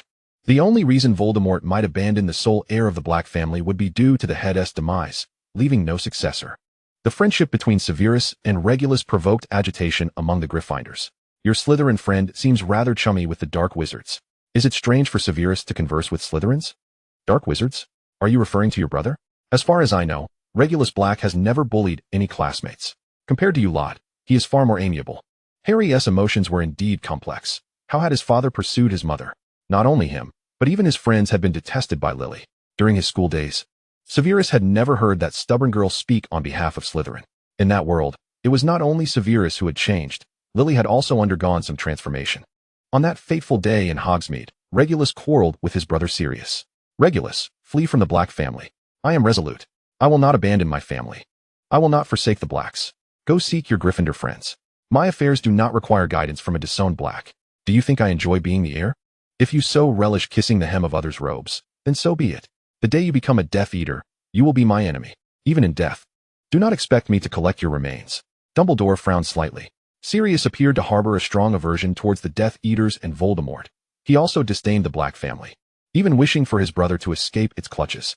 He had no need to feign camaraderie with his brother in private, so why had he initially betrayed James and Lily? No one had ever envisioned that Sirius would betray Potter, nor did they anticipate that he would engage in a confrontation with Peter on a Muggle street, resulting in the deaths of 12 Muggles. Yet, Sirius was apprehended on the scene by an Auror, laughing, while Peter was left with but a single finger. Old Crouch provided him no opportunity for explanation, directly imprisoning him in Azkaban, yet Sirius never appealed for his own defense thereafter. Dumbledore had previously believed there was nothing Sirius was incapable of. He had intentionally revealed the weakness of the Whomping Willow to Severus, luring him into the presence of a werewolf.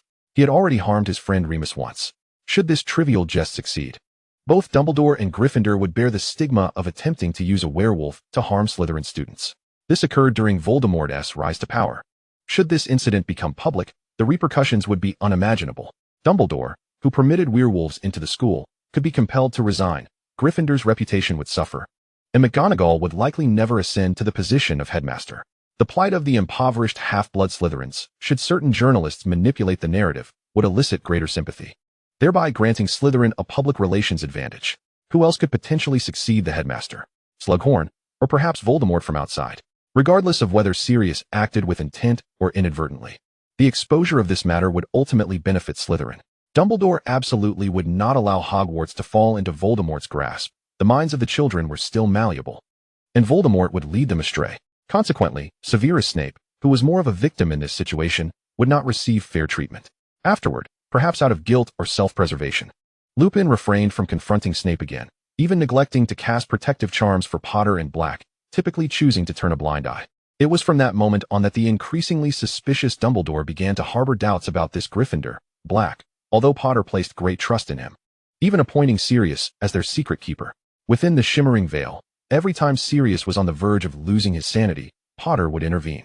Observing all this, Dumbledore realized that it was only Potter who could rein in Sirius. The connections between Lupin and Pettigrew with Sirius seemed to hinge solely on Potter. Perhaps he should pay a visit to Azkaban in the future. Dumbledore recognized that the truth might not be as straightforward as it appeared. At that time, Sirius had not been granted the opportunity to reveal everything, and Dumbledore was curious to hear what he would say. In stark contrast to the tumultuous relationship between the Black brothers, Severus's side existed in a tranquil state. The influence of the Death Eaters had scarcely touched him. Snape mused that he had once thought he would find joy in witnessing another version of himself enjoying happiness. Yet the fact that this other self thrived only sparked a tinge of jealousy. However, when he beheld that version of himself dancing with the girl he admired, while Potter could only watch Lily dance with another, his mood suddenly brightened. The girls took note of the violet floral magic that Severus employed, and the scene was exquisite. The boys noticed, too. Was the Snape professor in the Shimmering Veil not significantly taller now? Indeed, during the dance, it became evident that young Professor Snape appeared to be the tallest boy at the ball. Merlin, that nutritional potion truly worked wonders. Draco gazed at Snape with shining eyes. Headmaster, you absolutely must study this potion. Snape retorted, if anyone dares to approach me about this, I shall twist their head off. After that magical floral display, it was clear that further events transpired, but the Shimmering Veil did not reveal them. Following the Christmas holidays, Severus visited the Rains to meet the parents. Everyone was astonished to hear Severus, a Slytherin, speak well of others. He could even cook, and it looked quite appetizing. Severus, are you quite the chef? Dumbledore inquired with curiosity. Snape smirked. If the headmaster enjoys boiled potatoes and clear water, I could certainly give cooking a try. Dumbledore replied, perhaps not. I have a distinct feeling Severus would intentionally season the dish to taste like potions. That Severus learned to cook for Violet had nothing to do with Professor Snape, whose culinary prowess peaked at boiling potatoes. Yet, the Severus in the shimmering veil not only cooked, but also styled his girlfriend's hair. The nearby professors looked at Snape with playful mockery. Who would have thought you could do these things? Some witches with boyfriends chided their oblivious partners. You should take notes. Who would have guessed that in matters of romance, they would be outdone by the young Professor Snape? Upon reaching adulthood, Severus received a special gift, Grindelwald's recent notes. Upon opening it, he discovered content regarding soul magic and fire shield spells. Snape exclaimed, "Is this sensible?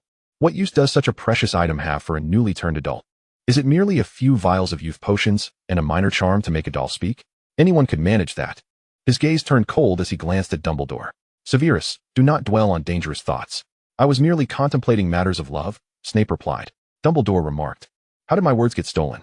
Snape's expression twisted in disbelief. He never anticipated that such a word would escape his lips. Intending to jab at Dumbledore only to end up repulsing himself, the shimmering veil shifted, revealing Severus having published several papers in the Daily Prophet. Becoming the youngest master of potions, it appeared that in that world, Severus was the type of student Slughorn greatly favored. Regulus had once again become the head of the Black family. With Voldemort's rising power, chaos reigned within Slytherin.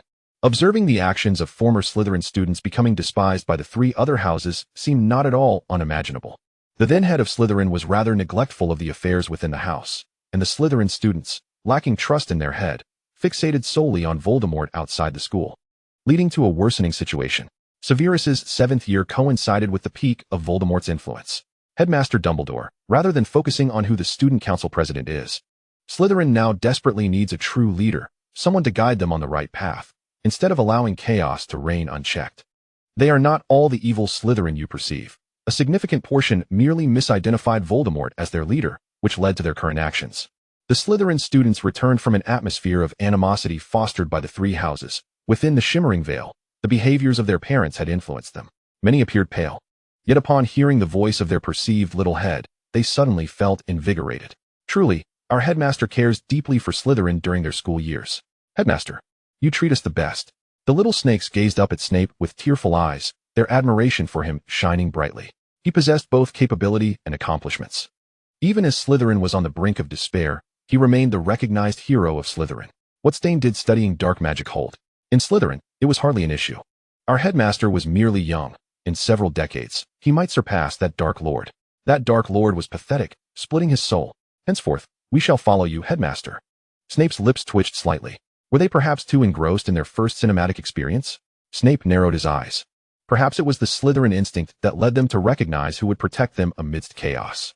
Snape's era coincided with the zenith of the Death Eaters, and those who committed wrongdoings were predominantly their parents. To avoid future repercussions from other students, they could only rely on their headmaster, who had received the stamp of heroism. For protection, Snape observed Draco's clear, somewhat naive eyes and wondered if he had overthought his conspiratorial notions. For these children, it was merely instinctive reliance on the adults they deemed trustworthy. However, the older students were a different matter. In truth, Horace had once been a commendable head of Slytherin. Prior to Voldemort's emergence, Slughorn epitomized a quintessential Slytherin, pursuing self-interest and adapting to circumstances. His Slug Club invited all talented individuals, regardless of their blood status or whether they hailed from Muggle origins. Those individuals maintained good relations with Slughorn post-graduation, occasionally reconnecting and exchanging gifts each Christmas, thereby establishing an extensive network. However, Slughorn was not inclined to embrace the role of a leader, as it imposed too many constraints upon him. The position of a subordinate offered him a far broader horizon. Consequently, after the emergence of the exceptionally charismatic Voldemort from Slytherin, the house chose to rally behind him.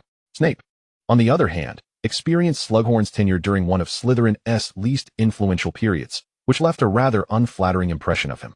Although Snape joined the Slug Club in his 6th year, his relationship with his head of house was far from cordial. Compared to the Severus depicted in the memories, Snape's sole connection to Slughorn was his proficiency in potions and membership in the Slug Club. The Severus of the memories, having attained early recognition as a renowned young potions master, even enjoyed the privilege of independent research during potions class. Slughorn's treatment of prodigies was undeniably commendable. Do you have such an affinity for these old tomes? Of course. The notes in the upperclassman's textbook are so well written. How could one carelessly place the textbook aside? It must be properly preserved. Snape gazed at the old textbook, cherished in Violet's embrace. realizing that he had likely left his own copy of Advanced Potion Making in the potions classroom. Reflecting on the title he had inscribed upon that book, The Half-Blood Prince, he felt a twinge of embarrassment. The name Prince was merely his mother's surname. At that time, Snape despised his unremarkable Muggle lineage, believing that Prince sounded far superior. The title of Half-Blood Prince felt like a paper crown donned by a child, yet he understood that it was not genuine. He had not only refined various potions, but had also inscribed a few spells within the pages. Perhaps he should reclaim it, lest someone else accidentally misuse it with reckless abandon. That textbook contained no counter curses. Snape sought out Dumbledore to inquire whether Lupin could serve as a test subject for his improved werewolf potion. At this juncture, the young wizards finally began to piece together the narrative. Who was the werewolf encountered by Professor Snape during his schooling? Which Gryffindor student did Dumbledore favor? Why had Lupin been elsewhere during the full moon? All the answers emerged. Dumbledore remarked, "It seems Remus will not be able to teach defense against the dark arts next semester." Snape became somewhat intrigued. But the memories did not reveal the process through which Severus had modified the werewolf potion. He would have to conduct his own research. The students below murmured amongst themselves. The headmaster actually allowed a werewolf to attend school? The Slytherin students were particularly incensed, as it was their head of house who had nearly been bitten. Becoming a werewolf would ruin the headmaster's life. No wonder he had been forbidden to speak of it. Hypocritical Gryffindor. The Gryffindors attempted to exonerate the headmaster, asserting that Dumbledore was merely kind-hearted, unwilling to deny a child the opportunity for education. Thus, his manner of reciprocation was to flout school rules alongside a marauder and, after becoming head of house, turn a blind eye to his friends' bullying classmates. Few could accept a werewolf, particularly when Lupin was not well known to them. They were unclear about what sort of person he truly was. Moreover, having witnessed the memories, they had developed a certain bias towards their former potions professor. Yes, he was surly, malicious, and often sardonic with students, yet he was still our potions professor. Lupin? Who is he? Not familiar. The Severus depicted in the memories would restrict and protect the younger Slytherin students, some of whom were now the elders of current Slytherin students. They now regarded Snape with reverence. The lines between performance and reality had blurred. During his school years, he neither restricted his classmates nor played the valiant headmaster. He was merely an ordinary potions professor. "I believe you all need a moment of clarity," he remarked, addressing the group of naive youngsters. Snape's fingers drummed restlessly on his arm. His demeanor towards students outside Slytherin was harsh, and he exhibited considerable favoritism towards his own house. He had grown accustomed to the malice of the outside world. He knew those students despised him and whispered ill of him behind his back. Yet Snape remained indifferent to their opinions. On the contrary, their adoring gazes filled him with an unsettling chill. It seemed that ever since the emergence of the memories, something had shifted. The cold, venomous serpent he once was had transformed into a cat-loving romantic, a tragic hero. They no longer feared Professor Snape. Rather, they felt an increasing sense of trust. How could a professor who acted as a spy for the Dark Lord, while simultaneously relaying information to the Savior, be a villain? Chapter 3, Viewing Segment 19. The memory shifted to Regulus, who suddenly engaged in a brawl with Sirius. "Did I say something wrong? You Death Eater. Come on. Let us keep fighting. You fool. Mad Dog." This was yet another unprecedented occurrence. In Snape's recollection, Regulus was not one to resort to physical altercations. That boy was a Slytherin, rarely revealing his inner thoughts, far more taciturn and composed than his brother. What had transpired? Severus, altered by Violet. What had compelled Regulus to clash with Sirius? Was it merely a taunt of Death Eater? At that time, Slytherin students did not consider being a Death Eater shameful, especially those from pure-blood families who staunchly supported Voldemort, taking pride in their bloodline. The only reason for Regulus to feel shame and anger towards his status as a Death Eater, even to the point of confronting a family member, could only be that he had uncovered unsettling truths about Voldemort. "Severus, might I ask you a favor? You are the only potions master I can find. Help me research an antidote for this." A vial of emerald green poison. In Regulus's eyes, resignation mingled with fear of death, leading him to undertake actions resembling a desperate plea for survival. Once again, the onlookers witnessed Severus's keen intuition. Has your sudden emotional collapse revealed something concerning the Death Eaters and the Dark Lord?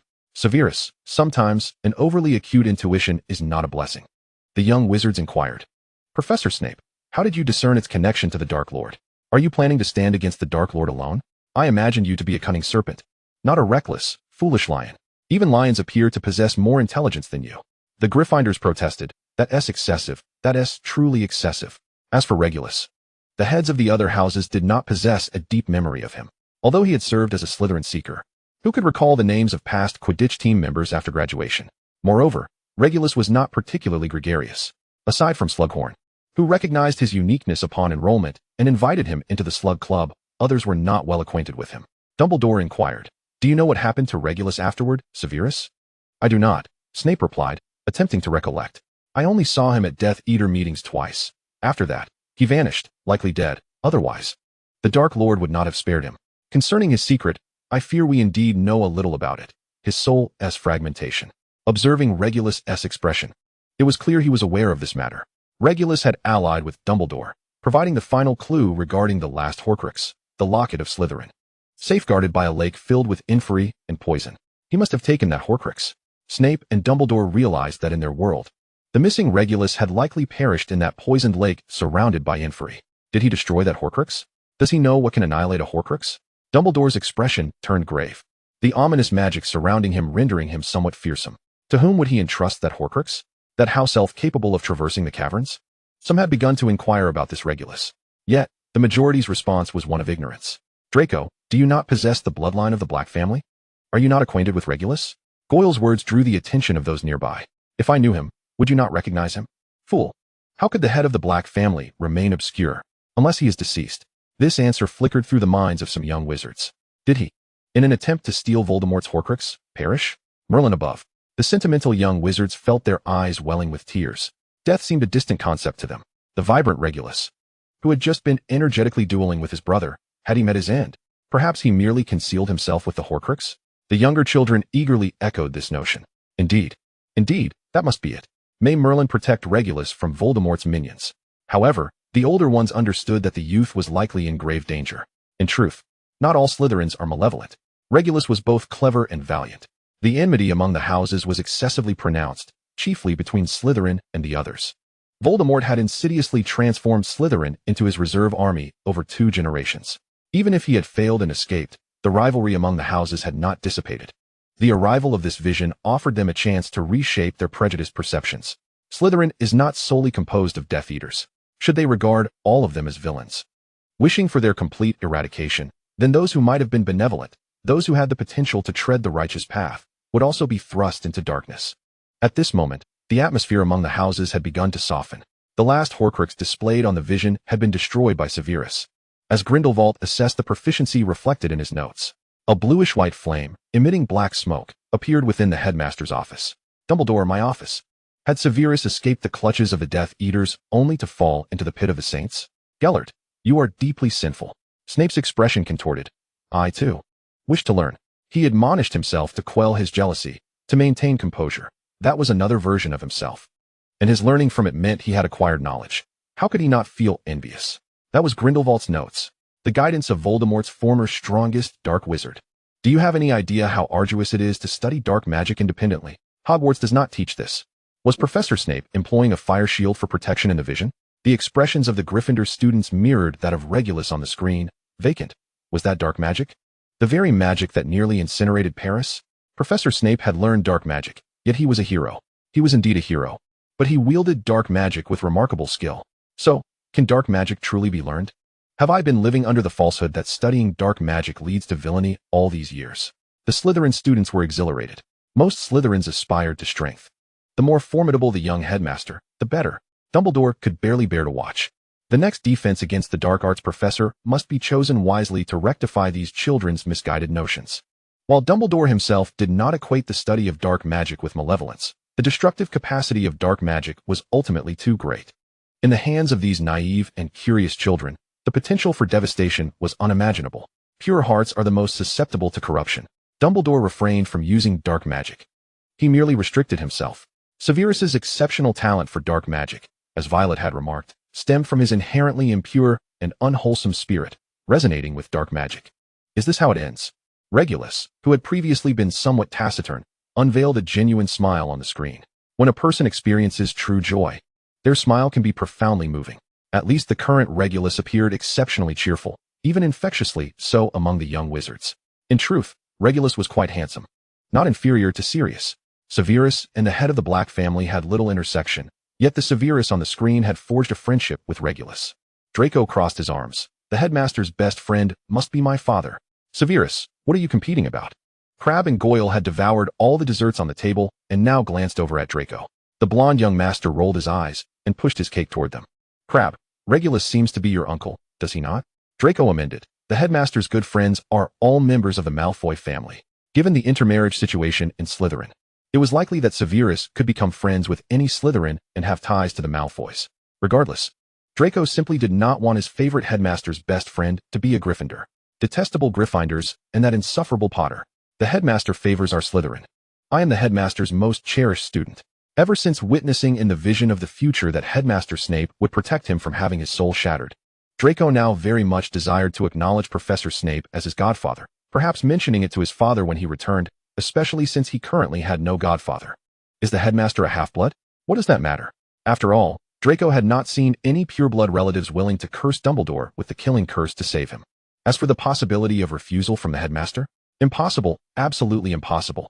No one would dare refuse a Malfoy. The little master's inner peacock proudly raised its chin, strutting about. Potter? Humph. That was merely a reflection of his poor judgment. Chapter 3. Viewing Segment 20. Even while dismantling the Dark Lord's schemes, one cannot neglect their examinations. In the vision, Severus achieved excellent results in his newts. The young wizard at the graduation ball exuded a cold demeanor, yet retained a touch of gentleness and elegance. As Severus matured, he bore less resemblance to Professor Snape. Though their faces were strikingly similar, the aura they projected was entirely different. The boy in the vision gradually emerged from his past, standing in a place of light. He would take good care of himself, living earnestly and joyfully. Though still sharp-tongued, he exhibited tenderness towards those he cherished. Even his dancing and etiquette transformed from rigid and awkward to graceful and natural. Love had changed him, something no one could deny. The Slytherin children, save for the two devouring cake, Crabbe and Goyle, nodded demurely. The young headmaster's dancing finally exhibited some feeling. Who was following us? Step forward. It was you again, Potter. Everyone had nearly forgotten him, and yet he emerged once more. What new penchant for trailing others has Gryffindor developed? Oh, I had almost forgotten. You used to be like this, sneaking around like detestable rats, thinking that standing on the so-called side of light could conceal your past ugliness. Who knows where your loathsome companions are lurking, plotting their ambush? Severus, your words are biting. Why does he sound more and more like Professor Snape? The former Severus was sharp, somewhat gloomy and irritable, but now he appeared more confident, even smoother in his insults, adept at striking where it hurts. From a sharp-tongued and tempestuous youth to a composed and mature adult, the evolution of his eloquence has reached new heights. The pinnacle of a caustic tongue lies in the serene, yet pleasurable observation of others' vulnerabilities. Harry thought, never mind, the discord between these two is beyond my resolution. It is best left as is. In truth, everyone has misconstrued his intentions. Potter was not there to brawl but to extend an apology. Albeit his tone and demeanor hardly conveyed contrition, rather, they suggested a desire to provoke. Severus retaliated with a resounding exclamation, disgusting. Professor Snape's contorted expression mirrored that of Severus. Both evidently repulsed. With the feline's intervention, Severus chose not to engage further with Potter, opting instead to ignore him entirely while effortlessly cradling Violet in one arm. One arm. How splendid. Who would have thought that Professor Snape possessed such strength? Within the shimmering veil, Potter and Lily shared their first dance at the graduation ball. Severus, in his 7th year, had watched their relationship blossom, filled with tumultuous rage and resentment, wishing he could cleave them asunder with a flick of his wand. Even towards Lily, he harbored feelings of animosity. Lily believed Severus had betrayed her, while Severus felt the sting of her perceived treachery. Amidst the myriad of wizards, why had she chosen Potter? Now, witnessing their dance through a different lens, Severus could no longer access the fury he once felt for her betrayal or the fervent desire to prove himself superior to Potter. At that moment, in an alternate reality, Severus formally proposed to Violet. I have turned 18, and you are now of age. I shall await you outside Hogwarts. Would you consent to an engagement with me? Severus exhaled softly. The burdens of the past, perhaps with a tinge of jealousy towards his alternate self, were released with that breath. Yet, it was merely the encounter with a cat. The fortunate boy. What Severus lacked in his life was perhaps just this stroke of luck. After graduation, Severus donned a black robe strikingly similar to that of Professor Snape, save for a cloak that would swish dramatically with each step. Following his graduation, Severus quickly became engaged to Violet. He did not join the Death Eaters nor return to Hogwarts as a professor, but sought employment at St. Mungo's. St. Mungo's? Professor Snape as a healer? The transition was so swift that many were taken aback. Would Professor Snape, akin to Madame Pomfrey, be healing others? Professor Snape? Healing? Could these concepts coexist? Yet, Professor Snape excelled in potions. Nevertheless, one could not help but feel apprehensive about seeking his assistance at St. Mungo's. A moment of silence for every patient who fell into the care of the healer Snape. Being a healer is a commendable profession, Severus. Oh, anything is preferable to being a potions master. Should I survive after Voldemort's demise, I shall surely resign. He must have been condemned to teach this group of foolish students in Hogwarts due to his myriad of sins in his earlier life. Severus could not fathom how Slughorn maintained such equanimity. The duties of a potions master were overwhelming. Each class necessitated the preparation of new potion ingredients, and the pristine materials were rendered useless by the students' mishandling, leaving him to rectify the chaos. Moreover, the heap of incoherent essays was a strain on his eyes. He could not comprehend how they managed to err repeatedly on such simple matters. Each year, Severus yearned to teach defense against the dark arts. As its preparation required far less, the materials could be reused, and the emphasis on practice reduced the need for extensive essay grading. Year after year, he harbored a deep disdain for all defense against the dark arts professors, save himself. The shimmering screen revealed Severus at St. Mungo's in the curse damage department. While his fervor for dark magic research sometimes frightened his patients, his skills in counter curses were remarkable. Many curses were reviled due to their severe and irreversible harm, often leaving scars that could not be healed. Yet Severus was capable of reverse engineering counter curses based on his understanding of dark magic. Is there such a practical application for studying dark magic? Many who delve into dark arts seek merely to gain greater power. But it must be acknowledged that researching counter curses is a uniquely intriguing direction. At St. Mungo's, Severus diligently engaged with patients, soliciting their experiences and periodically publishing papers on counter curses as well as potions. Snape mused. Suddenly, working at St. Mungo's seems rather appealing. During the summer following Severus's graduation, Voldemort was vanquished. Although the visuals were not explicit, they showcased the burning Godric's Hollow. Was this the complete manifestation of a fire shield? Professor Dumbledore, how is it that you remain unscathed within that shield of flames? It was best not to dwell on it.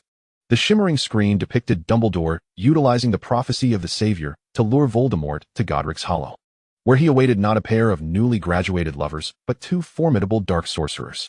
The public's concern for Voldemort seemed rather misplaced, did it not? Wasn't Peter Pettigrew a recipient of the First-Class Order of Merlin? Some young wizards from the magical world, intrigued by the news, expressed their confusion. That Black was the one who killed Pettigrew, betraying the Potters. Those who had read the article began to converse among themselves. The atmosphere grew chaotic, as if the very foundations of their understanding were crumbling. The recipient of the First-Class Order of Merlin was a traitor to his friends.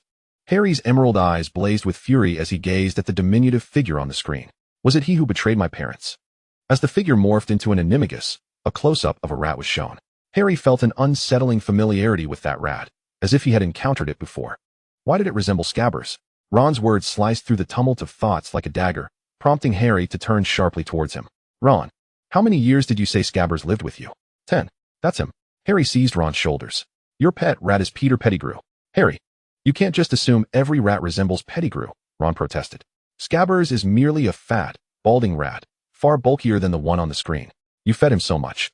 Of course, he would grow plump. Harry struggled for clarity, yet his instincts were sharp when it came to details. What sort of rat could thrive for 10 years without showing any signs of aging? Pettigrew had been blown to bits by Black, reduced to nothing more than a finger. Impossible. Your rat is missing a finger. Ron's face drained of color, his spirit crushed. His mind resisted the information, his voice trembling. If he were a wizard, how could he possibly agree to live as my rat for 12 years? Hermione, ever the logical thinker, interjected. Animagi often retain certain traits of their human forms, just as Professor McGonagall's tabby cat bears patterns reminiscent of her square glasses. Ron, your Scabbers happens to share the same missing finger as Pettigrew. Your family belongs to a lineage of wizards, and remaining in your household proves advantageous for gathering information. Moreover, Peter Pettigrew is already deceased. If he were to wander outside, under what identity would he present himself? He certainly cannot revert to being human. Oh, my dear, poor Ron. His most cherished pet is an elderly man. The mischievous glee on the faces of the twins appears utterly devoid of pity, nearly erupting into raucous laughter. Ginny shuddered at the thought. Thankfully, I despise rats. You lack evidence. Evidence. These speculations do not constitute proof. Fred raised his finger and hushed. All right, dear Ron, quiet down. Evidence. Perhaps it can be uncovered. Their previous commotion had drawn some attention, but it was swiftly diverted by the shimmering barrier. At that moment, George mysteriously produced a piece of parchment. For your sake, poor Ron, let us ascertain whether Scabbers is indeed Peter Pettigrew. Several gathered around, encircling George. Draco furrowed his brow. What on earth are they huddling together for? George pointed his wand at the parchment and uttered a spell. I solemnly swear I am up to no good. Instantly, intricate lines appeared on the blank parchment, sketching out a map of Hogwarts Castle, followed by moving footsteps and names. Outside, there were a few scattered figures, but most congregated in the great hall, a chaotic mass rendering it impossible to discern anything clearly. George directed his wand towards the Gryffindor boys' dormitory. Within what was originally Harry and Ron's room, only one set of footsteps and a name wandered: Peter Pettigrew. Ron emitted a high-pitched sound he had never produced before, akin to the anguished scream of a Muggle masterpiece. Chapter 3. The viewing what is happening over there in Gryffindor? It's deafening. Percy, as the prefect, turned to warn Ron, quiet down. George and Fred exchanged glances at the equally unfortunate Percy. Scabbers had initially been his pet. Percy asked, "What kind of look is that from you two?" The twins, linking arms, whispered conspiratorially, and soon George handed the parchment to Harry, who was eager to dash back to the dormitory to catch the rat. "Here's the Marauder's map as evidence for you, Harry." Ron slumped in his chair, his face pale and eyes glazed, appearing nearly lifeless. "You don't need it anymore?" Harry clutched the parchment, fixated on the name of his nemesis. The adversary had once been so close to him. The twins embraced each other as shoulders. "We've already figured it all out. Every secret passage and hidden corner of Hogwarts. The Marauder's map holds little utility for us now. So, take it and seek out a professor." As George departed, he leaned in and whispered, a hint. The closing line is mischief managed. Harry tightened his grip on the Marauder's map. He left his seat, stealthily seeking out Professor McGonagall. "Professor McGonagall. Mr. Potter? What is it?" Harry unfurled the Marauder's map, where countless footsteps continued to traverse. "Professor McGonagall, look here. Peter Pettigrew." That name stood solitary in the boys' dormitory. The name Minerva McGonagall seemed almost intertwined with Harry Potter and Albus Dumbledore, still discernible. McGonagall transitioned from shock to fury, lowering her voice. "Potter, what is this? Where did you acquire this?" Harry refrained from revealing the twins' involvement, merely stating, "Ron has a rat.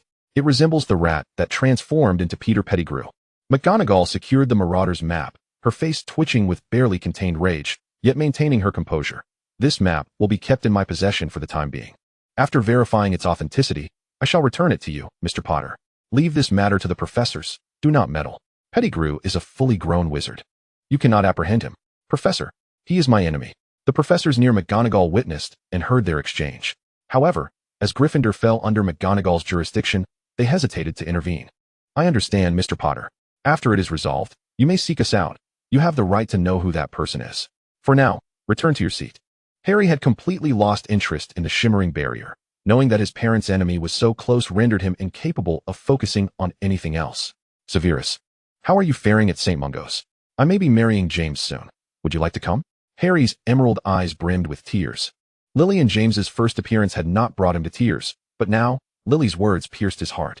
Had Voldemort not existed, their family would have surely thrived in happiness. Why was he destined to be the boy of the prophecy? Ginny was the first to notice Harry's tears. He had not cried like this even when he was poisoned by the basilisk in the Chamber of Secrets.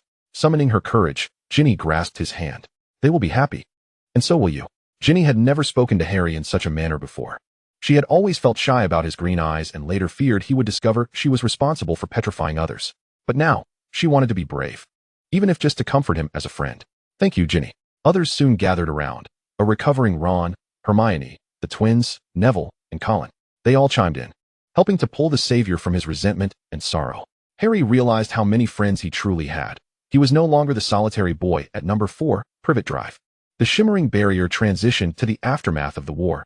Regulus received a Merlin's Medal, while Severus was also awarded a Merlin's Medal for his improved soul-soothing potion's efficacy against mentally tormenting dark magic. Suddenly, Neville glanced towards the professors. The headmaster and several heads of houses were gathered, whispering together. "Neville, what are you staring at?" In potions class, Neville had been targeted by Snape. Yet he had a decent rapport with Seamus. "Do you think Professor Snape can brew that improved soul-soothing potion? Do you need that potion?"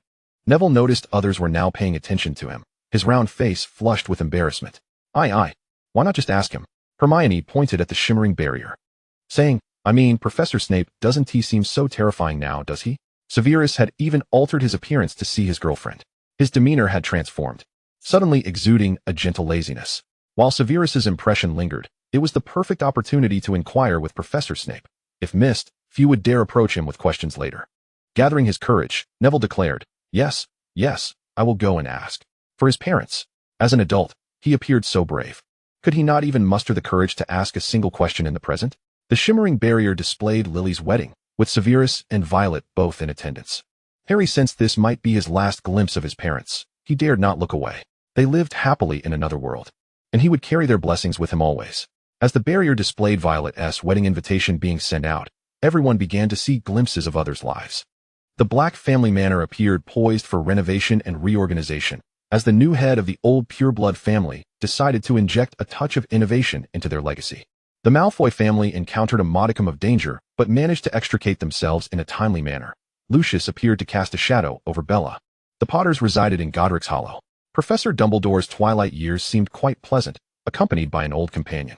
Let us extend our blessings to the newlyweds. Within the shimmering veil, Dumbledore officiated the union between Severus and Violet, amidst a sea of violets that resembled a fairy tale. Everyone assumed the display would conclude there. As it dimmed, yet it brightened again, like a small gift. A child named Alex Snape was born. The first sound the child uttered was a meow. The family would transform into animagi, basking in the sun on the balcony. The child bore a striking resemblance to Professor Snape, but managed to explode a cauldron. He appeared to be quite amiable with magical creatures and exhibited a talent for herbology. At the age of 11, an owl arrived. Dad, if I don't get into Slytherin, you won't be upset with me, right? Each of the 4 houses has its merits. It's up to you where you wish to go. You will see him at Hogwarts again, nonetheless. The shimmering veil faded to darkness. The bright silver light entirely extinguished. The film concluded with music, yet the tale of another world remained ever unfinished. Chapter 3. The Viewing, Continuation 1. A summer had elapsed since that fateful night, and Harry often felt as if it had been a dream, yet the photograph Colin gifted him had not faded. It was not a dream. At least in another world, his parents thrived. The other Harry would likely be happy too, unshackled from a life of subservience. At his aunt's home, he was even forbidden from perusing any of his magical tomes. At the beginning of summer, Harry had inflated Aunt Marge into a colossal balloon, further straining his relationship with the Dursleys. Fortunately, after this summer, he would no longer reside with them, for he had acquired a godfather, allowing him to frequently nurture that bond. When they met at St. Mungo's, Harry could scarcely believe it was serious. His enthusiasm was overwhelming, especially given that they were merely acquainted for the first time. The presence of a godfather brought Harry the greatest advantage, the ability to visit Hogsmeade. Thus, having a godfather wasn't so bad after all. Following Pettigrew's capture and subsequent imprisonment in Azkaban, he attempted to escape but was met with the Dementor's kiss. The third-year defense against the dark arts professor was replaced by Sirius Black. The newly appointed godfather was brimming with confidence, eager to bond with his godson, even presenting him with a crossbow as a gift. However, Harry was obliged to visit the slithering Snivellus daily, who was purportedly researching some potion. Harry, Hermione, and Ron were also confined by Snape due to events from the previous term, tasked with processing materials for 2 months. Draco, too, frequented the cellar for no apparent reason. I am Professor Snape's favorite student, his cherished godson. Potter, you be gone. Ever since viewing that film, Draco had transformed inexplicably, pestering Lucius and Narcissa throughout the summer, requesting Professor Snape to be his godfather. As a pureblood Black, Narcissa vehemently opposed allowing a half-blood to assume such a role. It was an affront to the Black family values. However, having witnessed her son's memories, it seemed unreasonable to deny Severus that honor. Ultimately, Snape found himself besieged by the Malfoy family, reluctantly agreeing to become Draco's godfather, which even interfered with his research as he suddenly had a godson. Draco proclaimed, I told you, no one can refuse a Malfoy. However, upon the commencement of the school year, Draco had yet to forge a connection with his godfather Snape, while Harry frequented the cellar even more diligently.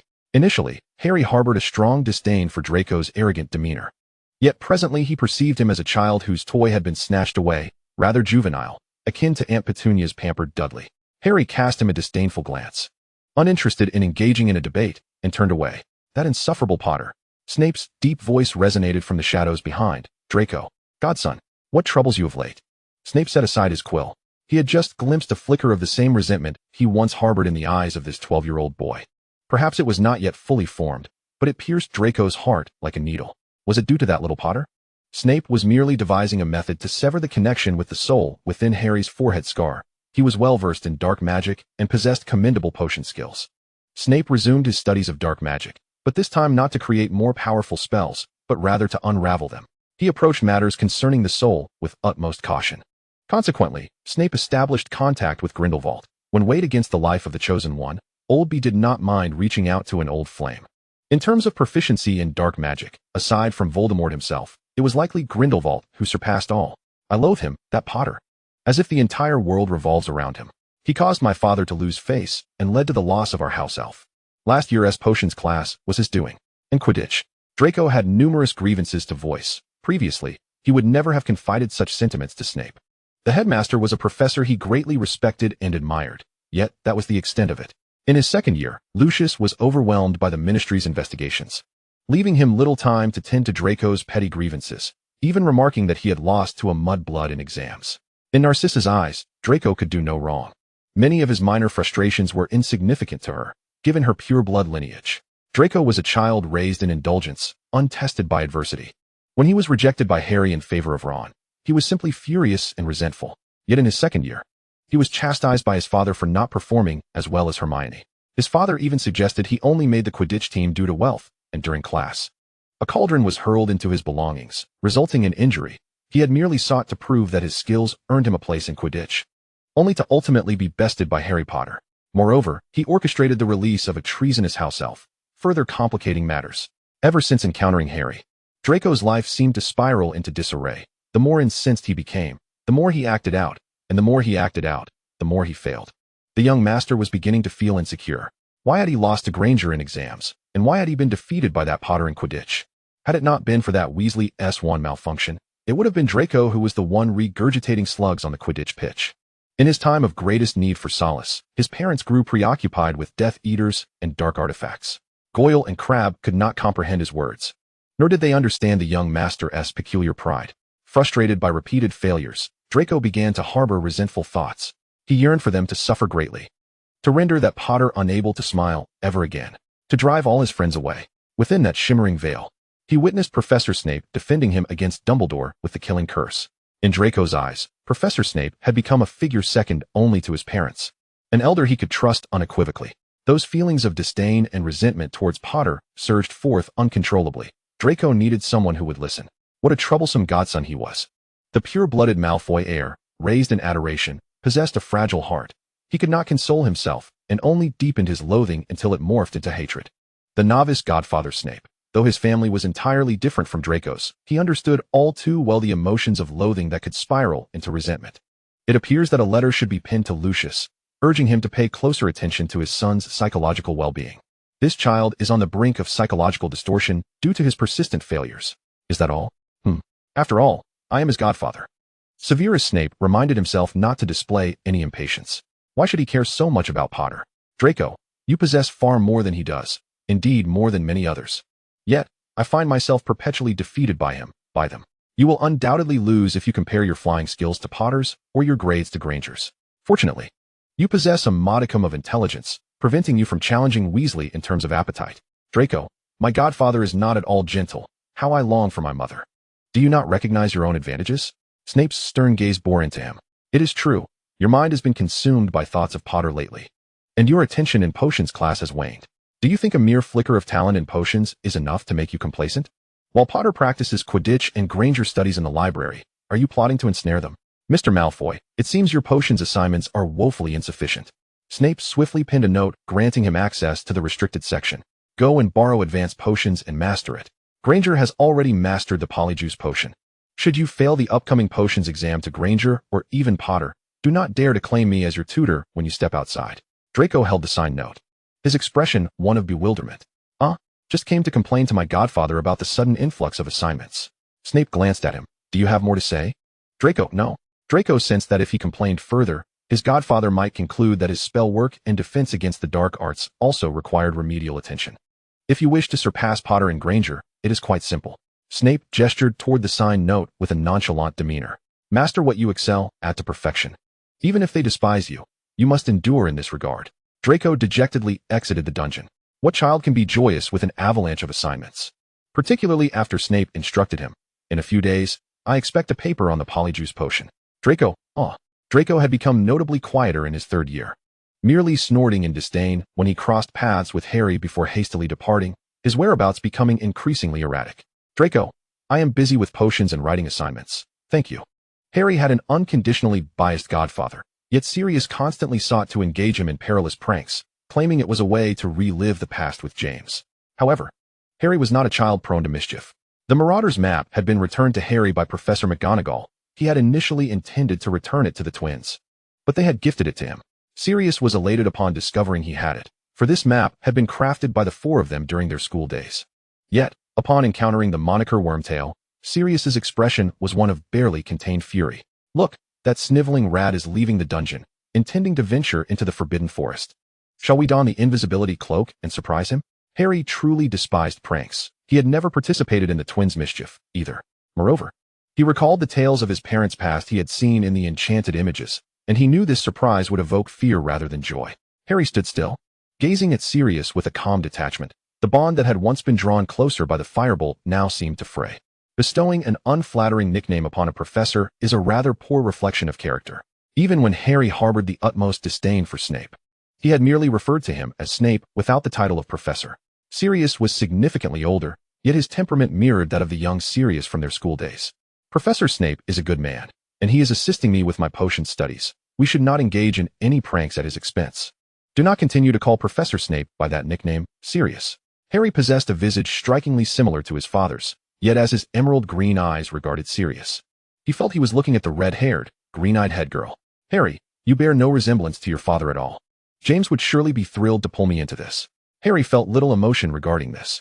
He did not wish to showcase his courage through the mischief of others. Sirius, I am aware of what you and my father did to Professor Snape during your school days. Sirius stiffened. Why would you do such a thing? We were young then. Harry, who could clearly explain such matters to you. But now you have grown, Sirius. Sirius fell silent, patting Harry's shoulder, refraining from mentioning any further pranks. Will you come to watch my Quidditch match in a few days? Sirius, I mean, Godfather. Of course, Harry. Chapter 3 Viewing Continuation 2. Severus. How is the progress on the potion research? Dumbledore and the other members of the Order of the Phoenix were engaged in the quest for Horcruxes, while Snape was tasked with addressing the troublesome issue upon Harry's forehead. An ethereal potion devised by Severus in another world had sparked a flicker of inspiration within him. If Violet could perceive another version of herself, perhaps young Potter could also glimpse Voldemort's soul. The only dilemma lay in how young Potter might eliminate that soul rather than fall victim to it, and how to successfully separate the two souls entirely, to ensure that Harry remains Harry, and Voldemort remains Voldemort. According to Dumbledore, that fragment of soul had been tethered to Harry since that fateful day, undoubtedly leading to some form of fusion. Dumbledore, however, remained unperturbed. Harry's blood bore the protective magic bestowed upon him by Lily. Would the magic left by Mrs. Potter aid him in vanquishing the Dark Lord? Snape loathed riddles. Their connection was unprecedentedly profound. Severus, this is a force we do not fully comprehend. Oh, I am well aware. Yet again it is the magic of love. That is love. Snape's lips curled downward slightly. Severus, you did not witness firsthand how. In his first year, Tom suffered greatly merely from touching Harry's skin. By his second year, Harry had already been capable of wielding Gryffindor's sword to slay the basilisk. He lacks neither courage nor fear of death. The formidable power born from a willingness to die for love can shield his body from the harm and possession of a fractured soul.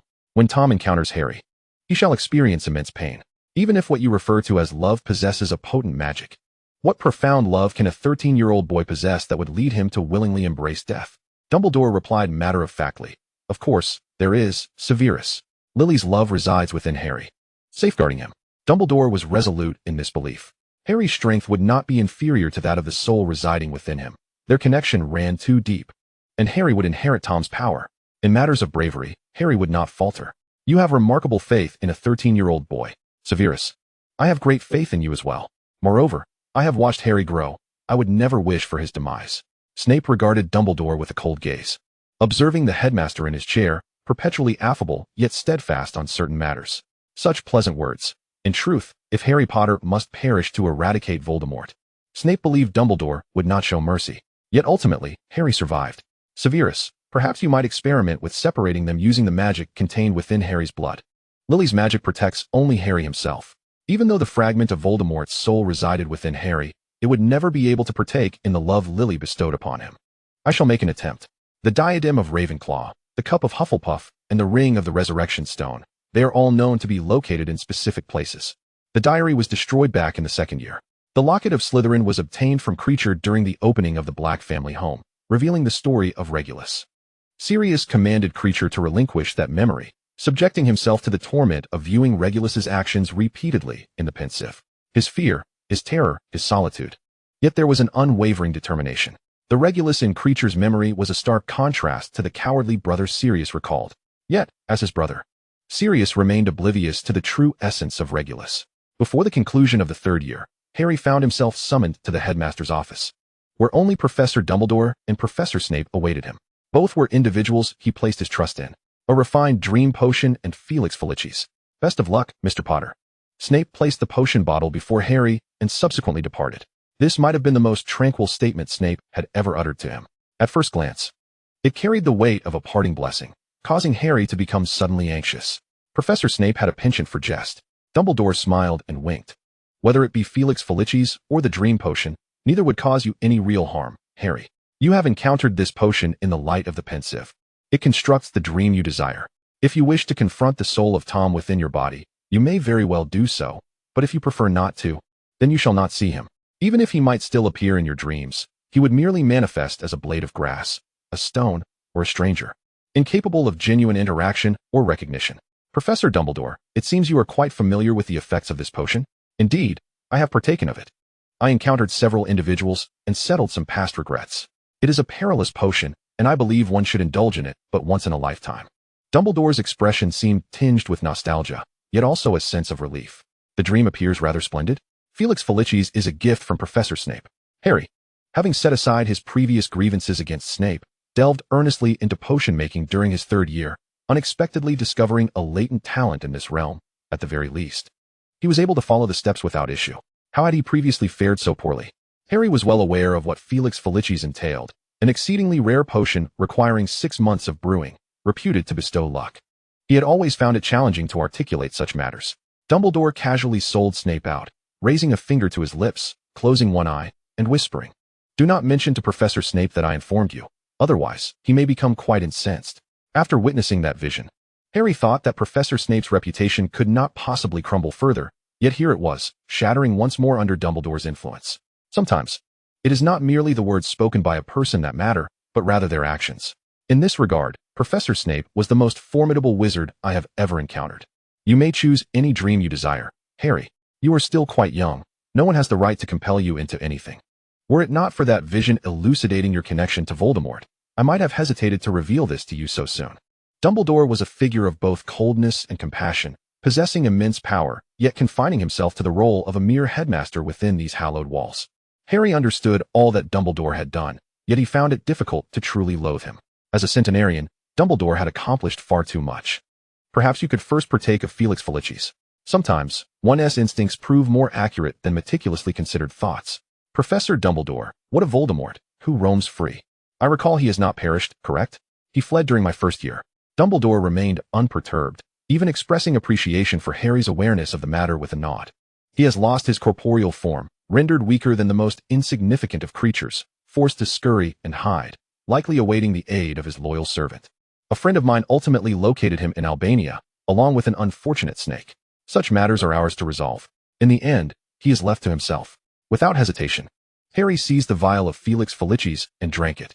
Professor Dumbledore, I recall that one of Voldemort's Horcruxes contained a resurrection stone. May I borrow it? The resurrection stone cannot truly revive anything. Yet Harry gazed at him with bright, resolute eyes, as though it were an indispensable object. Dumbledore handed over the black stone to Harry, unfazed by the allure of the Deathly Hallows. He summoned the phantoms of his parents and conversed with them for an extensive period in the headmaster's office, ultimately discarding the resurrection stone in favor of consuming another potion. Under Dumbledore's watchful gaze, Harry finally awoke, appearing unscathed. It seems you had a pleasant dream, Harry. Indeed, Professor Dumbledore. Harry experienced a dream that, though not lengthy, was vibrant and filled with friends and family. He touched the scar on his forehead. He is gone, Professor Dumbledore. Everyone is aiding me, yet he remains utterly alone. In his dream, Harry encountered many unfamiliar faces, souls seemingly slain by Voldemort. The Dark Lord's curses held no sway over Harry. He was unsure if it was the dreamscape or the wretched soul's inherent weakness, or perhaps the magic bestowed by his mother once more shielded him. Harry triumphed effortlessly. Chapter 3. Continuation of the viewing. In the dream, Harry purged the fragments of his soul, and when he next confronted the Dark Lord, his forehead was no longer pained. The bond between them had entirely dissipated. All Horcruxes, including the snake that housed Voldemort's primary soul, were incinerated by the fiend fire, set ablaze by Snape himself, until every scream faded away and the Horcruxes melted into the fiery abyss. Is it over? Dumbledore first turned to Harry. Harry, do you feel anything? Any pain in your scar, perhaps? Nothing at all. Dumbledore offered Snape a definitive answer. It is all over, Severus. The taste of successful vengeance was initially sweet, exhilarating to the point of near madness. But it was soon replaced by an endless void. He had survived to witness his nemesis dissolve in the flames, with not a single soul escaping. In the aftermath, he found himself at a loss, adrift without the anchor of hatred that had sustained him. Snape began to suffer from insomnia, haunted by dreams wherein the faces of those he had known, and those he had not, questioned him for the lives lost in the war. Why is it that this wretched soul, who has caused so much harm, is the one who remains? During his waking hours, he sought refuge in research, attempting to escape the gnawing feelings of emptiness and solitude. The last house on Spinner's End was narrow and dim, its walls lined with brown, antiquated tomes, resembling a soft-walled prison. Remaining in such a place only intensified the oppressive atmosphere, leaving one's mind in a tumultuous state of unrest. Snape seldom ventured out. What allure did the Muggle world hold? Even after choosing to join the Order of the Phoenix, vowing to assist Dumbledore, it did not imply that Snape held any fondness for Muggles. Spinner's End had grown desolate, the streets consequently cleaner than before. As one follows the river upstream, traversing the stretch past Spidertail Alley, they arrive at a picturesque grove adorned with verdant grasslands, where the crystal-clear stream reveals its pebbly bed. Nearby, a solitary tree stands tall upon a small hill, a sentinel of solitude in the tranquil landscape. This brief passage feels like an entrance into an entirely different realm. Even the pungent scent of the river has faded, replaced by the earthy aroma of damp grass. Severus Snape is seated on a bench by the roadside, accompanied by a flickering lamplight. Scurry away, scurry away. A small copse nearby occasionally hosts foraging creatures. As dusk descends, shadows flit into the underbrush, rendering them nearly indistinguishable to Snape's gaze. A group of children, chasing after small animals, catch sight of Snape on the bench. Unfamiliar with his presence, their fear is palpable. He rarely wanders in Muggle areas. Clad entirely in black, with disheveled, greasy hair, a brooding countenance, and skin so pale it seems devoid of life, he resembles a figure from a dark thriller, perfectly complemented by the light patter of rain that enhances the foreboding atmosphere. Without uttering a word, he has already frightened them away. Meow. A scruffy feline head peeks out from the underbrush, its fur matted with dirt and moisture. Yet its bright eyes are strikingly lively and beautiful. Snape instinctively tilts his head, meeting the gaze of the cat's round, violet blue eyes. In the dim light, hidden in the shadows of the thicket, her pupils appear large and innocent, adorably clutching what seems to be a pilfered strip of bacon. Suddenly, Snape stands, causing the little cat to dart away in fright. The following day, Snape returns to that very spot, recalling that it was here he had first encountered the cat in the magical realm. He places some fish treats near the thicket, successfully luring a small black cat with violet blue eyes. The distance between them gradually diminishes from 2 meters. Meow. Stray cats are notoriously cautious, perhaps adept at discerning who might provide sustenance. Occasionally, kind-hearted elderly women pass by, offering cat food, and some children who shriek at the sight of them also share scraps. However, for this particular violet-eyed kitten, a tall man clad in black has become her dedicated provider. He shares his food with me. He must be a good person. Half a month later, Snape takes the scruffy little cat home. After bathing her, he discovers that her paws are, in fact, white. Is it mere coincidence? As Snape embarks on his first venture into cat ownership, he finds the seemingly frail creature, which he could easily crush with a single hand, necessitating a gentler touch. His retreat, however, only encourages her to claim his abode as her territory. The little cat bounds about, displaying a mischievous disposition, relishing the game of hide-and-seek, often concealing herself in the shadows of the bookshelves, rendering her nearly impossible to locate. Eventually, Snape retrieves the little feline from the corner atop the bookshelf. Do not hide in such places. The kitten, undeterred, dusts his nose with her filthy paw. Snape, meow. Was she not quiet and well-behaved on her first day? He starts to wonder if his memory is faltering. A month passes. When did she become so unruly? Lately, she has been ignoring him, strutting past him with a foolish gait, only to disappear and require him to seek her out. She no longer responds to his calls as she once did, and has even taken to damaging his clothing. 5 garments have already suffered her playful wrath. Can one learn the language of cats? He truly struggles to comprehend the thoughts of this enigmatic creature. Kitty. She remains aloof. The little cat leaps from his lap, perching on the arm of the sofa, turning her back to him. Little Kitty. She no longer rushes over to him as she did initially. Snape settles on the sofa. I say, would you like a name? The cat flicks her tail, showing a hint of interest. She leaps onto his lap, her wide eyes fixed upon him, clearly yearning for a name. Do not presume that cats are unintelligent. The kindly old lady who occasionally feeds them refers to each as Kitty, a moniker that does not belong to her. Some pets, with owners and families, possess their own names. She recognizes Coco, Richie, and Nico. They say that the first step to finding a family is having a name that is uniquely one's own. Yet Snape has continually called her Kitty. A month has passed, and still, no name has been bestowed. She is angry, truly angry. Do you take me for a fool? The moment Snape laid eyes on her, he knew what her name should be, but is it truly appropriate? Is it right to name a cat after the wife of Severus Snape from another world? Nevertheless, after pondering numerous alternatives, he finds none more fitting than this one. Violet, do you like this name? Meow. The cat rubs against his hand affectionately. She likes it. She forgives him. Now named, the little feline transforms from her former aloofness, becoming increasingly affectionate, following Snape closely and mewing softly, even delighting in gentle nibbles. Only when he calls her name does she relent. It turns out she has been sulking over her lack of a name. Snape realizes that learning the language of cats must become a priority, otherwise, he will remain perplexed by her thoughts. Chapter 3, The Viewing Continuation. In July of 1994, Snape successfully resigns. Dumbledore summons Slughorn back to resume his role as Potions Master and head of Slytherin House, while Snape retrieves his undetectable extension trunk, taking his cat along, intending to embark on a journey. Throughout his 34 years of life, Snape has been confined to Spidertail Alley and Hogwarts, never having ventured beyond. Though the potion ingredients he utilized hail from all corners of the globe, Romanian dragons, American thunderbirds, and African tree serpents, he has only gleaned knowledge from books. Never having witnessed them firsthand, he has yet to encounter the ancient Sumerian inscriptions on the pyramid stones or the mysteries of Tibet. Both apparition and broomstick flight prove challenging for transcontinental travel, and obtaining international portkeys and apparition permits is fraught with inconvenience, especially given the scarcity of wizards and the inefficiency of the Ministry of Magic, which often leaves portkey applications pending for over a month. For the first time, Snape tries a Muggle airplane. Much like riding a broomstick, he finds himself disliking this lack of control over an external apparatus, which explains his mediocre broom flying skills.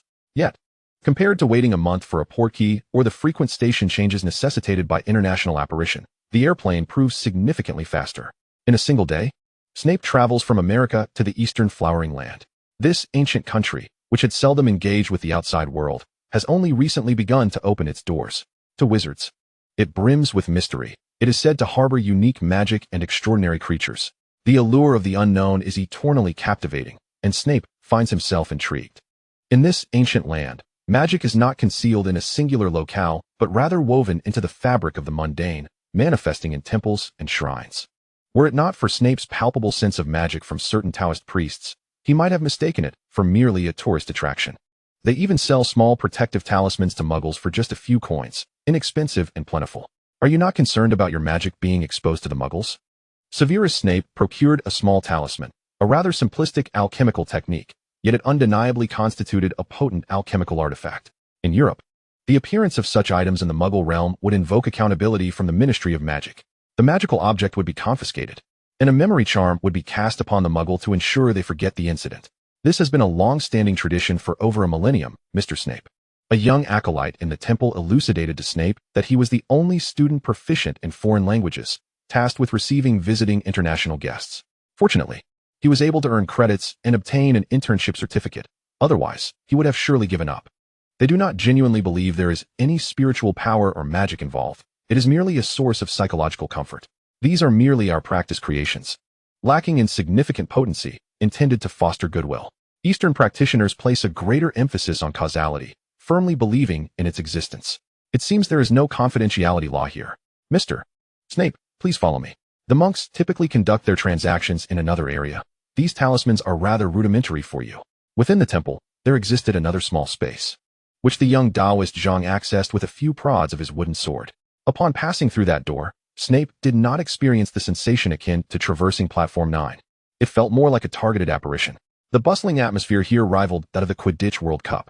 Aside from the Quidditch World Cup, it was rare for Snape to witness so many wizards gathered in one place. Yet, considering the population of this country, it was not entirely unimaginable. The architecture here predominantly exhibited symmetry, with rooftops adorned with unique magical creatures, and the pathways paved with blue bricks. The attire of the monks varied widely, some donned elegant, flowing gowns of various styles, while others wore muggle short-sleeved shirts and shorts, and some appeared in what resembled modified wizarding robes.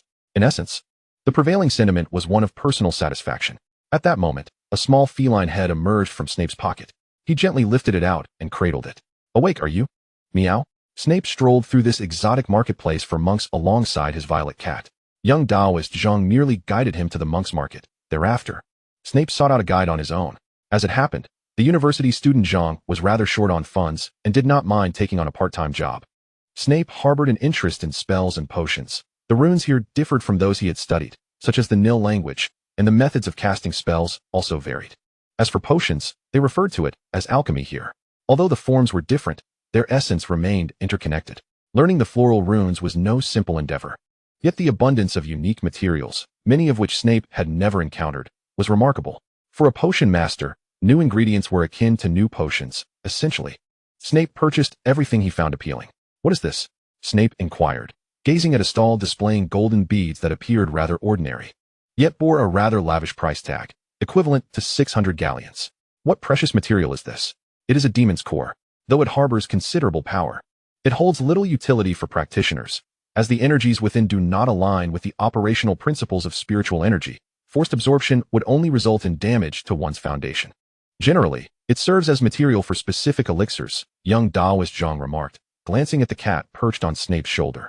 "However, it is quite beneficial for ordinary beasts." Snape set the violet cat down, asking, "Is it of use to her? What purpose does it serve?" "The demon's core can transform an ordinary beast into a magical creature, enabling them to transcend their inherent limitations, becoming more intelligent and powerful, among other attributes. However, distinguishing the types of demon's cores is quite challenging.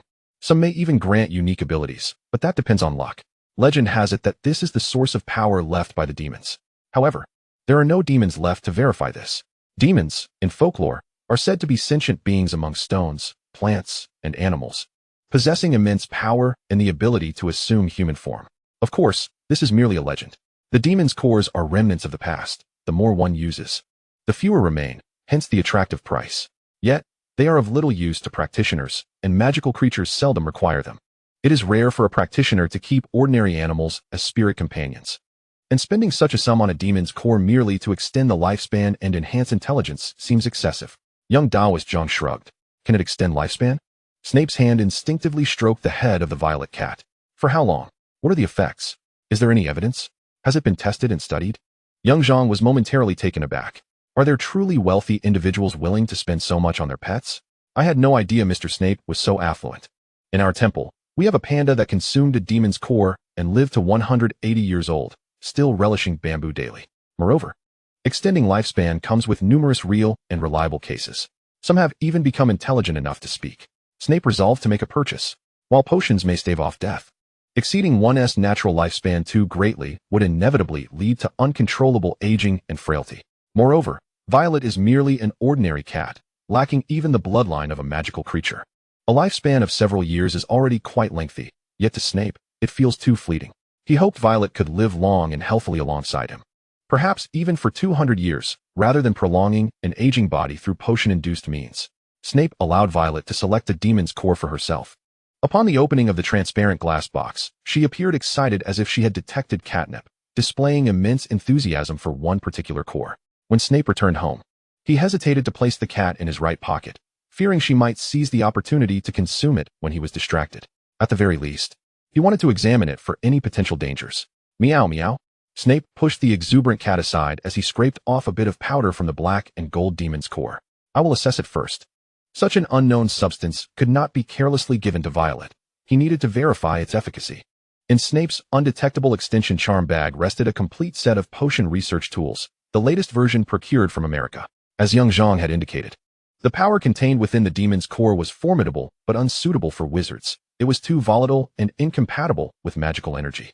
While it was possible for Snape to consume it and absorb its power, doing so would result in his body harboring two conflicting forces, which would not only fail to merge, but might even destroy each other. Initially, he might feel a surge of strength, but ultimately, it would obliterate his magical abilities. No wonder such a potent item was eschewed by Eastern practitioners. If there existed a means to enhance magical power without side effects, it would have long been consumed. Rather than remaining in stock, The demon's core held no allure for Snape, yet he suspected that for Violet, it might be akin to catnip extract. Throughout the duration of his experiments, he was greeted daily by her plaintive meows, accusing him of hiding the object. After more than a month of testing, confirming its safety for animals, Snape finally presented the black and gold bead to Violet. Meow. The violet cat began to nuzzle against him affectionately. She had evolved from being a mere pet into a sovereign feline. Snape lavished her with food, bathed and groomed her, adorning her in beauty and fragrance. For in this household, she was the paramount being. Did he sense something amiss? Snape turned her over to examine her, his palm pressed against her abdomen. The plush warmth of his hand was rather pleasant. The little cat's soft paw weakly patted against his hand, its claws sheathed, while its tiny tail gently brushed against his arm. Meow only permitted you to touch its belly. The following day, Violet began to exhibit signs of drowsiness and an inclination to sleep. Snape had not only conducted experiments, but also sought out the records from the Taoist priest, Xiao Zhang, regarding all the creatures that had consumed demon cores, as well as the legends surrounding these supernatural beings. In the folklore of this land, animals often favored transforming into human forms, believing it to be the most refined state of cultivation. In Europe, at least, Snape was aware that centaurs had no desire to associate with humans. Such matters lay far in the past, making it impossible to verify their existence. Even the flower-planting monks could not ascertain whether these creatures truly existed or if they merely derived their names from the demon cores that resembled them. Initially, Violet occasionally stirred from her slumber, but soon fell into a deep sleep. Snape found himself compelled to linger longer in this place, as the flower cultivators possessed a clearer understanding of the specifics concerning demons. During his stay, Snape received an owl from Hogwarts. Did Dumbledore even exploit a single owl to deliver messages across the ocean? The Cinder inquired whether he would consider returning to take up the position of defense against the dark arts professor and head of Slytherin House. Snape had never contemplated returning to Hogwarts as a professor. His initial intention for applying had always been to act as an undercover agent, and he had yet to secure the position he originally desired as the defense against the dark arts professor.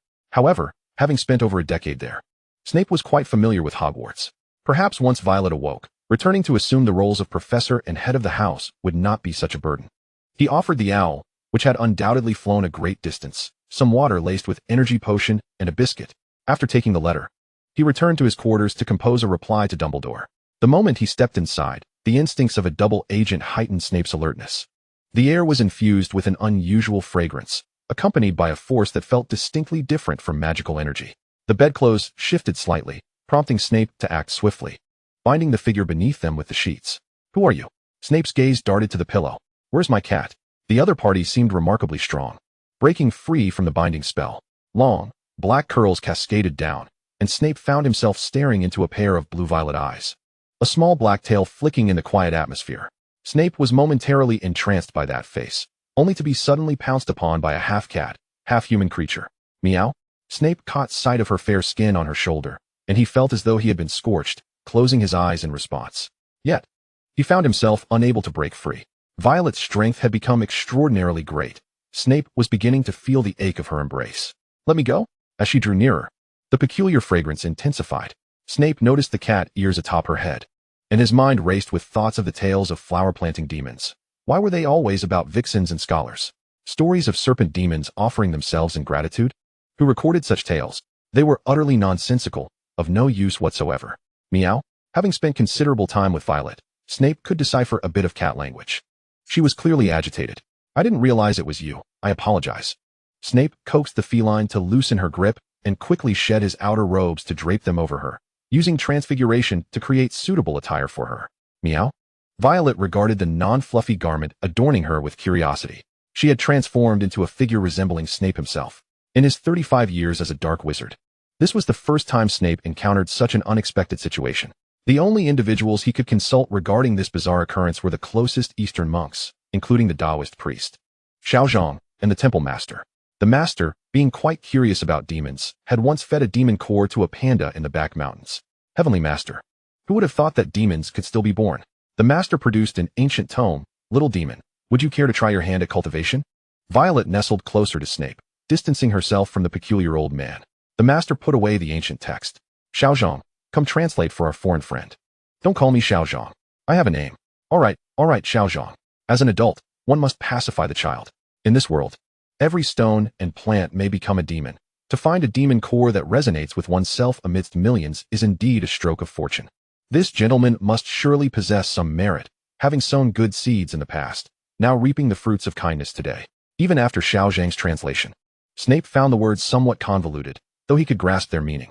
The old master with the white beard spoke in a manner reminiscent of Dumbledore. One spoke of love, the other of cause and effect.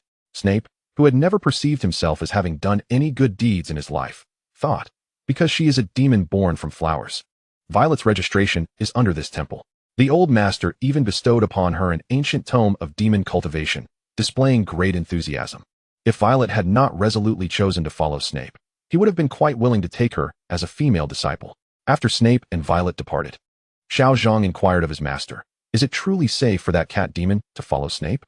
Most demons and legends tend to act according to their whims. What if she drains his essence? What concern is it of yours? What if that gentleman is willing? If he were unwilling, he would certainly seek us out. That foreign gentleman possesses considerable strength. You need not worry about his safety." Professor Snape returned from his travels with a stunning beauty at his side. It was indeed a surprise. Truly, the mysterious power of the East. Dumbledore mused that he might take a trip there himself upon retirement. Violet entered Hogwarts as an international student, seeking to learn how to be a person. A demure lady would never cling to a wizard so brazenly. Yet, no matter how Snape advised her, she would not listen. Violet selectively heard only what she wished. As the self-proclaimed master of cats, she believed that Snape should heed her commands. "Severus, I want that." Violet tugged at Snape's hand, directing him towards a nearby ice cream shop. A new raspberry-strawberry ice cream had recently been released, and its appearance was simply delightful, much to the little witch's liking. Such childish whims, Snape thought, scowling as he approached the counter to order the new ice cream. Professor Snape, may I take your order?" "One raspberry-strawberry ice cream," Snape replied, feeling the words taste strange on his tongue. "Very well." The clerk, while preparing the order, stole glances at Violet, who was clinging to Snape's arm. "Wow, Professor Snape has quite the girlfriend. She's a real beauty." In the wizarding world, news spread quickly, and within a day, everyone would know that Professor Snape had a young girlfriend. Violet appeared to be around 20 years old. Her demonic nature lent her a unique and alluring charm, and her beauty was striking enough to draw the attention of passers-by. Yet, her boyfriend was none other than the nightmare of countless students, the former Death Eater, Snape. The stark contrast drew the gaze of onlookers wherever they went. Snape offered the ice cream to her, but the already spoiled little cat refused to take it, instead opening her mouth wide. Snape thought, he had merely picked up a troublesome ancestor. "You can eat it when we get home. Who would want to do such a thing in public?" "Have you no shame?" Violet retorted. Eat it at home."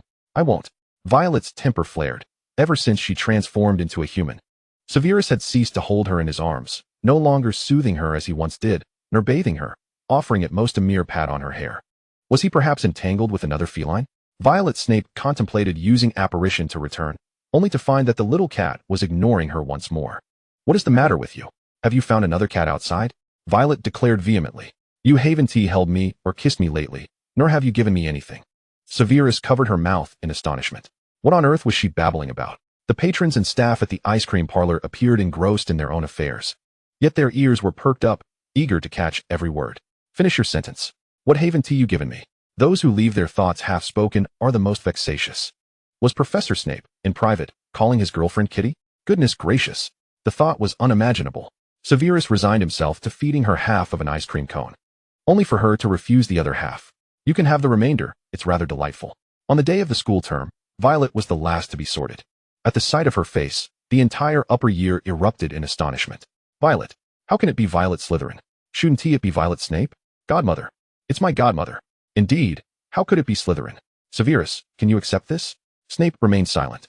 Violet was sorted into Ravenclaw, first year. However, Dumbledore announced that if she learned quickly, she could skip grades, or even take her OWLs or newts early. The learning capabilities of magical creatures are extraordinarily strong. Violet mastered English in just 5 months, achieving fluency in conversation with Severus. This accomplishment was partly due to Severus compiling a list of 5,000 commonly used words and assisting her with grammar. She transitioned from mere meows to articulate speech at an astonishing pace. It was hardly surprising that she was sorted into Ravenclaw. Yet, since the start of school, Violet noticed that Severus was deliberately avoiding her. After Defense Against the Dark Arts, he always seemed to have something to attend to, and the distance between the Ravenclaw common room and the Slytherin dungeon was indeed quite substantial. Initially, Violet was unaware of this pattern. To her shock, he even chose to remain at school during Christmas. Violet intercepted a professor who was staying behind.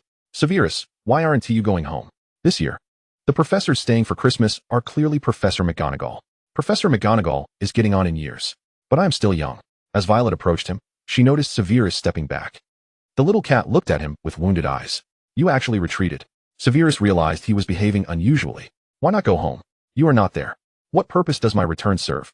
Severus had moved from Spinner's Inn to a more picturesque house in the outskirts of London, but without him present. Violet felt indifferent towards the dwelling. Why have you been avoiding me lately? Violet pressed him. Ever since she transformed into a magical being, Severus had been intentionally maintaining distance. I have not. You have. Violet leaned closer and sniffed his neck. There was no trace of another cat. All she could detect was the bitter scent of potions, which she found quite appealing. The little cat rubbed against his neck, leaving him blushing from ear to ear. Severus grasped the nape of her neck, pulling her away. I have told you not to behave this way with others. But Severus was not merely others. At school, one must refer to professors or gentlemen. Severus opened the door to his office. It remained dimly lit, yet the frightening ornaments were absent, since Violet disliked them, finding them too unsightly. Instead, a vase containing a bouquet of violets adorned the table. Violet felt a twinge of annoyance. She sensed Severus pushing her away. As though delineating a boundary she was forbidden to cross. When she was a cat, she had crossed that line countless times. Why, now that she had become human? Was he distancing himself? Severus sat in his chair as an ordinary professor addressing an ordinary student. Violet, do you require anything further? Addressing her by her given name, rather than her surname, might have been the only sign of intimacy. I do. Violet was unwilling to assume the roles of student and professor, nor did she desire to be regarded as his adopted daughter or sister. Severus, you still have not answered me. Why do you avoid me? I told you I do not. But you do. Do you think I am still the cat you could easily deceive with a few words? Violet crossed the boundary between student and professor, perching herself upon his lap. Violet. Severus attempted to remove her, yet Violet's strength far surpassed his, forcing him back into his chair. You said I must not hug you, lick you, or bite you, for humans do not behave that way with others. I complied. Yet you continue to retreat from me. Furthermore, your assertion that humans do not act thus is a deceit. I have witnessed those beneath the mistletoe engaging in far more scandalous acts than I ever did. They can, so why can't we? The physical strength of humans and magical beings cannot be compared, unless Severus were to use magic against her. But to cast a spell on her, what would he use? Violet, you are too young. You were once a cat, and possessed no understanding of human matters. She was like a blank canvas, upon which Severus could paint as he pleased, yet he hesitated. As a cat, perhaps you found me delightful, but as you grow more human and acquire knowledge, you will discover that the world contains far more beautiful things. If I were to exploit your previous affections for me, you would only harbor resentment in the future. Is it better to gain something and lose it, or to have never possessed it at all? Severus was uncertain. However, if he were to obtain something, he could never relinquish it. And as for Violet, her learning speed far surpassed Severus's expectations. The head of the Longsheen Temple had long wished to take her as a disciple, and Dumbledore was astonished by her transformation skills. Whether as a magical creature or a witch, her future was undeniably bright. What advantage lay in entangling oneself with a former Death Eater? The Violet of another world was not a cat demon, nor was Severus the pristine Severus of old. A sense of heaviness settled in Violet's heart. Ultimately, she decided to bite him on the chin, leaving a ring of teeth marks. Severus, you are an utter fool. Before class, he had lectured the students. Yet he himself was the true fool. What are you thinking? Merlin, we aren't even together yet, and you are worrying about me losing interest? What do all those beautiful things outside have to do with me? Am I not the one who encounters those people? If you do not give me that magical core, I would merely be a little cat that eats, sleeps, and clings to you for affection. Why do you believe those so-called beautiful things outside are more significant than you? Severus felt a lump in his throat. Am I more important? No one had ever spoken such words to him.